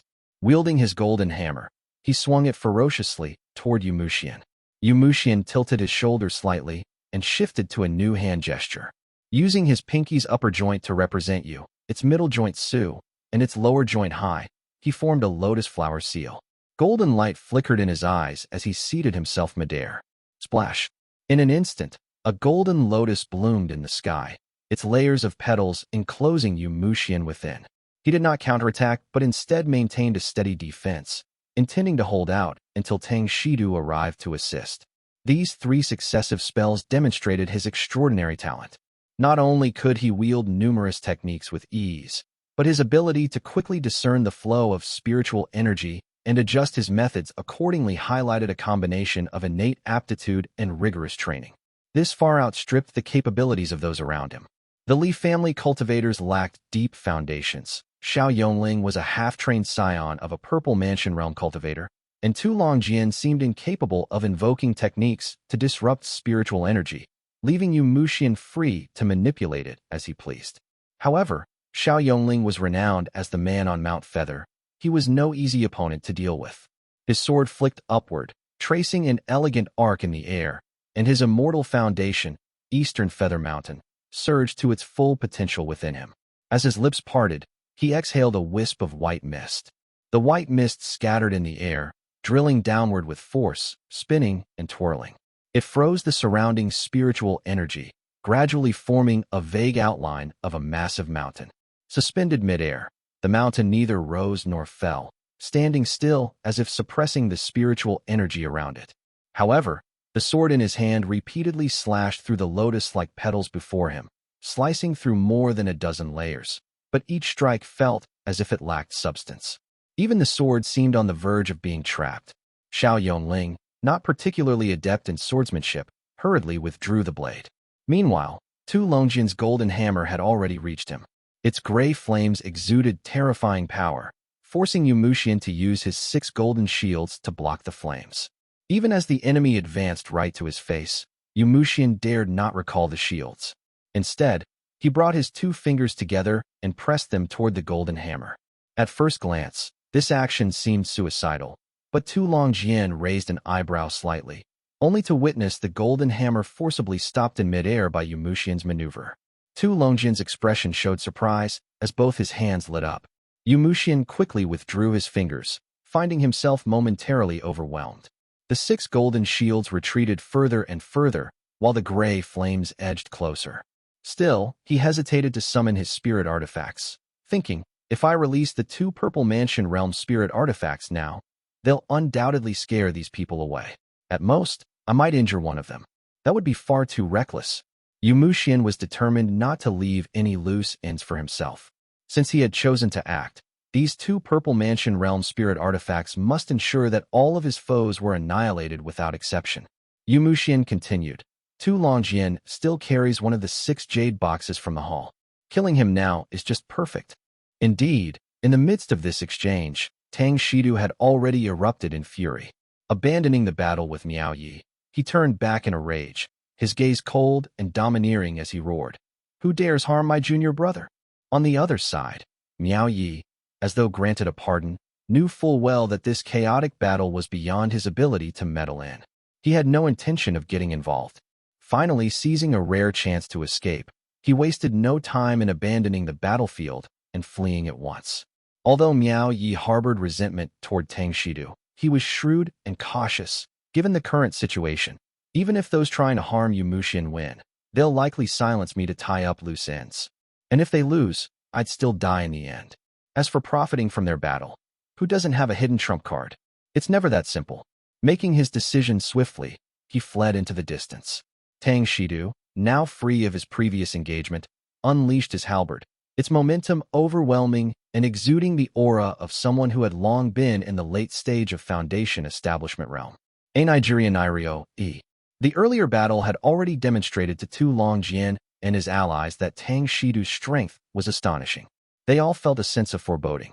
Yu Muxian, however, smiled faintly, just about to speak when a buzzing sound suddenly rang in his ears. Again, Yu Muxian sneered. The spell above his head, heavenly golden symbol, rotated and floated in midair. He blinked a few times, then froze. Can't locate it? How is that possible? From the moment of the ambush, Yu Muxian had meticulously maintained control over the battlefield, analyzing the logic of each move and assessing everyone's strength and intentions. But now, this unexpected development left him genuinely baffled. The heavenly golden symbol was designed to detect incoming spells and artifacts, employing incredibly sophisticated techniques to avoid the stealth methods or concealed artifacts of his foes. Thus, it was impossible for Li Xianfeng to be using any sort of concealment technique. If he could attack from this far, why would he have stayed within detection range earlier and wasted his advantage? A flurry of thoughts flashed through Yu Muxian's mind, but he couldn't pinpoint where the attack was coming from. With Tang Shedu's halberd only a single step away and the buzzing sound in his ears growing louder, Yu Muxian felt a surge of unease. A sense of danger welled up within him. Blood formed on the tip of his tongue, its metallic tang spreading in his mouth. Acting decisively, Yumushian made his move. No more hiding. He opened his mouth, spitting out a golden ring no thicker than a pinky finger, but as large as a human head. The ring was inscribed with countless intricate runes. It hovered briefly, then began to rise into the sky. Purple Mansion Realm Spirit Artifact. Binding Ring. Yumushian shouted. As soon as the golden ring appeared, the buzzing sound in Yumushian's ears vanished. Without any visible movement or golden rays striking out, a profound patterned spirit arrow appeared trapped within the ring. The arrow seemed almost alive, struggling incessantly within the confines of the golden ring. It emitted the sharp, clinking sounds of metal clashing, but despite its efforts, the disparity in power was insurmountable. The arrow could only whirl helplessly within the ring. Seeing this artifact in action, the faces of everyone present changed. Tu Longjian narrowed his eyes slightly, thinking to himself, the first Purple Mansion Realm Spirit Artifact is out, and it's a defensive artifact? This is going to be troublesome. His spiritual sense flickered as he inwardly cursed at the token in his possession. You call yourself an ancient spirit artifact? Look at that modern spirit artifact. How formidable. If you continue to underperform, and something happens to my allies, how do you plan to handle it? Expressions shifted among the crowd, but Tang Shedu let out a breath of relief. He understood better than anyone how Taoist Master Yuan regarded this junior disciple of his. If Yumushian were harmed here, Tang Shedu would likely face severe consequences. Yumushian, always calculating, had not discussed the Purple Mansion Realm Spirit Artifacts with Tang Shedu on their way here. Tang Shedu was therefore pleasantly surprised, feeling a wave of cruel delight as he redirected his halberd toward Xiao Yongling. Xiao Yongling glanced coldly at the golden ring. He recognized it immediately. It was clearly modeled after a certain artifact from years ago. He didn't have time to examine it closely, as he was forced to withdraw his sword and turn to defend himself. Hidden in his sleeve, his fingers clenched tightly around a jade hook. Before their artifacts clashed, Tang Shidu's mocking voice rang out. You are from the Xiao family, huh? I bet you are quite familiar with the appearance of the binding ring, are you not? What are you called again? Man on Mount Feather or something? Looks like you are destined to become the next Xiao Xianyu. Chapter 608. The Battle Begins. 3. Xiao Yongling's previously calm expression was finally shadowed by a trace of gloom. The eastern feather mountain formed from spiritual energy in the clouds began to move slowly, suppressing the flow of mana and weakening the power of Tang Shidu's halberd. The long sword in his hand radiated dazzling brilliance as he moved to block the attack head-on. The ancestor of the Xiao family, Xiao Xianyu, had met his end overseas years ago, unable to even put the Xiao family's signature spell into use. The Xiao family, relying on past connections, had begged a Taoist master from the Purple Smoke Gate to cast a spell that projected the image of a circular ring, using it to inquire everywhere, but to no avail. Decades later, Taoist Master Yuan had wielded a Dharma artifact shaped like a ring on multiple occasions. The Xiao family dared not confront him, but they harbored silent suspicions in their hearts. Now, Tang Shidu's words were like grinding the Xiao family's face into the dirt. This veiled insult, half hidden and half revealed, was far worse than mocking the Li family by referencing Li Chujing's assignment to guard the southern borders. Earlier, it had been agreed that Xiao Yongling would hold back Tang Shidu, so he decisively invoked his immortal foundation, wielding his sword to intercept Tang Shidu's advance with full force. Meanwhile, Tu Longjian communicated through spiritual sense. The black and red token in his possession erupted with raging gray flames, scorching Yumushian's defensive Dharma shields with a sharp, hissing sound. Yumushian formed a lotus hand gesture with one hand to resist Tu Longjian's golden hammer, while his other hand summoned back the golden shields. As the golden shields retreated, the raging flames surged forward. Tu Longjian raised an eyebrow and focused his spiritual sense. First, destroy the heavenly golden symbol above his head. With that artifact in place, Senior Yuan Jiao cannot approach him. Coming from a family of sword immortals, he must surely have talisman swords. With his spiritual sense commanding the flames, they surged upward and twisted toward Yumushian. Yumushian carefully observed the fire and understood immediately. 6-ding merging fire token. A flame that shortens life and injures vitality, used to destroy artifacts and purge evil. It disperses, incinerates, and annihilates, balancing yin and yang within the grotto heaven. It must be countered with the water mansion system. From his sleeve, Yumushian flung out a jade bottle. Changing his hand gestures, he formed a seal, pressing his ring finger for Rin and his middle finger for Gui, then flicked his sleeve, releasing a pale blue glow. The jade bottle tipped in midair, spilling a single drop of jade dew. When it collided with the blue glow, it burst into a roaring cascade of seawater, pouring down from the heavens. The sixth ding merging fire token clashed with the torrent, and Yumushian lightly manipulated his spell to seize the advantage in controlling the battlefield's formation. However, the gray flames, being six ding merging fire token, burned the seawater completely. A precious spirit item had been expended just to fend off a single attack. Yumushian showed no concern as the golden ring in the sky spun rapidly, intercepting streak after streak of golden light that streaked across the air like meteors. Li Xianfeng, already having one arrow trapped within the ring, released new arrows condensed from astral gold. These arrows were also ensnared one by one within the golden ring, where they were ceaselessly ground down. Simultaneously, Yumushian's 8 golden diamond-shaped artifacts rushed forward, clashing violently with Tu Longjian's golden hammer. With the support of the Purple Mansion Realm Spirit Artifact, Binding Ring, Yumushian was able to forcibly stabilize the confrontation, holding Tu Longjian's powerful onslaught in check. Tu Longjian's golden hammer spun back toward him, and flames surged upward from beneath his feet. At last, he ceased concealing his immortal foundation, activating the molten fiend fire. Baleful flames erupted from the golden hammer, streaking upward in curling plumes. The flames burned bright at their core, while their edges shimmered hazily, like flowers seen through a mist. They spun individually, swirling and dancing around Tu Longjian's body.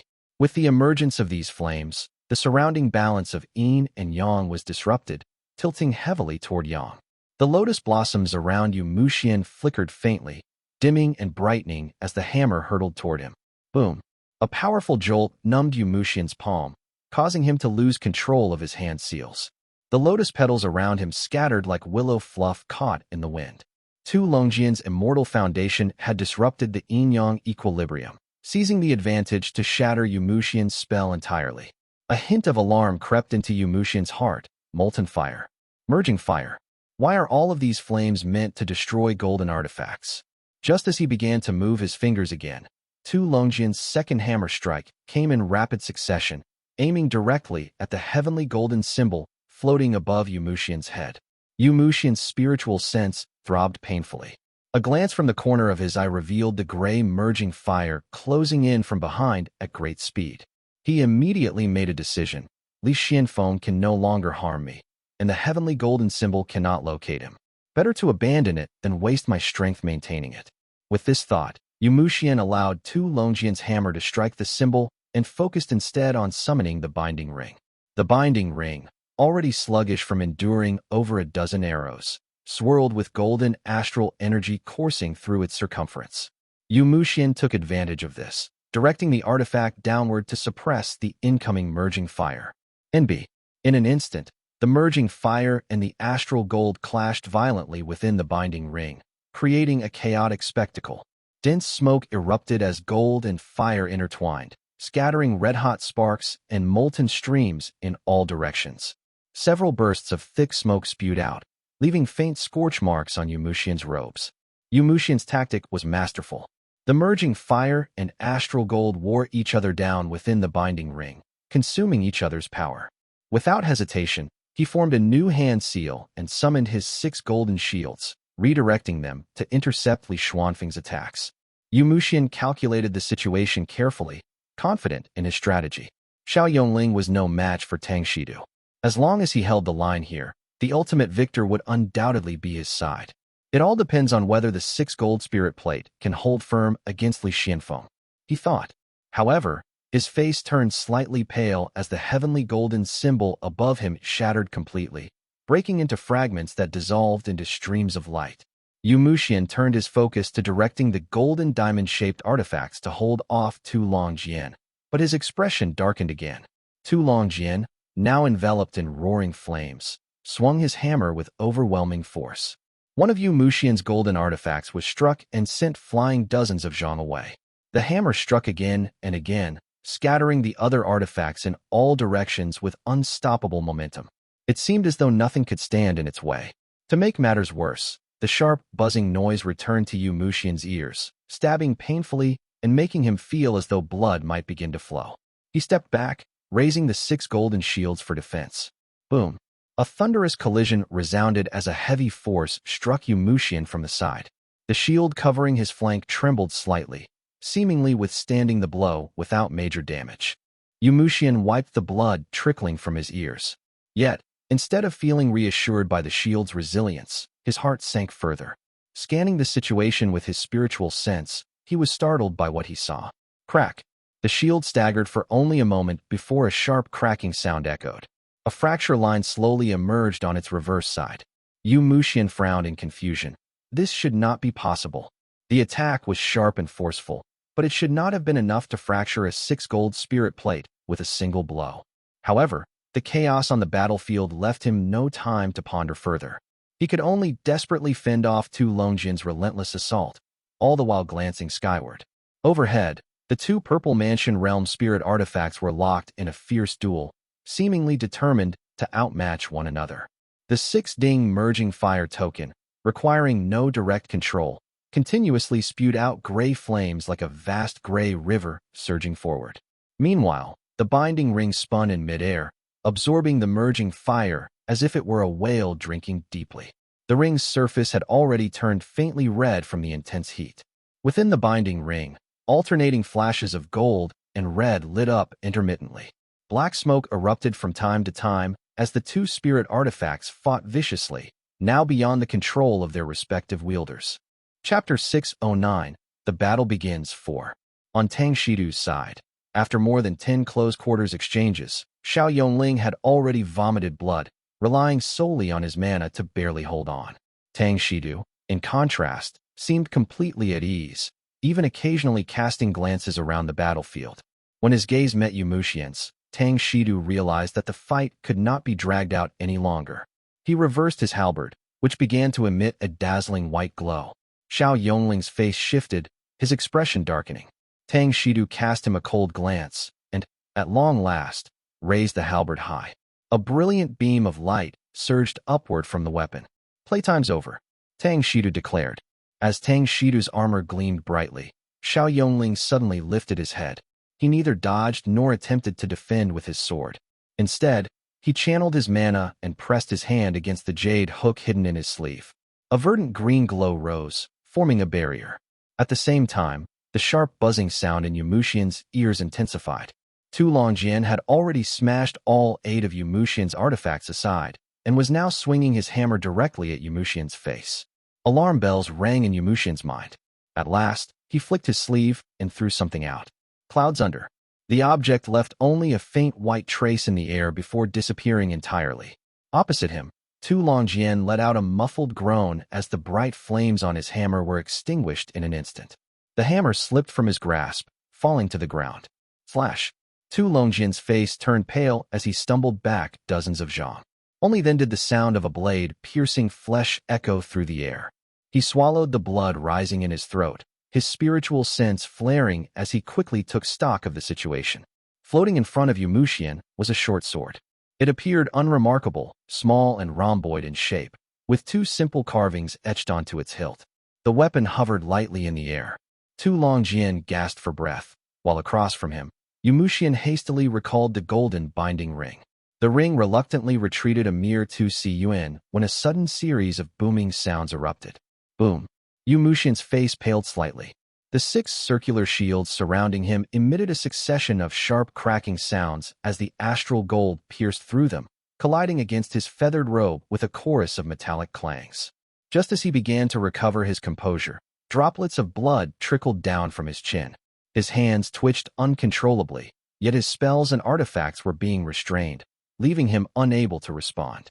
At last, a deep fear arose in his heart, and a single thought echoed in his mind: how? Then he had a sudden epiphany. I miscalculated. This grotto heaven has another layer below. In that instant, the weapons in everyone's hands began to hum in unison. The sea of clouds around them retreated like the ebbing tide.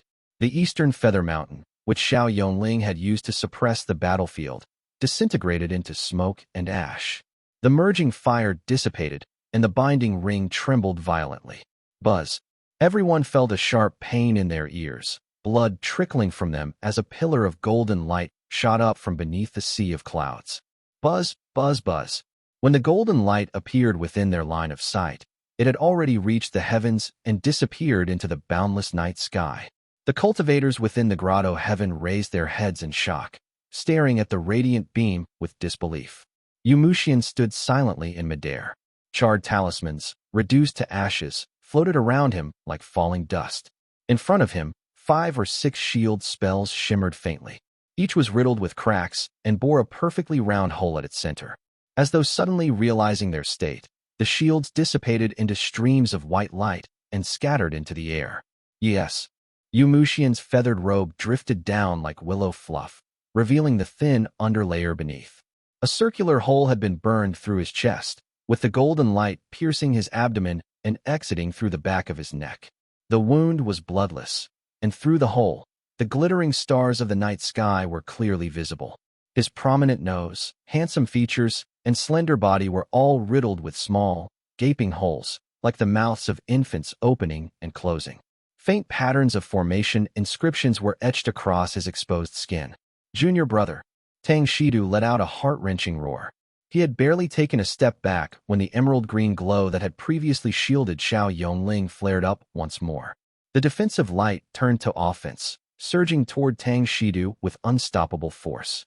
The golden light continued to radiate its brilliance, blindingly dazzling and overwhelming, causing those present to feel as though they were being flayed alive. Their 6 senses faltered. Tu Longjian froze momentarily, stunned. Meanwhile, Yumushian abruptly came to a halt, his body suddenly suffused with a faint white glow. Yumushian's eyes snapped open.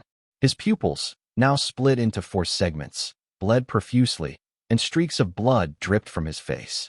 A glowing array emerged at the center of his brow, and his lips curved into a faint smirk.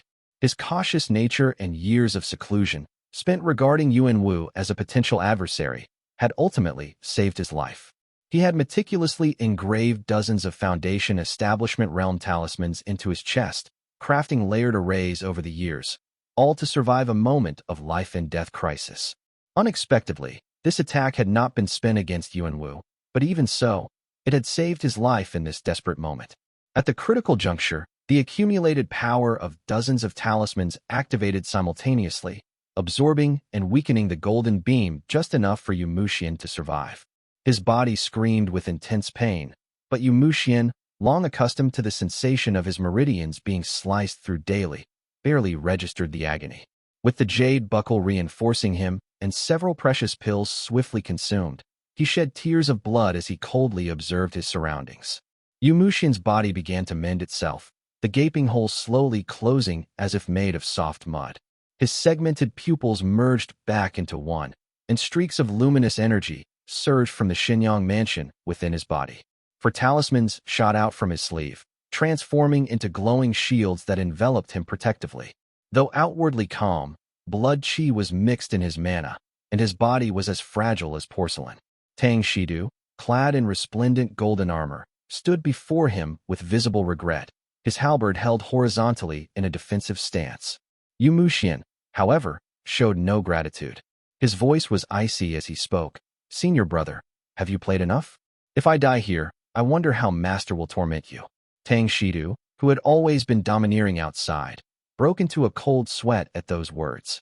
Hastily, he pulled several talismans from his storage pouch and handed them to Yumushian, his face etched with pale vein lines. He stood solemnly, staring at the opposing group with renewed vigilance. Buzz, buzz, buzz. Several streaks of golden light shot through the air, but all were swiftly captured by the binding ring, where they clanged sharply as they struck its inner walls. Amid the tense stalemate, the sound seemed especially jarring. Xiao Yongling, the most fatigued among them, appeared pale, having suffered severe injuries to hold back Tang Shedu. Tu Longjian, his face dark, clutched at a wound on his abdomen, silently deliberating something. Yumushian surveyed the scene, realizing that the immediate crisis had passed. Yet his cautious nature kept him on edge. Despite the layers of Foundation Establishment Realm shields protecting him, he still gripped several talismans tightly, ready to activate them at a moment's notice, until he froze. Just 3 qi to his side, the clouds and mist suddenly parted. A middle-aged man stood there silently, his sword resting against his chest. The green and white glow emanating from the blade was so intense it seemed ready to drip from the weapon at any moment. Yumushian's scream barely reached his throat before the middle-aged man drew his sword. A gentle breeze swept through the heavens and earth. Xiao Yongling's treasured sword, hanging at his waist, began to tremble with metallic clangs, as though about to leap from its scabbard in excitement. Throughout the grotto heaven, on mountaintops, amidst the clouds, and within grand halls, the swords at countless cultivators' waists vibrated in unison, chiming as though eager to be unsheathed. These cultivators, startled, raised their heads in wonder. Amidst the layers of pale gray mist in the grotto heaven, a crescent of green-white light rose. Chapter 610, Sword Slash. Wanyu Sword Gate, Chenghua Hall. A man in a Taoist robe leaned lazily against the doorframe, his eyes half closed as he calculated with his fingers. At the Green Pine Temple, things seemed to have settled quite a bit. It seems that the 5 true monarchs did not encounter the person they were waiting for, and have since taken the Unspeaking bell away. No matter how I calculate, he would never have appeared there, so naturally, they dispersed. He yawned, but suddenly his expression grew serious. A clattering sound erupted from inside the hall. Startled, the man hurriedly stepped inside. In just a few strides, he reached the upper dais, where a Taoist scripture rested. The scripture had a deep blue cover and pale yellow pages, appearing utterly unremarkable. Yet, without wind, its pages fluttered and turned on their own. The pages finally settled, glowing with a faint green-white light as a few characters shone brightly. Qingche. A few lines down, 2 smaller words lit up, Celestial Moon. The green-white light flickered a few more times before fading away. The word Qingche remained faintly illuminated, while Celestial Moon quickly dimmed into dull gray ink, lifeless and ordinary. The man paused, a subtle trace of sorrow in his voice as he muttered softly, "The last trace of Celestial Moon's sword intent is no longer in this world." He furrowed his brow but soon revealed a hint of hope. Perhaps that young sword immortal Wang might still have a lingering trace of it. But alas, he is currently learning the Tao before the true monarch. Even the Wanyu sword book cannot calculate his fate. Years ago, when Li Cheijing had raised his sword in Yi Mountain City, he had not struck, letting the blade's intent dissolve into a gentle breeze. That strike had been executed on a whim, yet it was enough to surpass Qi Zhiyun, the young master of the Azure Pond sect, scattering his fiery cloud's sword essence and securing victory in that duel. However, the sword intent within the Qingche sword was one that Li Cheijing had spent years refining within his cave dwelling. It was far stronger than the casual strike he had delivered that day. When the Li family obtained the sword, they had no real understanding of its power. Even their descriptions of it were derived from others. Xiao Yuanzi had returned the sword to the family based on his observations of that duel, estimating that the sword intent could slay a mid-foundation establishment realm cultivator. Later, encountering Wang Sun in Yinghua Prefecture, Xiao Yuanzi had shown him the sword intent. Wang Sun had evaluated it as capable of slaying a mid-foundation establishment realm cultivator as well. The Li family had not thought much of this evaluation at the time, overestimating Wang Sun slightly and placing him on the level of mid to late foundation establishment realm. However, Wang Sun was the great-grandson of a true monarch and the direct child of a Taoist master. Whether in strength or perspective, he was among the very best in this realm. The mid-foundation establishment realm he referred to likely aligned with the standards of the northern sects, such as the upper sects on Mount Luoxia. This is sword intent, Li Yuanjiao thought, pouring all his mana into the strike. He felt the world filled with gentle breezes and radiant moons, and a hazy figure emerged behind him, lasting only a fleeting moment before dissipating. The sword intent surged forward, erupting into a crescent of green-white light that tore through the air. Yumushian instinctively reached into his sleeve for something, perhaps a hidden trump card, but his eyes were already filled with despair. It was too close. Only now did Yumushian understand why Tu Longjian had gone to such lengths to destroy his heavenly golden symbol spell. This man possessed an ancient foundation establishment realm artifact, a rare item capable of concealing his presence. What Yumushian hadn't anticipated was that, despite wielding such a potent sword intent, this man had still crept so close before striking. Though Yumushian's hand clutched a life-saving talisman, and his storage pouch held 3 precious pills, none of them could be used in time. Ayo! The green-white crescent expanded in his vision. In that moment, Qian caught sight of Li Yuanjiao's eyes, so unlike the reverent gaze he'd worn years ago while accepting offerings at the lake. Now, they brimmed with ruthless determination. In the end, I'm to die at the hands of a mere qi cultivator from those days. Qian lamented. The green-white crescent shattered the sea of clouds, descending slowly into the lower realm before rising again and vanishing into the boundless night sky. For the first time, despair was etched visibly on Qian's face, a despair that would remain frozen forever. The strike severed his vitality entirely, leaving him no chance to turn the tide. As Qian fell, his spells dissipated, and his body plummeted. Tang Shedu, standing nearby, seemed dazed. His hands trembled as they reached for his face, now spattered with Qian's blood. A wave of overwhelming terror surged within him, quickly transforming into boundless fury. Li Yuanjiao, having expended all his mana, managed to step back only a few paces before a halberd thrust toward him. A Foundation Establishment Realm talisman he had prepared in advance activated, forming a shield of white light. But how could this talisman compare to those wielded by the disciples of the great immortal sects?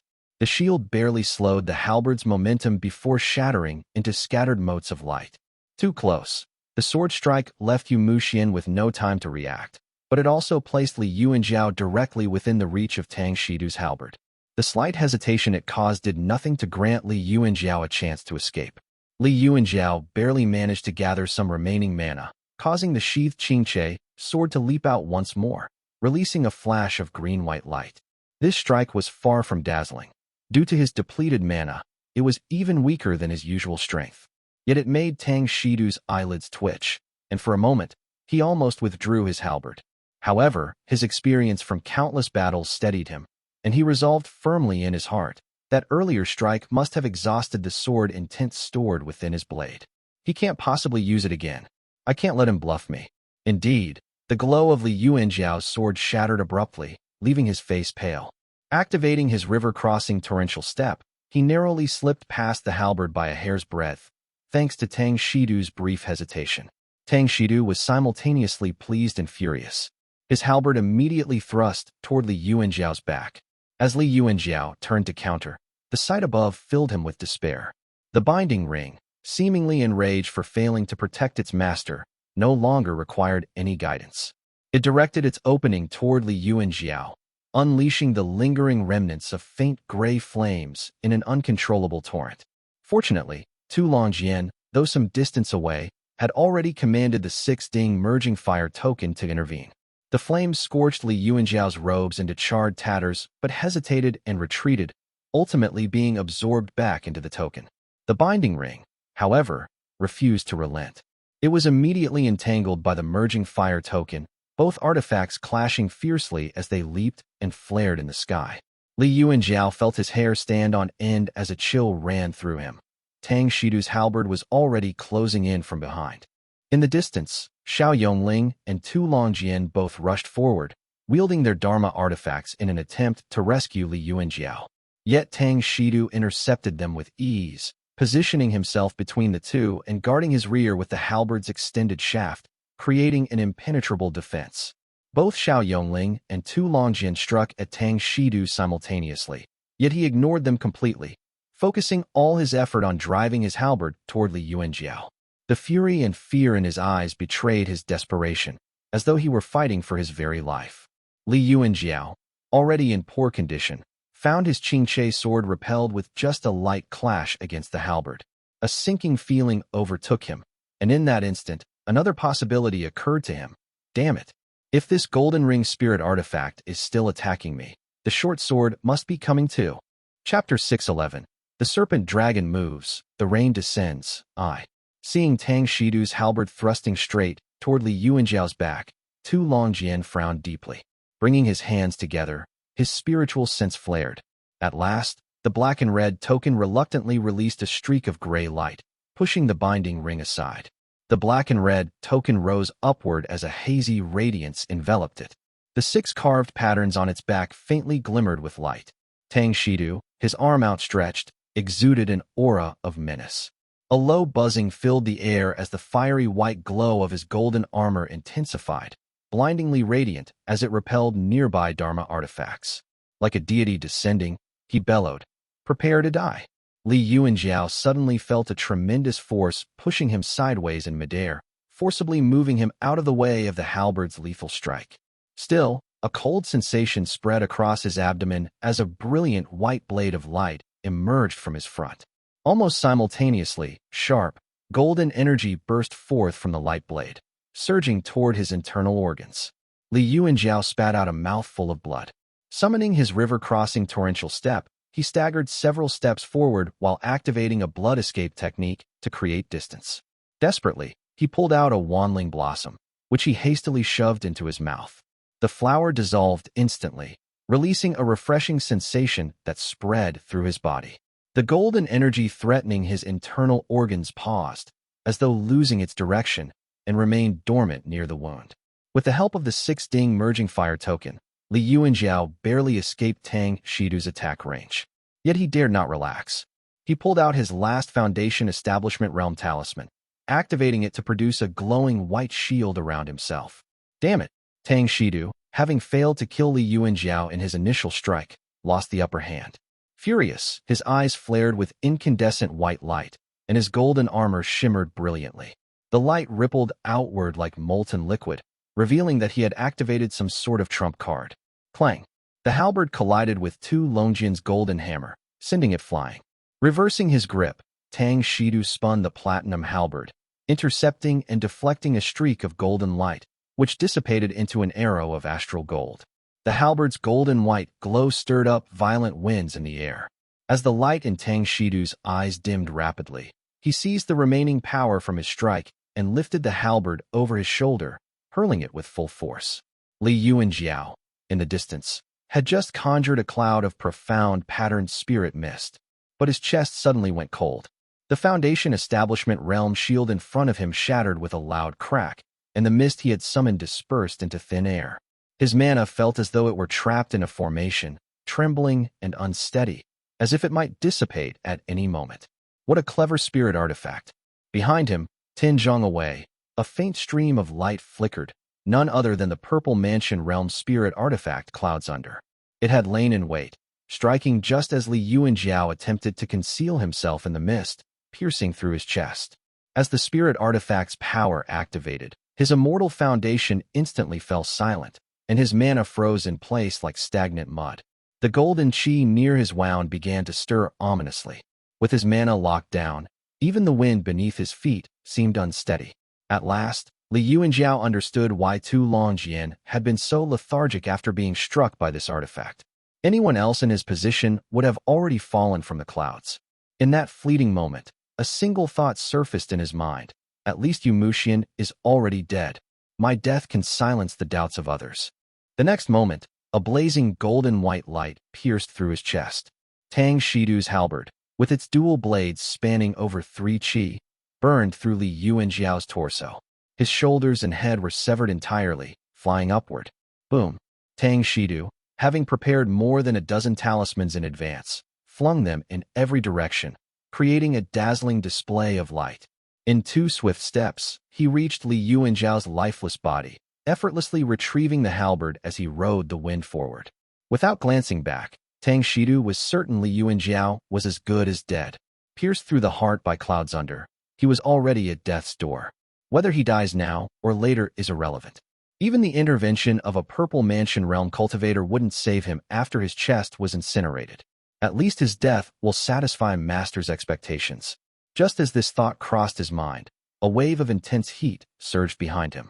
Startled, Tang Shedu turned abruptly, only to see roaring flames descending from above.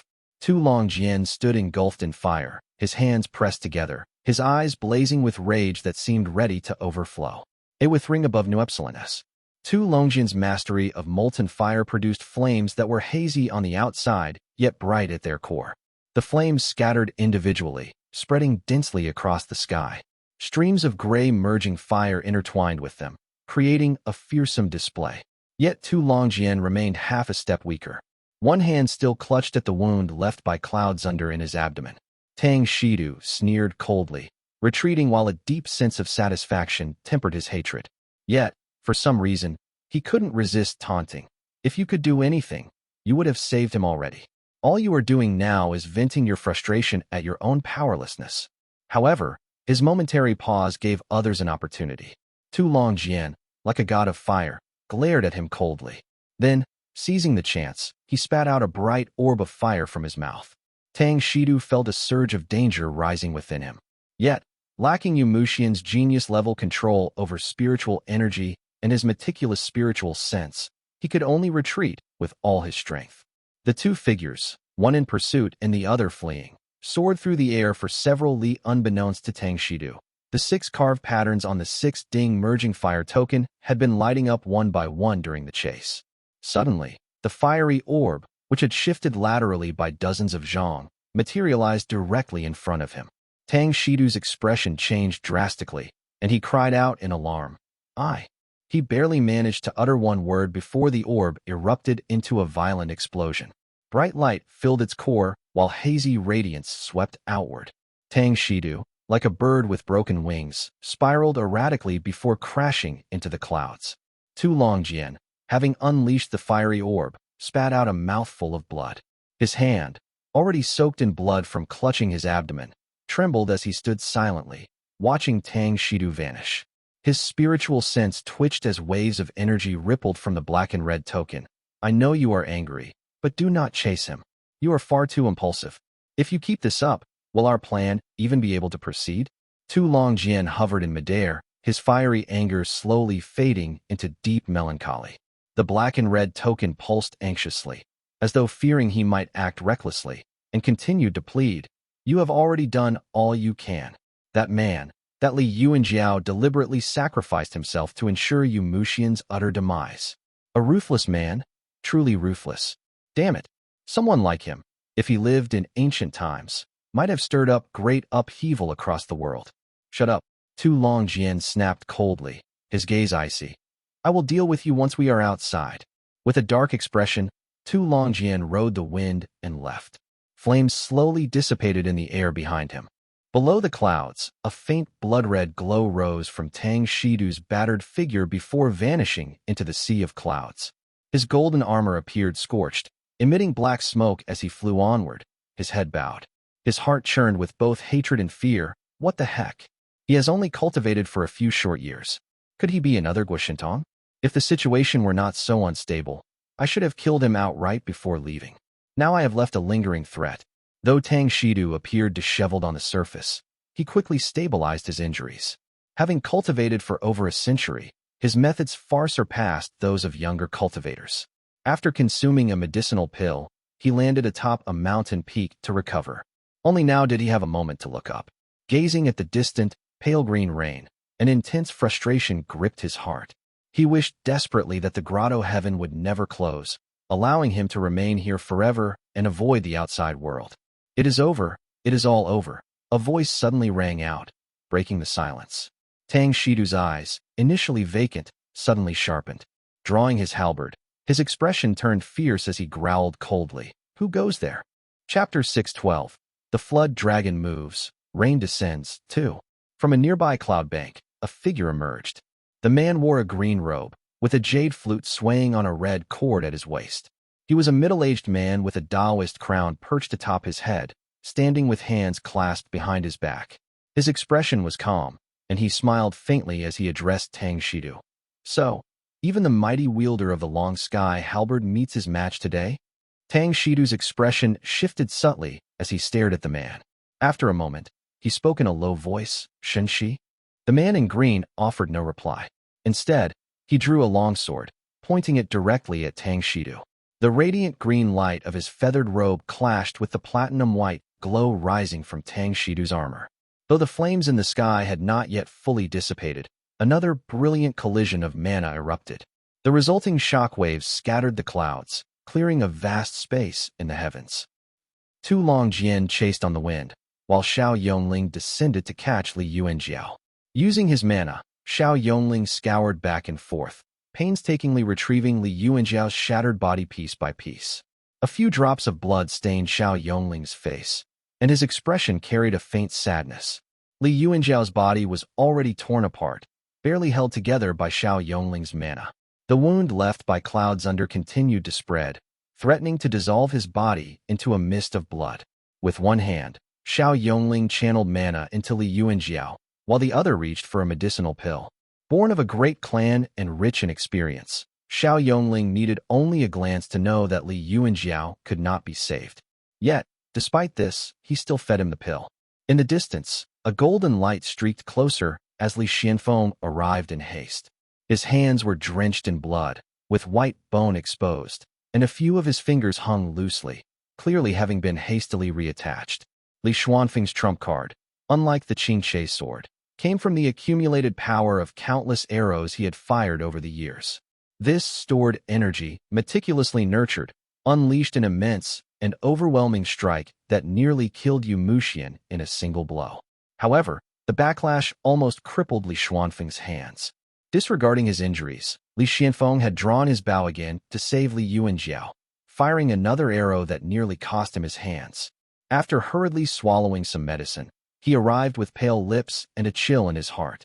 Although Foundation Establishment Realm cultivators were not as resilient as Buddhist cultivators, they still possessed remarkable vitality.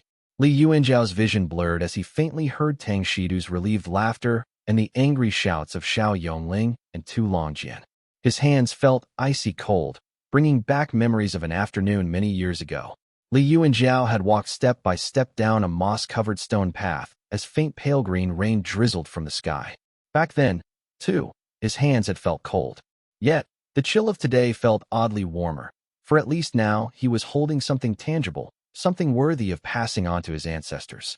This situation was within my calculations, deceiving step by step, leveraging Tu Longjian, and striking Yu Muxian down with ambush after ambush.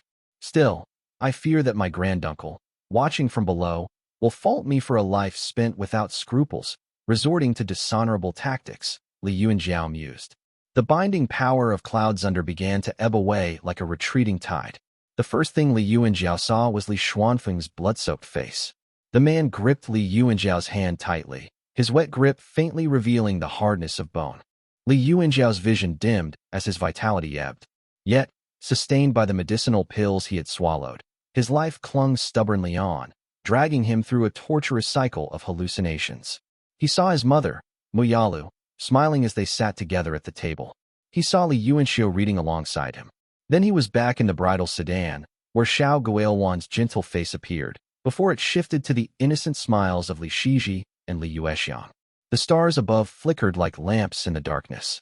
A cool breeze swept by, and droplets of blood-soaked rain splattered on his face. As his consciousness faded, he found himself in a memory of another night. The stars transformed into lights at the foot of the mountain, while the clouds became the silhouette of a tall figure.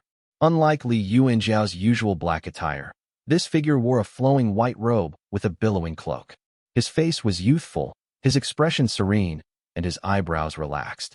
The man exuded an air of grace, smiling silently as he gazed at Li Yuanjiao. A faint sweetness filled Li Yuanjiao's mouth, jolting him back to reality. It seemed he had been fed some life-saving elixir. Summoning his last breath, a faint light appeared in his hand, faintly resembling a coiling and flying serpent. Li, Wuxiao, he murmured. Li Xianfeng grasped Li Yuanjiao's hand tightly, clenching his jaw as tears welled up in his bloodshot eyes. Before him, Li Yuanjiao's pupils had already begun to turn gray. The soft patter of pale green rain fell from above, striking Li Xuanfeng's black gold armor with a dull rhythm. Li Xianfeng bent forward slightly. Li Yuanjiao's lips moved, and he rasped in a barely audible voice, "Brother, brother." Li Yuanjiao's tone was light, a cheerful inflection that Li Xianfeng had never heard from him before. His tongue moved sluggishly in his mouth, but no further words came. The pale green rain continued to fall within the grotto heaven, dripping steadily onto Li Xuanfeng's black gold armor. The middle-aged man covered his face with one hand, remaining silent. His other hand, wounded and revealing bone, gently closed his nephew's eyes. Moongaze Lake. Autumn arrived early this year at Moongaze Lake. The landscape was painted in hues of crimson and yellow. Over at Qingdu Peak, the rains returned once more, falling in a gentle drizzle that passed through the formation barrier and gathered on the mountain. The water streamed down the stone crevices and channels, flowing clear and bright as it descended. A with a cute new bio. The Li family ancestral hall had been meticulously relocated to Mount Qingdu, every brick and stone transported without damage. The bluestone bricks exuded an ancient air, their surfaces covered in moss. The 6 massive doors of the hall were tightly shut, the brass fittings on them now dulled with age. Li Yuexiang, dressed in a flowing white dress, gently pushed the door open. The lamps inside the hall flickered faintly, casting a soft and warm yellow glow. Familiar with the rituals, she stepped inside, offering incense and bowing reverently. The faint scent of incense lingered on her. Few people came to the Li family ancestral hall. In years past, there had been objections from some of the elders about allowing women to enter. However, ever since Li Qinghong reached the Foundation establishment realm, those voices had gradually fallen silent and were never heard again. As Li Yuexiang entered the hall, she noticed someone standing silently in the center of the grand hall. The figure stood motionless, as though lost in deep thought. Only when he heard her movements did he turn around. "Brother," Li Yuexiang greeted. The man before her was none other than Li Shijuan. Normally calm and composed, unshaken even if Mount Tai were to collapse before him, her elder brother seemed uncharacteristically restless. He nodded slightly in acknowledgement and asked her a couple of questions absent-mindedly. During their brief exchange, Li Shijuan glanced twice toward the head of the hall.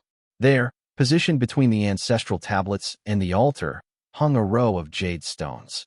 Some of the jade stones gleamed brightly, while others had grown dim, emitting a faint, warm glow.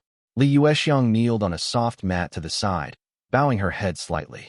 As her eyes wandered over the neatly arranged ancestral tablets, she silently recited in her heart, "Mother has gone into seclusion to attempt her breakthrough.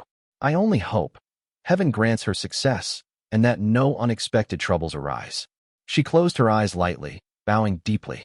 But just as she did, a faint cracking sound reached her ears. At the same time, she heard the unmistakable rasp of Li Shijuan gripping his sword hilt tightly, accompanied by his heavy breathing. Crack! The sound echoed sharply through the otherwise silent hall. The lamps within the hall dimmed simultaneously, and Li Yuexiang froze mid-bow. Lifting her head, she saw shards of jade scattered across the floor. At the forefront of the jade display, the lustrous piece that Li Shijuan had been staring at for months had shattered completely, fragments cascading with a faint tinkling sound. Li Yuexiang squeezed her eyes shut tightly, tears falling swiftly from the corners of her eyes. They slid down her neck and dripped onto her white dress. Sniffling softly, she began gathering the broken jade pieces into a small pile. She couldn't suppress a quiet sob as she murmured, "Father." Chapter 613, Exiting the Grotto Heaven, I. Chapter 613, Exiting the Grotto Heaven, I. Li Yuexiang kneeled at the front, overcome with sobs. Li Shijuan stood silently in the courtyard, the Hamlin sword at his waist emitting a faint glow. His eyes were rimmed with red, and his gaze lingered on the fragments of shattered jade scattered across the ground. A flood of thoughts coursed through Li Shijuan's mind, one after another, each slipping away before he could grasp them. Amidst the turmoil, the image of Li Xuanxuan's aged face surfaced vividly before his eyes. The lamps within the ancestral hall flickered dimly. Li Yuexiang's quiet sobs echoed faintly in the still air as a gentle breeze drifted through the hall. Li Shijuan's expression grew increasingly complex. He took a step back, then turned and exited the ancestral hall. Outside, the rain continued to fall, its steady rhythm pooling into streams at his feet. Li Shijuan rose into the air, carried by the wind, and landed before the alchemy pavilion. With his hands tucked into his sleeves, he stepped onto the stone stairs. The courtyard was deserted and shrouded in shadows. The only light came from the furnace fire inside the grand hall, casting flickering shadows that danced across the floor. Inside, Li Shiming sat upright before the alchemy furnace, his hands forming seals as he focused intently. He lifted his gaze as Li Shijuan entered. Li Shijuan waved a hand, saying nothing. He waited in silence until Li Shiming completed his pill refinement, extinguished the furnace, and tidied up his tools. Only then did he take a step forward. "The life jade of second uncle has shattered," Li Shijuan said softly. Li Shiming, still immersed in his study of the alchemy formula, froze in an instant. He raised his head with disbelief etched across his face, his voice trembling as he cried out, What happened?" Li Shijuan covered his face with one hand and stepped back. As he departed, he heard Li Shiming's distraught voice behind him. Looking up slightly, He saw the lights on Talisman Peak flickering faintly in the distance. Night had deepened, and Li Xian had not yet retired for rest. Li Shijuan found himself almost unable to face the old man, unable to tell him that his last surviving son had also perished in service to the clan. Delay it for now. Just delay it. Perhaps there is still hope, Li Shijuan murmured to himself. Green Pine Island. Compared to the controlled skirmishes in most areas of the Grotto Heaven, the fighting on Green Pine Island was chaotic and disorganized. Rogue cultivators clashed in a frenzied melee, killing and plundering one another. Li Qinghong flew along the island's edge, wielding her spear. Her jade armor shimmered, deflecting the splattering blood, while violet lightning crackled around her, causing the seawater below to surge and rise as white mist. The sea ahead churned violently. From the void, an object fell, a small, glossy black stone, no larger than a fingernail. It floated silently in the air, immediately drawing the attention of several cultivators. Li Qinghong's spear erupted with lightning as she stepped forward decisively. With a sweeping motion, she forced back the surrounding cultivators, snatched the newly emerged spirit item, and swiftly stored it in her pouch before retreating. Having recently advanced to mid-foundation establishment realm, Li Qinghong's strength ranked among the top of the cultivators present. Her repeated successes had already attracted envious gazes. Sensing several individuals considering an alliance against her, she assessed her surroundings carefully. Though unafraid, Li Qinghong understood the wisdom of withdrawing at the right moment. Guiding her lightning, she retreated steadily until she reached the edge of Green Pine Island's waters. Only then did the figures in the sky begin to thin out. She had initially partnered with the Han family of Donglu Island, planning her moves carefully. Yet the winds of fate were ever-changing. As spiritual energy grew unstable and various spirit items emerged, the group was scattered in an instant, each person scrambling to seize treasures. Before long, she lost sight of the Han family members. This area, where the Grotto Heaven overlapped with the mundane world, was filled with peculiar gray clouds that hindered spiritual senses. Unable to locate the Han family, Li Qinghong managed to rescue a few junior Han family disciples within her reach, but after collecting a substantial haul of treasures, she quickly left. The inability to coordinate with the Han family was no great loss for Li Qinghong. Being stronger, she was confident in her ability to harvest rewards on her own with the help of her immortal mirror. Without needing to share the spoils, she even found herself enjoying the independence. With Tildenue, adjusting her hair, she landed on a reef and immersed her spiritual sense into her mirror to assess her surroundings. Before she could make sense of her environment, a flickering green light emerged from the void. It wavered erratically within her mirror's view before shedding its radiance to reveal an unassuming talisman seed that lingered faintly. Li Qinghong's grip on her spear tightened, her knuckles turning white. She stood frozen in place for a long time before abruptly taking flight, heading toward the small island where Li Xianfeng had entered the Grotto Heaven. The island was barren, with no signs of life or traces of battle. Li Qinghong stood there briefly, wiping at the corners of her eyes as she thought to herself, if brother is in trouble, second uncle likely isn't faring well either. I don't know what's happening in this Grotto Heaven, but it's best to wait here for him. If he's injured, I can at least provide some support. As Li Yuanjiao died, his immortal foundation dissipated, and the power of the Purple Mansion Realm's spirit artifact swept forth. Li Yuanjiao's body gradually faded in Li Xuanfeng's hands, dissolving into rain that fell softly to the ground. Li Xianfeng found his hands empty, save for a long sword, a jade bottle, and a simple black-patterned storage pouch. He attached these 3 items to his waist. Retrieving a jade box from the storage pouch, he murmured under his breath. The green rain in the sky immediately began to gather, pouring into the box and forming a pool of green-gray spirit water that swirled gently within. The anomalies of the Grotto Heaven faded like a fleeting breath.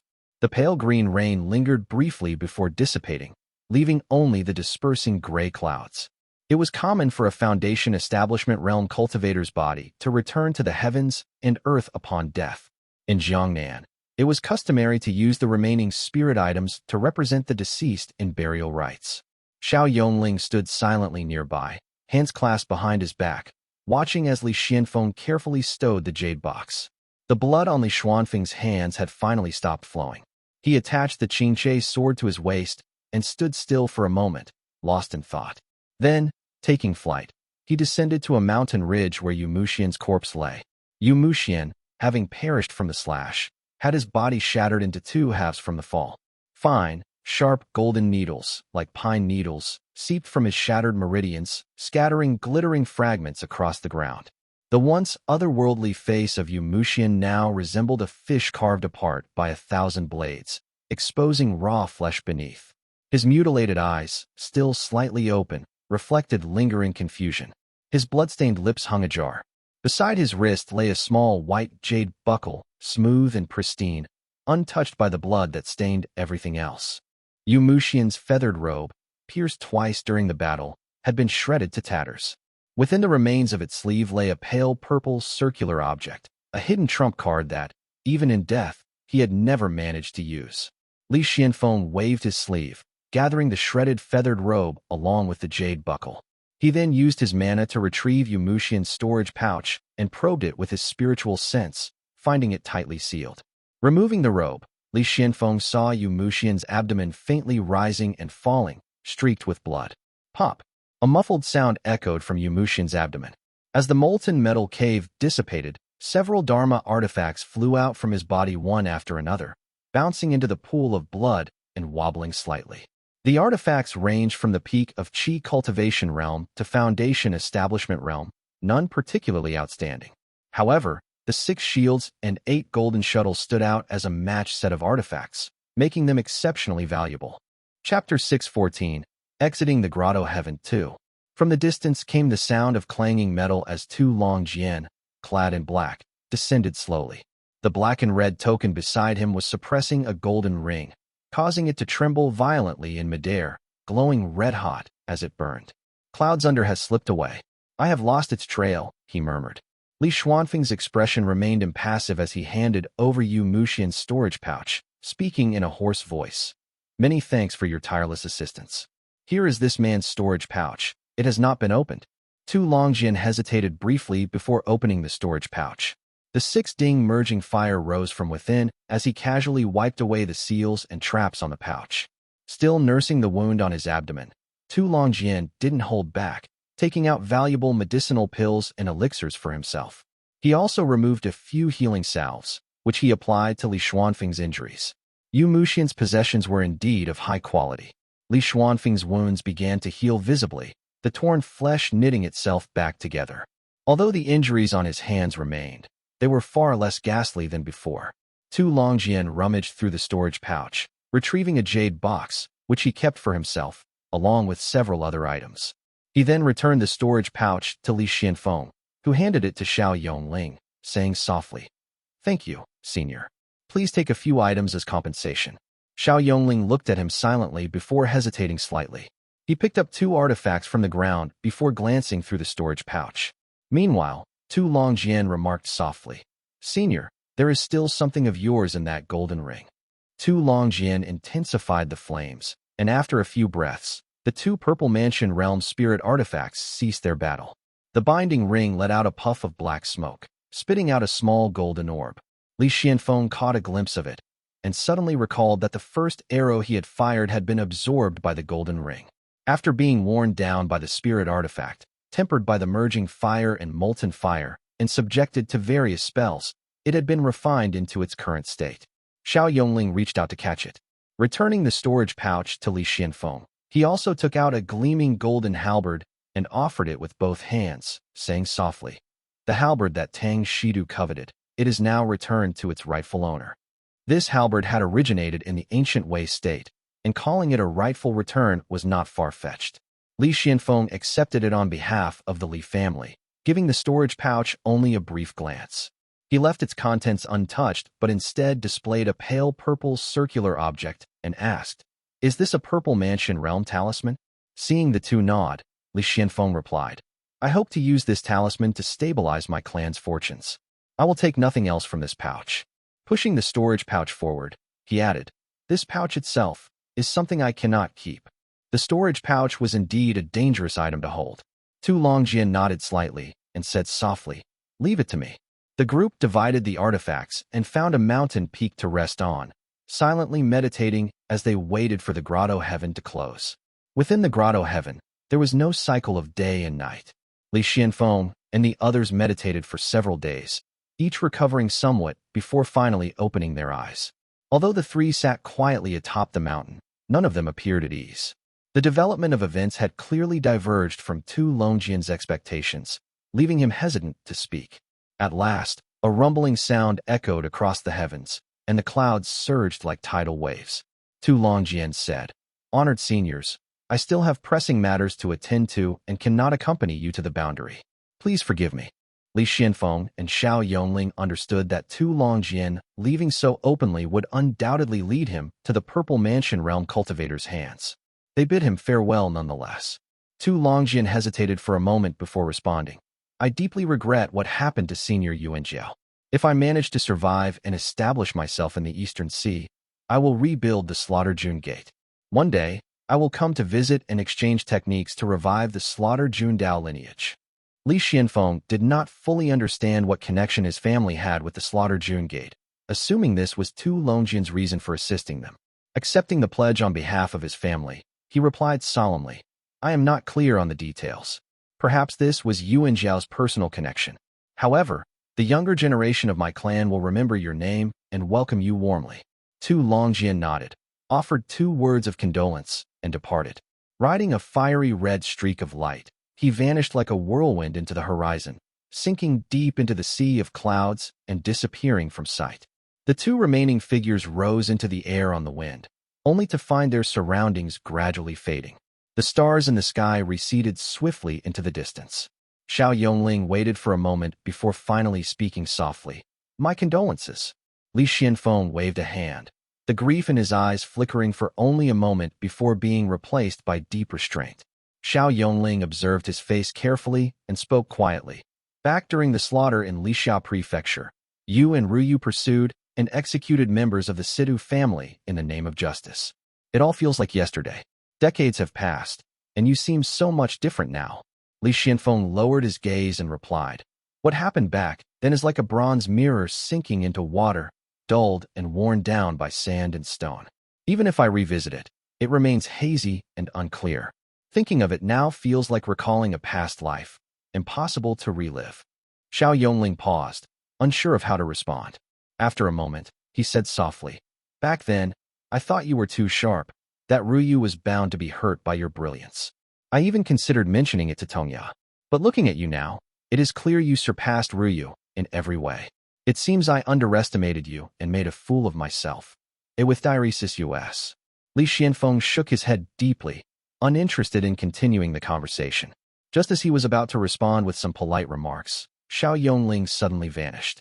From head to toe, he disappeared completely, as did the stars, clouds, and mountains, which all faded away into the distance. "The grotto heaven is closing." Li Qianfeng raised his gaze, finding himself surrounded entirely by the deep blue sea. Beneath him were the same island and rocky shore from when he first entered. The formation he had set up at the beginning still glimmered faintly. Nearby, Lin Chunxing stood in black robes, clutching his chest. Crimson blood dripped steadily from between his fingers. On the other side, Kanziyu collapsed to the ground with a thud. Sitting cross-legged, she immediately began meditating to recover. Li Qianfeng scanned the island with his spiritual sense, but found no trace of Zhong Qian. He surmised that Zhong Qian had likely met a grim fate, if not within the grotto heaven, then perhaps already in the hands of the Purple Mansion Realm cultivators. Although Zhong Qian was absent, Li Qianfeng saw a familiar figure nearby. Dressed in jade armor and holding a spear, her eyes rimmed with red, Li Qinghong stood there, staring intently at his hands. "Qinghong," Li Qianfeng called out. Li Qinghong nodded firmly, her throat tight with emotion. Uncertain of the situation, she dared not say much and choked out a brief response.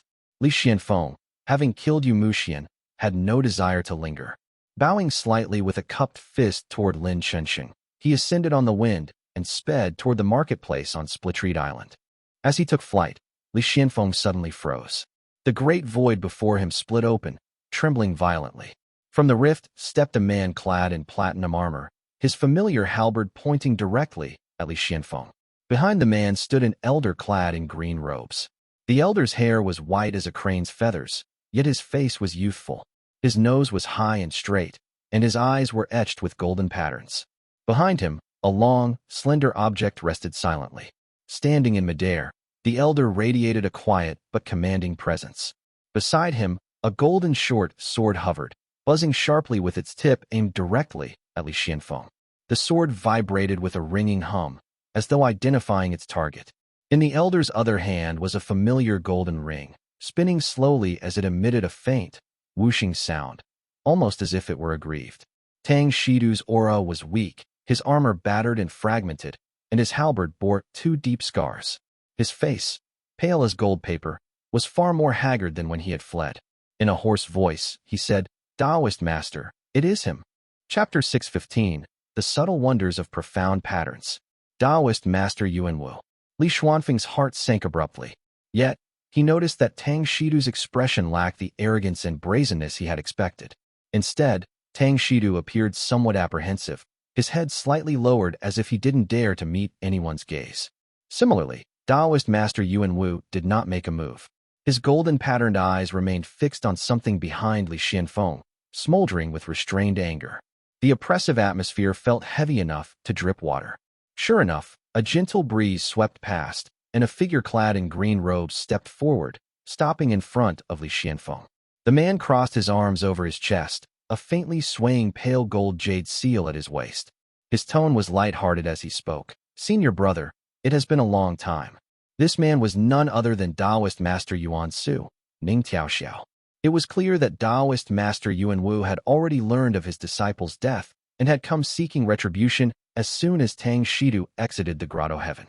Equally prepared, Ning Tiaoxiao had anticipated Yuan Wu's arrival and was already waiting here. "Tiaoxiao, he killed my disciple." Taoist master Yuan Wu's cold gaze swept forward, yet it was blocked by the presence of Yuan Su. Li Qianfeng understood that he should not meet Yuan Wu's gaze and followed Tang Shidu's lead, bowing his head low. Yuan Su, standing in front of him, simply smiled. "Senior brother, you exaggerate. It is just one disciple. You have plenty more. It was merely a misunderstanding. Our juniors fought over treasures, and in the heat of the moment, someone struck too hard. Surely, you would not have allowed Yu Muxian to reach the Purple Mansion realm anyway. He did not have long to live. So what is the harm in compensating with some spirit artifacts to settle this matter?" Yuan Wu's face darkened further as he responded in a low tone. He was no ordinary disciple. Yuan Su, appearing to know more than he let on, chuckled nonchalantly and casually remarked, "His talent was indeed remarkable. Ning Tiaoxiao, Yu Muxian carried many secrets, perhaps even some profound opportunities. By killing him, these people have ruined my plans." Yuan Wu's icy voice rose as the 2 spirit artifacts by his side began to spin rapidly.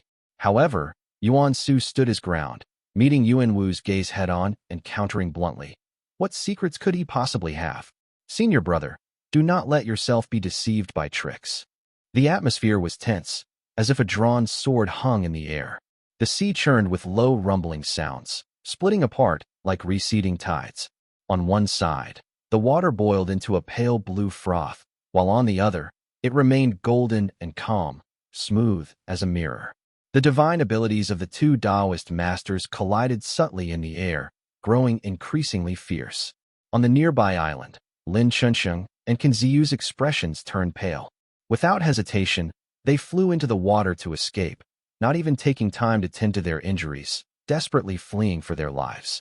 Just then, 2 more figures emerged from the great void. At the forefront was a Taoist master wearing a dark blue robe, his white hair flowing as he traversed the air with a calm demeanor. The confrontation between the 2 Taoist masters immediately paused as they turned to the newcomers. Taoist master Yuan Wu glanced at the lead figure and spoke in a low voice. "Shao Shooting?" Shao Shooting's sudden arrival disrupted the stalemate. He stepped forward with a faint smile and addressed Taoist master Yuan Wu. "It has been so many years. It is rare to meet you, senior." Taoist master Yuan Wu's expression darkened as he cast a quick glance at both Shao Shooting and Yuan Su. Shao Shooting, speaking softly, said, "I am here to offer my apologies. My family's junior acted impulsively and caused the death of a disciple of the Azure Pond sect. Now that the killer has paid with their life, I suppose this resolves the grievance." Taoist master Yuan Su, playing with his jade seal, casually added, Yes. Senior brother, you have always been fond of auric stones. I will send some your way." Let us not waste any more time here. With this, Yuan Wu was given a graceful exit. His expression softened slightly, though resentment still lingered as he thought of Li Yuanjiao's death. He had nowhere to vent his anger, but more importantly, suspicions gnawed at his heart. A-Beta section. Yuan Wu was convinced that Yu Muxian harbored many secrets. Now, with such an abrupt and inconclusive death, he couldn't help but suspect. Could it be that the boy staged his death to escape me? But in the great void, it's about to begin. I can't afford any delays. Doubt clouded his mind, and his face remained grim. He spoke in a low voice. Since the two of you have said so, I will visit in a few days to discuss compensation. Xiao Shooting and Yuan Su seemed to have anticipated his concession. Watching him leave, they cupped their fists politely to each other before parting ways too. Yuan Su turned back to Li Xianfeng and instructed lightly. We are heading into the great void for a gathering. This matter is not over yet. Stay put, settle your family affairs, and return to guard the southern border within 3 months. Without waiting for Li Xuanfeng's response, Yuan Su flicked his robe and vanished. The world fell silent. Only the pristine blue sea and bright sky remained, tranquil and serene as if the intense confrontation had never taken place. After the Purple Mansion realm Taoist masters had all departed, Li Xianfeng and Li Qinghong finally let out sighs of relief and took to the skies.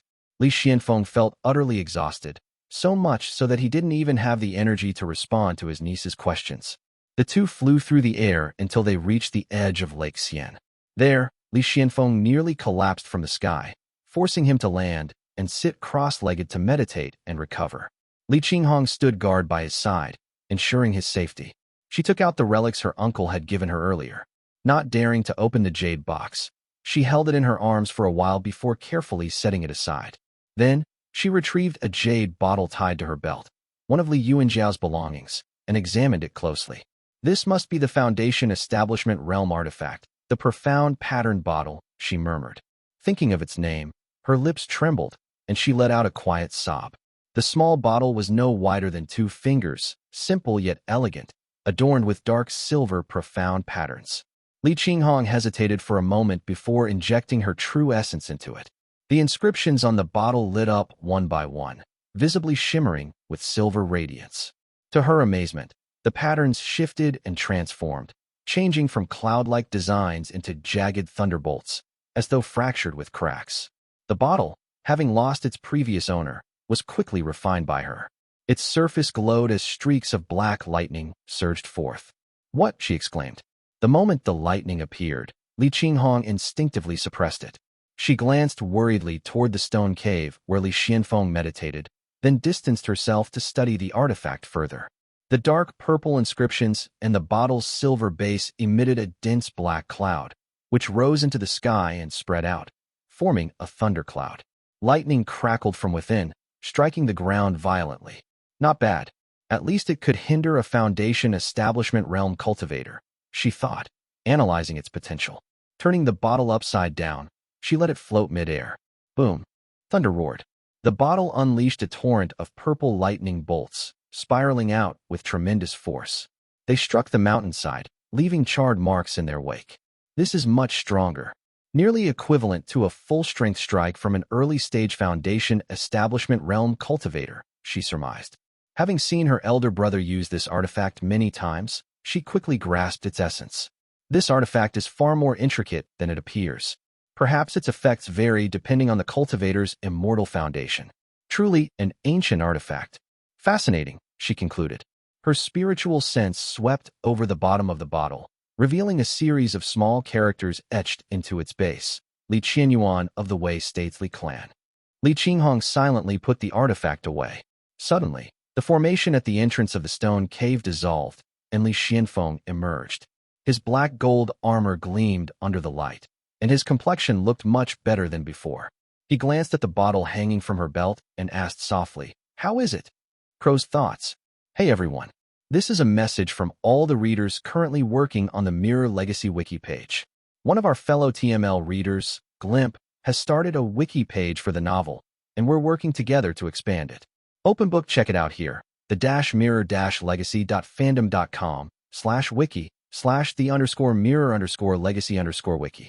As of now, A lot of the other readers on Discord are joining in and contributing. Due to the complex dynamics of this novel, we need more contributors to make this a full-fledged wiki. If you're interested in helping out, join our Discord and check out the thread from the Mirror Legacy channel. Let's build this together. Rocket. Chapter 616, Rising Yang Meets the Rainbow. Elder Brother's artifact has some peculiarities. Li Qinghong handed over the jade bottle, presenting it briefly before removing her own mana and spiritual sense. She then passed it to Li Qianfeng, allowing him to infuse it with his own essence. The surface of the bottle shimmered with golden brilliance, releasing a bright golden mist that danced and leaped across Li Xuanfeng's fingertips. He lowered his gaze to inspect it for a moment before replying. An artifact from the ancient Wei state. It might have belonged to the Bright Yang. Bring it back to the family and let the juniors test it. Perhaps it may reveal different effects. The two ascended into the skies, riding the wind. As they flew over rivers and shifting landscapes below, Li Xuanfeng's thoughts drifted to the lake. Suddenly, he turned back and asked, I have heard that my elder brother's inner demons have plagued him, leaving his Dao heart unstable. Is this true? Li Qinghong nodded slightly, seemingly anticipating his line of thought. Sure enough, Li Qianfeng calculated something with his fingers before asking again. Did my elder brother later have any other children? He did not, Li Qinghong replied softly. There have been no more descendants. Those mortal kin of ours, they all passed away some years ago. Li Qianfeng spoke hoarsely. Elder brother, the loss of his last child in the Grotto heaven must be leaving him in unbearable agony. The two flew in silence, the atmosphere heavy with grief. The sky alternated between light and shadow as time passed. Eventually, they reached the lakeside. Torrential rain poured down, drenching the landscape. Mount Chengdu stood solemnly amidst the storm. As Li Qianfeng had never returned after leaving, his imprint was absent from the mountain's formations.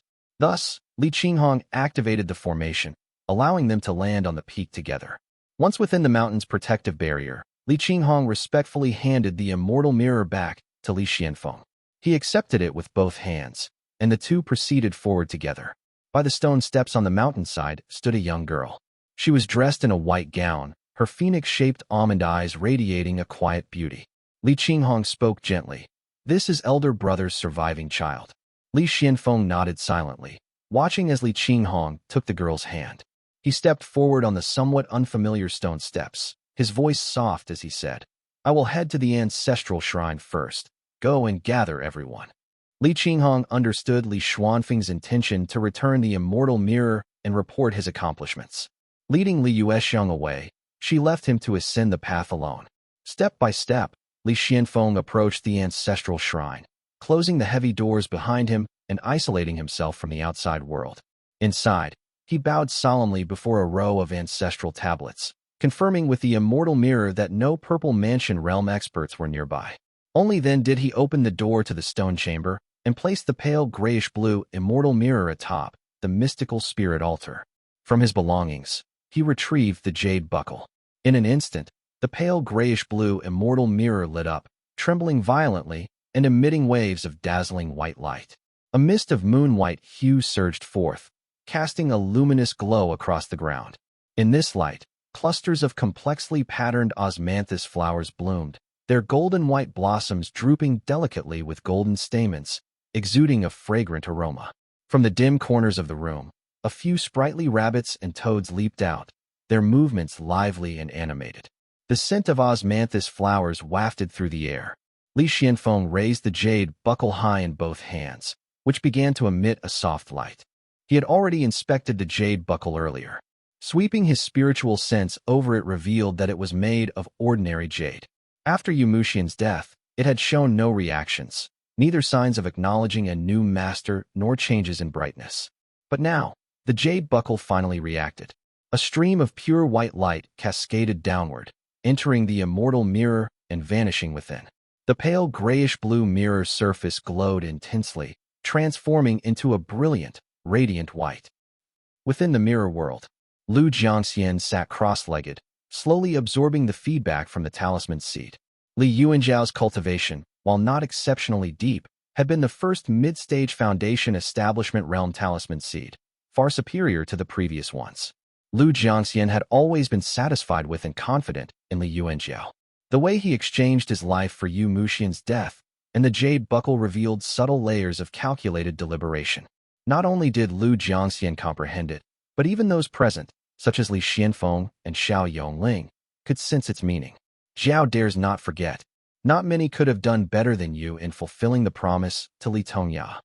Lu Jiangxian remained silent for a moment as scenes from the grotto heaven replayed in his mind like an unfolding animation.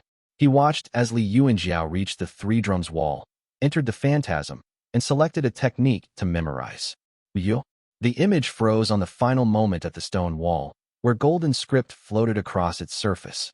Lu Jiangxian's expression changed as his gaze fixated on the golden characters. True insight, profound method. The four words seemed to carry a magnetic force, evoking countless thoughts in his mind. What truly shocked him was not the golden text of the scripture's principles, but the very existence of these four characters. Lu Jiangxian had not seen this particular script for more than 90 years. Seal script. The words were unmistakably written in the ancient style of his past life, the small seal script. The golden characters leaped from his memory, emerging from his pupils and hovering in the mirror world space. Lu Jiangxian remained seated at the center, his gaze growing brighter as the characters circled around him. He remembered. It was not a matter of learning or reading anew, but of memories surging forth from deep within. Perhaps he had studied this scripture hundreds or even thousands of times before. Now, with sudden clarity, he recalled it all. The true insight profound method was originally named the Liangji Path of Radiant Truth and Supreme Enlightenment Sutra. It was an ancient method for cultivators to refine their nature, extend their lifespan, and ascend to immortality. In Lu Jiangxian's memories, he had already perfected it to its ultimate form. Lu Jiangxian slowly opened his eyes, and his entire demeanor had completely transformed. He gently raised his hand, palm facing upward, and the bright yang metallic essence, resembling a radiant cone of light, emerged in his grasp. Bright radiant yang imperial union essence. So this is the nature of the metallic essence. Life and essence are intertwined, and the metallic essence and thread of fate are fundamentally one. Countless revelations surged within his heart, yet he found himself unable to articulate them. Overwhelmed with joy, tears fell from his eyes as he muttered. No wonder a golden core rebirth ties itself to a thread of fate. The metallic essence, when activated, naturally forges one's fate. The metallic essence in his hand had undergone a fundamental change compared to before. No longer inert, it now swirled warmly in his palm. Interlocking his index and middle fingers, he gently tapped the essence with his thumb, causing it to emit an even brighter radiance. In an instant, Lu Jiangxian's robes transformed into garments of dazzling golden splendor, surrounded by rings of colorful light. Streams of spiritual qi and flames cascaded like rain, dancing around him. Golden embers resembling the supreme yang splendor flame, the explosive brilliance of the six yang radiance, and the luminous patterns of the golden yang radiant origin emerged around him, merging, fading, and evolving. Though he had yet to claim the jade buckle, Lu Jiangxian's heart brimmed with indescribable joy.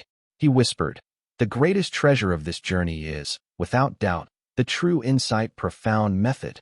Lu Jiangxian felt certain that with these immortal techniques, even if he unleashed the bright yang essence into the world, no one could take it from him, unless the rightful owner of this bright yang fruition descended in person. To compare his former self, Lu Jiangxian mused, he had once been like a child holding a Foundation Establishment Realm artifact without the ability to wield it, perhaps only capable of using it to crack walnuts. But now, he was a Foundation Establishment Realm cultivator well-versed in various spells. Not only could he harness the metallic essence's myriad wonders, but through its guidance, he could gain insight into countless truths of the world. Chapter 617. Rising Yang Meets the Rainbow, 2. What a pity. If I had a physical body, with just this metallic essence and the immortal techniques, I could reach Foundation Establishment Realm within 3 months and Purple Mansion Realm in 6 years. Joy flickered in his brightened eyes as he muttered, I wonder if there are other similar relics in this world. With just one glance, the rewards would be immeasurable. Suppressing his excitement, he silently reminded himself, caution, I must remain cautious. Though this metallic essence could make me a master strategist in this realm, I am still within the territory of the Golden Core Realm experts. I must tread carefully and proceed slowly. As he pondered his plans, the murky glow in the sky gradually dispersed, casting down a ray of white light. Lu Jiangxian felt the gradual restoration of the mirror artifact's power. Though his anticipation for the jade buckle had diminished, his heart still stirred with some delight. Not only do I have 3 more talisman seeds, but the supreme profound light has also reached the power of the Purple Mansion realm. Lu Jiangxian's eyes gleamed faintly as he gauged the feedback from the world. Though he couldn't fully grasp the level of power associated with the Purple Mansion realm, based on his past experiences, it likely meant that a direct strike could instantly kill a Purple Mansion realm cultivator. The supreme profound light must not be used carelessly. His gaze lingered on the bright young metallic essence before him. With a slight thought, the essence shifted, transforming into a beam of light and manifesting a human face. This face appeared resolute and commanding, with a high nose bridge and deep-set eyes radiating a dignified masculine charm. However, it was not brutish or aggressive, but rather an inspiring and enthralling presence. His brows were broad and smooth, and his golden pupils glowed faintly under the shadow of his nose, exuding an air of dominance and cunning. Great ancestor of Wei, Qian Yuan. The bright young essence, passed down through countless years, instinctively displayed the visage of its original owner first. Gradually, the face morphed into that of a pale, slender youth, then shifted rapidly through a series of faces, each belonging to ancient cultivators who had once interacted with the metallic essence. Finally, the sequence slowed and settled on the youthful face of an inexperienced young man. Chui. Lu Jiangxian studied the face intently, his gaze lingering on the brows and the bridge of the nose. It truly is Chui. But then, to his astonishment, the features began to overlap with the earlier face he had seen. He froze in place, his expression shifting to one of disbelief. Moments later, he exclaimed, Qian Yuan. Chui is the reincarnation of Qian Yuan. How can this be? This is impossible. How could Mount Luoxia? His words trailed off abruptly. With a change in his hand seals, the metallic essence began to shift once more. Lu Jiangxian carefully examined its patterns, discovering that over the past millennium, Qian Yuan had reincarnated a staggering 19 times. The metallic essence in his hand slowly reverted to its original conical form, floating quietly in Lu Jiangxian's palm. He sat back down on the stone bench, his expression dark as he muttered, Mount Luoxia. How ruthless Mount Luoxia is. Lu Jiangxian had long determined that the bright young fruition had an owner, but he had not realized that this person was still Qian Yuan. In hindsight, Qian Yuan, as perhaps the first emperor to achieve mastery over the bright young essence, had single-handedly built the unprecedented centralized feudal state of the Great Wei.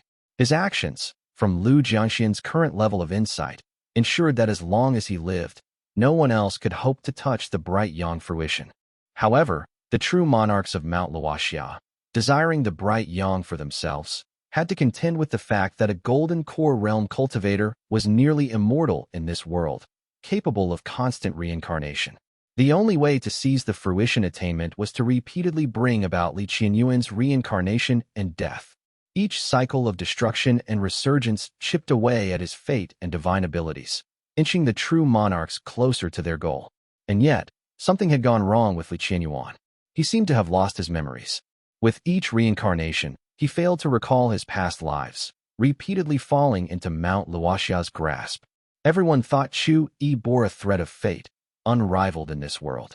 They envied his ability to play among mortals, to return north to Mount Luoxia, and assumed he was merely a true monarch toying with the world. Lu Jiangxian closed his eyes slightly and murmured, Who would have thought? Who could have imagined that behind it all was a scheme using the states of Wu, Yu, and Zhao as pawns on a chessboard, corrupting the bright young fruition time and time again? I fear that with every cycle, multiple true monarchs are watching from the great void. No wonder Chui, with fate upon him, was so unstoppable.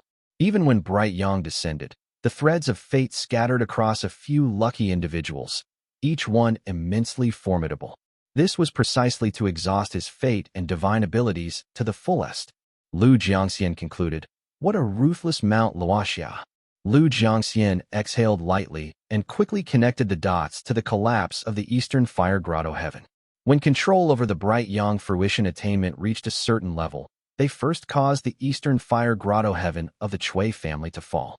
This led to the emergence of numerous bright Yangdao lineage across the land and overseas. Why deliberately allow these inheritances to flow out? He lowered his gaze to the small strand of metallic essence suspended in his hand. Epsilon. Although Lu Jiangxian had gained some profound insights into the nature of metallic essence and fate through immortal techniques, his understanding of fruition attainments remained limited. He could only speculate.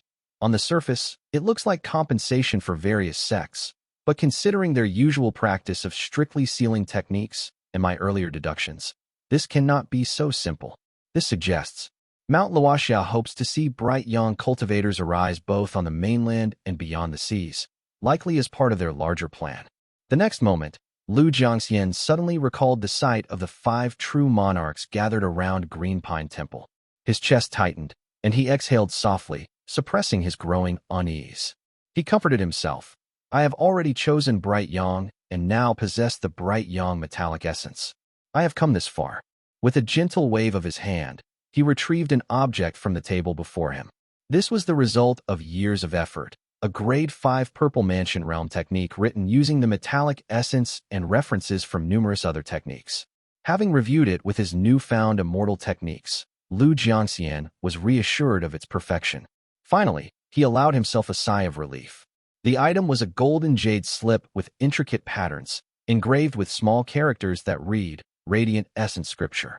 After putting everything in order, a bold idea arose in Lu Jiangxian's mind. His gaze swept downward, and his divine sense extended outward, scanning the entirety of Moongaze Lake. His attention lingered briefly on the core members of the Li family, but he failed to find what he was seeking. His divine sense swept further until it reached the small town, where it rested on a young man standing in a courtyard, looking gently at the people around him. This youth had broad eyebrows and an imposing yet composed demeanor. Dressed in a fine robe, his smile radiated warmth. This was none other than Li Qingliao. Li Qingliao had navigated the situation with Su Xiao deftly, earning the favor of many elders. Recently, he had been riding a wave of success, having taken a new wife and broken through to the Qi cultivation realm. It was the prime of his life. However, Lu Jiangxian's divine sense did not linger on Li Qingliao, but instead shifted to the figure beside him. Seated next to him was a gentle woman with a sweet smile. Though her beauty could not rival that of Lu Lingzhen, her actions exuded natural elegance, and her eyes shone brightly. She was lightly cradling her stomach. With a slight movement of his divine sense, Lu Jiangxian detected the presence of a fetus within her womb. He softly formed a hand seal, and the metallic essence flowed with his will, surreptitiously linking to the void beyond. Lu Jiangxian murmured in a low voice, "Since bright yang descends and the threads of fate scatter, bringing forth fated ones, why should it not be my Li family's turn?" Chapter 618. Wandering through the great void, Li Xianfeng stepped out of the ancestral hall. The rain outside had lessened, but droplets still fell rhythmically onto the stone steps. His black gold boots splashed through a shallow puddle of water collected at the threshold. He glanced into the water, where his reflection gazed back, a face marked by age. His temples had turned white, his eyebrows thinned, and the lines of his face had blurred. His lips had grown thinner, and his deep-set eyes betrayed neither triumph nor joy, but rather the weariness of one who had endured the pain of parting with life and death. Li Xianfeng was startled to realize how aged he had become. In that instant, he became aware of the toll taken by 80 years of struggle and hardship. Like most cultivators of the world, though his life expectancy placed him in his prime, the battles he had endured had left him prematurely weathered, unrecognizable from his youth.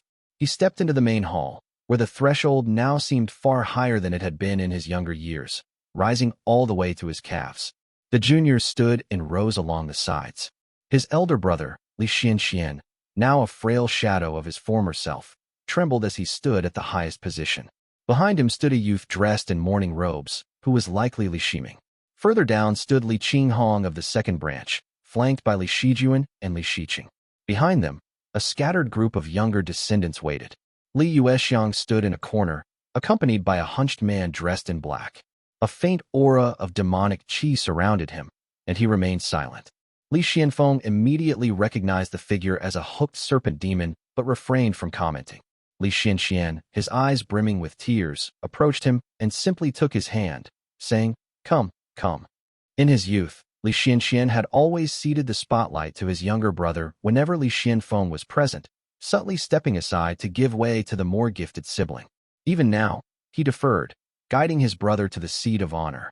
The rest of the family bowed deeply and called out in unison, "Greetings to the ancestor." "Welcome home," Li Xianfeng responded. "Rise." Li Xuanfeng's gray eyes swept over the gathered family. He noted who met his gaze directly and who lowered their eyes in silence. He quickly discerned the state of the household.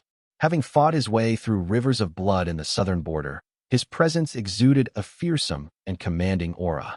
His brief silence immediately drew the full attention of the room. In a low voice, he began, "Yuan Jiao perished in the Grotto heaven. I have returned to bring his belongings home." The assembled family remained silent, prepared for the news. Li Xianxian closed his eyes slowly, as though he had anticipated this outcome. Though the younger generation had tried to shield him from the truth, their expressions had long betrayed the reality of the situation. Upon learning that only Li Xianfeng had returned, the events that transpired within the Grotto heaven became self-evident. Li Xianfeng could see the pain in his brother's face and chose not to dwell on it. Instead, he retrieved several jade slips from his storage pouch. Fixing his gaze on the gathering, he called out in a steady voice, "Li Wuxiao." The black-clad youth dropped to his knees with a resounding thud, the sound echoing against the steady patter of rain outside. Li Xianfeng narrowed his eyes slightly. Having slain countless demons, his mere glance struck terror into this hooked serpent, who now pressed his forehead firmly to the ground. Li Xianfeng said, "Li Wuxiao, Qinghong has spoken of your diligence, and Yuan Jiao freed your spirituality before his passing. You are no longer bound to our family. If you have somewhere else to go, you may leave freely." Li Wuxiao dared not say much. After all, the Li family had treated him generously over the years, and as a loyal servant, his life within the family had been secure and comfortable. Returning to the Eastern Sea would only render him prey, a mere morsel for the dragon clans. Bowing deeply, he rasped, "Wu Xiao is but a lowly demon, indebted to my late master's kindness. I would never dare to betray that bond." Li Xianfeng, uncertain about the rank of his family's demon-suppressing techniques, hesitated briefly. Before he could respond, a handsome young man stepped forward from the crowd. Carrying a sword on his back, his clear eyes were calm and resolute as he said respectfully, "Our family has rules for such matters. Why not leave this to Shijuan for resolution?" Li Xianfeng nodded in agreement, then unrolled a series of jade slips in his hand. Speaking softly, he announced, "These 3 manuals were acquired from within the Grotto heaven: Wei Radiant Celestial Pass Technique, Cloud Thunder Inquiry Technique, and Azure Serpent's Return Technique. All are ancient techniques tied to our family. Except for the Thunder Technique, the others lack spiritual qi, but they can still be cultivated if the opportunity arises." He handed over the Cloud Thunder Inquiry Technique with a glance at Li Qinghong. "As for this one, Qinghong, study it carefully." Li Qinghong accepted it with a nod. Li Xianfeng continued, "There are 3 embryonic breathing realm manuals here as well. 2 are grade 4. 6 chapters seeking immortality and scaled beasts inquiry technique. The last is a grade 5 embryonic breathing realm manual, Insights of Taiyuan. A grade 5 technique." The crowd murmured in astonishment. Li Xianfeng didn't pause, producing a deep golden halberd next. Its shaft curved like a crescent moon and was taller than an average man. "This is an artifact from ancient Bright Yang. The family may put it to use." One by one, he laid out various rare spirit items. Finally, he brought forth a violet, circular jade talisman, presenting it with great solemnity. "This is a purple mansion realm talisman. When infused with mana, it can be activated. It shall be used to stabilize the family's fortune." Yo. His gaze swept across the gathered faces. Seeing no trace of greed, his heart settled with some satisfaction. He gestured for Li Xianxian and said softly, "Elder brother, let us talk privately." Li Xianfeng hadn't seen his elder brother for decades. Though he'd returned this year, his responsibilities in the Eastern Sea meant he wouldn't be able to visit often. Faced with his brother now, he found himself at a loss for words. Li Xianxian simply waved a hand. A faint, clear light emanated from several of his orifices, revealing the formation that the Hengzhu Dao Gate had placed upon him long ago. Accepting a jade box from Li Xianfeng, he said hoarsely, "I shall see to burying Jiaoer." He shuffled unsteadily down the steps. Meanwhile, Li Xianfeng took a moment to stroll around the area. Despite the potent medicinal properties of the pills provided by Tu Longjian, his internal injuries had yet to fully heal. He decided to prioritize his recovery and went off to tend to his wounds. At the same time, the two elders retreated to the back courtyard, while those in the main hall rose to their feet. Li Shiming cupped his fist and said, "The elixirs required by the clan this year will be available tomorrow. Send someone to retrieve them from my alchemy pavilion." Leaving these words, he departed. Li Yuexiang was preparing to take her leave when Li Qinghong stopped her gently, saying, "Your elder brother is stationed in the sect. The branch line must have someone to speak for it." Li Yuexiang paused, nodded, and stayed. The group then divided the techniques. The Grade 5 Embryonic Breathing Realm Technique, Insights of Taiyuan, was naturally set aside as a secret manual for the main family. As always, the Li family treated outsiders with generosity. The Grade 4 Techniques, 6 chapters seeking immortality and Scaled Beasts Inquiry Technique, were allocated to the descendants of meritorious contributors. As for ordinary external members and offshoot cultivators, they were already entitled to Grade 3 Embryonic Breathing Realm Techniques. This level of generosity was significant, rivaling what some other clans might reserve for their less favored direct descendants. Li Qinghong studied the Cloud Thunder Inquiry Technique carefully, pondering over it for some time. In her estimation, it did not surpass the Purple Thunder Secret Origin Technique significantly, save for its lack of reproductive side effects. However, it did not reduce life force consumption much either. Strange. This seems to be a result of changes in the world, not a flaw in the technique itself. Li Qinghong's mastery of lightning techniques was already profound. With 2 ancient lightning manuals in hand, she quickly made her judgment. She murmured, "Still, it contains many insights worth referencing. The Eastern Sea is currently experiencing falling water rising storm. Once the family stabilizes, I will retreat to an offshore island for seclusion." Chapter 619, Wandering Through the Great Void, 2. Li Qinghong surveyed the group, and after a brief discussion about the family's recent changes, found no significant issues. Li Shijuan then spoke softly. "News has arrived from outside. Ancestor Yuan Liqing of the Yuan family failed in his Purple Mansion realm breakthrough and perished in meditation. This prolonged reign outside is likely the celestial phenomenon marking his death." Li Qinghong, prompted by this comment, recalled something and said quietly, "When I was fighting for treasures near Green Pine Island, I saved someone from the Han family. I overheard that a Yuan family cultivator had died. After all, they are allies." Li Shijuan nodded. "I have already sent someone to investigate." Li Qinghong frowned slightly and remarked, "I have heard that ancestor Yuan Liqing once studied under Taoist Master Buzi. Later, he was exiled for committing a transgression. Now that Buzi is missing and Yuan Liqing has passed, the Yuan family is likely to face a difficult period." Li Shijuan looked at the unrelenting downpour in the sky and nodded slightly. "Let us hope this does not affect the sect. If we count the days, Brother Shiji should be close to breaking through to the Foundation Establishment realm." In the world within the mirror, Lu Jiangxian held the bright yang metallic essence in his hand, and with his elevated inherent rank, he had spent half a month carefully linking it to the fetus before cautiously withdrawing. Because it was still an unborn child, he dared not establish too deep a connection, fearing that the bright yang might ignite and destroy both mother and child. The task was extremely delicate. Even with his mastery of immortal techniques, it had taken him half a month to establish a preliminary connection. Had it been his earlier self, such a complex task would have been impossible. Though difficult, it was flawless. Lu Jiangxian marveled at the brilliance of his method. Using the mirror's undetectable properties, he stored the metallic essence within the mirror and subtly extended its influence outward. Coupled with the true insight profound method, even if pristine water personally inspected it, unless they first located the mirror itself, they would be unable to detect the child's anomaly.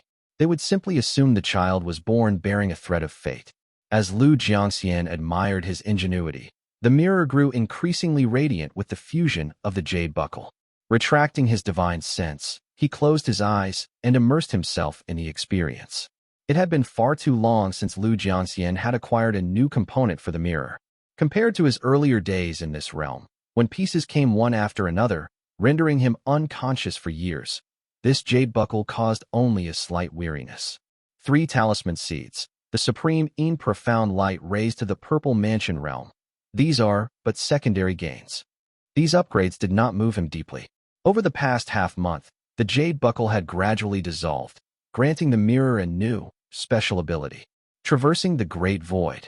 The jade buckle had seemingly been the immortal mirror's original mechanism for entering the great void, but it had been extracted and condensed into its current form. Now, with its reintegration, this capability was restored to the mirror. Lu Jiangxian finally let out a long breath of relief.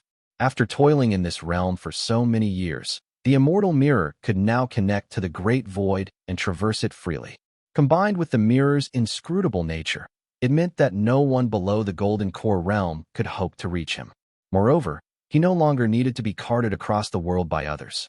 The immortal mirror could now float within the great void, allowing him to descend from any talisman seed at will. Not only that, he could use the great void to communicate with any talisman seed and unleash the supreme and profound light in a grand display, annihilating his enemies. This meant that if Lu Jiangxian resolved to kill a cultivator in the Purple Mansion realm, there were few places in the world where they could hide. Of course, the Great Void was an unpredictable realm filled with countless demons and entities. Attempting to strike across vast distances from within it was akin to lighting firecrackers next to slumbering Golden Core realm cultivators. With his thoughts sorted, Lu Jiangxian's spirit soared, slowly forming a hand seal. The ritual altar outside, engraved with intricate patterns, began to transform. The pale grayish-blue surface of the mirror gradually turned bright white. Lu Jiangxian felt a chill spread through his entire being, and the illusions around him dissipated as the mirror vanished from its place. Li Xianfeng spent only half a month in seclusion, during which his injuries recovered significantly, almost to 70 or 80%. After all, the medicinal salve he applied was a rare treasure, with a single dose costing over 180 spirit stones. Its efficacy was naturally remarkable. It is effective, but still, it cannot always be calculated like this. Li Xianfeng shook his head. Upon reaching the late Foundation Establishment realm, or even the Purple Mansion realm, the value of spirit stones diminished significantly. Genuine Purple Mansion realm spirit artifacts, elixirs, and precious spiritual qi or spirit water were rarely traded with spirit stones. Instead, bartering became the norm. He touched the storage pouch at his waist, taking out several letters and a few artifacts. Reflecting to himself, he thought, I will need to find an opportunity to circle around the lake. Oh, back during the Azure Pond sect's recruitment, he was not the only one from the family to leave for the southern border. Over the years, many of those who had left had either perished or suffered grievous wounds, leaving only a few still alive. Upon hearing that Li Xianfeng was leaving the southern border, these cultivators naturally wrote him letters. For those who had passed away, their relics were entrusted to the city for safekeeping. Since they had fought alongside him, the sentiment still lingered, and Li Xianfeng felt obliged to visit the families of his fallen comrades to return their belongings. As Li Xianfeng pondered these matters, he slowly adjusted his breathing. Soon after, he emerged from the cave dwelling, his thoughts shifting. The immortal mirror absorbed the jade buckle, but has not shown any reaction for some time. I should go check on it.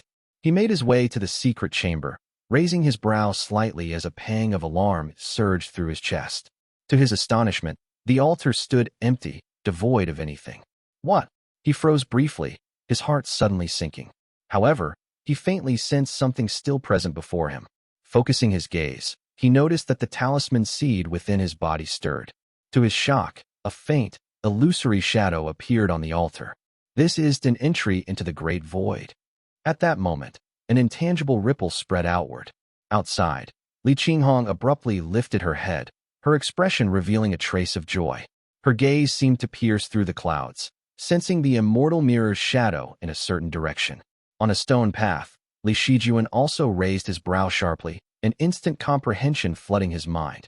Just as a look of astonishment crossed his face, the golden and resplendent alchemy pavilion before him emitted a loud explosion, releasing a column of crimson flames. Li Shiming emerged from the flames, covered in soot. It was evident that the sudden realization had disrupted his pill refinement. The two brothers exchanged glances and nodded in unison. Li Shijuan spoke in a low voice. It is the jade buckle. Li Shiming, highly gifted in alchemy, rarely experienced cauldron explosions. This was his first time ending up in such a disheveled state. With a casual wave, He cast a cleansing spell on himself and hurriedly joined Li Shijuan in heading toward the ancestral hall. Meanwhile, within the secret chamber, Li Qianfeng continued to gaze at the now empty altar. Having encountered and learned much during his time in the southern border and through his interactions with Purple Mansion realm cultivators, he quickly pieced together the situation. Numerous thoughts flashed through his mind as he deliberated before removing the Qingche sword from his waist. When Li Yuanjiao designed the altar, he had carefully considered various contingencies, even preparing for the possibility of using the Qingche sword as a substitute. Li Qianfeng gently placed the sword on the altar. It fit perfectly, as though it had always belonged there. Behind him, the stone door shifted slightly, and several direct descendants of the Li family hurried in. Li Qianfeng waved his hand, signaling for them to leave. Chapter 620. The Fei family today, The group exited the secret chamber, with Li Qianfeng clad in his black gold armor leading the way. He took his seat at the head of the room, while the others stood respectfully to the sides. Sitting upright, he asked, "Have you gained any insights?" Everyone nodded in affirmation. Moments earlier, a ripple of energy had triggered revelations through their talisman seeds, causing their sea of qi to brighten. The seeds emitted a more luminous hue, and several chants appeared in their minds. Through their talisman seeds, they could sense the immortal mirror in the great void and use the chants to establish a connection. Seeing their nods, Li Qianfeng paused briefly before stating gravely, "This is good news. Shiji should also sense this within the sect." The group nodded again, though their subdued expressions reflected the lingering atmosphere of mourning. The recent loss in their family prevented much celebration.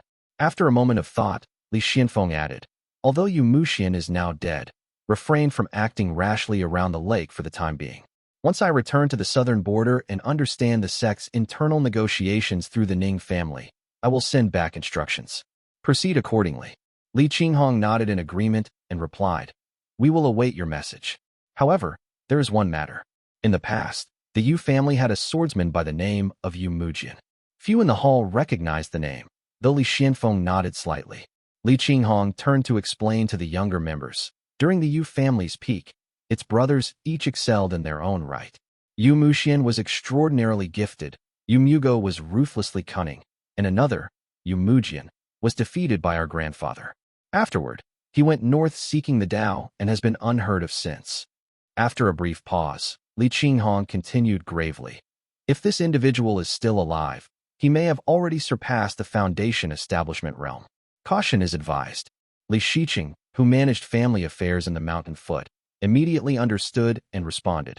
Over the years, second uncle and youngest uncle planted informants within the Yu family to foment discord. I will investigate whether there is any correspondence or trace of his whereabouts." Li Qianfeng nodded, satisfied with their diligence, and dismissed everyone except Li Qinghong.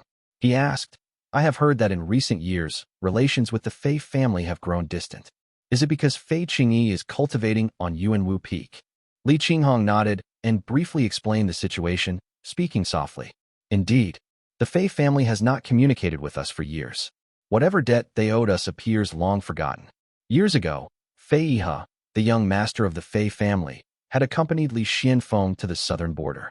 Li Qianfeng still carried letters from Fei Yihe addressed to his family. Hearing Li Qinghong's words, he furrowed his brow and said gravely, "I will pay the Fei family a visit." Li Qinghong hesitated, then added with concern, I will go with you." Li Qianfeng did not object. The two took to the skies, leaving the mountain's protective formation behind as they flew north. They soon passed over an island filled with ruins and scattered formations. "The marketplace on the central lake island from back then," Li Qianfeng remarked, glancing down. The area had been scavenged by countless rogue cultivators over the years, though the restrictive formations still activated sporadically. He added, "In another decade or so, a few Foundation establishment realm cultivators and a formation master should be enough to clear the remnants. The island's wealth could easily support cultivators." Li Qinghong nodded. The family had long planned to reclaim this land. Together, they continued northward. The northern shore of Moongaze Lake rose higher, with abundant spirit veins and breathtaking landscapes. Cliffs, stone walls, and snowy peaks emerged into view as Li Qianfeng and Li Qinghong descended toward Glacial Cloud Peak. As they landed, a middle-aged man in white robes approached them, radiating cold qi. His brows lifted as he looked at them, his heart racing. The woman before him stood atop lightning, her cultivation at mid-foundation establishment realm. With her willow-like brows and almond-shaped eyes, she appeared to be around 28 or 29. Her presence exuded a strange familiarity. Alphagia. Seeing the woman whose presence already far exceeded that of a typical foundation establishment realm cultivator, and the man clad in black gold armor, whose mere presence caused eye-watering discomfort with his blade-like features, the middle-aged cultivator quickly concluded, they are disciples of an immortal sect. At once, he bowed low, his posture bending to its utmost, and respectfully addressed them with his head lowered. This is the Glacial Cloud Fey family. I wonder, who are the honored seniors before me? Li Qianfeng did not respond, but Li Qinghong, ever polite, answered warmly, Qingdu's Li Qinghong. The moment she spoke, the man before them appeared as if struck by lightning. His face turned pale, his lips trembled, and for a moment, he was at a loss for words. After hesitating for a breath, he finally stammered. So it is the Li family. I am Fei Tongkai, and I greet the two honored seniors. Only then did Fei Tongkai realize why the woman had seemed familiar. Years ago, Li Qinghong had spent 3 years with the Fei family, and he had seen her a few times. Now understanding the situation, he took a deep breath and bowed his head again, asking cautiously, May I ask what brings the two seniors here? Finally, Li Qianfeng spoke, his tone low and unhurried. Our families were old acquaintances. Have we now come to the point where even entry to Glacial Cloud Peak is denied? Fei Tongkai was drenched in sweat, unsure of how to respond. Bowing even further, he replied, This junior holds little authority. The family head himself must come to greet you. He hurriedly excused himself, leaving Li Qinghong to quietly explain. The Fei family was once forbidden to practice the patterned brocade technique, completely dismantling their system of cultivation over the centuries. They have had to start anew, and for decades now, they have not produced a single foundation establishment realm cultivator. Li Qianfeng, standing with his hands behind his back, replied calmly, Mortals will always seek profit and avoid harm.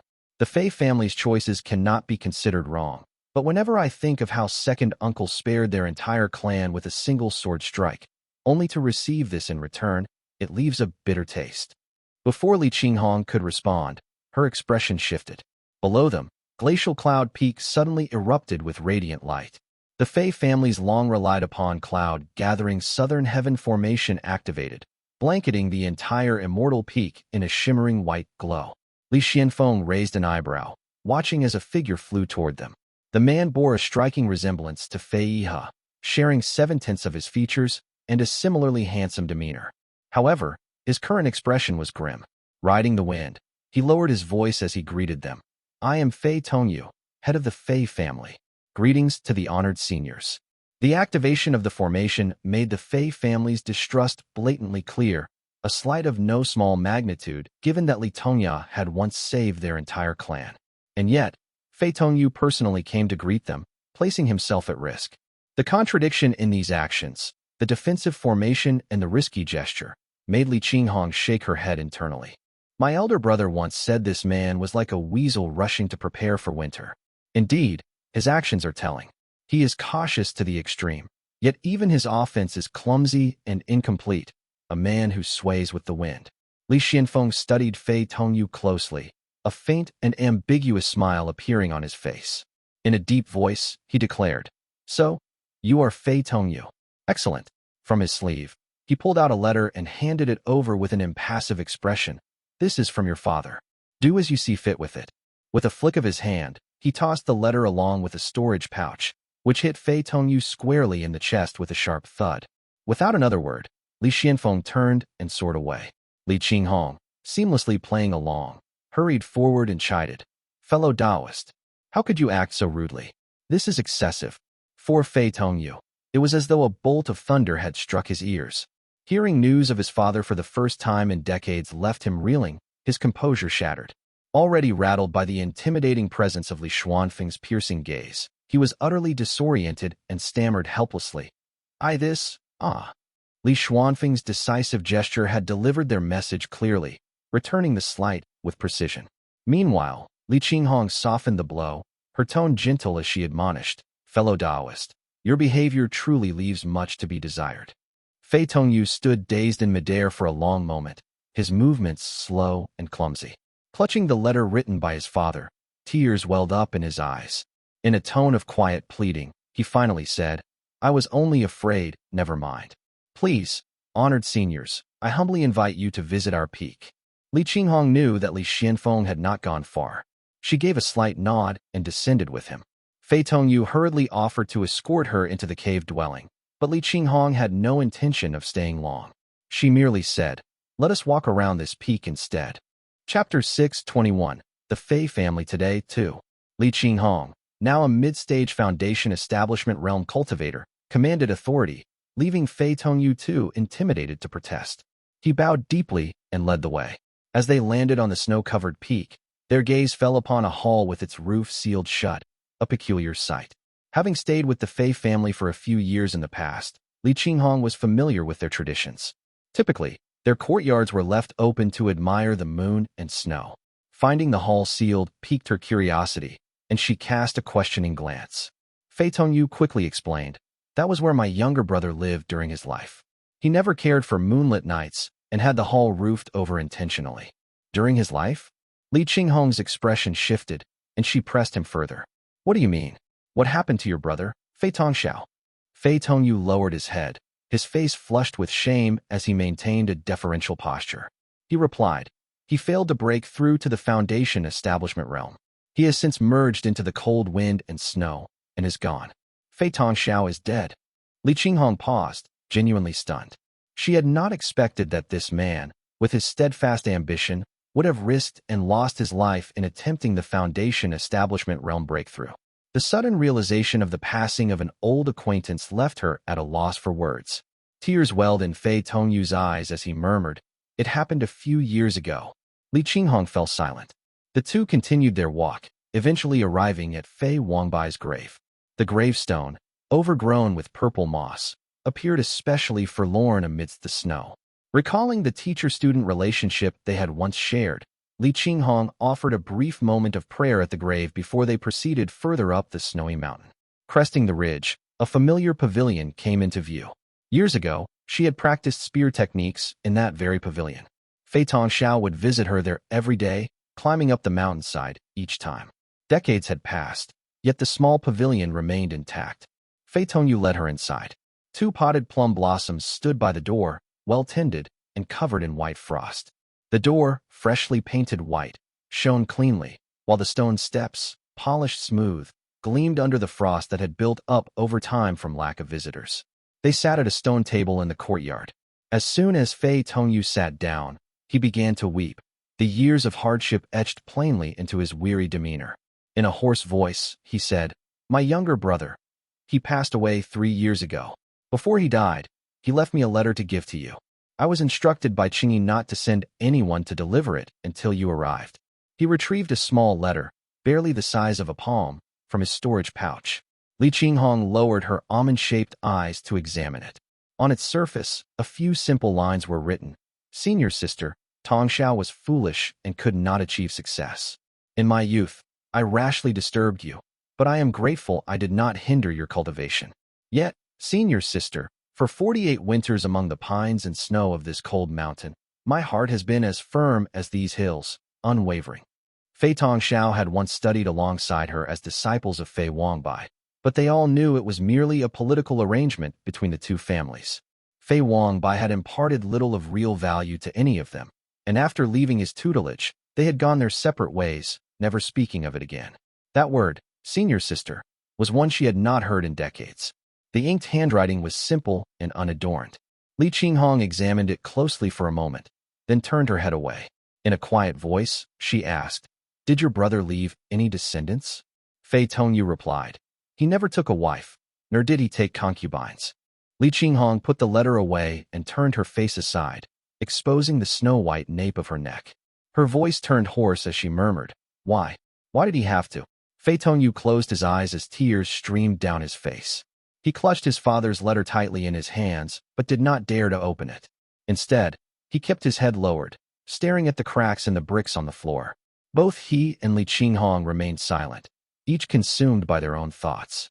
After a long while, Li Qinghong suddenly seemed to awaken from her reverie. She raised her delicate head and softly said, Fei family. The words, do your best to shape up, hovered on her lips, but she did not voice them. Instead, she cupped her fist in farewell. As she turned to leave, she lightly plucked a plum blossom from the potted tree at the doorway and departed in a flash of lightning. Fei Tongyu kneeled in place, his trembling hands carefully opening the letter. When he saw the familiar handwriting, a low sob escaped from his lips. Li Qinghong soared away on the wind. She found Li Xianfeng standing by the lakeside, staring blankly toward the scenery at the lake center. Seeing her land, he murmured, "They say that second uncle came with black hair and white robes, sword in hand. What a sight that must have been." He lifted his gaze to look at Li Qinghong and noticed a faint melancholy in her expression. "How was it?" he asked. "Nothing of consequence," she replied, shaking her head.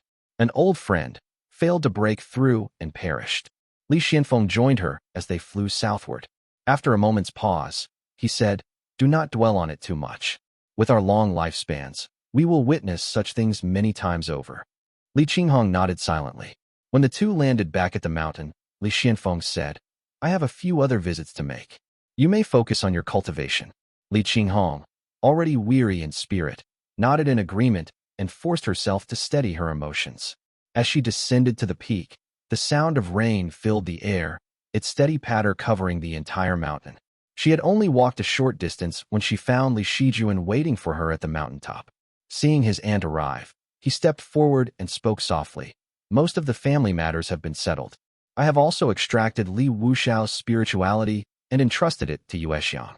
For the next few years, the household will need both you and Yuexiang to keep a close watch." Hearing this, Li Qinghong immediately understood his intentions. As expected, Li Shijuan added, "I will be entering seclusion to prepare for breaking through to Foundation Establishment Realm." Li Qinghong asked, "Have you prepared the necessary elixirs?" Li Shijuan smiled faintly and pulled a white jade bottle from his robe. "The essence-gathering pill. Brother Ming gave me the one he had." Only then did Li Qinghong breathe a sigh of relief. In a low voice, she muttered, "At least he still has some sense of decency." Li Shijuan laughed heartily, clearly in good spirits. After a brief hesitation, he spoke softly, "If I fail, I hope you can show some leniency to Shiming. In the family, Cheng Liao is capable and resourceful, and as for Cheng Huai, while he does not have his father's talent, he is still quite promising. Please treat them both well." He rambled on, repeating himself in various ways. Li Qinghong listened intently before finally saying, "Enough, enough. Do not talk about such inauspicious things." Li Shijuan chuckled, clasping his hands together and bowing deeply. Li Qinghong glanced at the rain clouds above, performed a quick calculation with her fingers, and thought to herself, "I wonder when this rain will finally clear. Will winter be delayed this year?" She then said, "Since you are preparing to break through to the Foundation Establishment Realm, it is better to go to Mount Yuding. The pines and snow there create a setting that is perfectly symbolic." Li Shijuan, having already considered this, frowned slightly. "But the spiritual energy there is not dense enough." "Here," Li Qinghong said. She patted her storage pouch, and a green jade bottle floated out. Speaking gently, she said, "This is the Foundation Establishment Realm's spirit item known as Yua's Spirit Liquid. The ancestor brought it back. While I was in the Eastern Sea, I learned a technique to vaporize it, which will enhance the spiritual energy in the area for a few years, just enough to aid your breakthrough." Li Shijuan immediately understood that this was originally meant for Li Shiming, but recognizing the urgency of his own situation, he didn't argue. Bowing respectfully, he said, "Then I will trouble you for this, Aunt." Chapter 622, White Cicada-Scaled Beast, I. The rain over Moongaze Lake had continued for 2 months. The rainfall was clear and pure, causing the lake to swell and overflow, yet it made the entire body of water even more pristine. Li Qingliao activated his mana as he stood in the rain, gazing down. In front of him, on the muddy shore, 2 rows of massive bluestone dikes stood tall. The rising waters of the lake had crept ever closer to 2 nearby towns. Just the night before, Li Shiqing had made a decision in the main hall, and by dawn, the stone dikes had emerged from the ground. The lake water, created by a celestial anomaly, was not exactly a spirit treasure, but its sheer volume and flow had become quite powerful. Ordinary embankments could not withstand such force. If left unattended, the water might eventually flood the mountain foot. Several unrefined Qi cultivators were pacing along the dike, inspecting the formations. When they saw Li Qingliao looking their way, they respectfully cupped their fist and bowed. Li Qingliao, always warm and composed, nodded graciously and personally checked the dikes. Building such embankments was no major task for the Li family, but since it concerned the livelihood of the people, Li Qingliao, as the one managing the clan's affairs, naturally had to oversee it himself. Despite his father, Li Shiqing, being the family head, Li Qingliao had been taught since childhood not to grow complacent. Standing next to him was his uncle, and Siwei, who held a long spear. The Yin family had an excellent bloodline, and Siwei was now at the 8th heavenly layer of Qi cultivation realm, skilled in multiple techniques and boasting considerable strength. Li Qingliao finished his inspection quickly and descended, landing near a group of cultivators gathering in the ring. He said, "The construction is decent. Patrol carefully. If this embankment fails and the water floods the towns." An elderly cultivator wearing a conical hat immediately cupped his fist and assured him, "Young master, rest assured. The clan rules are etched in our hearts." Satisfied, Li Qingliao departed. As he flew toward the foot of the mountain, his brows remained furrowed, reflecting his troubled thoughts. By his calculations, his wife, Madame Hu, had been pregnant for 11 months now, yet there was no sign of delivery. He politely dismissed Siwei and entered the backyard. Pushing open the side chamber door, he found his wife lying on a couch, her face pale and drowsy. Li Qingliao sat beside her and, noticing her lips were nearly colorless, frowned slightly. "What is going on?" he called out, and his gaze fell on the traces of shattered porcelain on the ground. A nearby maid trembled and replied softly, Madam has already drunk a great deal of water."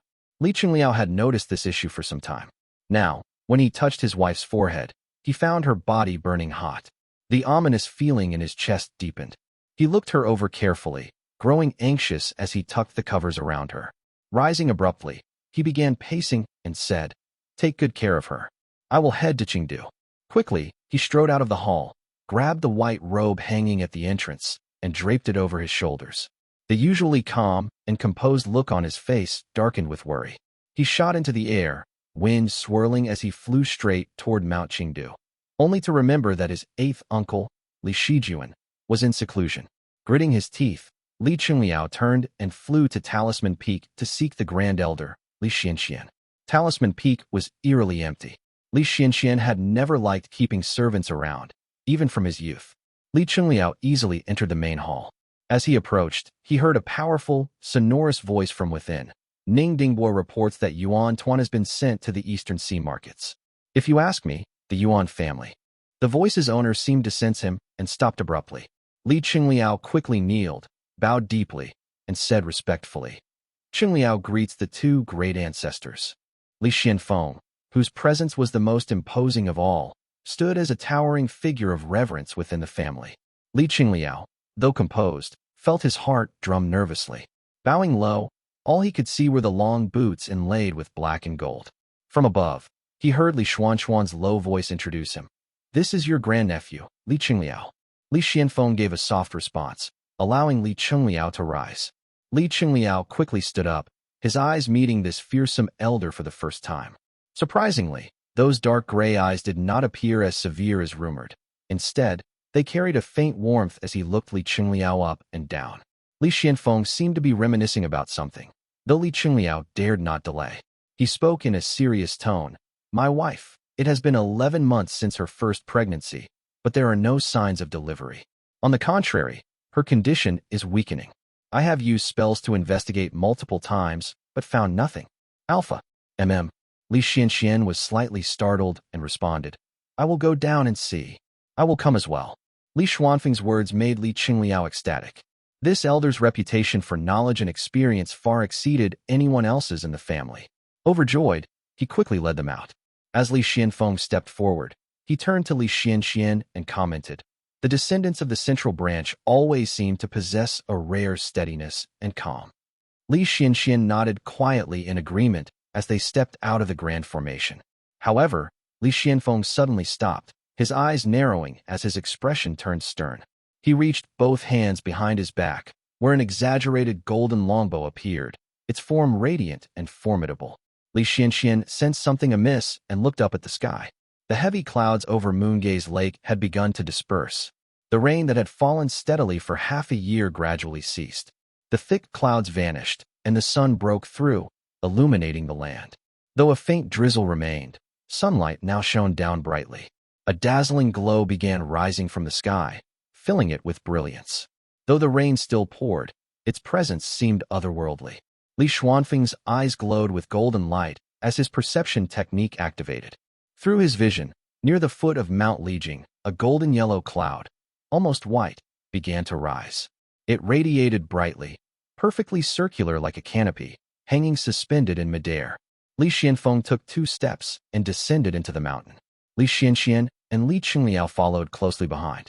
As they entered, Li Xianfeng observed a faint wisp of cloud rising from the hall and said in a low voice, "Activate the formation first."